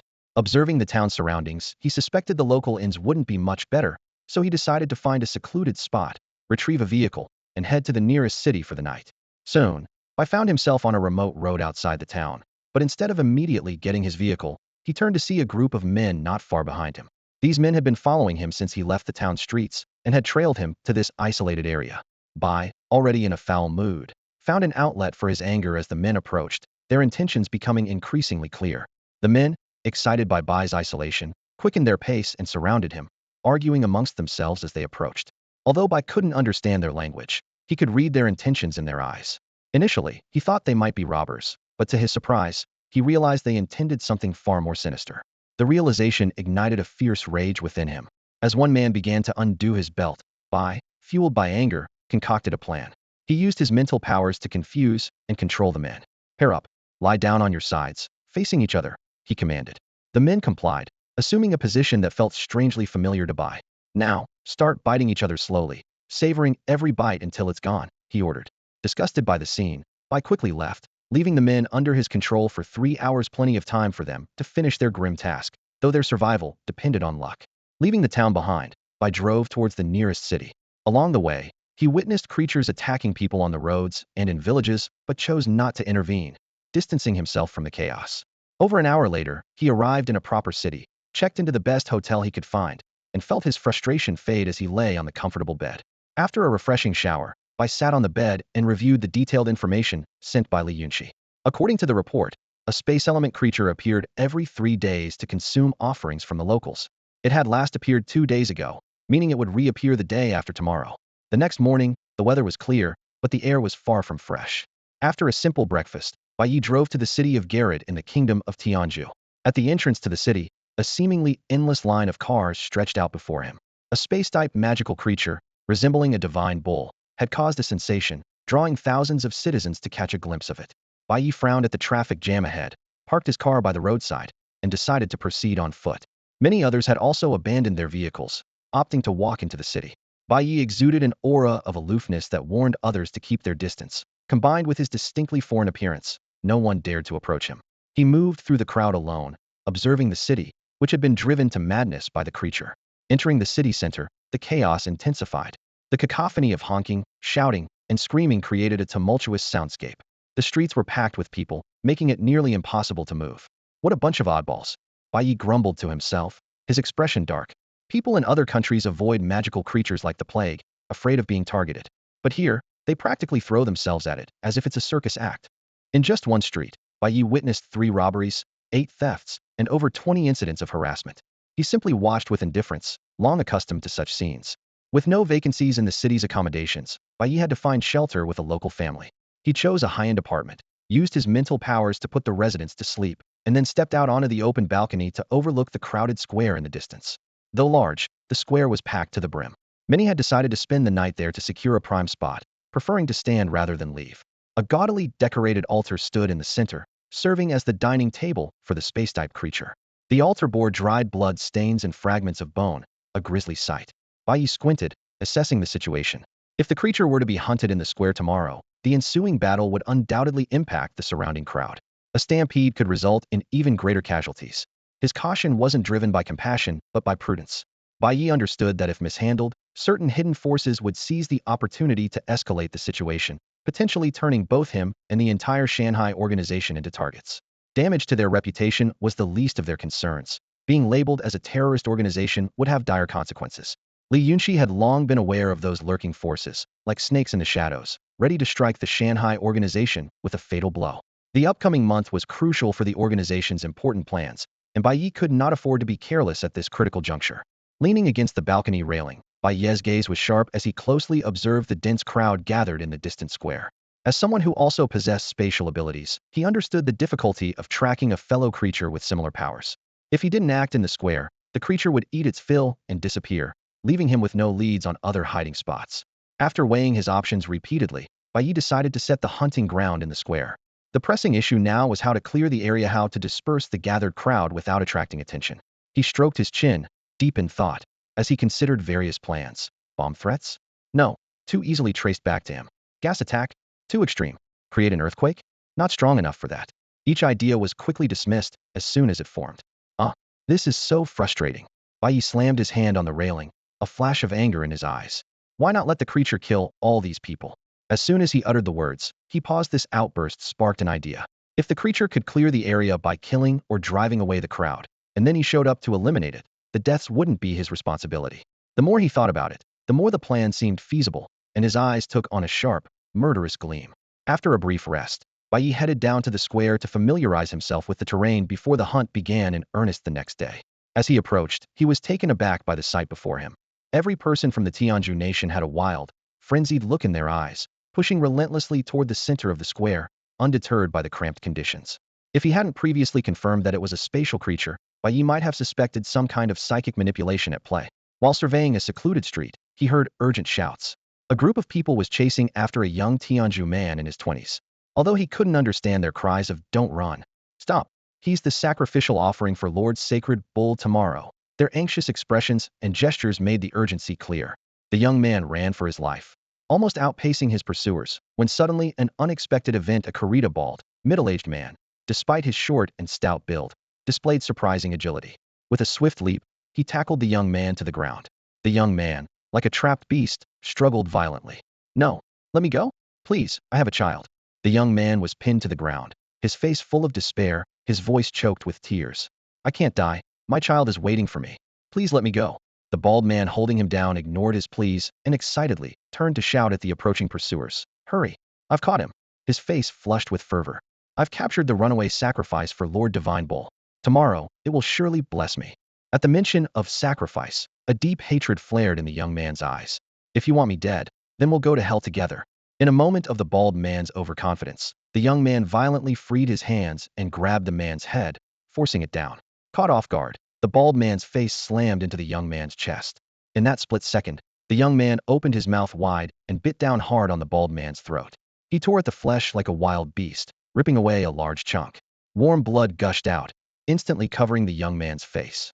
The onlookers were horrified by the gruesome scene and backed away, too shocked to intervene. The young man, tasting the thrill of revenge, continued to savagely tear at the bald man's throat. "If I can't live, then you'll join me," he growled, biting and swallowing the blood that spurted from the man's neck. Despite the metallic taste, he felt a twisted sense of satisfaction. By then, the pursuers had arrived. Stunned by the bloody spectacle, they hesitated, unsure of how to proceed. The leader signaled two subordinates to drag the barely alive bald man away. The young man no longer resisted and released his grip. Everyone stared at the bald man's gruesome neck wound, knowing he was beyond saving. The young man stretched out his arms, a chilling, blood-stained smile on his lips. "Take them both," the leader commanded through clenched teeth. "Son, I'm sorry, I won't be able to keep my promise," the young man thought as he looked up at the sky. But just as he braced for capture, he noticed something strange. Everyone stood frozen, as if caught in a spell, unmoving. Confused, the young man glanced around, fear creeping in as he realized the eerie stillness of those around him. "What is happening? What is this?" The bizarre scene made the young man tremble all over, but he quickly realized a crucial point. Since all his pursuers were immobilized, wasn't this the perfect chance to escape? With that thought, he set aside his fear, scrambled to his feet, and sprinted away as fast as he could. Bai Ye emerged from his hiding place, watching the young man's retreating figure with a slight smile. "Not too foolish," he remarked. Using a translation tool, he had fully grasped the situation at hand. Perhaps it was the young man's intense will to survive that moved him to lend a hand.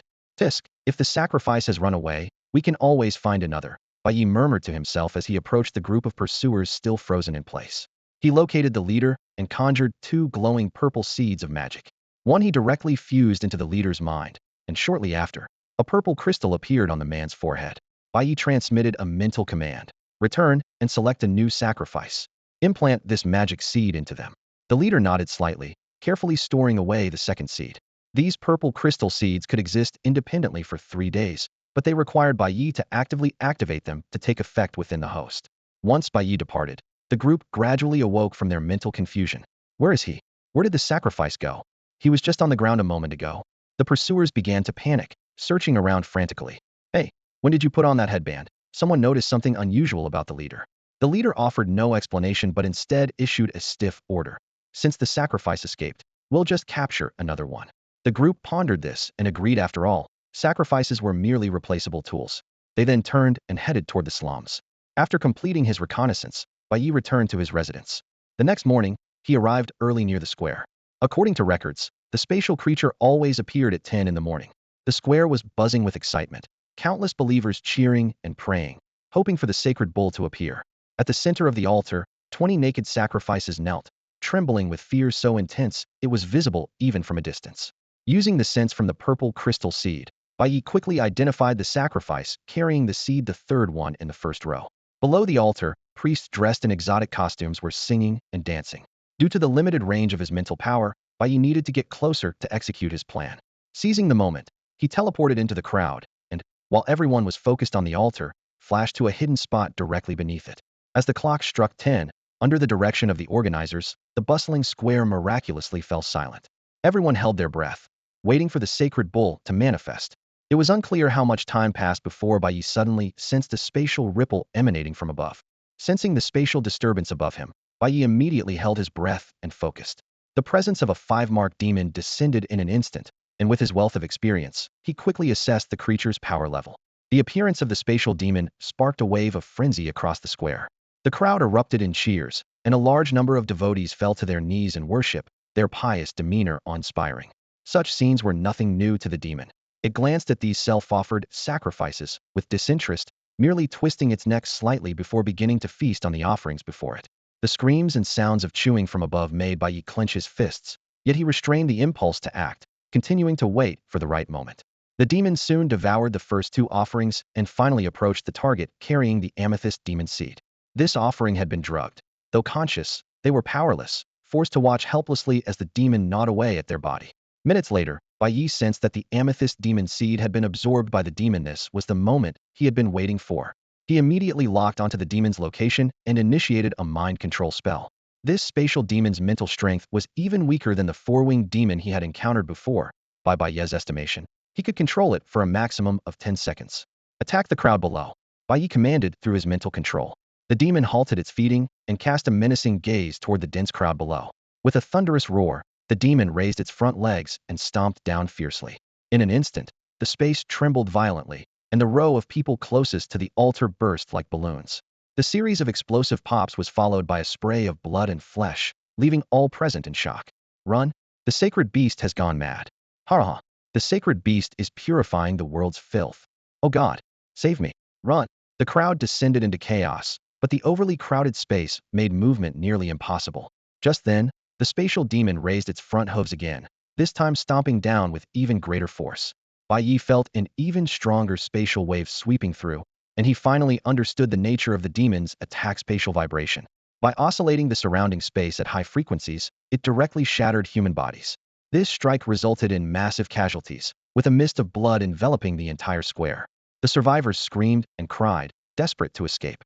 At that moment, they finally recognized the harsh reality. This was no mythical sacred beast, but a brutal, man-eating demon. Through the cracks in the altar, Bai Ye witnessed a horrific scene. 2 attacks had already claimed hundreds of lives. The fleeing crowd was filled with cries of fear and despair, making it the perfect moment for him to strike. With only 2 seconds left of the mental confusion effect, Bai Ye's figure flickered, and he instantly appeared behind the creature. Gripping his long sword tightly, his muscles tensed as he activated his immense strength. The blade cut through the air, aiming for the creature's crown. However, at the last critical moment, the creature instinctively tilted its head slightly, causing the strike to lose its lethal precision. The sword flashed, slicing off the right side of the creature's head along with a horn, causing blood to spurt out.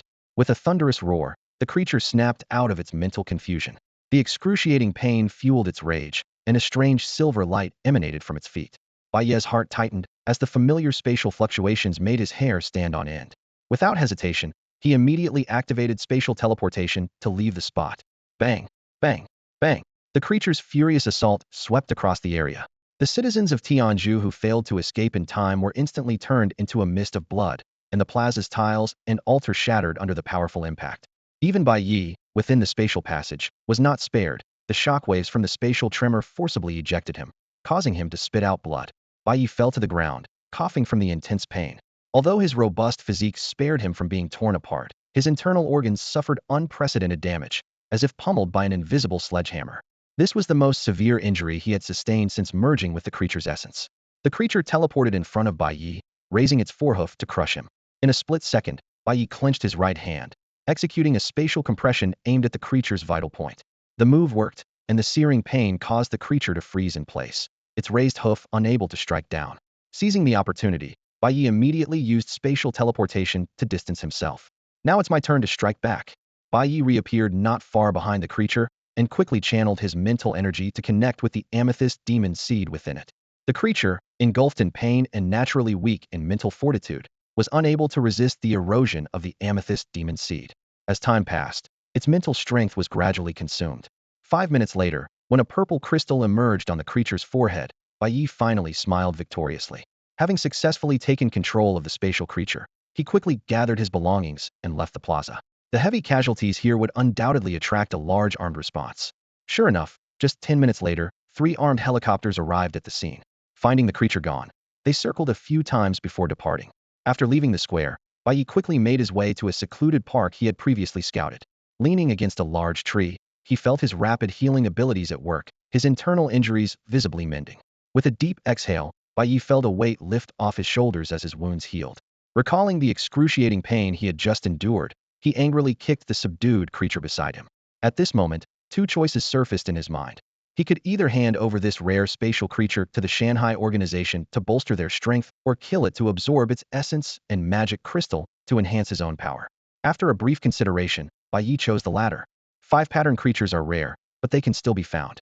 However, spatial creatures, his gaze fell on the creature before him, are truly a rare breed. Do you have storage space? Bai Ye asked, turning to the creature, which only stared blankly at him. Almost forgot. You can't understand human language, he muttered, then repeated the question using mental communication. This time, the creature received the message and responded negatively through mental transmission. Useless, Bai Ye scoffed disdainfully. In that case, you can die. Before he finished speaking, a strange silver light flickered in the creature's eyes, and a familiar spatial ripple emerged from its head. Within seconds, blood gushed from its orifices, and its body collapsed to the ground. Efficiently, Bai Ye took out a dagger, pried open the creature's skull, and found the magic crystal amidst the chaotic brain matter. After securing the crystal and extracting its essence, he promptly left the park. Back at the apartment where he was staying, Bai Ye stood on the balcony, gazing towards the square. The area was now cordoned off, and the once crowded scene was replaced by stark bloodstains. Returning to the living room, he called Li Yunxi. Yunxi, are you aware of what happened here? I've already seen it. Good, Bai Ye said solemnly. Next, have someone guide the public narrative, attributing all the deaths to the creature and minimizing my presence, steering it in a positive direction. Understood, master. I'll start right away. All right. Hanging up the phone, Bai Ye drew the curtains and took out the essence he had extracted earlier. Let's hope this doesn't disappoint me, he murmured, swallowing it. The fusion process was unusually smooth, taking only 20 minutes to complete. Bai Ye acquired 2 spatial abilities. One was the spatial tremor used by the creature, which he had already experienced firsthand. The other, which thrilled him, was spatial teleportation B, setting 2 teleportation coordinates. He could create a passageway usable by himself and others, enabling travel between the 2 locations. Although teleportation is a convenient skill, Bai Ye quickly discovered its intricacies. The greater the distance and the larger the object being transported, the more energy it requires. After mastering this skill, Bai Ye initially planned to return to his organization immediately, but then decided it would be wise to leave a spatial coordinate in the Dragon Kingdom first. After all, no matter how far one roams, there is always the need to return to one's homeland. With this plan in mind, Bai Ye left his apartment and headed straight for the largest zoo in Garrett City. While he was en route, the internet in the kingdom of Tianzhu was abuzz with news of a divine bull attacking worshippers, spreading like wildfire across various platforms. Oh my god, I was planning to see the divine bull this weekend. Good thing I didn't go. The divine bull is purifying the realm. These people will ascend to heaven after death. The divine bull is ending their suffering, allowing them to reincarnate into a better life. It's not a divine bull. It's a man-eating monster. However, any news about Bai Ye was quickly erased or suppressed by a mysterious force. Over an hour later, Bai Ye arrived at the zoo, which was already closed. He teleported directly into the park and followed the signs along winding paths, eventually reaching the raptor exhibit. This area housed aerial predators from around the world, and having survived a plane crash, Bai Ye had developed serious doubts about the safety of aircraft. If ordinary birds could threaten a plane, what about magical creatures? He decided to emulate the strategy of the deep-sea demon whale king by acquiring a flying mount for himself. Among the various birds of prey, an adult golden eagle with a body length of about a meter and a wingspan nearing 2 meters caught his eye. Its talons gleamed ominously under the lights, marking it as a true aerial ruler. Without hesitation, Bai Ye kicked through the glass wall. The loud noise startled the golden eagle, which flew to a nearby artificial tree, warily watching this intruder. Come here, Bai Ye commanded, locking eyes with the eagle and using his mental manipulation. With its limited mental strength, the golden eagle had no defense against Bai Ye's control and obediently flew to him. Bai Ye grabbed the base of its wings, lifting it like a hen, and carried it out of the raptor exhibit. Once he found an open area, Bai Ye had Li Yunxi disable the surrounding surveillance systems. He quickly implanted a purple crystal demon seed into the golden eagle's body. After the seed fused, he injected the essence of a 4-winged creature into it. As the essence began to merge, the eagle's body bled, and its feathers fell off in large patches. Despite the excruciating pain, under Bai Ye's command to remain silent, the eagle didn't make a sound. Once all its feathers had shed, the eagle's body began to swell visibly, and a second pair of wings emerged from its back, just like the original four-winged creature. Half an hour later, a massive four-winged eagle, nearly 5 meters long with a wingspan exceeding 10 meters, landed steadily in front of Bai Ye. It folded its wings and lowered its head obediently, as if awaiting its master's inspection. Bai Ye circled the giant eagle, examining it carefully and nodding in satisfaction. The enormous size was more than sufficient to carry his weight easily. Eagerly, he leaped onto the eagle, landing securely on its back, near the neck. He gently patted the eagle's neck and issued the command to take off using his mental power. Understanding the cue, the eagle spread its 4 wings, and with a whoosh, it soared into the sky. From high above, Bai Ye gazed down at the city below, where clusters of buildings shimmered in the sunlight. He couldn't help but smile, recalling his childhood dream of riding an eagle and soaring through the skies. After flying over the city, Bai Ye directed the eagle towards the bay where he had first arrived. He summoned the deep-sea demon whale king and imprinted the route to Sakura country into its mind through his magic. Watching as the demon whale king disappeared beneath the ocean's surface, Bai Ye mounted the four-winged eagle once more, heading towards the dragon kingdom. The eagle's speed was astonishing, yet Bai Ye felt no assault from the wind. Curious, he inquired through his magic and discovered that this was an innate ability of the four-winged creature. Not only could it manipulate air currents to accelerate its flight, but it could also create an invisible barrier around itself, perfectly shielding against the high-altitude winds. After flying over vast plains and towering mountains, the distant outline of snow-capped peaks gradually came into view. Bai Ye realized that the Dragon Kingdom was now close at hand. At that moment, the radar at the border airbase of the Dragon Kingdom suddenly emitted an urgent alarm. The duty personnel quickly detected the fast-moving, unidentified flying object and promptly reported the situation. Soon, a fighter jet roared into the sky.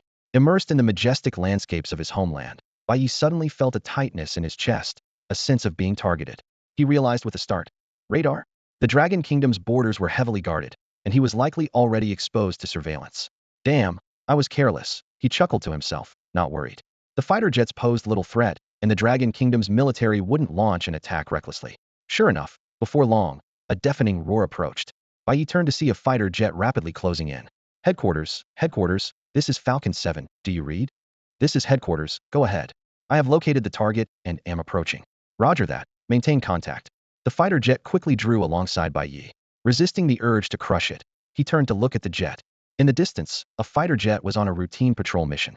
The pilot, looking through the cockpit glass, suddenly spotted a shocking sight: a massive four-winged giant eagle soaring at high altitude. His first reaction was that he had encountered a mythical creature, and he was about to press the communication button to report the situation when he witnessed an even more unbelievable scene. There was a figure sitting upright on the back of the giant eagle. For the first time, this elite pilot, known for his excellent vision, began to doubt his own eyes. He blinked hard and looked up again, only to meet the gaze of the figure. In that instant, an involuntary "what the heck" escaped his lips. 0707. This is headquarters. Please report your current situation, came the voice of the command center through his headset. Reporting to headquarters, the pilot struggled to keep his voice steady. I've spotted a four-winged eagle-like creature and a person. In the command center, the operator was taken aback. A nearby officer immediately leaned over. What's going on? The pilot reports spotting a four-winged eagle-like creature and a person at high altitude. The operator hesitantly repeated. A person? What kind of person? The officer, though shocked, maintained his professionalism and asked for details. After the operator relayed the question, the pilot quickly responded. A man wearing a black and gold mask, sitting right on the creature's back. This answer left the officer momentarily stunned as well. Before he could gather his thoughts, the pilot asked how to handle this unusual situation. Oh well. The officer was momentarily at a loss. If it were a foreign aircraft intruding on their airspace, they would simply expel it. If it were merely a creature, they would eliminate it directly. But this situation was too unique. The creature was carrying an unidentified person on its back. Have him continue to track and monitor, and I'll consult with superiors, the officer quickly decided. Meanwhile, high above, Bai noticed the jet tailing him and frowned slightly. Although he had the power to easily destroy the jet, he didn't want to antagonize the military, considering he was in his own country. After a moment of thought, he retrieved a satellite phone from his storage space. At this moment, in the headquarters of the Demon Suppression Division in the capital, Yang Wansheng was handling paperwork. Suddenly, his special work phone rang, a number known only to a select few important individuals. He glanced at the caller ID. It was an unfamiliar satellite number. Hello? This is the Demon Suppression Division. Yang Wansheng answered the call. Director Yang, it's our first call. Guess who I am? A deliberately hoarse voice came from the other end. Yang Wansheng frowned. quickly searching his mind for possible callers. Soon, he recalled someone who addressed him by his title in this manner. Are you the leader of the Shanghai organization? Yang Wanchong squinted and asked. Congratulations on guessing right, Director Yang. What brings you to contact me this time? Yang Wanchong asked directly. Bai Ye glanced at the pursuing fighter jet in the distance, a slight smile playing on his lips as he said to Yang Wanchong. I do have a small favor to ask. Oh, Yang Wanchong's eyes lit up. Can you tell me what it is? Your organization's medicine has saved us from significant losses in Longhua, and we haven't forgotten that favor. It's nothing major, just that I came to Longhua and got intercepted by your people. You came to Longhua? Yang Wanchong immediately sat up straight, his expression turning serious. After a moment of contemplation, he cautiously asked, Can you tell me what brings you to Longhua this time? I'm here to hunt a rather unusual monster, Bai Ye replied casually, adding, It's not an endangered species or anything. Yang Wanchong remained silent for a long time before finally saying, All right, tell me where you got stopped. In the sky over the western province's border. Oh, okay, the western province's border. In the sky?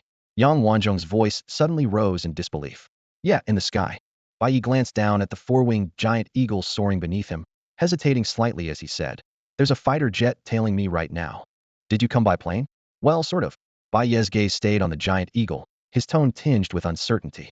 Let me make a call first. Yang Wanchong quickly pulled out another phone to contact the border military. With the authority to mobilize the army, he soon reached the senior military officials at the western province border. When the military simultaneously received reports from the Air Force base about someone entering the country riding a massive creature, both sides fell into silence. You didn't tell me you were riding a monster. Yang Wanchong grabbed the phone, his tone reproachful. What's the difference? It's still flying, isn't it? Bai Ye retorted. Yang Wanchong was momentarily speechless. After a pause, curiosity got the better of him. Can I ask if your organization has mastered the technology to tame monsters? No, this is just an exception, Bai Ye replied, half-truthfully. With the answer, Yang Wanchong said with a complex expression, Thanks for clarifying. I'll have someone handle it right away. Under his assurance, the pursuing fighter jet finally withdrew. By the way, Yang Wanchong added with a warning tone, You must ensure your creature doesn't harm anyone domestically. Can you do that? Don't worry, it won't harm anyone, Bai Ye promised. All right then, I wish you a successful trip. Yang Wanchong was about to end the call when Bai Ye suddenly interrupted. Wait, I have some very important information. Are you interested, Director Yang? What important information? Yang Wanchong immediately inquired. About the first large-scale invasion of monsters. Bai Ye's words hit like a sledgehammer. What? Yang Wanchong sprang from his seat, then quickly apologized for his overreaction. Sorry, I got a bit too excited. It's not that I don't believe you, but I just want to confirm is what you're saying true? I'm certain it's true, Bai Ye replied with unwavering determination, his eyes sharp. In Yang Wanchong's office, the atmosphere instantly became tense. He took a deep breath, clasping his hands on the desk. I apologize, sir, but please wait a moment. I need to report this matter. As an experienced senior official, Yang Wanchong knew that Bai Ye wouldn't disclose such information without expecting something in return. To proceed cautiously, he immediately contacted his superiors. Just 10 minutes later, the office door swung open, and several top-ranking officials from Longhua entered in single file. Yang Wanchong was about to stand and greet them when the leading white-haired elder gestured for him to remain seated. Let's begin, the elder said succinctly as he sat by the phone. Yes. Yang Wanchong promptly picked up the phone. Hello? Are you still there? I'm here, Bai Ye's calm voice came through, allowing everyone in the room to relax slightly. With the elder's approval, Yang Wanchong got straight to the point. What is the price for the information you just mentioned? Bai Ye was well prepared. Either a critical technology related to the creatures or 5 complete corpses of creatures that had special abilities in life. Everyone in the room was taken aback by the request. Not because it was too high, but quite the opposite seemed a trivial price for intelligence that could potentially save countless lives. After receiving a nod from the elder, Yang Wanchong responded immediately. We can agree to both of your demands. Since you're so straightforward, Bai Ye's voice remained calm. I'll give you an additional piece of information. The terms remain the same as previously agreed. All right, we agree, Yang Wanchong replied without hesitation. Very well, I'll start now. Do you need something to take notes? Bai Ye asked. Yang Wanchong glanced at the recorder already set up in the corner. No need, just go ahead. Bai Ye's voice turned grave. The first large-scale invasion of the creatures will happen in a month 27 days to be precise. The scale and location are unknown. It might occur domestically, abroad, or even worldwide. This vague information caused everyone to furrow their brows. Then, Bai Ye shifted the topic. I assume you've already discovered the spatial rifts. Yang Wanchong's heart skipped a beat. Since the appearance of the creatures, Longhua had been investigating their origin. Through relentless efforts, they had discovered 5 massive spatial rifts within the country. After thorough research by expert teams, These rifts were confirmed to be the legendary spatial passages.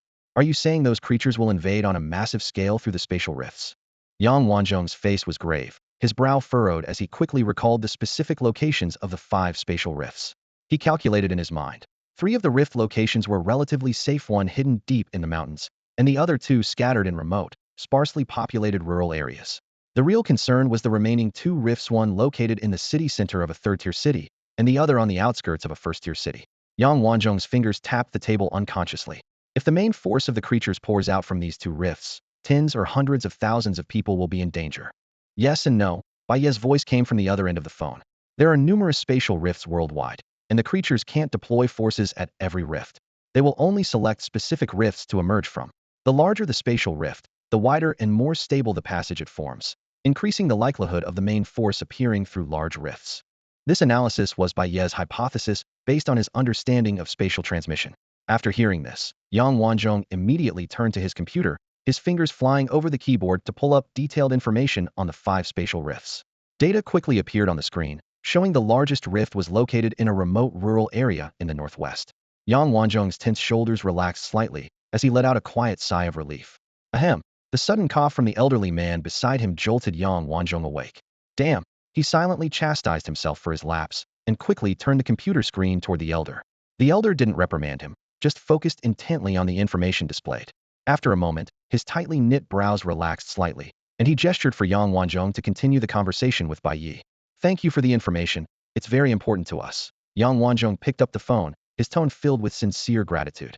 No need to thank me. It's just a transaction, Bai Ye responded calmly. No. The significance of this information far exceeds the cost. We in Longwo will not forget this favor, Yang Wanzhong solemnly promised, with the elder's approval. This favor might not mean much to Bai Ye now, but it could become a crucial card for him in the future. Let's move on to the second piece of news. Bai Ye didn't dwell on Yang Wanzhong's words and shifted directly to the next topic. Yang Wanzhong immediately focused, listening intently. The others in the room also paused their work, their eyes fixed on the phone in Yang Wanzhong's hand. The second piece of news is the truth behind the creature's invasion of Blue Star. Are you interested? Bai Ye's question was like a bomb exploding in the room. This statement not only shocked Yang Wanzhong, but even the elder beside him, who was known for his composure, couldn't help but have his eyes widen in rare surprise. Bai Ye's words hit Yang Wanzhong and the others like a heavy hammer on their chests. The faces of those in the office turned ashen, and the air felt as if it had frozen. This was not just a brutal war, but a life-and-death struggle concerning the survival of all humanity. Their opponents were a group of desperate survivors with formidable physiques and various incredible abilities. Meanwhile, the human camp hadn't even managed to quell its internal disputes. Yang Wanzhong stood in front of the desk, his hands slightly trembling. His gaze was vacant, clearly shaken by the information Bai Ye had revealed, making it difficult for him to regain his composure. An elderly man nearby keenly noticed his state, sighed softly, and then took the receiver from Yang Wanzhong's hand. Hello, I am the leader of Dragon Nation. The elderly man's voice was steady and powerful. Thank you very much for providing 2 crucial pieces of information. If you need any help in the future, just let us know. I will. Bai Ye's tone carried a hint of humor, yet also deep respect. I hope you won't refuse when the time comes. Haha. Don't worry, Dragon Nation always keeps its word. The elderly man laughed heartily, easing the heavy atmosphere in the office somewhat. How should we go about compensating you? The elderly man then asked. Bai Ye pondered for a moment. Prepare the items first, and I will notify you when the time comes. All right, no problem. The elderly man replied without hesitation. The subsequent conversation turned casual, with the elderly man tentatively inquiring whether Bai Ye would allow the Shanghai organization to engage in deeper cooperation with Dragon Nation. Bai Ye skillfully deflected the suggestion. Realizing the subtle shift in the conversation's control, Bai Ye cautiously found an excuse to end the call. Phew.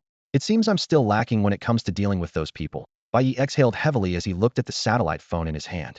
On the other side, the elderly man set down the receiver, his smile gradually fading.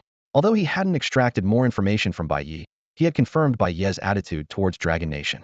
He surveyed the room's occupants and said gravely, today's events are strictly confidential, especially concerning the Shanghai organization. You are prohibited from investigating privately. Understood. Everyone responded in unison. Pass the word. A meeting in the council chamber in an hour. The elderly man instructed his assistant, then rose to leave, with the others following closely behind. The large office was left with only Yang Wanzhong. He stared at the phone on the desk, his mind restless for a long time. After ending the call, Bai Ye put away the satellite phone and surveyed his surroundings. Guided by him, The four-winged giant eagle searched for a signal base station and finally landed on a mountaintop. When he checked his phone to confirm his location, Bai Ye initially planned to head straight to establish spatial coordinates in the magic capital.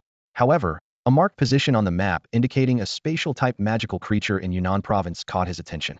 Since I'm already here, Bai Ye thought to himself and decided to investigate the creature first. Once he determined the direction, Bai Ye leapt onto the back of the four-winged giant eagle. With powerful wing beats, the eagle carried him swiftly toward Yunnan province. Although they were detected multiple times by air defense radar along the way, thanks to the Demon Control Bureau's prior coordination, various military bases turned a blind eye to this uninvited guest, allowing Bai Ye to enter Yunnan province unimpeded. Meanwhile, a commercial airliner was cruising through the clouds. In a window seat, a mother and her young son, who had just finished a vacation, were having a quiet conversation. "Mom, the mushroom hot pot was so delicious. Can we go again next time?" the little boy asked excitedly. "Sure, we'll go again during the next holiday," the mother replied gently.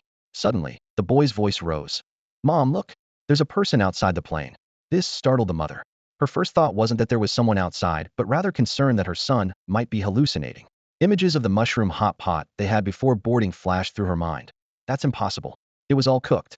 Seeing his mother's skeptical expression, the boy insisted, pointing out the window. "Mom, look, there's really someone out there." Though she found it unlikely, the mother obliged and looked outside. Her pupils contracted in shock. A massive four-winged giant eagle was passing by the aircraft, carrying a person on its back. By the time she tried to get a clearer look, the figure had vanished into the clouds. "Oh no, I've been affected too," the mother thought, fearing she was experiencing hallucinations as well. "See, Mom, I wasn't lying," the son said excitedly. "No, you weren't. I saw it too." The mother reassured him with a forced smile and pressed the service button. A flight attendant soon arrived to inquire about their situation. "My son and I had mushroom hot pot before boarding, and now we seem to be hallucinating. What should we do?" the mother asked anxiously. The flight attendant was momentarily taken aback, but quickly reassured them professionally, promising to arrange for an ambulance at the airport. Meanwhile, Bai Ye had already arrived in Nanchang, where the spatial-type magical creature was located, according to his coordinates. As dusk approached, he instructed the four-winged giant eagle to wait on the outskirts while he took out a car and drove into the streets of Nanchang. Upon entering the southern city and observing the traditional Dragon Kingdom-style architecture, Bai Ye felt a sense of tranquility wash over him. The ancient, ornate eaves and the familiar atmosphere of the streets reminded him of the saying, "Longing for home while living in a foreign land." Although he had established the formidable Shanghai organization in the land of Sakura, that foreign soil never gave him a true sense of belonging. The aroma from a hot pot restaurant by the street piqued his appetite. He pushed the door open and took a seat, and even before the waiter could serve the dishes, just staring at the bubbling broth ignited a fire in his eyes. Noticing this, a waiter quickly approached. "Sir, this is a wild mushroom hot pot. Make sure it's fully cooked before eating." "I know," Bai Ye replied without lifting his head, his gaze still fixed on the hot pot. Seeing his demeanor, the waiter quietly withdrew the chopsticks from his hand. After a satisfying meal, Bai Ye drove to an old residential area. This was where the sole survivor from an alternate dimension lived. With the intelligence provided by Li Yunqi, he quickly located the target's residence. Using his senses beyond the wall, he detected 4 people inside the survivor's family was happily having dinner together. Bai Ye teleported inside and immediately used mental manipulation to control the family. He sat at the dining table and gestured for the survivor to come forward. "Tell me everything you saw in the alternate dimension." The survivor's account largely matched Li Yunqi's previous information, had only caught a glimpse of the spatial creature before fleeing in panic. However, Bai Ye noticed a crucial detail in his description. After the survivor escaped the alternate dimension, the creature did not pursue him. Ordinarily, for a being capable of creating alternate dimensions, hunting down an ordinary person would be easy, yet the survivor remained unharmed. Is it unable to come out, or is it unwilling? Bai Ye narrowed his eyes, deep in thought. After asking a few more questions and realizing no further information could be gleaned, Bai Ye stood up to leave. His mental manipulation wore off, and the family returned to normal, continuing their dinner. "Huh? Why did the food get cold so quickly?" the survivor wondered aloud, picking up a piece of vegetable. After checking into a hotel, Bai Ye freshened up and took out his phone to message Xionggang on a messaging app. "How have you been lately? Busy harvesting fruit, you?" "I'm busy too. By the way, did your parents go back?" "I managed to trick them into going back. Got a scolding for it, but in hindsight, I'm relieved. You know, those monsters are becoming more frequent." "What are your plans?" "I'm planning to sell the orchard after this harvest and move to a safer city, but my parents are reluctant. So, I don't know what to do. Ever since you visited last time, I've been keeping an eye on news about those monsters. I have a feeling they'll cause a major disaster sooner or later, but I don't know how to explain this to my parents." "Do you trust me?" "Of course. I definitely trust you." How could your best buddy not? Seeing Xiongang's reply, a smile appeared on Bai Ye's face. The friendship between Bai Ye and Xionggang began in elementary school. For over a decade, they were inseparable, attending the same school and being in the same class from elementary through high school. During Bai Ye's toughest times in high school, Xionggang was there to support him through those challenging years. Conversely, when Xionggang struggled academically and nearly missed out on college, it was Bai Ye who patiently tutored him, helping him gain admission. This mutual support forged a bond of brotherhood, making them the most trusted companions to each other. Bai Ye stared at his phone screen, contemplating for a long time before sending a message. In a month, the world will undergo a dramatic change, and ordinary people's survival will be in danger. If you trust me, bring your parents to meet me in Modu in 3 days. He didn't mention the specifics of the impending monster invasion. Such an extraordinary event would be hard for Xionggang to comprehend even if explained. Now, it all depended on whether Xionggang was willing to trust him. There was a momentary silence from the other side of the screen, followed by Xiongang's concise reply. Okay, I'll meet you in Modu in 3 days. There were no doubts, no questions, just pure trust. Seeing this response, Bai Ye couldn't help but smile, feeling a warmth in his heart. The next morning, after leaving Nanqing, Bai Ye immediately summoned a 4-winged giant eagle through his magical abilities. This massive creature, with its impressive wingspan, carried him towards the distant mountains. Due to the presence of spatial-type monsters, the entire mountain was under strict military lockdown. As the giant 4-winged creature appeared in the sky, the soldiers on the ground quickly raised their weapons, ready for action. Hold your fire. The officer in charge of the lockdown shouted just in time. He recognized the creaturite matched the description in the higher-ups' directive, down to every detail in the photograph. According to orders, all units were to refrain from attacking this particular creature. Though the soldiers lowered their weapons, their vigilant eyes never left the eagles circling above. Bai Ye soon noticed the military deployment on the ground. Once he confirmed they bore no hostility, he maneuvered the 4-winged eagle directly into the mountains. After some searching, he finally located the entrance to the alternate space mentioned in his intelligence. Before the eagle could fully land, Bai Ye used his teleportation skill to reach the ground. The area around the entrance was filled with surveillance cameras, all trained on one spot, the location of the alternate space entrance. Though nothing seemed amiss to the naked eye, Bai Ye keenly sensed a faint spatial fluctuation. However, with the entrance closed, he couldn't enter as others had before. Bai Ye began to contemplate the spatial skills he possessed. Space traversal? He shook his head no. He could only sense spatial fluctuations and couldn't perceive the existence of the alternate space, making traversal impossible. Other attack methods were futile. His only hope lay in spatial teleportation. After careful consideration, Bai Ye's eyes lit up. He could establish coordinate points based on the spatial fluctuations and then use his teleportation ability to enter. With this in mind, he immediately left the first spatial coordinate at his feet and, following the source of the fluctuation, successfully set a second coordinate at the point of strongest fluctuation. Bai Ye linked the 2 coordinates and initiated a spatial teleportation. In an instant, a circular portal formed before him, revealing a disconcerting dark red space within. Gripping his magical long sword tightly in his right hand and readying his left to conjure a spatial shield, he took a deep breath and resolutely stepped through. As soon as he entered this eerie space, sharp spatial disturbances erupted behind him. Bai Ye reacted instantly, quickly forming a solid spatial shield at his back while turning with his sword drawn. In the void, several silver-white branches shot towards him like spears, but were blocked by the shield he had just conjured. Before he could catch his breath, a dense wave of spatial disturbances erupted around him. His heart tightened as he instinctively looked towards the depths of the space. There stood a towering silver tree over 100 meters tall, and even more shocking was the nearly 100-meter-long spatial rift behind it. The sense of danger spiked to its peak, and without hesitation, Bai Ye activated spatial traversal, darting out of the portal like lightning. He immediately shut down the teleportation and performed several spatial jumps to distance himself from the perilous area.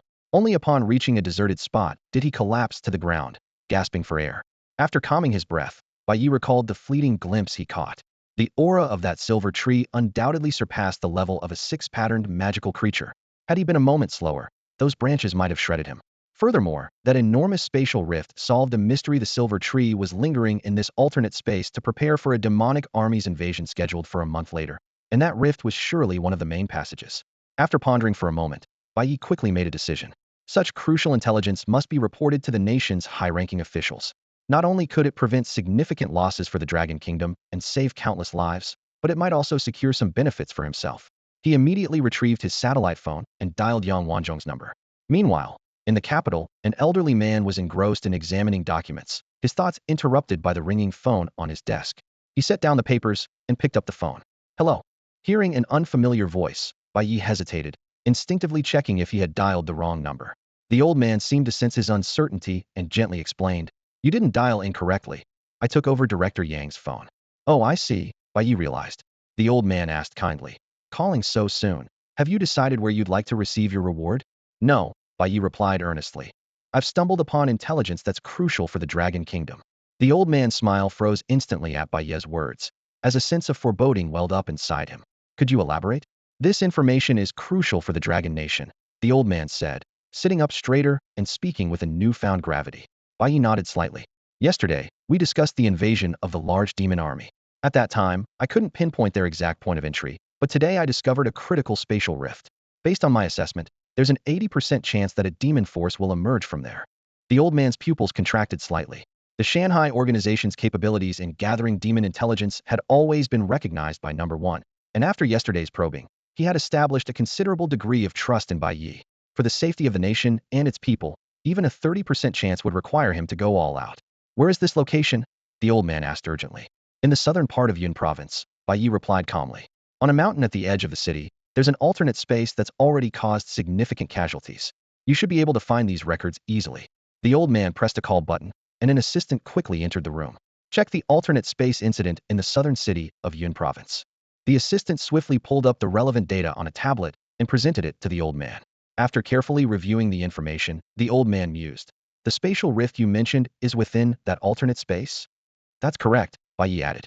"Not only is there a demon with power exceeding 6 patterns, but there's also a spatial rift nearly 100 meters long." 100 meters. This figure sent a jolt through the old man's heart. The longest spatial rift discovered in the Dragon Nation so far was less than half this length. This news increased his confidence from 8 to 9.5, needing only personal confirmation to fully believe it. "If I'm not mistaken, you must have another reason for revealing this information?" the old man asked, calming himself. Bai Ye smiled slightly. "You saw right through me." "What's your plan?" the old man asked, a smile forming on his face as well. "The demon belongs to the spatial category. It will accelerate the expansion and stabilization of the spatial rift, paving the way for the demon army's invasion." Bai Ye went straight to the point. "I propose that we join forces to eliminate it in advance. This way, you can minimize danger and loss, and all I ask for is the demon's corpse. It's a win-win collaboration. How do you propose we work together?" The old man pondered for a moment before asking. "The entrance to this alternate dimension has been sealed by that creature, and currently, I'm the only one who can open it. So, I'll handle the door, and you guys take care of the creature. What do you think?" Bai Ye's voice was sincere, his gaze steady as he looked at the communicator. The old man was silent for a moment. Although Bai Ye's task was just to open the door, he understood the critical nature of this mission. Without Bai Ye, they couldn't even touch the threshold of the alternate dimension. "Afterwards, all you want is the creature's corpse?" the old man asked cautiously, each word measured. "Yes, I just want the creature's corpse, nothing else," Bai Ye replied decisively. "All right, I agree to your cooperation plan. I'll have Director Yang contact you shortly for detailed discussions." The old man decided immediately. Not long after the call ended, Yang Wanzhong's call appeared on Bai Ye's satellite phone. They got straight to the point, engaging in an intense discussion for over an hour before finalizing the action plan. To avoid unforeseen complications, Yang Wanzhong promised to lead the team there immediately, instructing Bai Ye to wait in place. Feeling bored, Bai Ye casually conjured a space barrier as a bed and lay on it, scrolling through short videos.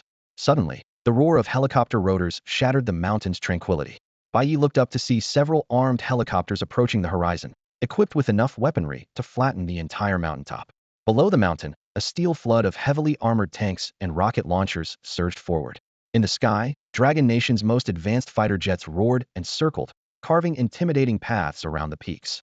A new video popped up on Bai Ye's phone screen. Residents of the southern city were being evacuated in an orderly fashion under military command, while a dense line of military vehicles moved in the opposite direction. So fast, Bai Ye couldn't help but admire Dragon Nation's operational efficiency. A few hours later, Yang Wanzhong's call came again. "We've arrived. Where are you now?" "I'm still on the mountain. Can you come down to the camp to meet us?" Yang Wanzhong asked, his tone probing. After a brief consideration, Bai Ye agreed. He summoned a four-winged giant eagle beside him and flew towards the brightly lit military camp below. In the camp, nobody had ever seen Yang Wanzhong speak so respectfully to someone over the phone, arousing curiosity about the mysterious person on the other end. Noticing his subordinates' curious glances, Yang Wanzhong sternly announced, "A very important person will be arriving soon. Make sure you show proper respect, understood?" "Understood," they responded in unison. "Remember, if anyone messes up at this critical moment, don't blame me for being harsh afterwards." Yang Wanzhong added as a warning. Understood. The subordinates' voices grew even louder and more synchronized. Excuse me, Director, may I ask out of curiosity, what is the identity of the person we're expecting? A petite girl in the corner timidly inquired. As soon as she spoke, everyone in the tent turned their eyes toward Yang Wanzhong, their expressions filled with curiosity. Yang Wanzhong gently shook his head, maintaining a serious demeanor. His identity is confidential for now. All you need to know is that he is very important to Longhua. Upon hearing this, everyone displayed a collective look of disappointment and murmured, "Oh, let's go and welcome him," Yang Wanzhong said as he led the way out of the tent, with the others following closely behind. Outside, he chose an open area and looked up at the sky. Although the others were unsure of what was happening, they followed suit and raised their heads. Suddenly, a massive shadow swooped down from the mountaintop, heading straight for the military camp. "There's a beast. Quick, grab your weapons," someone shouted as they started to run back. "Quiet," Yang Wanzhong commanded sternly. "Stand firm. Our guest has arrived." His tone was authoritative and left no room for doubt. "Director, is this beast the guest you mentioned?" A young man standing nearby cautiously asked, pointing at the four-winged giant eagle in the sky. "Why all the fuss?" Yang Wanzhong scolded, giving them a stern look. "With such a large military camp, do you really think one beast could come down and devour you all?" His words reminded everyone that not only were there thousands of soldiers stationed there, but there were also dozens of tanks ready to respond at any moment, capable of obliterating any intruder. Realizing this, they relaxed and retreated behind Yang Wanzhong. With prior notice from superiors, Bai Ye landed effortlessly on the designated open space, riding the four-winged giant eagle. As he dismounted, everyone was left speechless. Yang Wanzhong was astonished by his youth, while the others were amazed that someone could tame such a creature. "Nice to meet you. Welcome, welcome." Yang Wanzhong quickly regained his composure and stepped forward to greet him. Bai Ye did not speak, but shook hands with him quietly, nodding in acknowledgement. "I didn't expect you to be so young," Yang Wanzhong remarked genuinely. "Isn't Director Yang also in his prime?" Bai Ye replied in a slightly hoarse voice. "Haha, let's go inside and talk." Yang Wanzhong laughed heartily, leading the way. Bai Ye nodded and followed, leaving the accompanying personnel exchanging puzzled glances.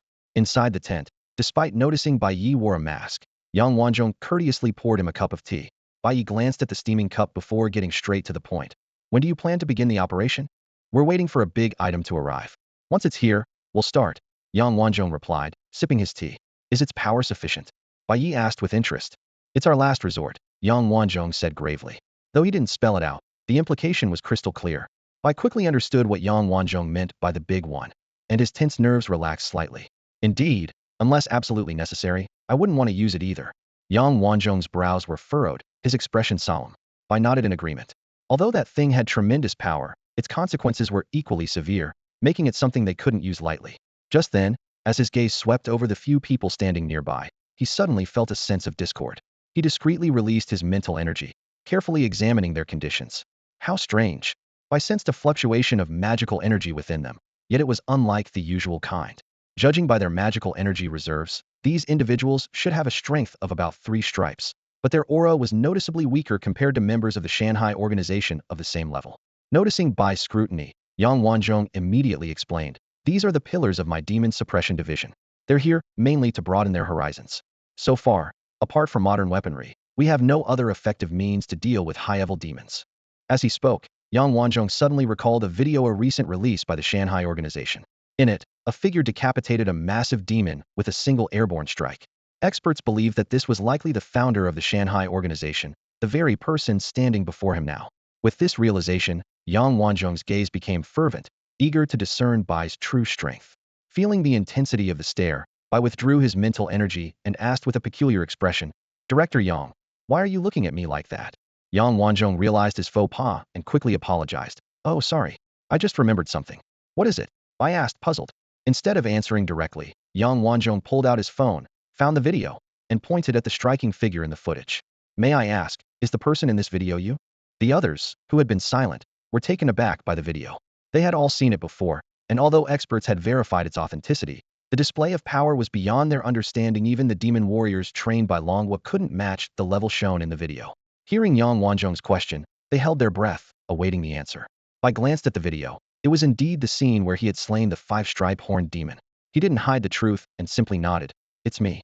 This casual admission sent a shock through Yang Wanzhong's heart, and in a surge of excitement, he blurted out, "Can you tell me?" Seeing Yang Wanzhong's expression, Bai instantly understood that he was about to ask some presumptuous questions. Bai Ye's gaze intensified as he stared directly into Yang Wanzhong's eyes. Noticing Bai Ye's look, Yang Wanzhong felt as if a bucket of cold water had been poured over his head, calming him down immediately. He realized that his forthcoming words might cross a line and could potentially offend Bai Ye. After regaining his composure, Yang Wanzhong offered an apologetic smile and said, "Sorry, I got a bit carried away." Seeing Yang Wanzhong calm down, Bai Ye retracted his gaze. "It's fine." After a moment of silence, a phone ringing broke the quiet. Yang Wanzhong answered the call, said a few words, and then looked up at Bai Ye. "The items have arrived. Let's get started." Bai Ye nodded upon hearing this and stood up, following Yang Wanzhong outside. Once Bai Ye and Yang Wanzhong left, the others who had been quietly observing finally breathed a sigh of relief. "Did you feel that just now? The aura from that person was stronger than any creature I've encountered. I didn't even dare to breathe. Truly, there is always someone better." The imposing presence Bai Ye displayed when he stared at Yang Wanzhong had taken them by surprise. They had initially doubted the authenticity of the video they had seen, but now it seemed quite plausible. After leaving the tent, Bai Ye and Yang Wanzhong made their way to another tent where 3 middle-aged officers were already seated. Upon seeing Bai Ye and Yang Wanzhong, they quickly stood up and saluted. After returning the salute, Yang Wanzhong invited Bai Ye to sit down. "How's the planning going?" Yang Wanzhong asked one of the officers after they were seated. "We plan to deploy some monitoring equipment first to gather data from the alternate dimension. Based on that data, we'll determine the launch trajectory and estimate the impact before proceeding with the destruction plan." The officer explained the process briefly. "When can we start?" Yang Wanzhong continued to inquire. "We can start anytime." Hearing this, Yang Wanzhong looked at Bai Ye with a questioning gaze. After Bai Ye nodded, Yang Wanzhong immediately gave the order to commence the operation. With the order given, the entire military camp sprang into action. Soldiers gathered at the foot of the mountain, their eyes filled with determination. Meanwhile, tanks and rocket launchers raised their barrels, aiming at the mountain ahead. In the sky, armed helicopters and fighter jets circled above, ready for precision strikes at any moment. "Let's go up the mountain," Yang Wanzhong commanded as a team of soldiers equipped with instruments assembled. Seeing this, Bai Ye did not choose to ride his 4-winged giant eagle up the mountain alone, but quietly joined the group, walking with them towards the mountain. Upon reaching the entrance to the alternate dimension, a group of soldiers quickly cleared the area, cutting down trees and digging trenches, each performing their duties swiftly. In no time, a large clearing was made around the entrance. Once the clearing was made, another team began setting up equipment, while the previous soldiers put down their tools and picked up weapons, taking up strategic positions. After the equipment was installed, an officer quickly approached Yang Wanzhong and gave a brief report. Yang Wanzhong turned to Bai Ye, signaling that they could begin. Bai Ye nodded slightly and immediately started constructing the spatial passage. Since the previous spatial coordinates were still intact, he quickly completed the construction. As the space gates slowly unfolded, the surrounding soldiers all stared at Bai Ye with astonished eyes, as if witnessing something incredible. "This is the alternate space inside. The rest is up to you," Bai Ye said to Yang Wanzhong after confirming the stability of the space gate. "All right." Yang Wanzhong snapped back to reality and immediately issued orders. The soldiers swiftly moved into their positions. Bai Ye quietly retreated a short distance, observing their every move from afar. "What's the matter? Is there a problem?" Yang Wanzhong noticed Bai Ye's actions and approached him to ask. "Nothing major," Bai Ye replied with a slight smile. "Just worried that the creature might suddenly burst out." "Haha. To be honest, I'm quite scared too," Yang Wanzhong admitted with a laugh, his expression turning serious. "But it's not just me. They're all afraid too. Yet, behind us are countless people." He glanced at the soldiers standing ready around them.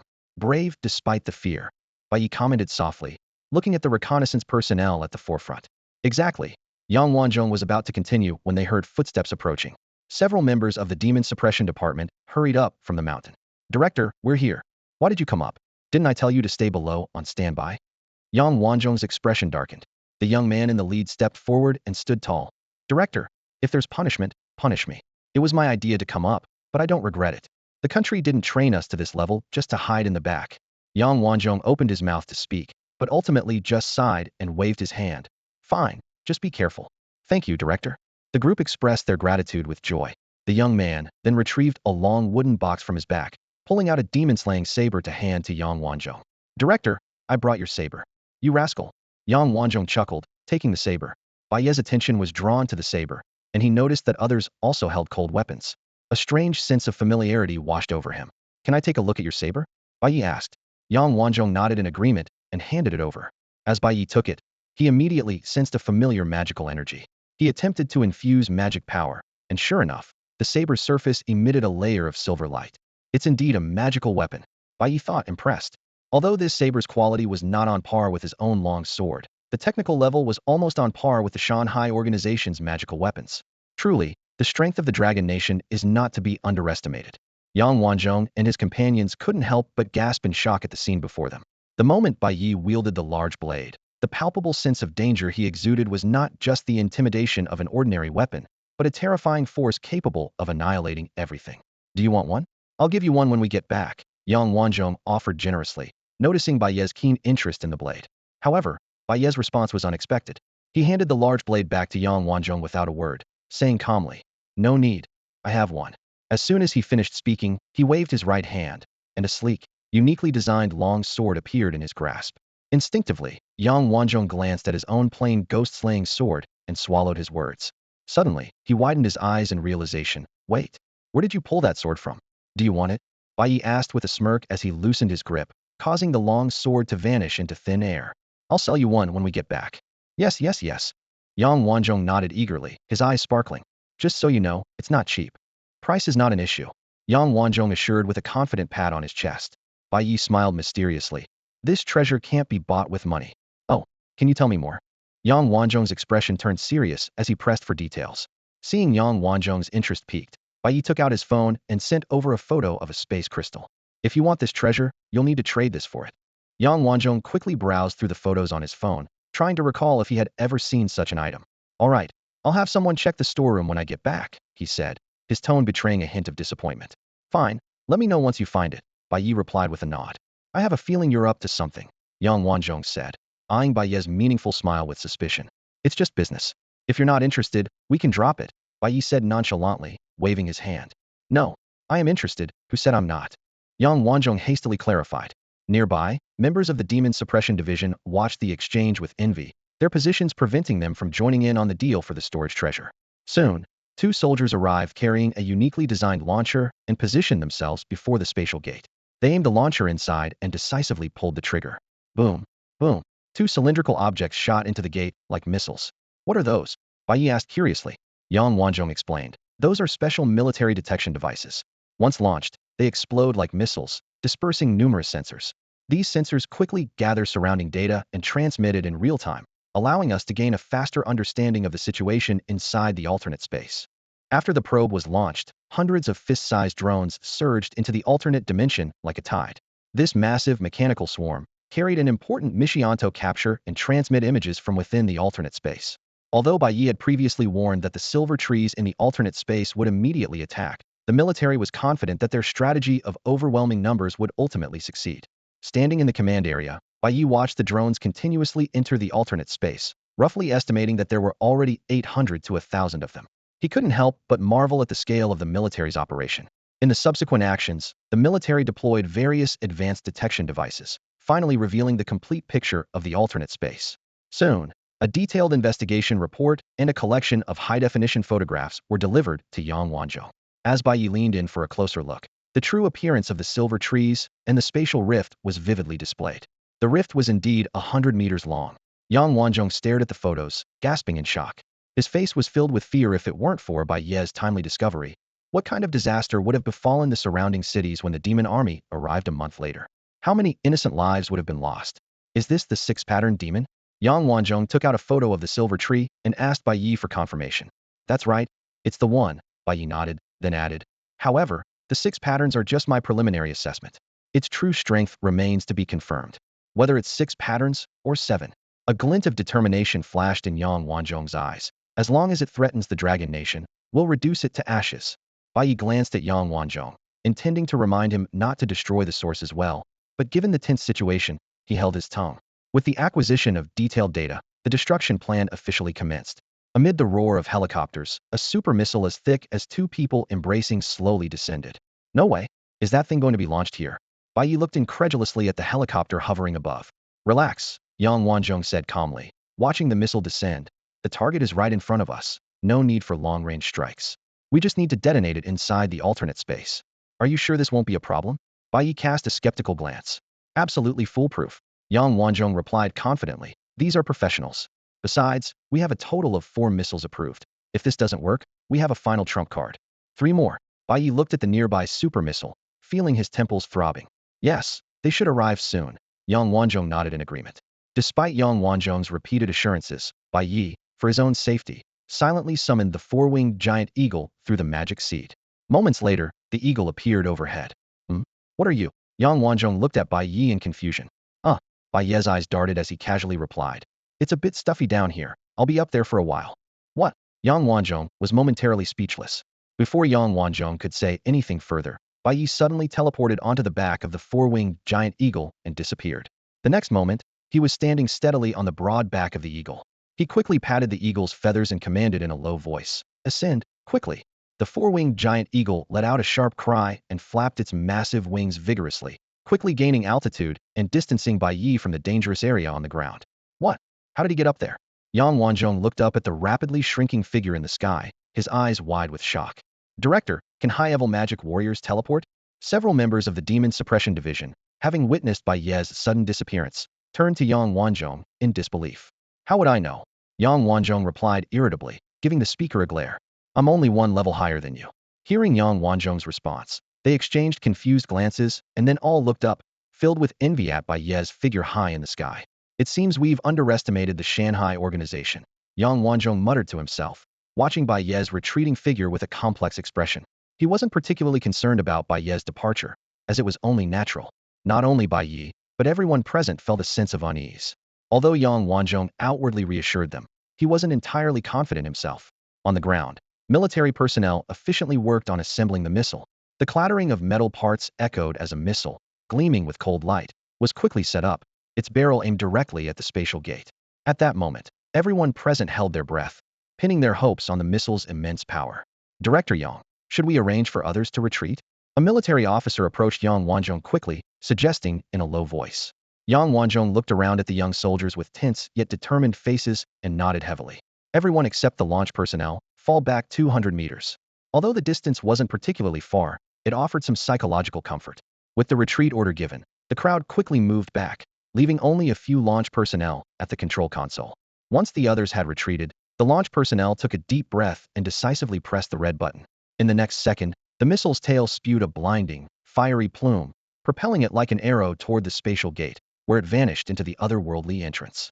High above, Bai Ye watched everything below intently. As soon as the missile fully entered the other space, he extended his hand, his fingertips glowing softly, and quickly closed the spatial gate. About 3 seconds later, like Yang Wanzhong, the surrounding officers watched the situation with grave expressions. Bring all 3 missiles up, Yang Wanzhong ordered through gritted teeth. If 1 isn't enough, then 2. If 2 aren't enough, then 3, or even 4. I refuse to believe it won't work. Following the order, a helicopter quickly delivered a 4th missile. A dozen installers swiftly gathered outside the portal, ready to begin installation.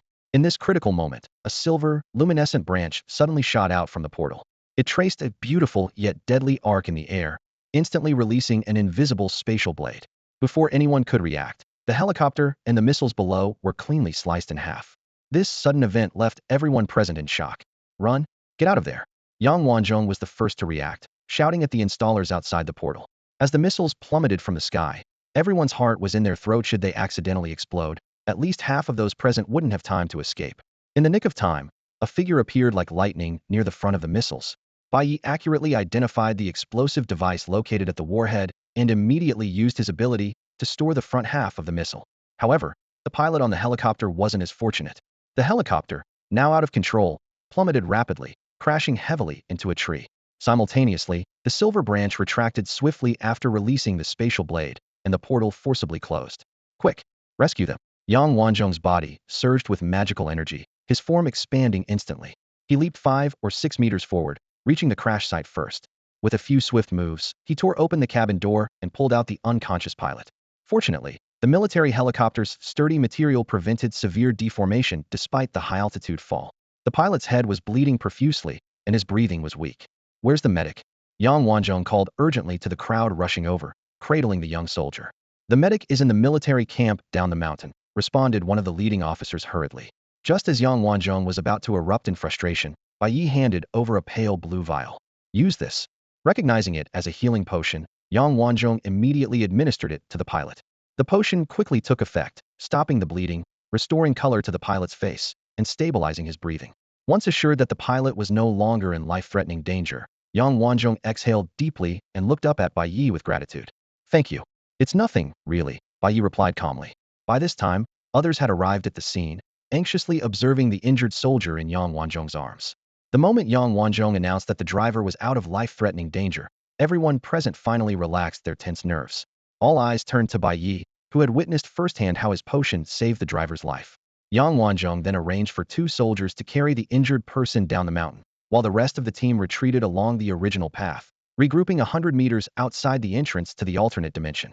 Yang Wanzhong stared at the now-closed portal with a furrowed brow. What's the situation now, he asked. Bai Ye, equally serious, looked at the entrance to the alternate dimension. The missile not only injured it, but also angered it. To protect itself, it chose to launch a counterattack. Although it is restricted from leaving the alternate dimension, it has strengthened its control over the space, forcibly closing the portal I had opened. Can it be opened again? Yang Wanzhong asked urgently. After a brief attempt, Bai Ye looked troubled. I can open it, but only for 3 seconds. The spatial power of the silver tree far surpassed his own, and even with all his strength, he could only maintain the portal for 3 seconds under the tree's suppression.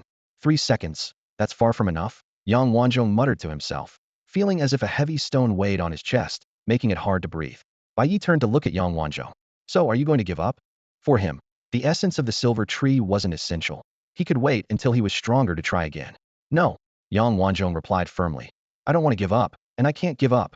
I'm not trying to morally pressure you, but for the millions of people behind us, I beg you not to give up until we completely fail. His tone was sincere and heavy, his gaze earnest. Despite witnessing the terror of the silver tree, he showed no sign of retreat. Bai Ye glanced around. All the officers and soldiers were subtly focused on them. Their expressions varied, some serious, some solemn, some tense, but none showed fear, simply waiting quietly for the next orders. All right, Bai Ye nodded to Yang Wanzhong. I won't give up on this mission until you completely fail. Thank you, Yang Wanzhong said sincerely. After a brief silence, Bai Ye asked, what do you plan to do next? I'm planning to use that weapon, Yang Wanzhong said, taking a deep breath, his tone heavy. Bai Ye looked at Yang Wanzhong in surprise. If that weapon went wrong, it would endanger everyone within a 5-kilometer radius. Are you sure? He asked after a moment of contemplation. Yang Wanzhong didn't answer immediately. Instead, he pulled out a pack of cigarettes. Do you mind if I smoke? No problem, Bai Ye shook his head. Yang Wanzhong immediately took out 2 cigarettes and offered one to Bai Ye, who shook his head to refuse. Shrugging, Yang put one back in his pocket and lit the other, taking a deep drag. The smoke slowly drifted from his lips, forming a grayish-white cloud. It's decided. People die like birds flying into the sky. The big stuff can wait. Today, even if it costs me my life, I have to take it down. Yang Wanzhong's tone was unusually calm, as if he were merely discussing the weather. I'll have someone prepare the best protective suit for you later. All you need to do is open the door for us from the farthest safe distance you can manage. Bai Ye gazed deeply at Yang Wanzhong, his voice low. Is it worth it? Of course it is. Yang Wanzhong took another puff, a broad smile on his face. If I can sacrifice my life to kill that monster, my name will surely appear in the history books when they record the first major invasion of the creatures. Bai Ye cut to the chase. So how do you plan to deliver the weapon in 3 seconds? Yang Wanzhong's smile froze immediately, his fantasy shattered. He gave Bai Ye a resentful look. Honestly, you're a buzzkill. I'm just being honest, Bai Ye replied with a shrug and a smile. Yang Wanzhong finished his cigarette, exhaled heavily, and, after bidding farewell to Bai Ye, turned and left. He quickly gathered the officers for an impromptu meeting, his voice fading into the distance. Bai Ye watched Yang Wanzhong's retreating figure, lost in thought. He had already figured out a way to deliver the weapon, place it in a storage space, and release it in the alternate dimension. But this method had a fatal flaw: the executor would almost certainly die. Bai Ye was unwilling to risk his life for strangers, and didn't want to be the one to suggest this suicide plan. He was waiting for Yang Wanzhong to realize it himself or come up with a better solution. In the distance, heated arguments could be heard. Bai Ye summoned a 4-winged giant eagle, lay on its broad back, and absent-mindedly scrolled through videos. As darkness fell, the mountain was soon illuminated by bright lights, making the dim surroundings as bright as day. Bai Ye's keen hearing picked up the sound of Yang Wanzhong and others still arguing fiercely. Hello, I've brought you some food. A gentle female voice came from beside him. Bai Ye turned to see a female member of Yang Wanzhong's demon suppression team. She was petite, appearing delicate and quiet, giving off an approachable vibe. She held a lunchbox in her hands, standing cautiously a few steps away. Bai Ye shook his head. No need. I'm not hungry. Oh, okay. The girl nodded disappointedly, but didn't leave. Instead, she stood there, hesitating as she looked at Bai Ye. Is there something else you need? Bai Ye asked, puzzled. The gentle girl hesitated for a moment before finally speaking. I. After hesitating for a moment, the frail girl seemed to make a firm decision in her heart. She looked up at Bai Ye and said, I want to ask if you could lend us one of your storage treasures on credit? Bai Ye's eyes narrowed, and he felt a stir in his heart, instantly sensing something. He looked directly into the girl's eyes, his voice steady. What do you intend to do? I've thought of a good plan. The girl was interrupted by Bai Ye waving his hand. This is not a good plan at all, he said firmly, his brow furrowed. A hint of urgency flashed in the frail girl's eyes as she leaned forward slightly. Really?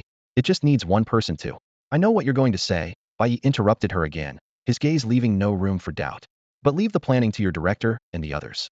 He looked at the girl, who was only 17 or 18, and slowly shook his head in refusal. But the girl wanted to insist. Bai Ye's sharp gaze pierced into her eyes. But who would go? He pointed out the biggest flaw in the plan. I will, the girl replied without hesitation, her eyes as firm as steel. Bai Ye was taken aback. Seeing the resolute look in her eyes, he realized she was already aware of the plan's fatal flaw. For a moment, he was silent. Do you know the consequences of doing this? Bai Ye asked quietly. I do. Aren't you afraid? No. Her voice was light, but resolute. Haven't you thought about your family? A shadow of sadness crossed the girl's eyes. They have long since thought of me as dead. This statement hit Bai Ye like a heavy blow to the heart. In the girl, he saw a reflection of his former self, a shadow abandoned by the world.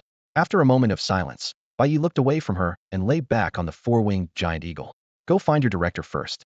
If he agrees, then come back to me. With that, he opened his phone and started scrolling through videos, clearly signaling the end of the conversation. The girl stood there, her lips moving as if she wanted to say something.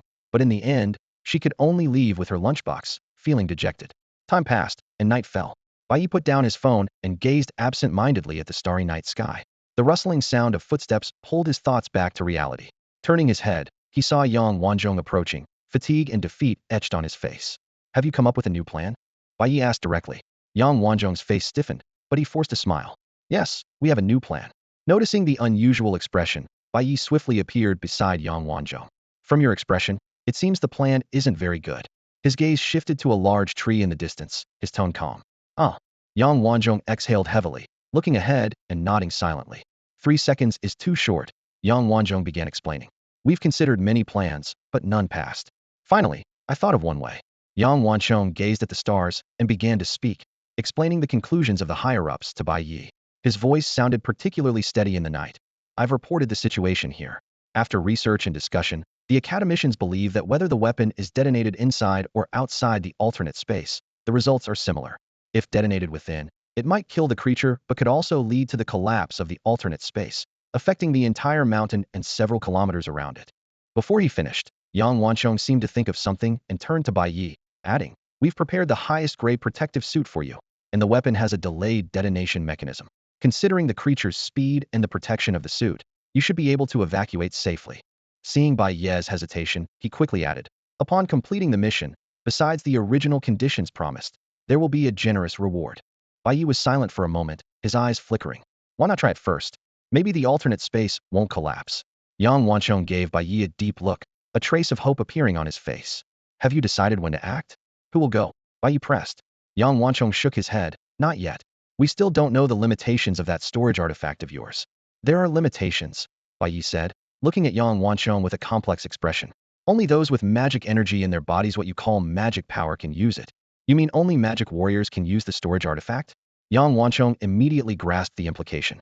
After Bai Ye confirmed, Yang Wanzhong fell into a long silence, staring at the ground. After a while, he chuckled softly, took out a cigarette pack from his pocket, lit one, and took a deep drag. Blowing out a smoke ring, he looked up at the stars with a serene smile. It seems I'm destined to be recorded in history. Through the swirling smoke, Yang Wanzhong seemed to see the smiling faces of soldiers in old military uniforms. Don't you have any test subjects you can use? Bai Ye turned to Yang Wanzhong with a peculiar expression. Even those who have made mistakes? Yang Wanzhong shook his head firmly. Resources are limited, and every magic warrior is carefully selected by the nation. They are the future hope of Longhua. But you, Bai Ye began, only to be interrupted by Yang Wanzhong. I have no wife or children, and my parents are cared for by the state. Yang Wanzhong's gaze was resolute. Looking into Yang Wanzhong's determined eyes, Bai Ye suddenly recalled the image of a young girl from before. Yang Wanzhong would not die. Reflecting on the warrior's fearless sacrifice, Bai fell into brief contemplation. With a gentle flick of his fingers, a pristine space crystal emerged from his storage. Handing it to Yang Wanzhong, he briefly explained its use. Just infuse it with magic. Before he finished speaking, Bai had vanished like a breeze, returning in an instant to the back of the four-winged giant eagle. Yang Wanzhong gazed at the space crystal in his hand and tentatively infused it with a hint of magic. Instantly, a vast expanse unfolded in his perception, prompting him to murmur in awe, "What a treasure!" Withdrawing his magic, he turned and left the area. Upon returning to his original location, several waiting officers immediately surrounded him, bombarding him with anxious questions. How did it go? Did you get it? Are there any limitations? Did he agree? Enough, Yang Wanzhong commanded, quieting the noise. Once the crowd settled down, he opened his right palm to reveal the space crystal. I've got it. And he agreed to the plan, but there are indeed some restrictions. Is this the legendary space storage treasure? The officers examined the small crystal in disbelief, asking, can such a tiny thing really hold something so large? What are its limitations? Yang Wanzhong's expression grew complex, and after a brief pause, he revealed the crucial limitation. Only magic warriors can use it. Magic warriors. The officers' faces turned pale. As the backbone of the nation, every magic warrior was a beacon of hope for Longwa's future. One officer, sensing something amiss, asked with a tremor in his voice, Director Yang, you're not planning to carry out this plan yourself, are you? Facing their incredulous looks, Yang Wanzhong nodded gently. Yes, I intend to go myself. No, Director Yang, don't act rashly. We should report to our superiors first. Yes, please calm down. The officers' urgent objections came in rapid succession. Yielding to their insistence, Yang Wanzhong pulled out his phone and called his superior. He succinctly reported the situation and volunteered for the task. After a brief silence on the other end, the suggestion came. We still have time. We could focus on training someone. No, we have no time left, Yang Wanzhong replied with firm resolve. You must understand, that spatial rift is being expanded by that creature every second, and with each delay, Longwa faces greater peril.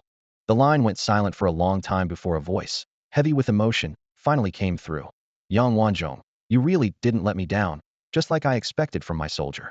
Go on, Longwa will not forget you. With that, the call was abruptly ended. Haha, so even you can cry, Commander. Yang Wanzhong noted the barely concealed sob in the commander's last words, a bitter smile playing at his lips. The officers present had listened to the entire exchange, their expressions grave as they fell into silence. One of them seemed about to speak, but was cut off by Yang Wanzhong's dismissive wave. All right, go get ready, there's not much time. The officers couldn't hold back any longer. When they looked up, their eyes were red-rimmed, lips tightly pressed as they blinked rapidly. Salute, came the high-pitched command, and they snapped to attention, offering Yang Wanzhong the most respectful military salute with all their strength. Yang Wanzhong smiled calmly and returned the salute with due solemnity. As the officers hurried off to prepare for the next steps, he gazed intently at the spatial crystal in his hand, unconsciously tightening his grip on it. An hour later, all personnel had been evacuated to the military camp at the foot of the mountain. The original camp had been completely dismantled, and all the soldiers were ready to leave.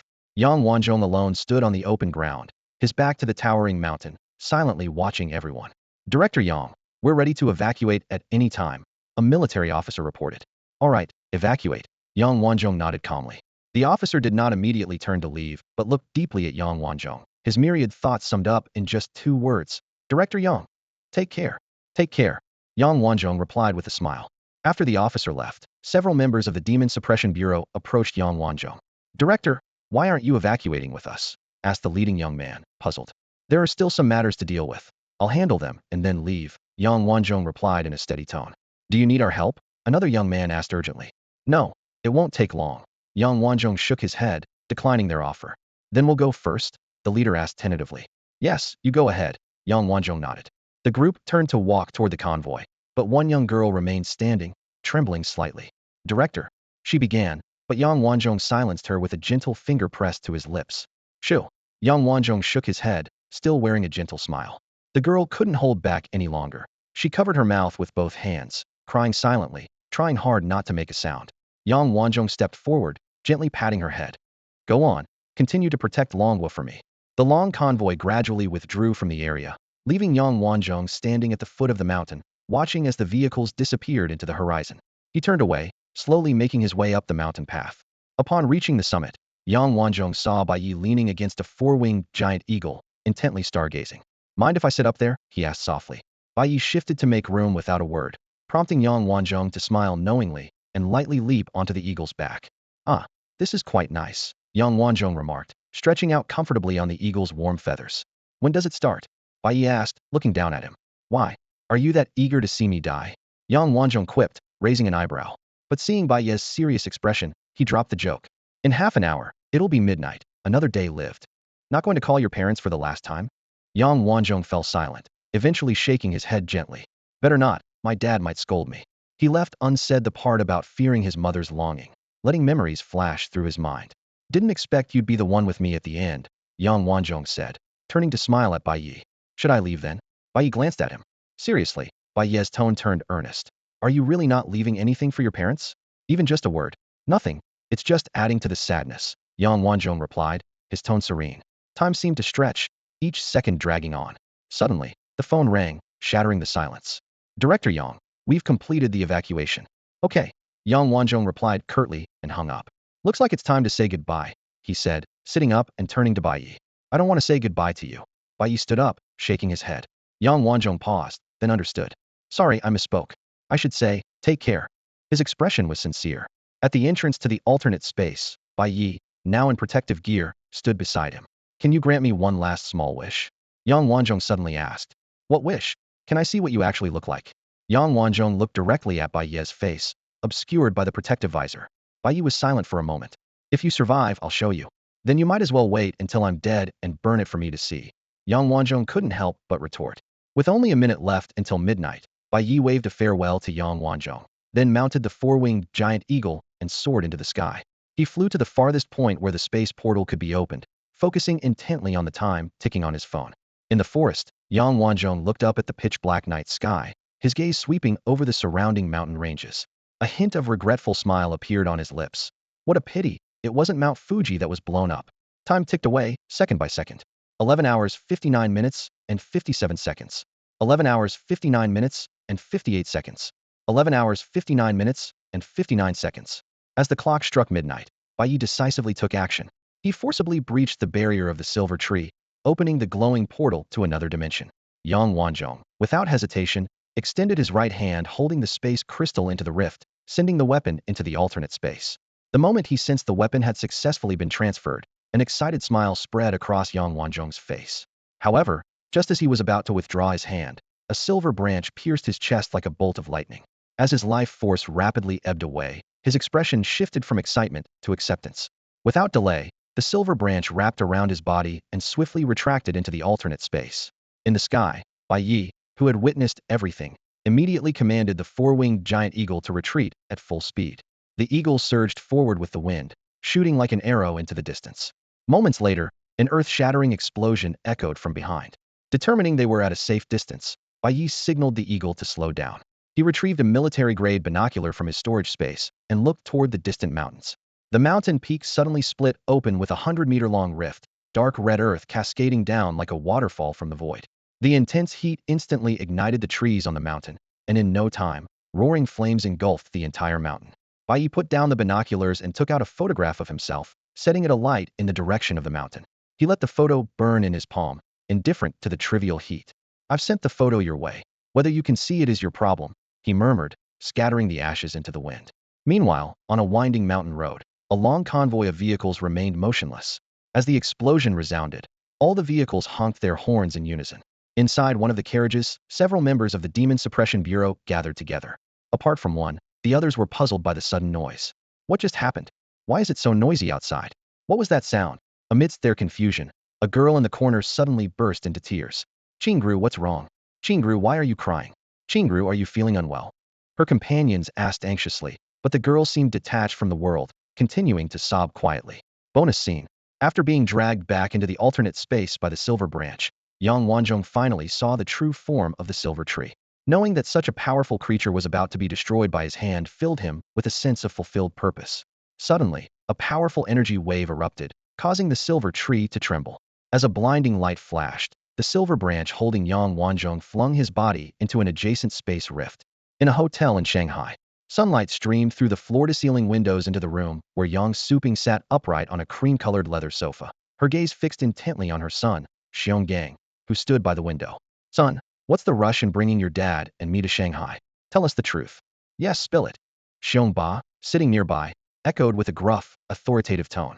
Xiong Gang turned to face his parents, feeling somewhat troubled despite having anticipated their questions. He took a deep breath and spoke sincerely. Mom, Dad, you know me better than anyone. I wouldn't do this unless it was really important. Can we just treat these 3 days as a family vacation in Shanghai? Yang Suping and Xiong Ba exchanged a glance. Considering their son's history of being well-behaved and never doing anything outrageous, their expressions softened. Since he seemed to have his reasons, they decided not to press further. Seeing his parents relent, Xionggang felt relieved and quickly changed the subject. How about we visit the Bund today? I've heard it's the most famous spot in Shanghai. We should check it out while we're here. No sooner had he spoken than his parents' expressions turned awkward. Yang Suping smiled sheepishly and said, "Actually, your dad and I have been there several times." Xionggang was taken aback and quickly fired off questions. What about the Oriental Pearl Tower? Took plenty of photos. The zoo? Seen it too many times. Disney Resort? It was fun, but a bit pricey. With each answer, Xionggang felt another prick of disappointment. He widened his eyes, the 6'3" man now resembling a wrong child. That's not fair. I've never been to any of those places. Xiongba lifted his chin, confidently replying, Your mom and I have worked hard all our lives. Can't we enjoy ourselves a bit? Xionggang opened his mouth, but ultimately closed it, looking at them with a sense of grievance. After some discussion, the family decided to spend the sunny afternoon at the beach. The weather in Shanghai was pleasant, only 25 degrees Celsius. Once in their swimwear, Xiongba eagerly led Yang Suping away for some sunbathing, leaving behind a casual, "You enjoy yourself," as they walked off. Watching their retreating figures, Xionggang smiled wryly and shook his head before wandering alone along the soft sands. Feeling a bit bored, he took out his phone and sent a message to Bai Ye. Hey Bai, have you arrived in Shanghai? Meanwhile, Bai Ye was seated on the back of a four-winged giant eagle, suspended high in the air. He was focused on reviewing a list of technologies sent from Longhua as a token of gratitude for his assistance in the southern city, offering him a selection of magical research technologies to choose from. On the technology list, the magic extraction technology was prominently placed at the top. Bai Ye carefully studied the technology description and found that it indeed confirmed Fong Chen's earlier speculations extracting magic from magic crystals, which is essentially magical energy. This technology is the foundation of the Dragon Kingdom's magic warriors, and Bai Ye was quite surprised that they were willing to include it in the list for him to choose from. Previously, he had asked Fong Chen to research this technology, but due to various reasons, they had not made a breakthrough. Temporarily listing the magic extraction technology as a backup, Bai Ye continued to browse the rest of the technology list. Magic detection technology, magic aptitude detection technology, magic energy conjecture, technology for producing edible magical creature meat. His gaze suddenly halted in edible magical creature meat recipe. Bai Ye was stunned. How could such an unrelated content be mixed into the list? After much deliberation, Bai Ye ultimately chose the magic extraction technology. Since the Dragon Kingdom placed it at the top, it must be hinting for him to make this choice. Recalling the Southern City incident, Bai Ye understood this was likely a goodwill gesture from the Dragon Kingdom. He gladly accepted this kindness and promptly sent his choice along with the delivery address in Magic City to the Dragon Kingdom officials. Just as he was about to put away his phone, a message from Xionggang arrived timely, almost at Magic City. At that moment, Xionggang was lying on the beach, and upon seeing Bai Ye's reply, he secretly breathed a sigh of relief. He immediately sent his location and replied, I'm playing on the beach right now. Come find me when you arrive. Alright, it shouldn't take long to get there. After receiving Bai Ye's confirmation, Xionggang found a clean spot on the beach to lie down. The sea breeze gently brushed his face, and his tense nerves finally relaxed. He closed his eyes to enjoy this rare moment of tranquility. Hey handsome, could you do me a favor? A sultry female voice suddenly interrupted his rest. Xionggang opened his eyes and was taken aback. A seductive woman in a black alluring swimsuit stood beside him, her impressive chest particularly noticeable, holding a bottle of sunscreen oil. Is there something you need? Xionggang, who rarely interacted with beautiful women, blushed immediately. The woman's gaze lingered on his muscular arms and abs, lightly biting her red lips, her eyes burning. Seeing her not answering, Xionggang asked again, but inexplicably felt a chill in his heart, starkly contrasting with the alluring scene before him. Hey handsome, could you help me apply this? I can't reach my back. The woman flashed a charming smile, raising the bottle of sunscreen oil. I'm not sure if that's appropriate. Xiongang's eyes involuntarily skimmed over her chest and long legs, hesitantly responding. Oh come on, handsome, help me out. I came alone and can't find anyone else to help. The woman put down the oil, lifted Xiongang's right hand with both of hers, gently shaking it, her voice carrying a hint of coquettishness. The alluring woman gently folded her arms, causing her voluptuous curves to press together instantly. This enticing scene left Xionggang, an inexperienced older man, dazed and unknowingly led to a secluded beach by her. While applying sunscreen oil on the charming woman, Xiongang's hands trembled uncontrollably. Once he finished this task, he immediately tugged at his already tight swim trunks, hurriedly turning to leave. Wait! The alluring woman quickly caught up, grabbing his wrist. I'm feeling a bit hot and want to go for a swim. Xionggang nervously glanced around, stumbling over excuses to escape. Unexpectedly, the woman pressed against his back, her soft touch and faint fragrance causing him to freeze in place. You helped me out. I haven't even properly thanked you yet. Why are you in such a rush to leave? Her hands roamed over his abs, her voice filled with temptation. No need to thank me. It was just a small favor, Xionggang stammered, pushing her hands away as he tried to leave. Seeing him attempt to flee, the alluring woman played her final card. She stood on tiptoe, wrapped her arms around his neck, and whispered in his ear, "Want to see something nice? How about we go to that little grove over there?" Something nice? Xionggang asked, bewildered. Isn't that kind of thing only in zoos? How could it be here? The woman was momentarily speechless, but, determined to achieve her goal, she forced a charming smile back onto her face. If you're not interested in what I mentioned before, how about we go see a black panther? Her fingers flirtatiously traced his abs. You're lying. Xionggang frowned. There's no black cheetah at the Shanghai Zoo. The woman was so infuriated that her chest heaved even more dramatically, but she still suppressed her anger. I say there is, and I'll show you if you don't believe me, she said, grabbing his hand and leading him towards the grove. This is the seaside. How could there be such large wild animals? Despite his doubts, Xionggang, worried about hurting her if he struggled too much, allowed her to lead him forward. Once they reached a secluded spot behind a large rock, Xionggang finally sensed something was off. He quickly pulled his hand away from hers, taking a cautious step back. What was the beautiful thing you were talking about? Xionggang asked, eyeing the alluring woman in front of him with suspicion, his body instinctively leaning back slightly. The woman responded with a seductive smile, lightly tapping her red lips with a slender finger. I'll show you now, she said. Her fingers slowly moved downward, gliding from her chin over her white collarbone, across her heaving chest, and finally stopping at the bow on her bikini bottoms. With a delicate flick, the bow came undone, revealing a tantalizing glimpse. Hey handsome, she said, her eyes twinkling as she pointed to the other side of the bow. Could you help me untie this one too? Xiongang's throat bobbed as he swallowed involuntarily. Just as he was about to reach out, a shocking news headline flashed through his mind. Young man meets online date. Loses both kidneys, found dead in hotel. A chill ran up his spine, and his sides ached with a phantom pain. The enticing thoughts he had moments before evaporated instantly. My mom might be worried. I should get going. Xionggang stammered, quickly turning around and striding briskly away from the grove. The smile on the woman's face froze. She hadn't expected her tried-and-true methods to fail on this young man. If persuasion didn't work, she'd have to use force. A fierce glint flashed in her eyes as she watched Xiongang's retreating figure, her form beginning to twist and flicker eerily. In an instant, the alluring woman's figure vanished, replaced by a humanoid creature with a body like flowing mercury. It had no features, its entire form seeming to be made of liquid metal. The creature's right arm extended and transformed into a long silver tendril, striking towards Xionggang like lightning. As Xionggang hurried to escape, he suddenly felt a tightness around his calf. Before he could look down, a powerful force yanked him backward, causing him to fall heavily to the ground, being dragged back uncontrollably. Turning quickly, Xionggang saw the silver creature behind him, and a chilling fear shot through him. It's a monster. A man-eating monster, he thought, terrified by the bizarre being closing in.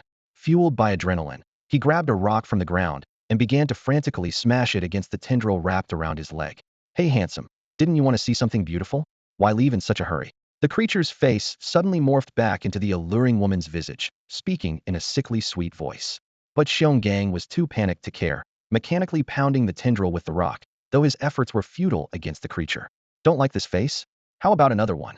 The creature's face shifted rapidly. One moment it was a cute and innocent girl, the next a haughty and aloof woman, then a pure and charming maiden, even transforming into a classical beauty with an ethereal aura. In an instant, the face of a rugged, bearded man appeared in front of Xionggang. The contrast of the rough face with a delicate tone sent chills down his spine. Hey handsome, is this to your satisfaction? Screw you. If you're going to kill me, just do it, don't disgust me. Under the continuous tension, Xionggang couldn't hold back and cursed. The creature curled its lips into a nauseating smile. Don't worry, handsome, I'll be sure to savor you. As the distance between him and the creature shortened, a profound sense of desolation washed over Xionggang. Images of his parents waiting on the beach flashed through his mind. He only hoped that once Bai arrived, they would take care of his aging parents. Fury ignited in his chest, and Xionggang suddenly shouted, "Come on, monster, let's see who devours whom." With that, he bent down and bit fiercely into the tentacle wrapped around his leg. Even as blood seeped from his gums and pain shot through his mouth, he refused to let go. The creature seemed either enraged by this unexpected counterattack or genuinely hurt, letting out a piercing screech. It violently whipped its tentacle, hurling Xionggang through the air. His body crashed through two small trees before finally coming to a stop. Gah! He spat out a mouthful of blood, his entire body racked with pain, and his consciousness began to blur. Xiong Gang bit his tongue. Using the pain to force himself to stay awake, he knew that if he lost consciousness now, he might never wake again. Handsome, that bite really hurt, but I liked it, the creature said, raising the bitten tentacle, a twisted smile on its face. Ugh tui, Xiong Gang spat out a mouthful of blood, suppressing his nausea. Don't be hasty, handsome, we'll soon be one, the creature said, clearly enjoying the process of toying with its prey, eyes alight with a sick pleasure. Sensing the creature's mentality, Xiong Gang instead gave a contemptuous smile, his eyes full of mockery. This unexpected reaction froze the creature's smile, as if it were the one being toyed with. Anger burned in its eyes. Since you don't want to play with me, I'll grant you your wish. Two tentacles snaked around Xiong Gang's legs like vipers, dragging him toward the creature. Despair washed over him like a tide, and his heart sank. Looks like this is really the end. Seeing the despair in its prey's eyes, the creature smugly curled its lips. Just as it was about to savor its meal, a pale golden light suddenly descended from the sky. In the next moment, a pale golden long knife embedded itself precisely before the creature, severing its two tentacles instantly. Sensing the terrifying aura emanating from the knife, the creature instinctively retreated 2 steps. The severed tentacles on the ground slithered back to the creature like silver snakes, merging into it in liquid form. Where did this long knife come from? Both Xiong Gang and the creature were struck by the same question as they stared at the glowing knife on the ground. A dark shadow suddenly streaked across the sky. In the next moment, a figure appeared beside the pale golden long blade, swiftly pulling it out. Who is it? The Bai, the monster and Xiong Gang exclaimed in unison. Bai Ye's calm gaze swept over the humanoid monster, a slight smile playing on his lips. A monster that can speak human language, this is a first for me. Irritated by this disdainful look, the monster flew into a rage. Several grotesque tentacles instantly extended from its back, attacking Bai Ye from all directions like venomous snakes. Watch out, Bai! Xiong Gang, lying on the ground, shouted urgently. Stay calm, I'll be right back. Bai Ye's words barely left his mouth before he vanished, reappearing behind the monster. A flash of golden light, a sharp blade, and with one strike, he cleaved the monster neatly in two. However, there was no trace of blood at the cut, only a smooth silver mirror-like surface. Realizing something was wrong, Bai Ye immediately teleported away. As expected, dozens of spikes shot out from the monster's severed body, targeting the spot where he had just stood. Even more astonishing, the monster's bisected body flowed like mercury, seamlessly merging back together in an instant. Oh, looks like the blade won't work, Bai Ye remarked, sheathing his sword with a faint smile. The monster, meeting Bai Ye's enigmatic expression, felt a chill of fear. Driven by an instinctual sense of danger, it made a quick decision. No, I can't risk it. I have to escape. In an instant, the monster's form shifted dramatically, transforming into a silver, three-headed bird, ready to take flight. Not bad. I think I'll take that ability, Bai Ye said calmly, raising his right hand and clenching it toward the three-headed bird trying to flee. Space compression. Immediately, an immense, invisible pressure enveloped the bird in midair. Despite the monster's highly elastic body, it couldn't withstand the intense compressive force. With painful struggles, its massive form was compressed to the size of a marble and fell from the sky. Bai Ye teleported to catch the silver marble, then appeared in front of Xiong Gang, handing him a vial of healing potion. Drink this. Without hesitation, Xiong Gang took the potion and drank it in one go. Aren't you afraid it's poison? Bai Ye asked with interest. Better to die by your hand than be eaten by a monster, Xiong Gang replied, feeling his injuries rapidly healing, with a smile. While Xiong Gang recovered, Bai Ye used an extraction skill on the silver marble, quickly obtaining a drop of silvery essence. After storing the essence in marble, he helped Xiong Gang up. How did you come across this monster? Hearing this question, Xiong Gang's face flushed with embarrassment, and he stammered, unable to respond. The blush on the young man's face said it all. Bai Ye gave a knowing smile and didn't press further. Xiong Gang's injuries weren't serious. With just a bottle of healing potion, he was back to normal in no time. He was amazed as he patted himself down, his large, round eyes filled with disbelief. This potion is incredible. Bai Ye's lips curled into a mischievous smile, his gaze suggestively drifting downward. There's something even more amazing. Want to try it? Xiong Gang followed his gaze, and his eyes lit up. Does it help with that too? No. I mean, even if you lost it, it could grow back, Bai Ye said with a wicked grin. Want to give it a shot? This frightened Xiong Gang so much that he immediately clamped his legs together and waved his hands frantically. No thanks. Maybe some other time. After the joke, Xiong Gang's mood visibly improved. The two of them left the small grove and sat on a shaded beach. Seeing Xiong Gang's hesitant expression, Bai Ye said directly, if you want to say something, just say it. Xionggang let out a sigh of relief and eagerly asked, Bai, was that teleportation just now? You appeared behind that monster in an instant. And what happened to your long blade? How did it suddenly disappear? And that last move so cool. As he spoke, he raised his right hand, mimicking Bai Ye's previous action of gripping the air. Bai Ye watched his comical imitation with an expression as if he were looking at a fool. Why aren't you saying anything? Xionggang blinked in confusion. Bai Ye stifled a laugh and said, I said you could talk, but I didn't say I had to answer your questions. Xiongang's face showed an expression of constipation, which finally made Bai Ye burst into laughter. After laughing, he became serious and said, You wouldn't understand my special abilities now. Once you join my organization, you'll gradually come to understand. Your organization? Xionggang picked up on the key point. Yes, I brought you to the Magic City this time to have you join my organization. That way, your parents will also be under its protection. Will I gain special abilities like yours after joining? Xionggang asked excitedly. Something like that, Bai Ye said, his gaze a bit evasive. In fact, he had already prepared a demon core for Xionggang, taken from the five-horned demon beast. The creature was not only incredibly resilient and powerful, capable of splitting mountains, but it also had special abilities like strength amplification and a roar that delivered a mental attack, making it a formidable all-rounder. Feels like you're tricking me, Xionggang said with a blank expression. How could I? Bai Ye immediately put on a righteously indignant face. We're best brothers, after all. How could I deceive you? Xionggang quietly stared at Bai Ye, his gaze carrying a hint of scrutiny. After a moment, he nodded hesitantly. I suppose so. What about your parents? Seeing that Xionggang believed him, Bai Ye smoothly shifted the topic. Xionggang looked toward the distant beach, a trace of resentment in his eyes. They went sunbathing and left me behind because they find me annoying. Your parents seem to have a great relationship, Bai Ye genuinely praised. Yeah, Xionggang nodded in agreement with a touch of grievance. I feel like an extra. After their small talk, Xiongang's expression gradually turned serious. Is your organization currently in the Magic City? No, it's in Sakura country. At the mention of Sakura country, Xiongang's gaze instantly sharpened. Bai Ye calmly explained. It's more convenient to conduct experiments in Sakura country. What kind of experiments? RT experiments. Bai Ye stated the sensitive term in a steady tone. Xionggang was initially taken aback, his eyes flashing with surprise, but he quickly regained his composure. So, are you joining? Bai Ye asked with a smile. Of course. Why wouldn't I? Xionggang replied without hesitation. Aren't you afraid? RT experiments are no joke. Bai Ye looked at him in surprise. Xionggang appeared unfazed. Afraid of what? You know, my favorite quote from Emperor Wu of Han, Lu Che, is if the enemy can come, so can I. Watching Xiongang's exaggerated performance, Bai Ye pressed his lips together, thinking to himself, another hawkish civilian. By the way, Xionggang suddenly remembered something. That incident where the Sakura country's sacred toilet burned to ashes a while back, was that your organization's doing? This question made Bai Ye recall the past. When he saw the golden flames in the news, he knew who was responsible. Sure enough, that night Lu Yin came to confess, saying he accidentally sneezed out a fireball while flying over the sacred toilet due to a cold, burning it down. Fong Chun and others even came to vouch for Lu Yin, proving he indeed had a cold.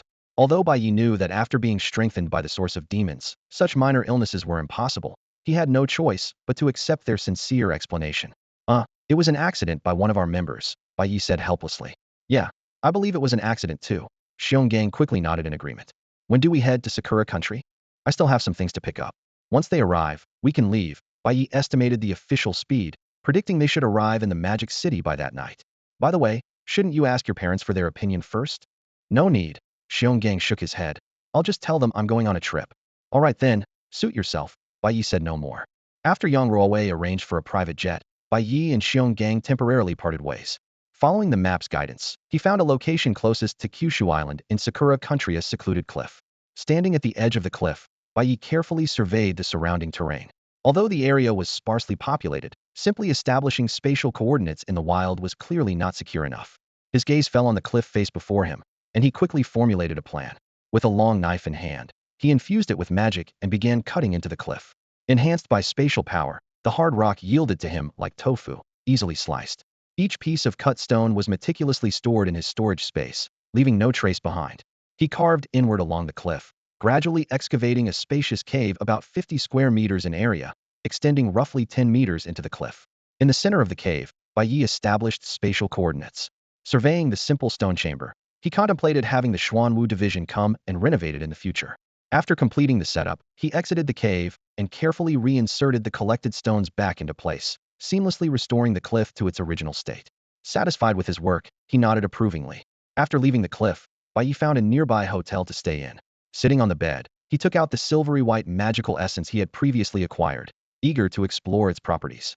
Initially, he only hoped to gain a shape-shifting skill, but the creature's unique abilities far exceeded his expectations. As he swallowed the essence, a white light flashed, and it swiftly integrated with him. Half an hour later, when he opened his eyes, they were filled with astonishment. He had acquired two powerful abilities, Devour and Mimic and Fluid Transformation. Devour and Mimic allowed him to perfectly replicate the appearance of a life form by consuming it, gaining not only all its memories, but also its special abilities. While similar to his original ability to extract and fuse essences, they were fundamentally different. One involved complete shape-shifting, while the other involved merging and mastering abilities. However, this ability had limitations. It required no conditions for ordinary life forms. But when devouring those with special abilities, he could only consume one per level increase, and could not devour being stronger than himself. Fluid transformation enabled him to alter his body structure, rendering him immune to most physical attacks. This explained why the magical creature could quickly regenerate after being sliced in half. Bai Ye extended his right hand, attempting to activate the fluid transformation ability. Instantly, his right hand glowed with a silvery white light, becoming soft and fluid-like, as if it had lost its solid properties. With a thought, Bai Ye's right hand swiftly transformed, first into a slender spike, then morphed into a sharp long blade. He repeatedly tested this shape-shifting ability, only reverting his hand back to normal after confirming he had mastered it. Retrieving a magic weapon dagger from his storage space, Bai Ye gazed at his right hand, took a deep breath, and without hesitation, severed his pinky finger. To his surprise, there was no pain or blood, just a smooth, silver cut. Even more astonishing, he could still sense the severed finger on the bed, as if it was still connected to him. With a mental command, the severed finger on the bed transformed into a flowing silver liquid and flew back to the cut. The liquid metal-like substance quickly solidified, reshaping into a complete pinky finger. Bai Ye flexed his finger, finding everything normal, as if it had never been injured, though his defensive capability had noticeably decreased. He shook his head slightly with a hint of regret. After completing his tests, Bai Ye wandered the streets to pass the time. It wasn't until 8 p.m. after dinner that he received a brief official message, Dock 98 Warehouse. Following the address to the warehouse, Bai Ye found the door open and the space empty. Inside, 5 large shipping containers were neatly arranged. At that moment, his phone received a series of detailed messages. Container 1, Monster Special Ability, Invisibility. Container 2, Monster Special Ability, Metal Control. Container 3, Monster Special Ability, Gigantism with doubled physical strength. Container 4, Monster Special Ability, Extremely Destructive Beam. Container 5, Monster Special Ability, Suspected Intimidation. Each message was accompanied by official battle footage of the monsters, providing a clear understanding of their special abilities. At the end of the information was a string of numbers. Bai Ye looked around and soon spotted a silver briefcase in a corner. Entering the code, he opened it to find a USB drive inside, presumably containing the key to extracting magical power. After storing everything in his storage space, Bai Ye left the warehouse. Just as he was about to use a satellite phone to confirm receipt, a familiar number called him first. He hesitated briefly before answering. "Did you receive the payment?" the old man asked directly. "I received it," Bai Ye replied curtly. "Apologies, the monster corpse from the South City still needs a few days for radiation treatment. We'll send it to you once the radiation is cleared." "No rush, handle it at your pace," Bai Ye replied calmly. "All right, if there's any new intelligence or collaboration opportunities in the future, feel free to contact us anytime," the old man said, satisfied, before saying goodbye. "No problem," Bai Ye agreed. After hanging up, he headed straight to the airport, where Xionggang was already waiting in the lobby with his parents. In the brightly lit airport terminal, Yang Suping tugged at Xiongang's sleeve and asked suspiciously, "Why did you suddenly decide to go to Sakura country? You guys are tired of playing in the Magic City, right? Let's change the scenery," Xionggang replied casually, though his eyes were a bit evasive. Yang Suping frowned, her gaze sharp. "Taking a flight at this hour? Is there even a flight to Sakura country?" "Actually," Xionggang quickly explained, "I have a good buddy who's also heading to Sakura country. We can catch a ride on his private jet and save on airfare." "Your good buddy?" Yang Suping's tone was even more skeptical. "I don't recall you having such a wealthy friend." Xionggang hurriedly added, "It's Bai Ye, Mom. You remember him. We've been friends since elementary school, and he helped me get into college." "Bai Ye." Yang Suping's expression softened slightly as memories surfaced. Seeing this, Xionggang seized the opportunity. "Yes, that's him. He's really made it big. Now the boss of a major company and has made a fortune in recent years." "Really?" Yang Suping eyed her son. "I remember his family had a tough time back then." Xionggang puffed out his chest, as if boasting about his own achievements. "Precisely because of the difficulties, he started a business in college. Now he has hundreds of employees. Xiongba suddenly chimed in. What kind of business is he in? Xionggang hesitated briefly. I think it's a pharmaceutical company, involved in drug research. What's the company's name? Where is it located? Xiongba pressed further. Xionggang stammered. I forgot the name, but the company is in Sakura country. Sakura country? A flicker of interest appeared in Xiongba's eyes. At that moment, a voice came from behind. What kind of research? Startled, Xionggang turned to see Bai Ye standing there and quickly signaled with his eyes. It's drug research. Bai Ye caught on and smiled. Yes, I'm indeed involved in pharmaceutical research. Yang Suping quickly approached Bai Ye, examining him closely. Is it really you, Xiaobai? Yes, Auntie, Bai Ye replied with a warm smile. I still remember having meals at your house. Of course, Yang Suping beamed. If it weren't for your help, Gongzi wouldn't have even gotten into a junior college. Who says that? Xionggang muttered under his breath. Money can get you in. Watch your mouth. Yang Suping glared at her son. Bai Ye interjected smoothly. Uncle, Auntie, let's chat on the plane. The sooner we get to Sakura country, the sooner we can rest. Are you sure it's not too much trouble for you? Yang Suping asked politely. According to Gongzi, you're a big boss now and must be really busy every day. Yang Suping remarked, studying Bai Ye's expression. Bai Ye glanced at Xionggang without giving anything away and caught him winking furiously in his direction. Understanding the signal, Bai Ye replied casually. Not too busy, actually. Most of the work is handled by the management team. Really? I always thought big bosses were always on their feet, Yang Suping said, looking enlightened. There are those types, Bai Ye explained with a smile. But I'm lazy, so I prefer to delegate. After some small talk, Bai Ye led the three of them through a private passage to board his private jet. As the plane took off, Xionggang finally relaxed, but Bai Ye remained on high alert. This flight was different from usual. Besides himself, Xionggang and his family were on board. In case of an emergency, he might escape, but the safety of Xiongang's family was uncertain. Throughout the flight, a four-winged eagle circled the plane as an escort, and Bai Ye stayed tense, ready for any potential attack. It was only when the plane landed safely at the Sakura Country airport that he allowed himself to relax. What's up with you? Xionggang asked, noting the change in Bai Ye's demeanor. You've seemed preoccupied since we boarded. Bai Ye shook his head, speaking calmly. It's nothing major. I went through a plane crash recently, so there's a bit of a psychological shadow. A plane crash? Xionggang exclaimed, looking at the unscathed Bai Ye in disbelief, knowing the survival rate is only 10 to 30%. Stop making a fuss. Let's go, Bai Ye said, glancing at him before heading straight to the parking lot. Soon, they found number one waiting for them there. Master, number one greeted, hurrying over. Bai Ye glanced at Yang Suping and Xiongba behind him, whispering, call me boss. Number one quickly caught on. Yes, boss. As Yang Suping and the others approached, Bai Ye introduced, this is my capable assistant, here to drive us to the resort. Thank you so much, Yang Suping said politely. Number one smiled. It's my pleasure. The boss will pay for the overtime. After loading the luggage into the trunk, number one drove everyone to the Shanghai base. Upon seeing the brightly lit, traditionally styled buildings, Yang Suping and Xiongba looked delighted.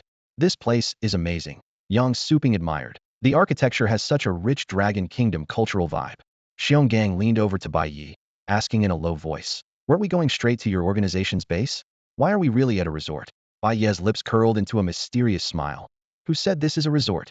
After returning to the Shanghai base, Bai Ye arranged for a team to escort Xionggang and his family to rest, then quickly headed to the meeting room with number one. As he pushed open the heavy doors, he was met with the sight of Fong Chun and others standing ready. Master, they all rose in unison, their eyes filled with respect. Bai Ye nodded slightly, signaling them to sit. At the table, he looked around the room before speaking seriously. Before we begin today's meeting, there's a matter of address I need to clarify. Although there's nothing wrong with calling me master, it might not be appropriate in front of your families and the families of your subordinates who will be moving to Shanghai base for protection in the coming month. Fong Chun and the others nodded thoughtfully, acknowledging that the term originated from number one. So what should we call you? Fong Chun asked directly. You can call me boss, Bai Ye said with a slight smile, inspired by Xionggang. Understood, boss, Fong Chun responded immediately, and the others nodded in agreement. With the address issue settled, the meeting officially began. Yang Ruowei, the head of the Xuanwu department, stood up and moved to the projector to report on the progress of the new base plan. As she pressed the remote control, an aerial photo of a university appeared on the screen. This is a university located in Huachuan City on Kyushu Island, Yang Ruowei explained, pointing to the image. It spans over 3,000 acres and can accommodate up to 50,000 people. The campus already has laboratories, dormitories, dining halls, training grounds, and other complete facilities that can be quickly utilized upon occupancy. Its geographic location is advantageous, near the bay with convenient transportation. After listening intently, Bai Ye asked, How do we plan to accommodate the current students and staff? That's simple, Yang Ruowei replied confidently. We can arrange for them to start their vacation early through higher channels. I'm sure they'll be happy with this arrangement. With Bai Ye's nod of approval, Yang Ruowei switched to the next slide and continued with her detailed presentation. Huachuan City also has a small airport and several docks to meet our travel needs. The surrounding countryside has abundant quality farmland, providing a stable food supply. Additionally, we've already procured and stored enough supplies to last over 5 years. After thorough discussion and voting, the university was ultimately chosen as the new base location. Bai Ye expressed full approval of this decision. As soon as Yang Ruowei took her seat, Number 1 eagerly reported, "Boss, the White Tiger Division has successfully hunted over 500 magical creatures. When would you like to begin extracting the essence?" I responded briefly, "Get the materials organized first. I'll handle it tomorrow." "Thank you, boss." Number 1 replied just as Li Yunxi took over, his expression serious. "Boss, yesterday I discovered a rather unique human in the beautiful country." As he spoke, he skillfully operated the computer and projected a video onto the conference room's large screen. The scene on the screen left everyone present holding their Brea. The giant man, standing nearly 3 meters tall, was facing off against a magical creature the size of a small car. The man was covered in a reddish hue, with steam rising from his skin. His hands were coated in hard scales, and sharp bone claws extended from his fingertips.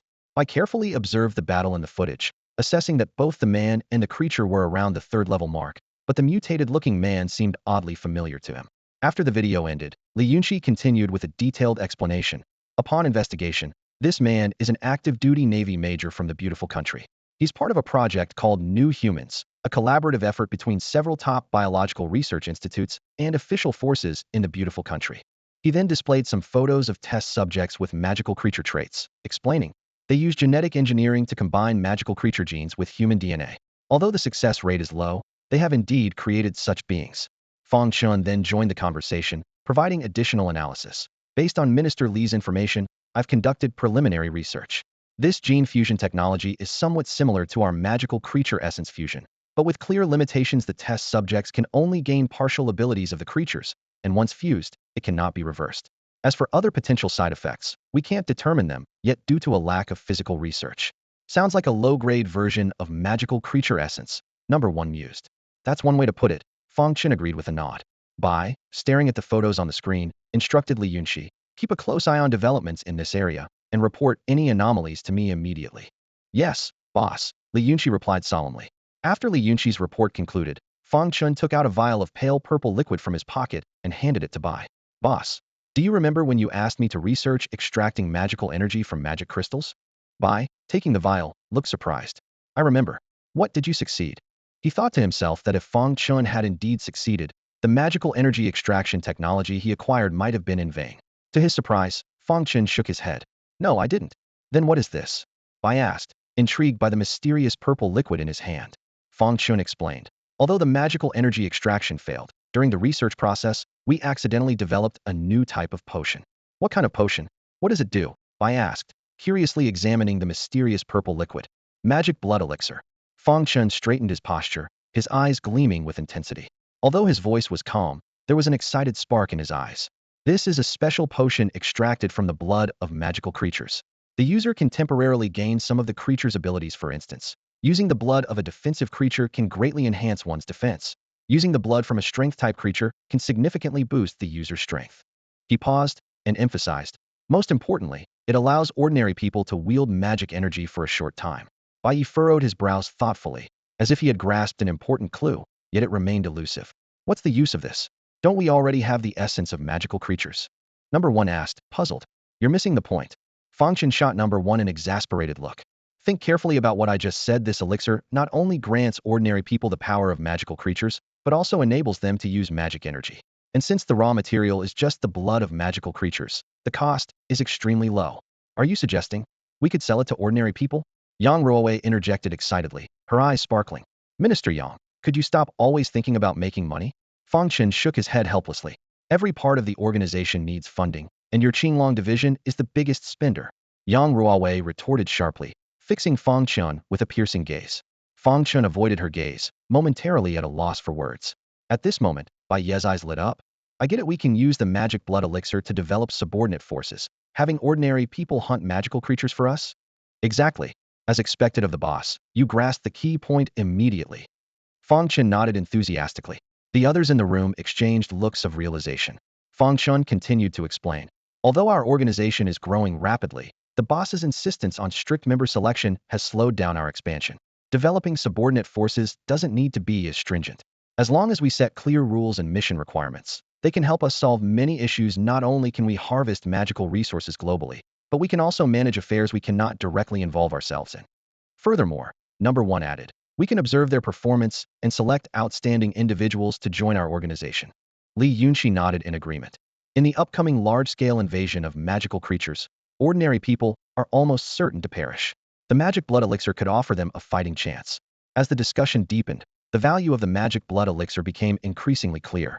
Finally, Bai Ye turned to Fong Chun with a serious expression and asked, does this elixir have any limitations or side effects? Fong Chun explained seriously. The use of the magic blood potion is strictly limited. Each dose only lasts for an hour, and you can't use another dose within 15 minutes. More importantly, each person can only use up to 3 doses a day. His tone carried a warning. If you violate these rules, at best you'll be severely injured, at worst you could explode on the spot and die. Bai Ye narrowed his eyes slightly and got straight to the point. Can it be mass-produced? It can, but we need a few days to prepare, Fong Chun answered succinctly. Bai Ye immediately turned to Yang Ruowei, speaking firmly. This needs to be prioritized. The Xuanwu division must fully cooperate to achieve mass production as soon as possible. Yes, boss. Yang Ruowei and Fong Chun responded in unison, their voices strong and resolute. After dealing with the magic blood potion issue, Bai Ye looked around at everyone. Is there anything else to report? There is an important discovery. Fong Chun quickly took over, and after Bai Ye signaled him to continue, he said, our department discovered an astonishing phenomenon while researching magic crystals. When we etched the mysterious patterns from the magic crystals on a magic metal, these patterns could guide magic energy like electricity. Noticing the puzzled looks from those present, Fong Chun explained more clearly. For example, if we engrave these patterns to enhance attack power on a bullet and use a magic crystal as the energy source, the bullet's power will far exceed that of ordinary ammunition. This means that even ordinary people can hunt low-level magical creatures without using the magic blood potion. Are you saying these mysterious patterns can create magic energy weapons? Number 1 asked thoughtfully. Exactly. Fong Chun nodded enthusiastically. Bai Ye quickly picked up on Fong Chun's intent. Tell me, what support do you need? Magic crystals. Fong Chun's eyes lit up. We need a large quantity of magic crystals from different magical creatures. Once we unlock the secrets of these mysterious patterns, the Shanghai organization will usher in a new era of magic energy, and our names will go down in history. Bai Ye thought for a moment. You just need to inscribe these patterns, right? Yes, that's correct, Fong Chun confirmed. Bai Ye made a prompt decision, turning to number 1. From now on, the magic crystals from the magical creatures hunted by the White Tiger Division should be given to the Azure Dragon Division, first for pattern inscription, and then distributed. Understood, boss, number 1 responded decisively.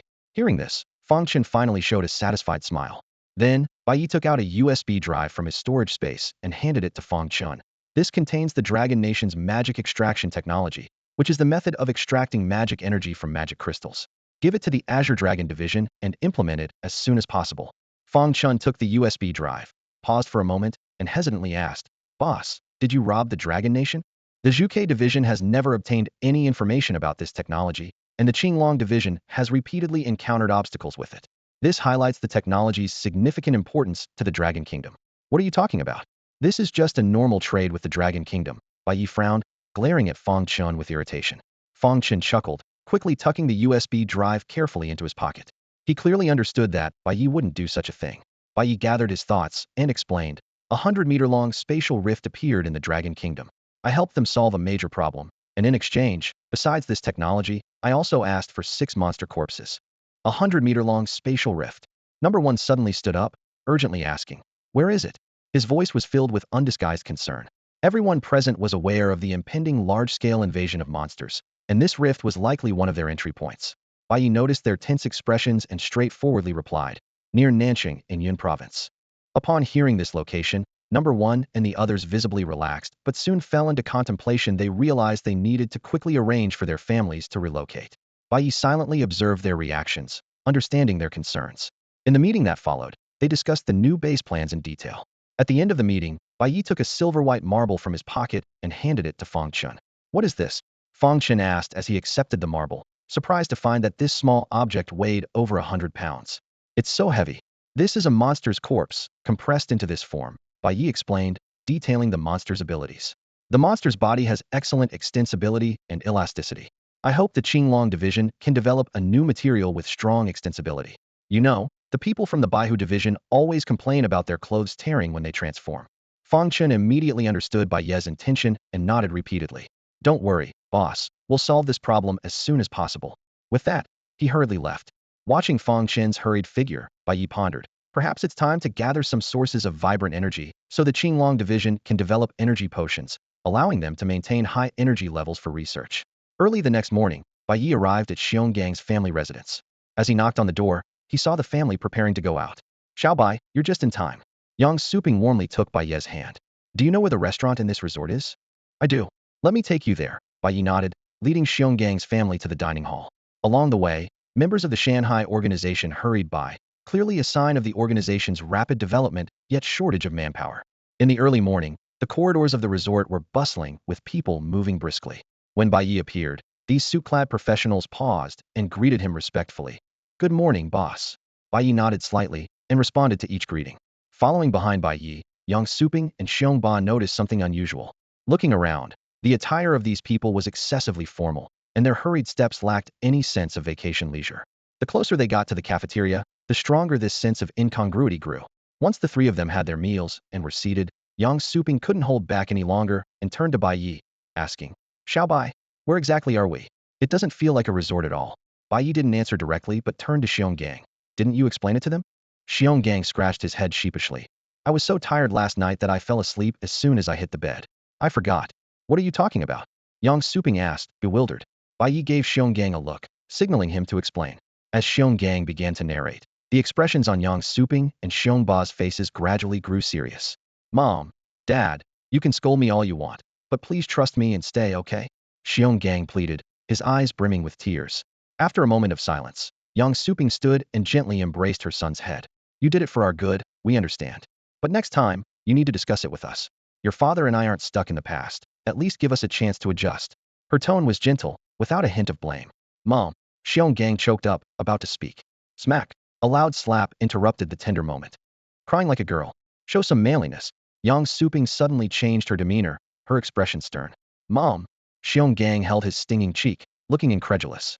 Bai Ye, witnessing this dramatic scene, almost burst into laughter. Xiao Bai. Yang Suping turned to Bai Ye, her face once again warm and smiling. Auntie. Bai Ye quickly composed himself, thinking, I hope I'm not next to get slapped. He had always respected Yang Suping, recalling how during high school, when his family faced difficulties, it was thanks to Xionggang informing his family that Yang Suping had helped him a lot through Xionggang.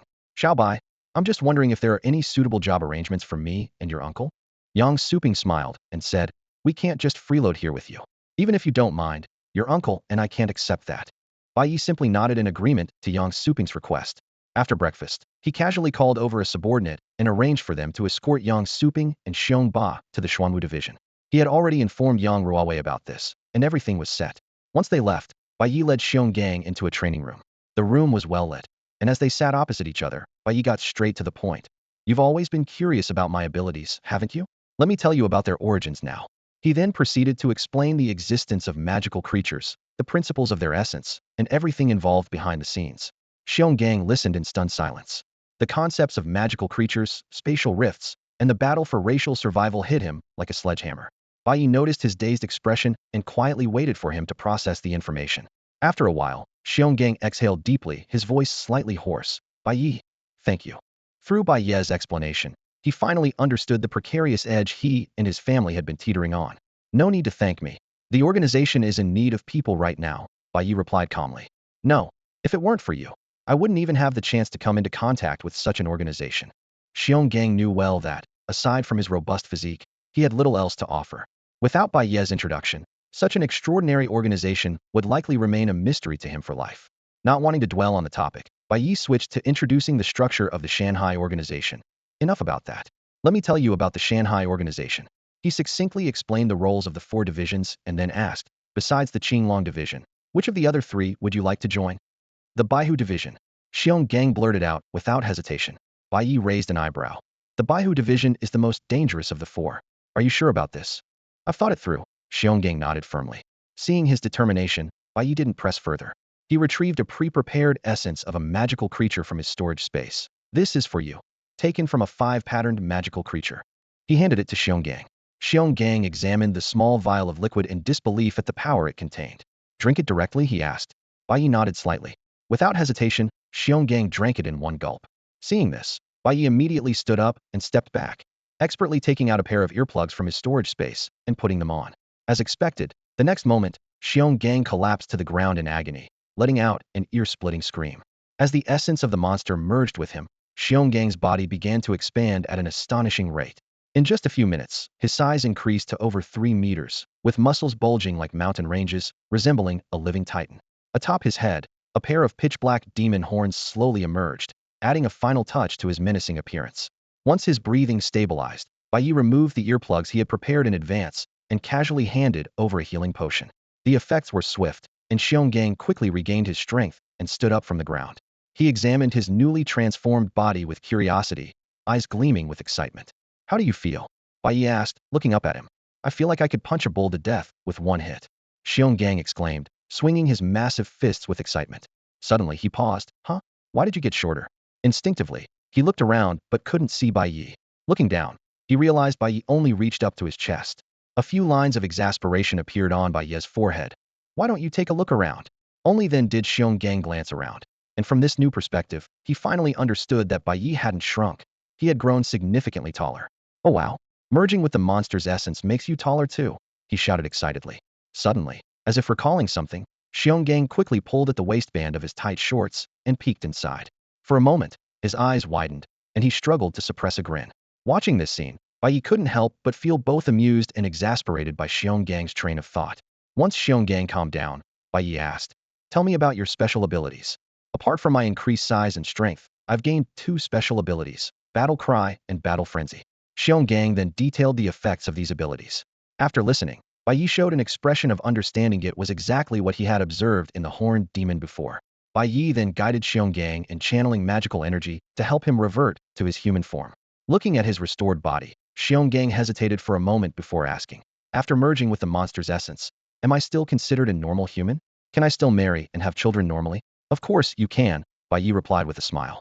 You can think of your other form as a transformation skill. Once you undo the transformation, you're still a normal human, just with a physique that's a bit stronger than average. This question had been raised before, and Fong Chen's research had confirmed it, reassuring many in Longhua who were concerned about passing on their lineage. Hearing this explanation, Xionggang finally felt at ease. Bai Ye continued, By the way, even though we're good brothers, I won't give you any special help within the organization. It's only fair to everyone else. To ensure the long-term healthy development of the organization, Bai Ye needed to lead by example and avoid any special treatment. Xionggang listened to Bai Ye's words with a solemn nod. As someone who never liked special treatment, he completely understood the depth of Bai Ye's message. I'm glad you understand, Bai Ye said with satisfaction. Next, I'll arrange for you to enter the training camp.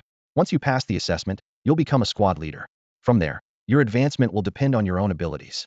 With that, Bai Ye led Xionggang to the White Tiger Division's training camp. Inside, Li Tianjian was leading new members through their daily exercises. He was the head of the training camp, known for teaching ancient martial arts techniques and fostering combat awareness. Boss, Li Tianjian immediately halted the training upon Bai Ye's arrival and approached quickly. Bai Ye introduced, Captain Li, this is the new member of the White Tiger Division. I'll leave him in your hands. Hello, Captain Li, I'm Xionggang. I look forward to your guidance. Xionggang stepped forward and greeted. Li Tianjian's gaze lingered on Xiongang's sturdy physique, a flicker of interest in his eyes. Raise your right hand. Though puzzled, Xionggang complied. Li Tianjian examined his arm closely, then moved behind him to press along his spine with care. Good bones and muscles, a promising candidate for ancient martial arts, Li Tianjian concluded. Although you're a bit older, with the help of the demon essence, achieving success won't be a problem. Hearing this evaluation, Xiongang's eyes lit up with excitement he could barely contain. If not for the setting, he might have eagerly begun asking questions. Bai Ye, slightly surprised, glanced at Xionggang. All right, I'll leave him to you. Don't worry, boss. I'll teach him everything I know, Li Tianjian assured with determination. In the following days, Xionggang underwent rigorous training under Li Tianjian's guidance. Meanwhile, Yang Suping and he were each assigned an easy job by the Xuanwu division. Time flew by, and the moving day arrived. The sun was shining, and a gentle breeze blew.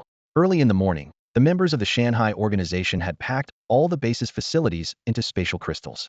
Across the sea from the base, a cruise ship was ready to set sail. Boss, everything is ready. We can set off at any time. Yang Ruowei reported to Bai Ye from the beach. Bai Ye nodded slightly. Then let's depart. Upon receiving the order, Yang Ruowei immediately turned around and efficiently began organizing the deployment. On the sea, small boats shuttled back and forth, gradually transporting members of the Shanghai organization onto the cruise ship. Meanwhile, Bai Ye took a different approach, summoning a four-winged giant eagle with a low call and landing directly on the deck from the air. Once everyone had assembled, the cruise ship set sail towards Huachuan City on Kyushu Island. This day marked a significant moment for the Shanghai organization as they relocated to a new base. After several hours of sailing, the cruise ship slowly approached a private dock near Huachuan University. The dock was eerily quiet, with no one in sight. The Shanghai organization disembarked in an orderly fashion and proceeded towards Huachuan University. Prior to their arrival, the Xuanwu division had already cleared the campus, with the university announcing a holiday in advance. Each department swiftly began setting up in their designated areas according to the plan. Observing everyone busy at work, Bai Ye decided to make the most of this time. He wandered around the campus, looking for a suitable place to set up spatial coordinates. After some exploration, he arrived at a spacious exhibition hall. Upon entering, he realized it was the university's historical display hall, showcasing its achievements and distinguished alumni since its founding. Satisfied, Bai Ye chose the center of the hall as the site for his spell. He closed his eyes, concentrating on establishing spatial coordinates, and attempted to connect with the coordinates in the distant city of Modu. Moments later, he sensed the fluctuation of Modu's coordinates and began the connection process. Once the two coordinates were successfully linked, Bai Ye opened his eyes, a joyful smile spreading across his face. He immediately attempted to activate spatial teleportation. As his magical energy rapidly depleted, a dark portal slowly unfolded before him. Bai Ye took out a flashlight and stepped into the portal without hesitation. In the blink of an eye, he found himself in a dark spatial tunnel. By the light of the flashlight, he could see the stone walls around him, a satisfied smile appearing on his face. He proceeded along the tunnel until he reached the end, where he removed the stones blocking the entrance and stored them in his space storage. Before him lay a beach strewn with rocks, a familiar sight that felt like a lifetime ago. Just as he was about to return, his phone chimed with a notification. It was a collection notice from the Dragon Kingdom authorities, directing him to the same warehouse as before. Bai Ye quickly resealed the entrance and headed towards the nearest road. He retrieved a car and drove to the warehouse. Upon arrival, he saw several large containers made of special materials waiting quietly. According to official records, these containers held the shattered remnants of a silver tree. As he looked at the photos provided by the authorities, Bai Ye couldn't help but worry. With the tree so thoroughly destroyed, would it still be possible to extract its essence? After storing the special containers, he drove back to the cliff. After passing through the portal and returning to the base, Bai Ye quickly shut down the teleportation channel. He softly summoned his loyal four-winged giant eagle, leapt onto its back, and flew towards a remote wasteland on the outskirts. Although the Dragon Nation authorities had declared that the radiation from the silver tree fragments had been completely cleared, Bai Ye cautiously donned a full protective suit. From his spatial equipment, he retrieved several specially designed containers and carefully poured all the fragments onto the ground, forming a shimmering silver mound. Taking a deep breath, Bai Ye extended his hands and activated his extraction skill. Instantly, countless thread-like silver rays rose from the pile of fragments, drawn by an invisible magnetic force, and slowly converged into his palms. Moments later, a crystal-clear silver-white essence coalesced in his hands. Gazing at the hard-won essence, Bai Ye felt a mix of emotions. The good news was that he had successfully extracted the essence, but due to the incomplete state of the remains, the essence was also incomplete. Something is better than nothing, he murmured to himself, safely storing the essence away before taking out a small spatial crystal to collect the remaining fragments. With everything done, Bai Ye rode the four-winged giant eagle back to the base, heading straight for the former principal's office. As he pushed open the cleverly concealed door to the resting room, he couldn't help but wonder if such a hidden design was a bit over the top. After replacing the bedding with fresh linens, he began to absorb the essence. Due to the incomplete essence, the fusion process went unusually smoothly. When he opened his eyes again, a smile played on his lips. Although he only gained one special ability this time, it was precisely what he needed most: the ability to create alternate spaces. This was the feature of the silver tree that he valued most, as the security of the Shanghai organization's base had long been a concern for him, with various forces constantly seeking its location.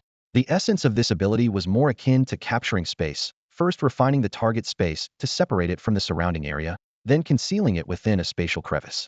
However, due to his current limitations, the alternate space Bai Ye could create was far from being able to accommodate the entire Shanghai organization. He estimated that he would need to advance to the 7-pattern realm to create a sufficiently large space. With a hint of regret, Bai Ye left the resting room and headed to the Xuanwu Division, a sizable department. The Xuanwu Division occupied an entire office building. Upon finding Yang Ruowei, he got straight to the point, asking, "Have you prepared what I asked for?" "Everything is ready," Yang Ruowei replied promptly with a nod. "Move them to the square," Bai Ye gave a brief command. Yang Ruowei immediately took action, leading a team to carefully transport several massive iron cages to the square. Inside the cages were the largest birds of prey in the world, the Andean condors, each as majestic as a small fighter jet. These birds of prey had wingspans of 4 to 5 meters, lying quietly in the cages. The last air raid on their aircraft had taught Bai Ye a profound lesson. In a new world invaded by monsters, traditional air transportation was no longer safe. To ensure the safety and convenience of the organization's members in future travels, he decided to emulate the success of the four-winged giant eagles and began cultivating new flying mounts. This transformation plan was ambitious. Bai Ye intended to infuse these Andean condors with two types of monster essences. One came from a large flying monster, and the other from an exceptionally unique small monster. This small monster's most astonishing ability was perfect invisibility, undetectable by the naked eye or thermal imaging equipment, capable of concealing anything it touched. If it weren't for Li Yunxi, who was brought in by number 1 and possessed the eye of perception, capturing these elusive monsters would have been nearly impossible. Considering the need to reserve one for the four-winged giant eagle, Bai Ye decided to transform 4 new flying mounts. Once the cages were in place, Bai Ye quickly formed 4 amethyst magic seeds and implanted them into each Andean condor. After the seeds took full control of the birds of prey, he signaled for the cage doors to be opened. The condors stepped out slowly, and Bai Ye then had the area cleared to begin feeding them the prepared fusion monster essences. The mutation process was awe-inspiring. 4 Andean condors began to grow visibly larger, while their forms flickered, appearing and disappearing as if straddling the line between reality and void. This astonishing sight soon attracted many onlookers, though they dared only to watch from a distance under Bai Ye's imposing presence. After more than an hour, the fusion was complete. The 4 mutated Andean condors stood imposingly around Bai Ye, their size several times larger than before. At Bai Ye's command, one spread its wings, casting a massive shadow over him. This gigantic creature now boasted a wingspan of an astounding 30 meters, with a body length approaching 10 meters, nearly twice the size of the four-winged giant eagle, comparable to a small passenger jet. Bai Ye carefully evaluated these flying mounts. Each mutated Andean condor could carry about 20 people, and with further modifications, their capacity could be increased. He then ordered one condor to test its invisibility. Instantly, the enormous figure and its shadow vanished without a trace, as if it had never existed. Bai Ye nodded in satisfaction. With these 4 invisible mutated Andean condors, the Shanghai organization would have significantly enhanced long-range mobility during the impending mass monster invasion. In the following days, the Shanghai organization entered a new phase of comprehensive development. Under Yang Ruowei's leadership, the Xuanwu Division embarked on a large-scale renovation of the new base. The towering walls were continuously raised and thickened, and the original school building was transformed into training rooms and office areas, giving the entire base a fresh look. Yang Ruowei's ambitions extended beyond this. She set her sights on the shops and residential areas surrounding Huachuan University, swiftly completing a full acquisition with ample funding and government cooperation. Under her strategic planning, the government sealed off the surrounding roads under the pretense of road and pipeline repairs, strictly prohibiting entry to Sakura Nation citizens and outsiders. Patrols monitored the area around the clock, maintaining tight control. The smooth progress was largely due to a special member of the Zhuke Division. This female member, after absorbing the essence of a magical creature, acquired a hypnotic-like ability. With this unique power, the Zhuke Division quickly took control of all the high-level officials in Huachuan City. Meanwhile, Fong Chun laid the groundwork for the organization's future development. He temporarily set aside his experiments to focus entirely on establishing production lines for magic blood and energy potions. These potions are critical to the Shanghai organization's upcoming external team plan, leaving no room for error. In addition to monitoring the movements of magical creatures, the Zhuke Division actively sought suitable external personnel. Considering the need to protect Longhua and members' families, Bai decided to look abroad.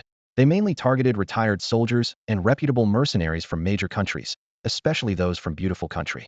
At this time, the number of magical creatures worldwide suddenly surged, indicating the possibility of a large-scale invasion. Governments around the world responded to this crisis, with Longhua entering a state of military readiness, deploying troops to patrol the cities. In the Shanghai base office, Bai stood by the window, gazing into the distance.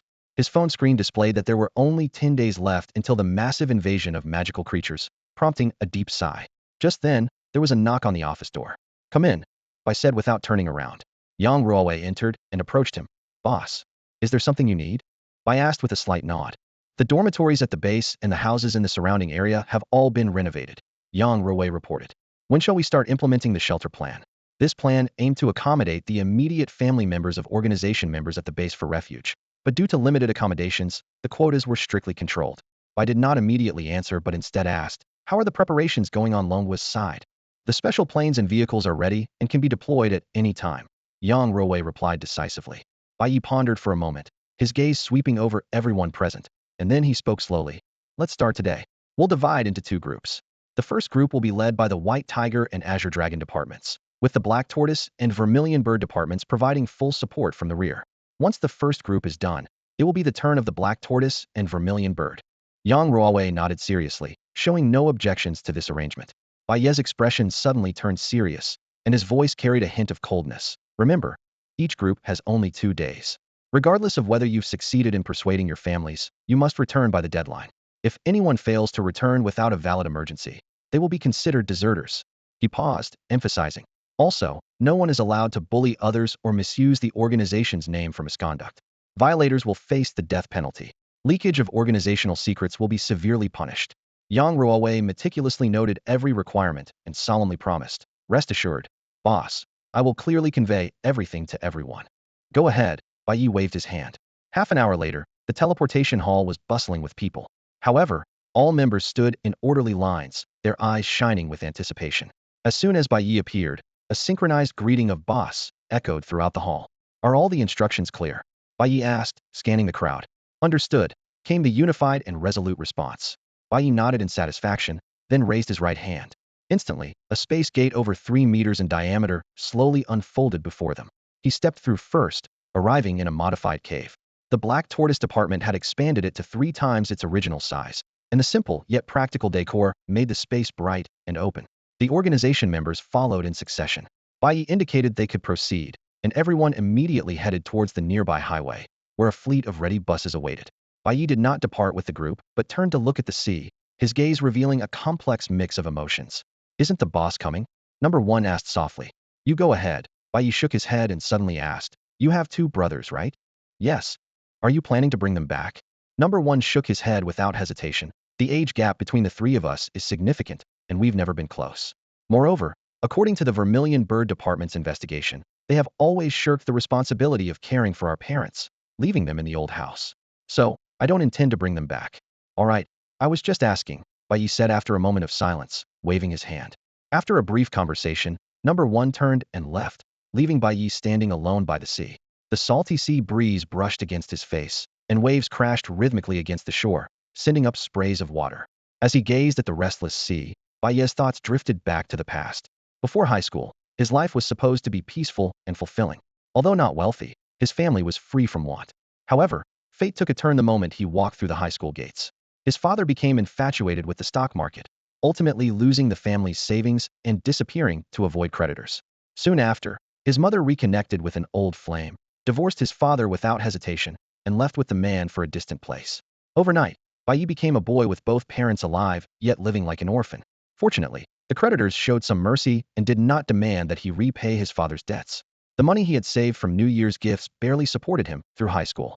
During college, Bai Ye worked part-time to cover tuition and living expenses. Neither of his estranged parents ever reached out, and other relatives, fearing the creditors, avoided him completely. When preparing the shelter plan, Yang Ruowei had asked if arrangements should be made to relocate his family. After all, Bai Ye's background was always shrouded in mystery, and no one dared to inquire lightly. In response, Bai Ye calmly stated he was an orphan and needed no arrangements. Now, as he looked at the turbulent sea in front of him, a wave of irritation surged within him. Just then, an unusual beast's roar echoed from the distant forest, interrupting his thoughts. Bai Ye immediately followed the sound, pushing through the dense forest, and soon discovered a magical creature feeding. Sensing the magical energy within it, he estimated it was a 3rd-tier creature. A hint of menace flickered in Bai Ye's eyes as he stepped out of the forest. The creature sensed the disturbance and looked up at Bai Ye, immediately overwhelmed by an inexplicable fear. It roared defiantly at the sky, trying to dispel its fear. Sorry, I'm in a bad mood right now, so please bear with me, Bai Ye said calmly as he stretched his muscles. Great strength. Roar. Moments later, the forest was filled with a series of harrowing cries. After a while, Bai Ye emerged leisurely from the forest, wiping his hands with a clean handkerchief, a look of satisfaction on his face. Behind him, the creature lay on the ground, beaten into a pulp. Back at the cliff, Bai Ye sealed the entrance again before returning to the Shanghai base. Meanwhile, members of the Shanghai organization, having arrived by bus in the Magic City, successfully reached the airport. More than a dozen private planes were ready to take them to various parts of the country. In the Fong family villa, Tang Minghua sat on the sofa, complaining to her husband, Fong Jinhua. I wonder how our son is doing now? Ever since he joined that organization, he hasn't even called us. Sigh. Fong Jinhua's face darkened as he shook his head and replied, You don't understand. The situation is getting more tense. I guess our son is probably extremely busy over there. Upon hearing Fong Jinhua's words, Tang Minghua's face turned pale. Over the past 2 weeks, she had witnessed 3 gruesome monster attacks firsthand. Those scenes still haunted her dreams, robbing her of sleep. For safety reasons, Fong Jinhua not only stationed 10 around-the-clock bodyguards outside their villa, but also switched to handling company affairs from home. I heard from a few friends that their families are building doomsday bunkers, Tang Minghua said, pulling herself out of her thoughts and looking at her husband. Should we build one too? Fong Jinhua frowned, thought for a moment, and shook his head. Bunkers are useless. Instead of spending money on a bunker, we should stockpile scarce resources. In critical times, we can donate them to the authorities in exchange for protection. After watching surveillance footage of a spatial monster, he realized that no bunker could truly fend off such beings. Yet, he held on to a glimmer of hope bought with 50 million. Just as Fong Jinhua was lost in thought, his phone rang.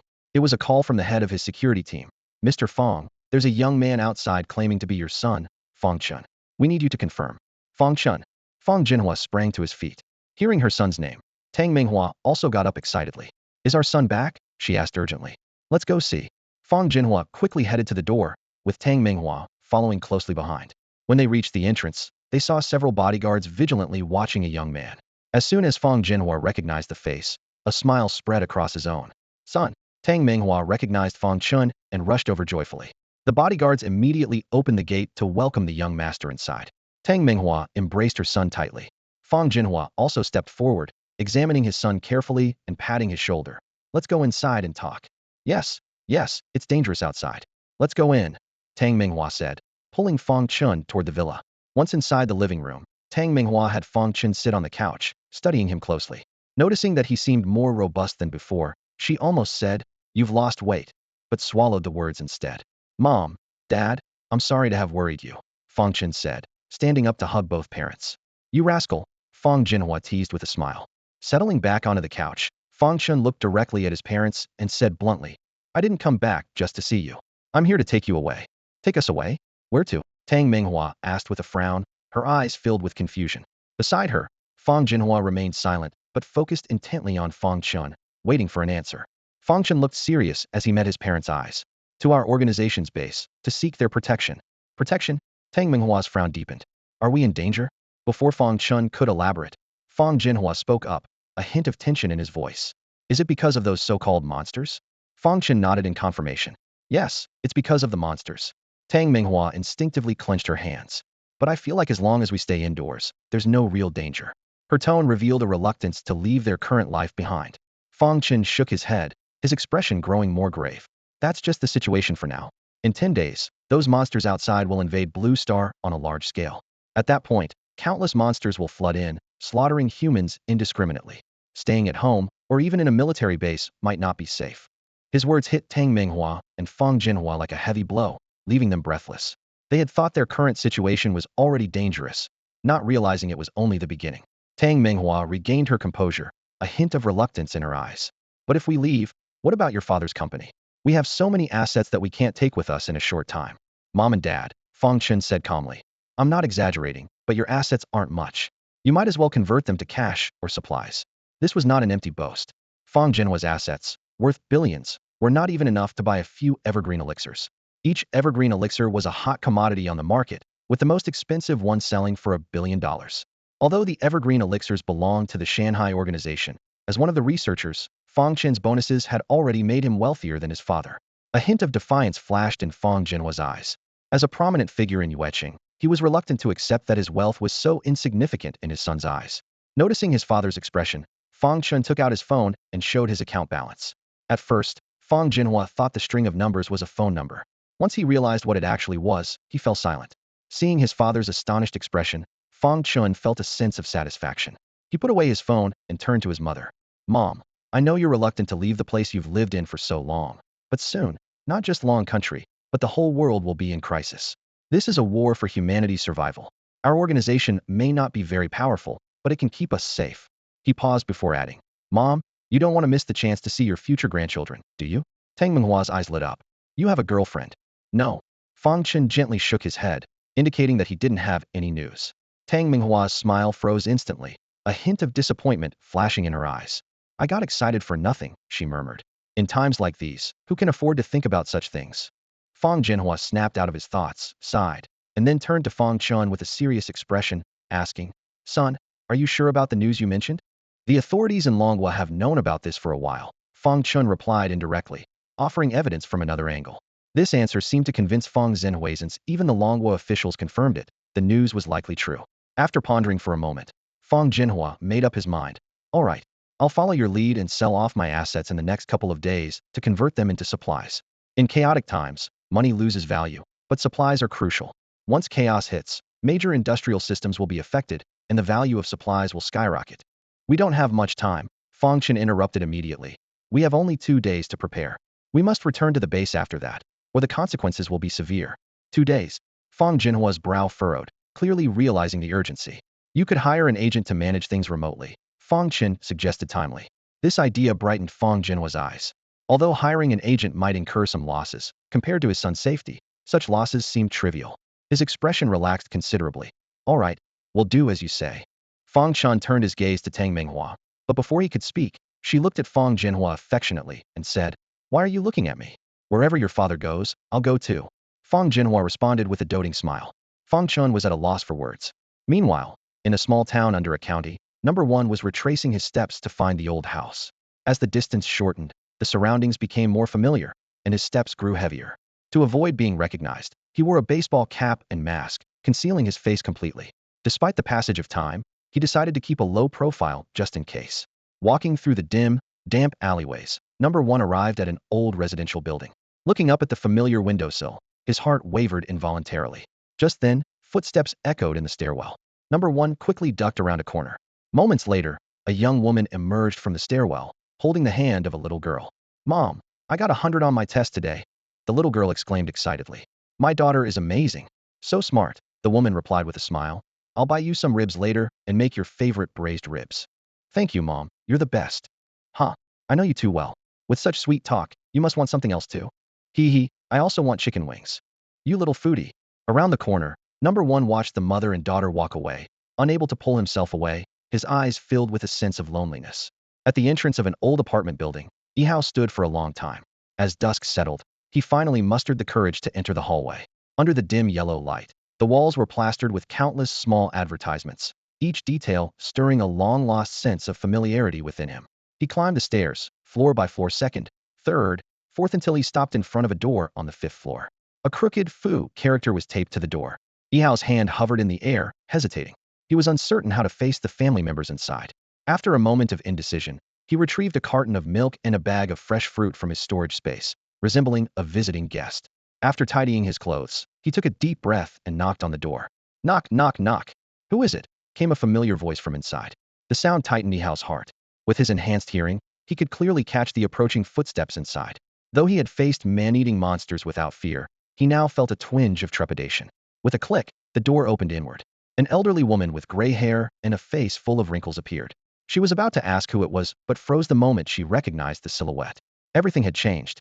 Since absorbing the essence of the monsters, Yihao's height, build, and appearance had transformed significantly. His mother's changes shocked him even more. In just half a year, her once black hair had turned completely gray, her previously rosy and full face was now lined with wrinkles, and her once bright and lively eyes were now dull and tired.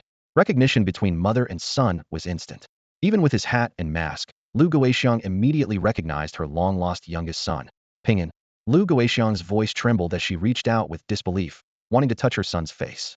That single word, Pingan, broke down all of Yihao's emotional defenses. Mom, he cried, dropping to his knees as the items in his hands scattered, tears streaming down his face. Hearing his call, Lu Guoxiang's tears also flowed. She wanted to remove his mask, but suddenly remembered something and quickly withdrew her hand. Who's outside? Another elderly voice came from inside, breaking the joyful reunion moment. for Lu Guixiang. Quick, come in, she urged, pulling Yihao's arm. He hurriedly picked up the milk and fruit from the floor and followed his mother inside. Lu Guixiang immediately closed the door, as if afraid someone might discover them. Who is it? The voice from inside asked again. It's been a while since you've said anything. Li Dashan hunched over as he walked out of the house, his steps heavy. When he reached the doorway and saw number 1 standing there, he froze as if struck by lightning, staring blankly at the figure before him. Dad! Number 1 suddenly dropped to his knees hitting the ground hard. Li Dashan glanced at Lu Guixiang, who was standing nearby with reddened eyes. His chest surged with indescribable emotions, and he opened his mouth, but it was as if his throat was seized, and he couldn't utter a single word. As their emotions gradually settled, the three of them moved to the living room and sat down on the sofa. Lu Guixiang wiped her eyes and slowly began to speak. After you disappeared, the police came to the house a few times to ask questions. Later, when the news of you being wanted spread in the neighborhood, the neighbors all gave you a thumbs up. No one called you a murderer. They said you were a real man. When they talked about the 2 older brothers, Lu Guixiang and Li Dashan's faces darkened. What happened? Number 1 sensed something was off and quickly asked. He only knew from the Zhuke division that his brothers were unwilling to take care of their parents, but he had no other details. Lu Guixiang sighed. It's all because of that money. Humph. Li Dashan snorted coldly, clearly still angry. You left some money when you went away, didn't you? Lu Guixiang continued. After you disappeared, your 2 brothers wanted to split that money. We didn't agree and wanted to keep it for when you came back. Because of this, they stopped visiting us and didn't even call. Her face showed deep disappointment as she spoke. Those money grubbers, Li Dashan said angrily. They want to pocket every bit of money they can. Hearing this, a coldness settled in number 1's eyes. The origin of that money was a memory he could never erase. He had thought about advising his brothers before leaving, but now he completely abandoned that notion, let them fend for themselves. Pingan, where have you been all this time? Why haven't we heard from you? Lu Guixiang asked with concern. I went abroad and joined an organization. I'm currently working for them. Number 1 replied straightforwardly. Abroad?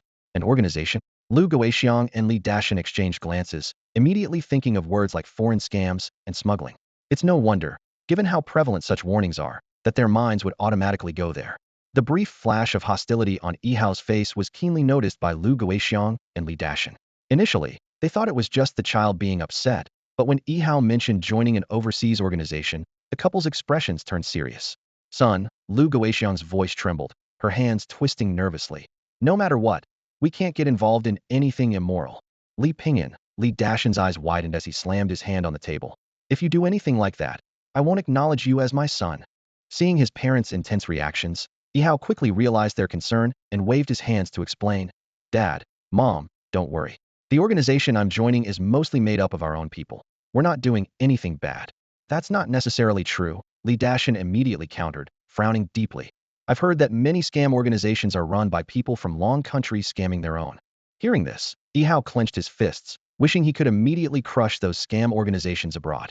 Faced with his parents' increasingly doubtful looks, he patiently explained in detail. Finally, he decided to prove his point with action, casually picking up a carton of milk to demonstrate the wonders of the Shanghai organization.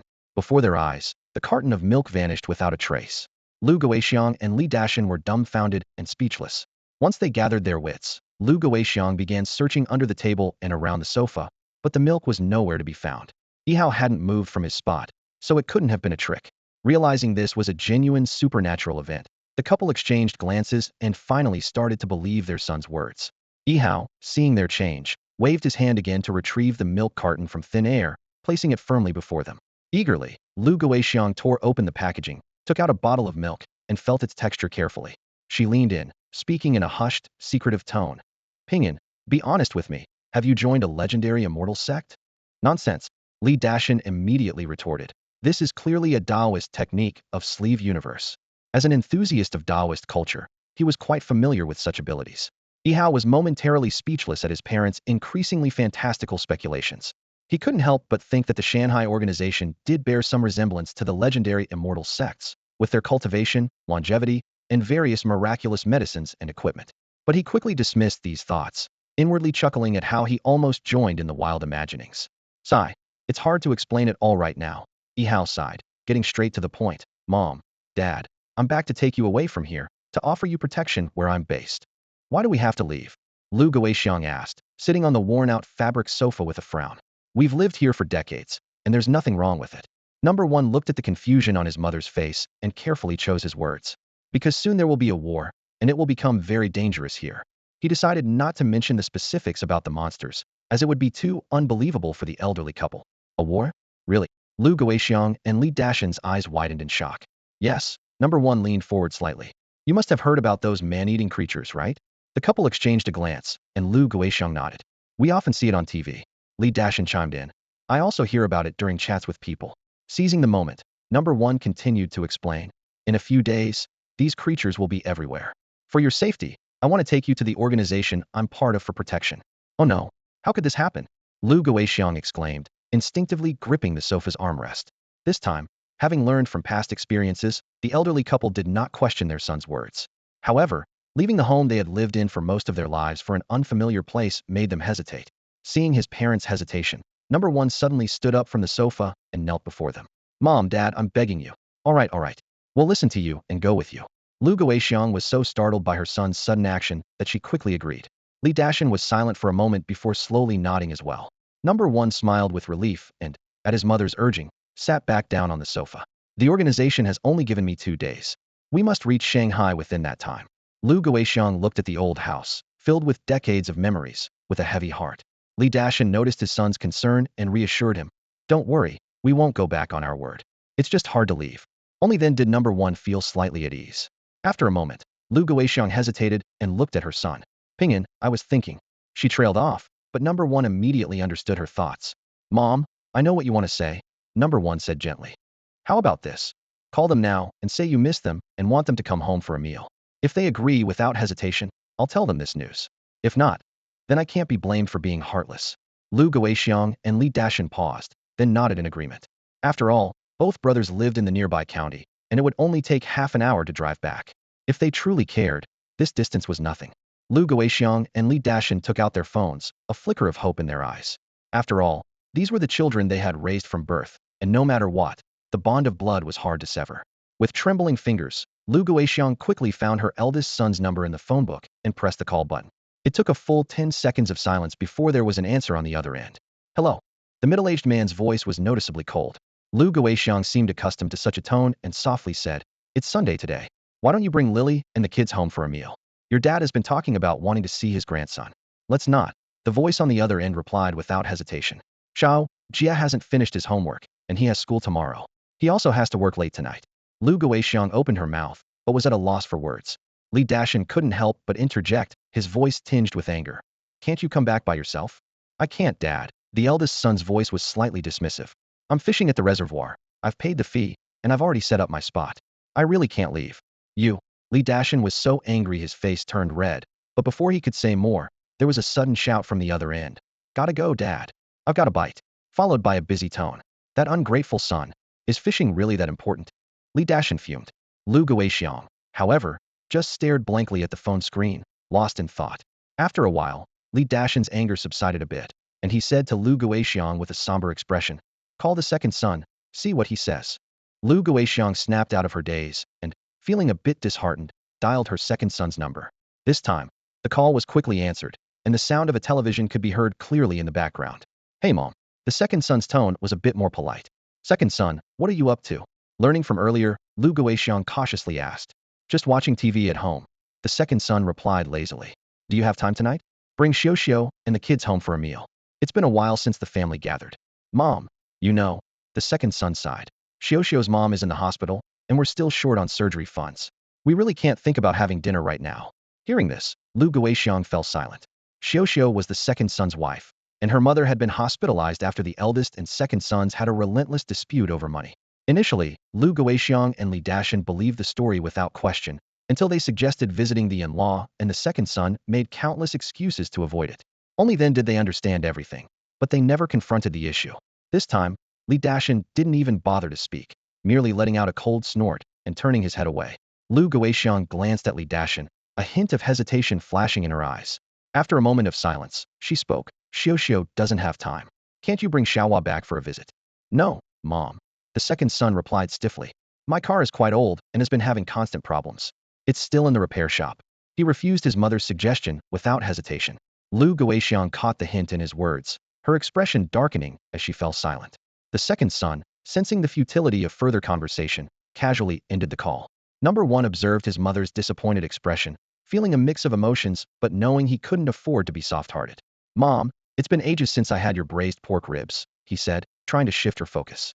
Lu Guixiang, snapping out of her thoughts, forced a smile. All right, I'll go buy some ribs and other dishes you like. She got up to gather her things and head out. Seeing his mother slightly cheered up, Number 1 breathed a sigh of relief and turned his gaze to his father. Ever since getting upset earlier, Li Dashan had been standing with his back to everyone, his hunched figure looking somewhat forlorn. Dad, how about we have a drink tonight?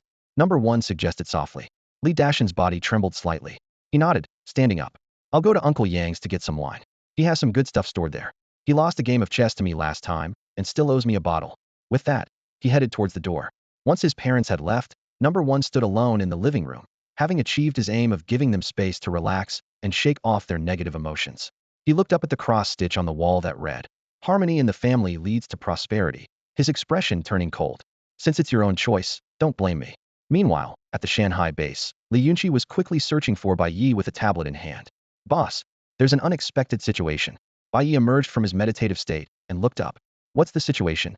"A member of the White Tiger Division's 3rd team is currently being pursued by the police," Li Yunqi reported urgently. "The reason?" Bai Ye's eyes flashed with a chill, clearly displeased with the breach of protocol. Li Yunqi quickly explained. "The member's name is Mayu. He comes from a single-parent family. When he returned to his hometown to pick up his mother, he discovered she had been attacked by a village bully, resulting in a broken leg and stolen money. In anger, Mayu broke 3 of the bully's legs and smashed up his house. The bully used his connections to alert the police, who are now fully pursuing Mayu. During the process of protecting his mother, Mayu inadvertently exposed his abilities, which have now attracted the attention of the Demon Suppression Bureau and the police hierarchy." After hearing the situation, Bai Ye's anger subsided significantly. Mayu did nothing wrong. Send someone to assist him and closely monitor other forces. If anyone dares to interfere. Bai Ye's gaze turned icy. Bai Ye was right. The unique ability of an ordinary person to seamlessly switch between monstrous and human forms was indeed enough to attract the interest of various factions. Sure enough, within just 2 hours, Li Yunqi's monitoring system detected 2 forces secretly getting involved in the matter. One was the Dragon Nation's Demon Suppression Department, and the other was the elite Wang family. Bai Ye glanced at the information Li Yunqi handed him, his slender fingers tapping lightly on the table, his brow slightly furrowed. "Who's in charge of the Demon Suppression Department now?" "It's Yi Zhan." Li Yunqi quickly pulled up a detailed profile and handed it to Bai Ye. The familiar face on the screen triggered Bai Ye's memory. It was one of the Demon Suppression Department members he had encountered in the southern city. He scanned the contact information and then picked up the satellite phone to dial the number. At the headquarters of the Demon Suppression Department in the capital, the newly appointed director Yi Zhan was overwhelmed by a mountain of official duties. As the critical moment approached, tasks were coming in like snowflakes. The sudden ringing of the phone interrupted his thoughts. Yi Zhan looked up at the screen, and the number immediately sparked his memoria number specially marked in Yang Wanzhong's notebook, annotated with Master of the Shanghai Organization. The image of the mysterious and powerful man from the southern city's mountains flashed in his mind. Since taking over Yang Wanzhong's position, Yi Zhan had gained a deeper understanding of the secrets among the upper echelons, especially regarding the mystery and strength of the Shanghai Organization. After a brief hesitation, Yi Zhan answered the call. "Hello? This is the Demon Suppression Department." "Hello, Director Yi." The voice on the other end was steady and strong. "Hello, may I know how to address you?" Although aware of the caller's identity, Yi Zhan did not know his specific title. "You can call me Mr. Shanghai." "What brings Mr. Shanghai to call?" "A small matter." Bai Ye's tone was calm.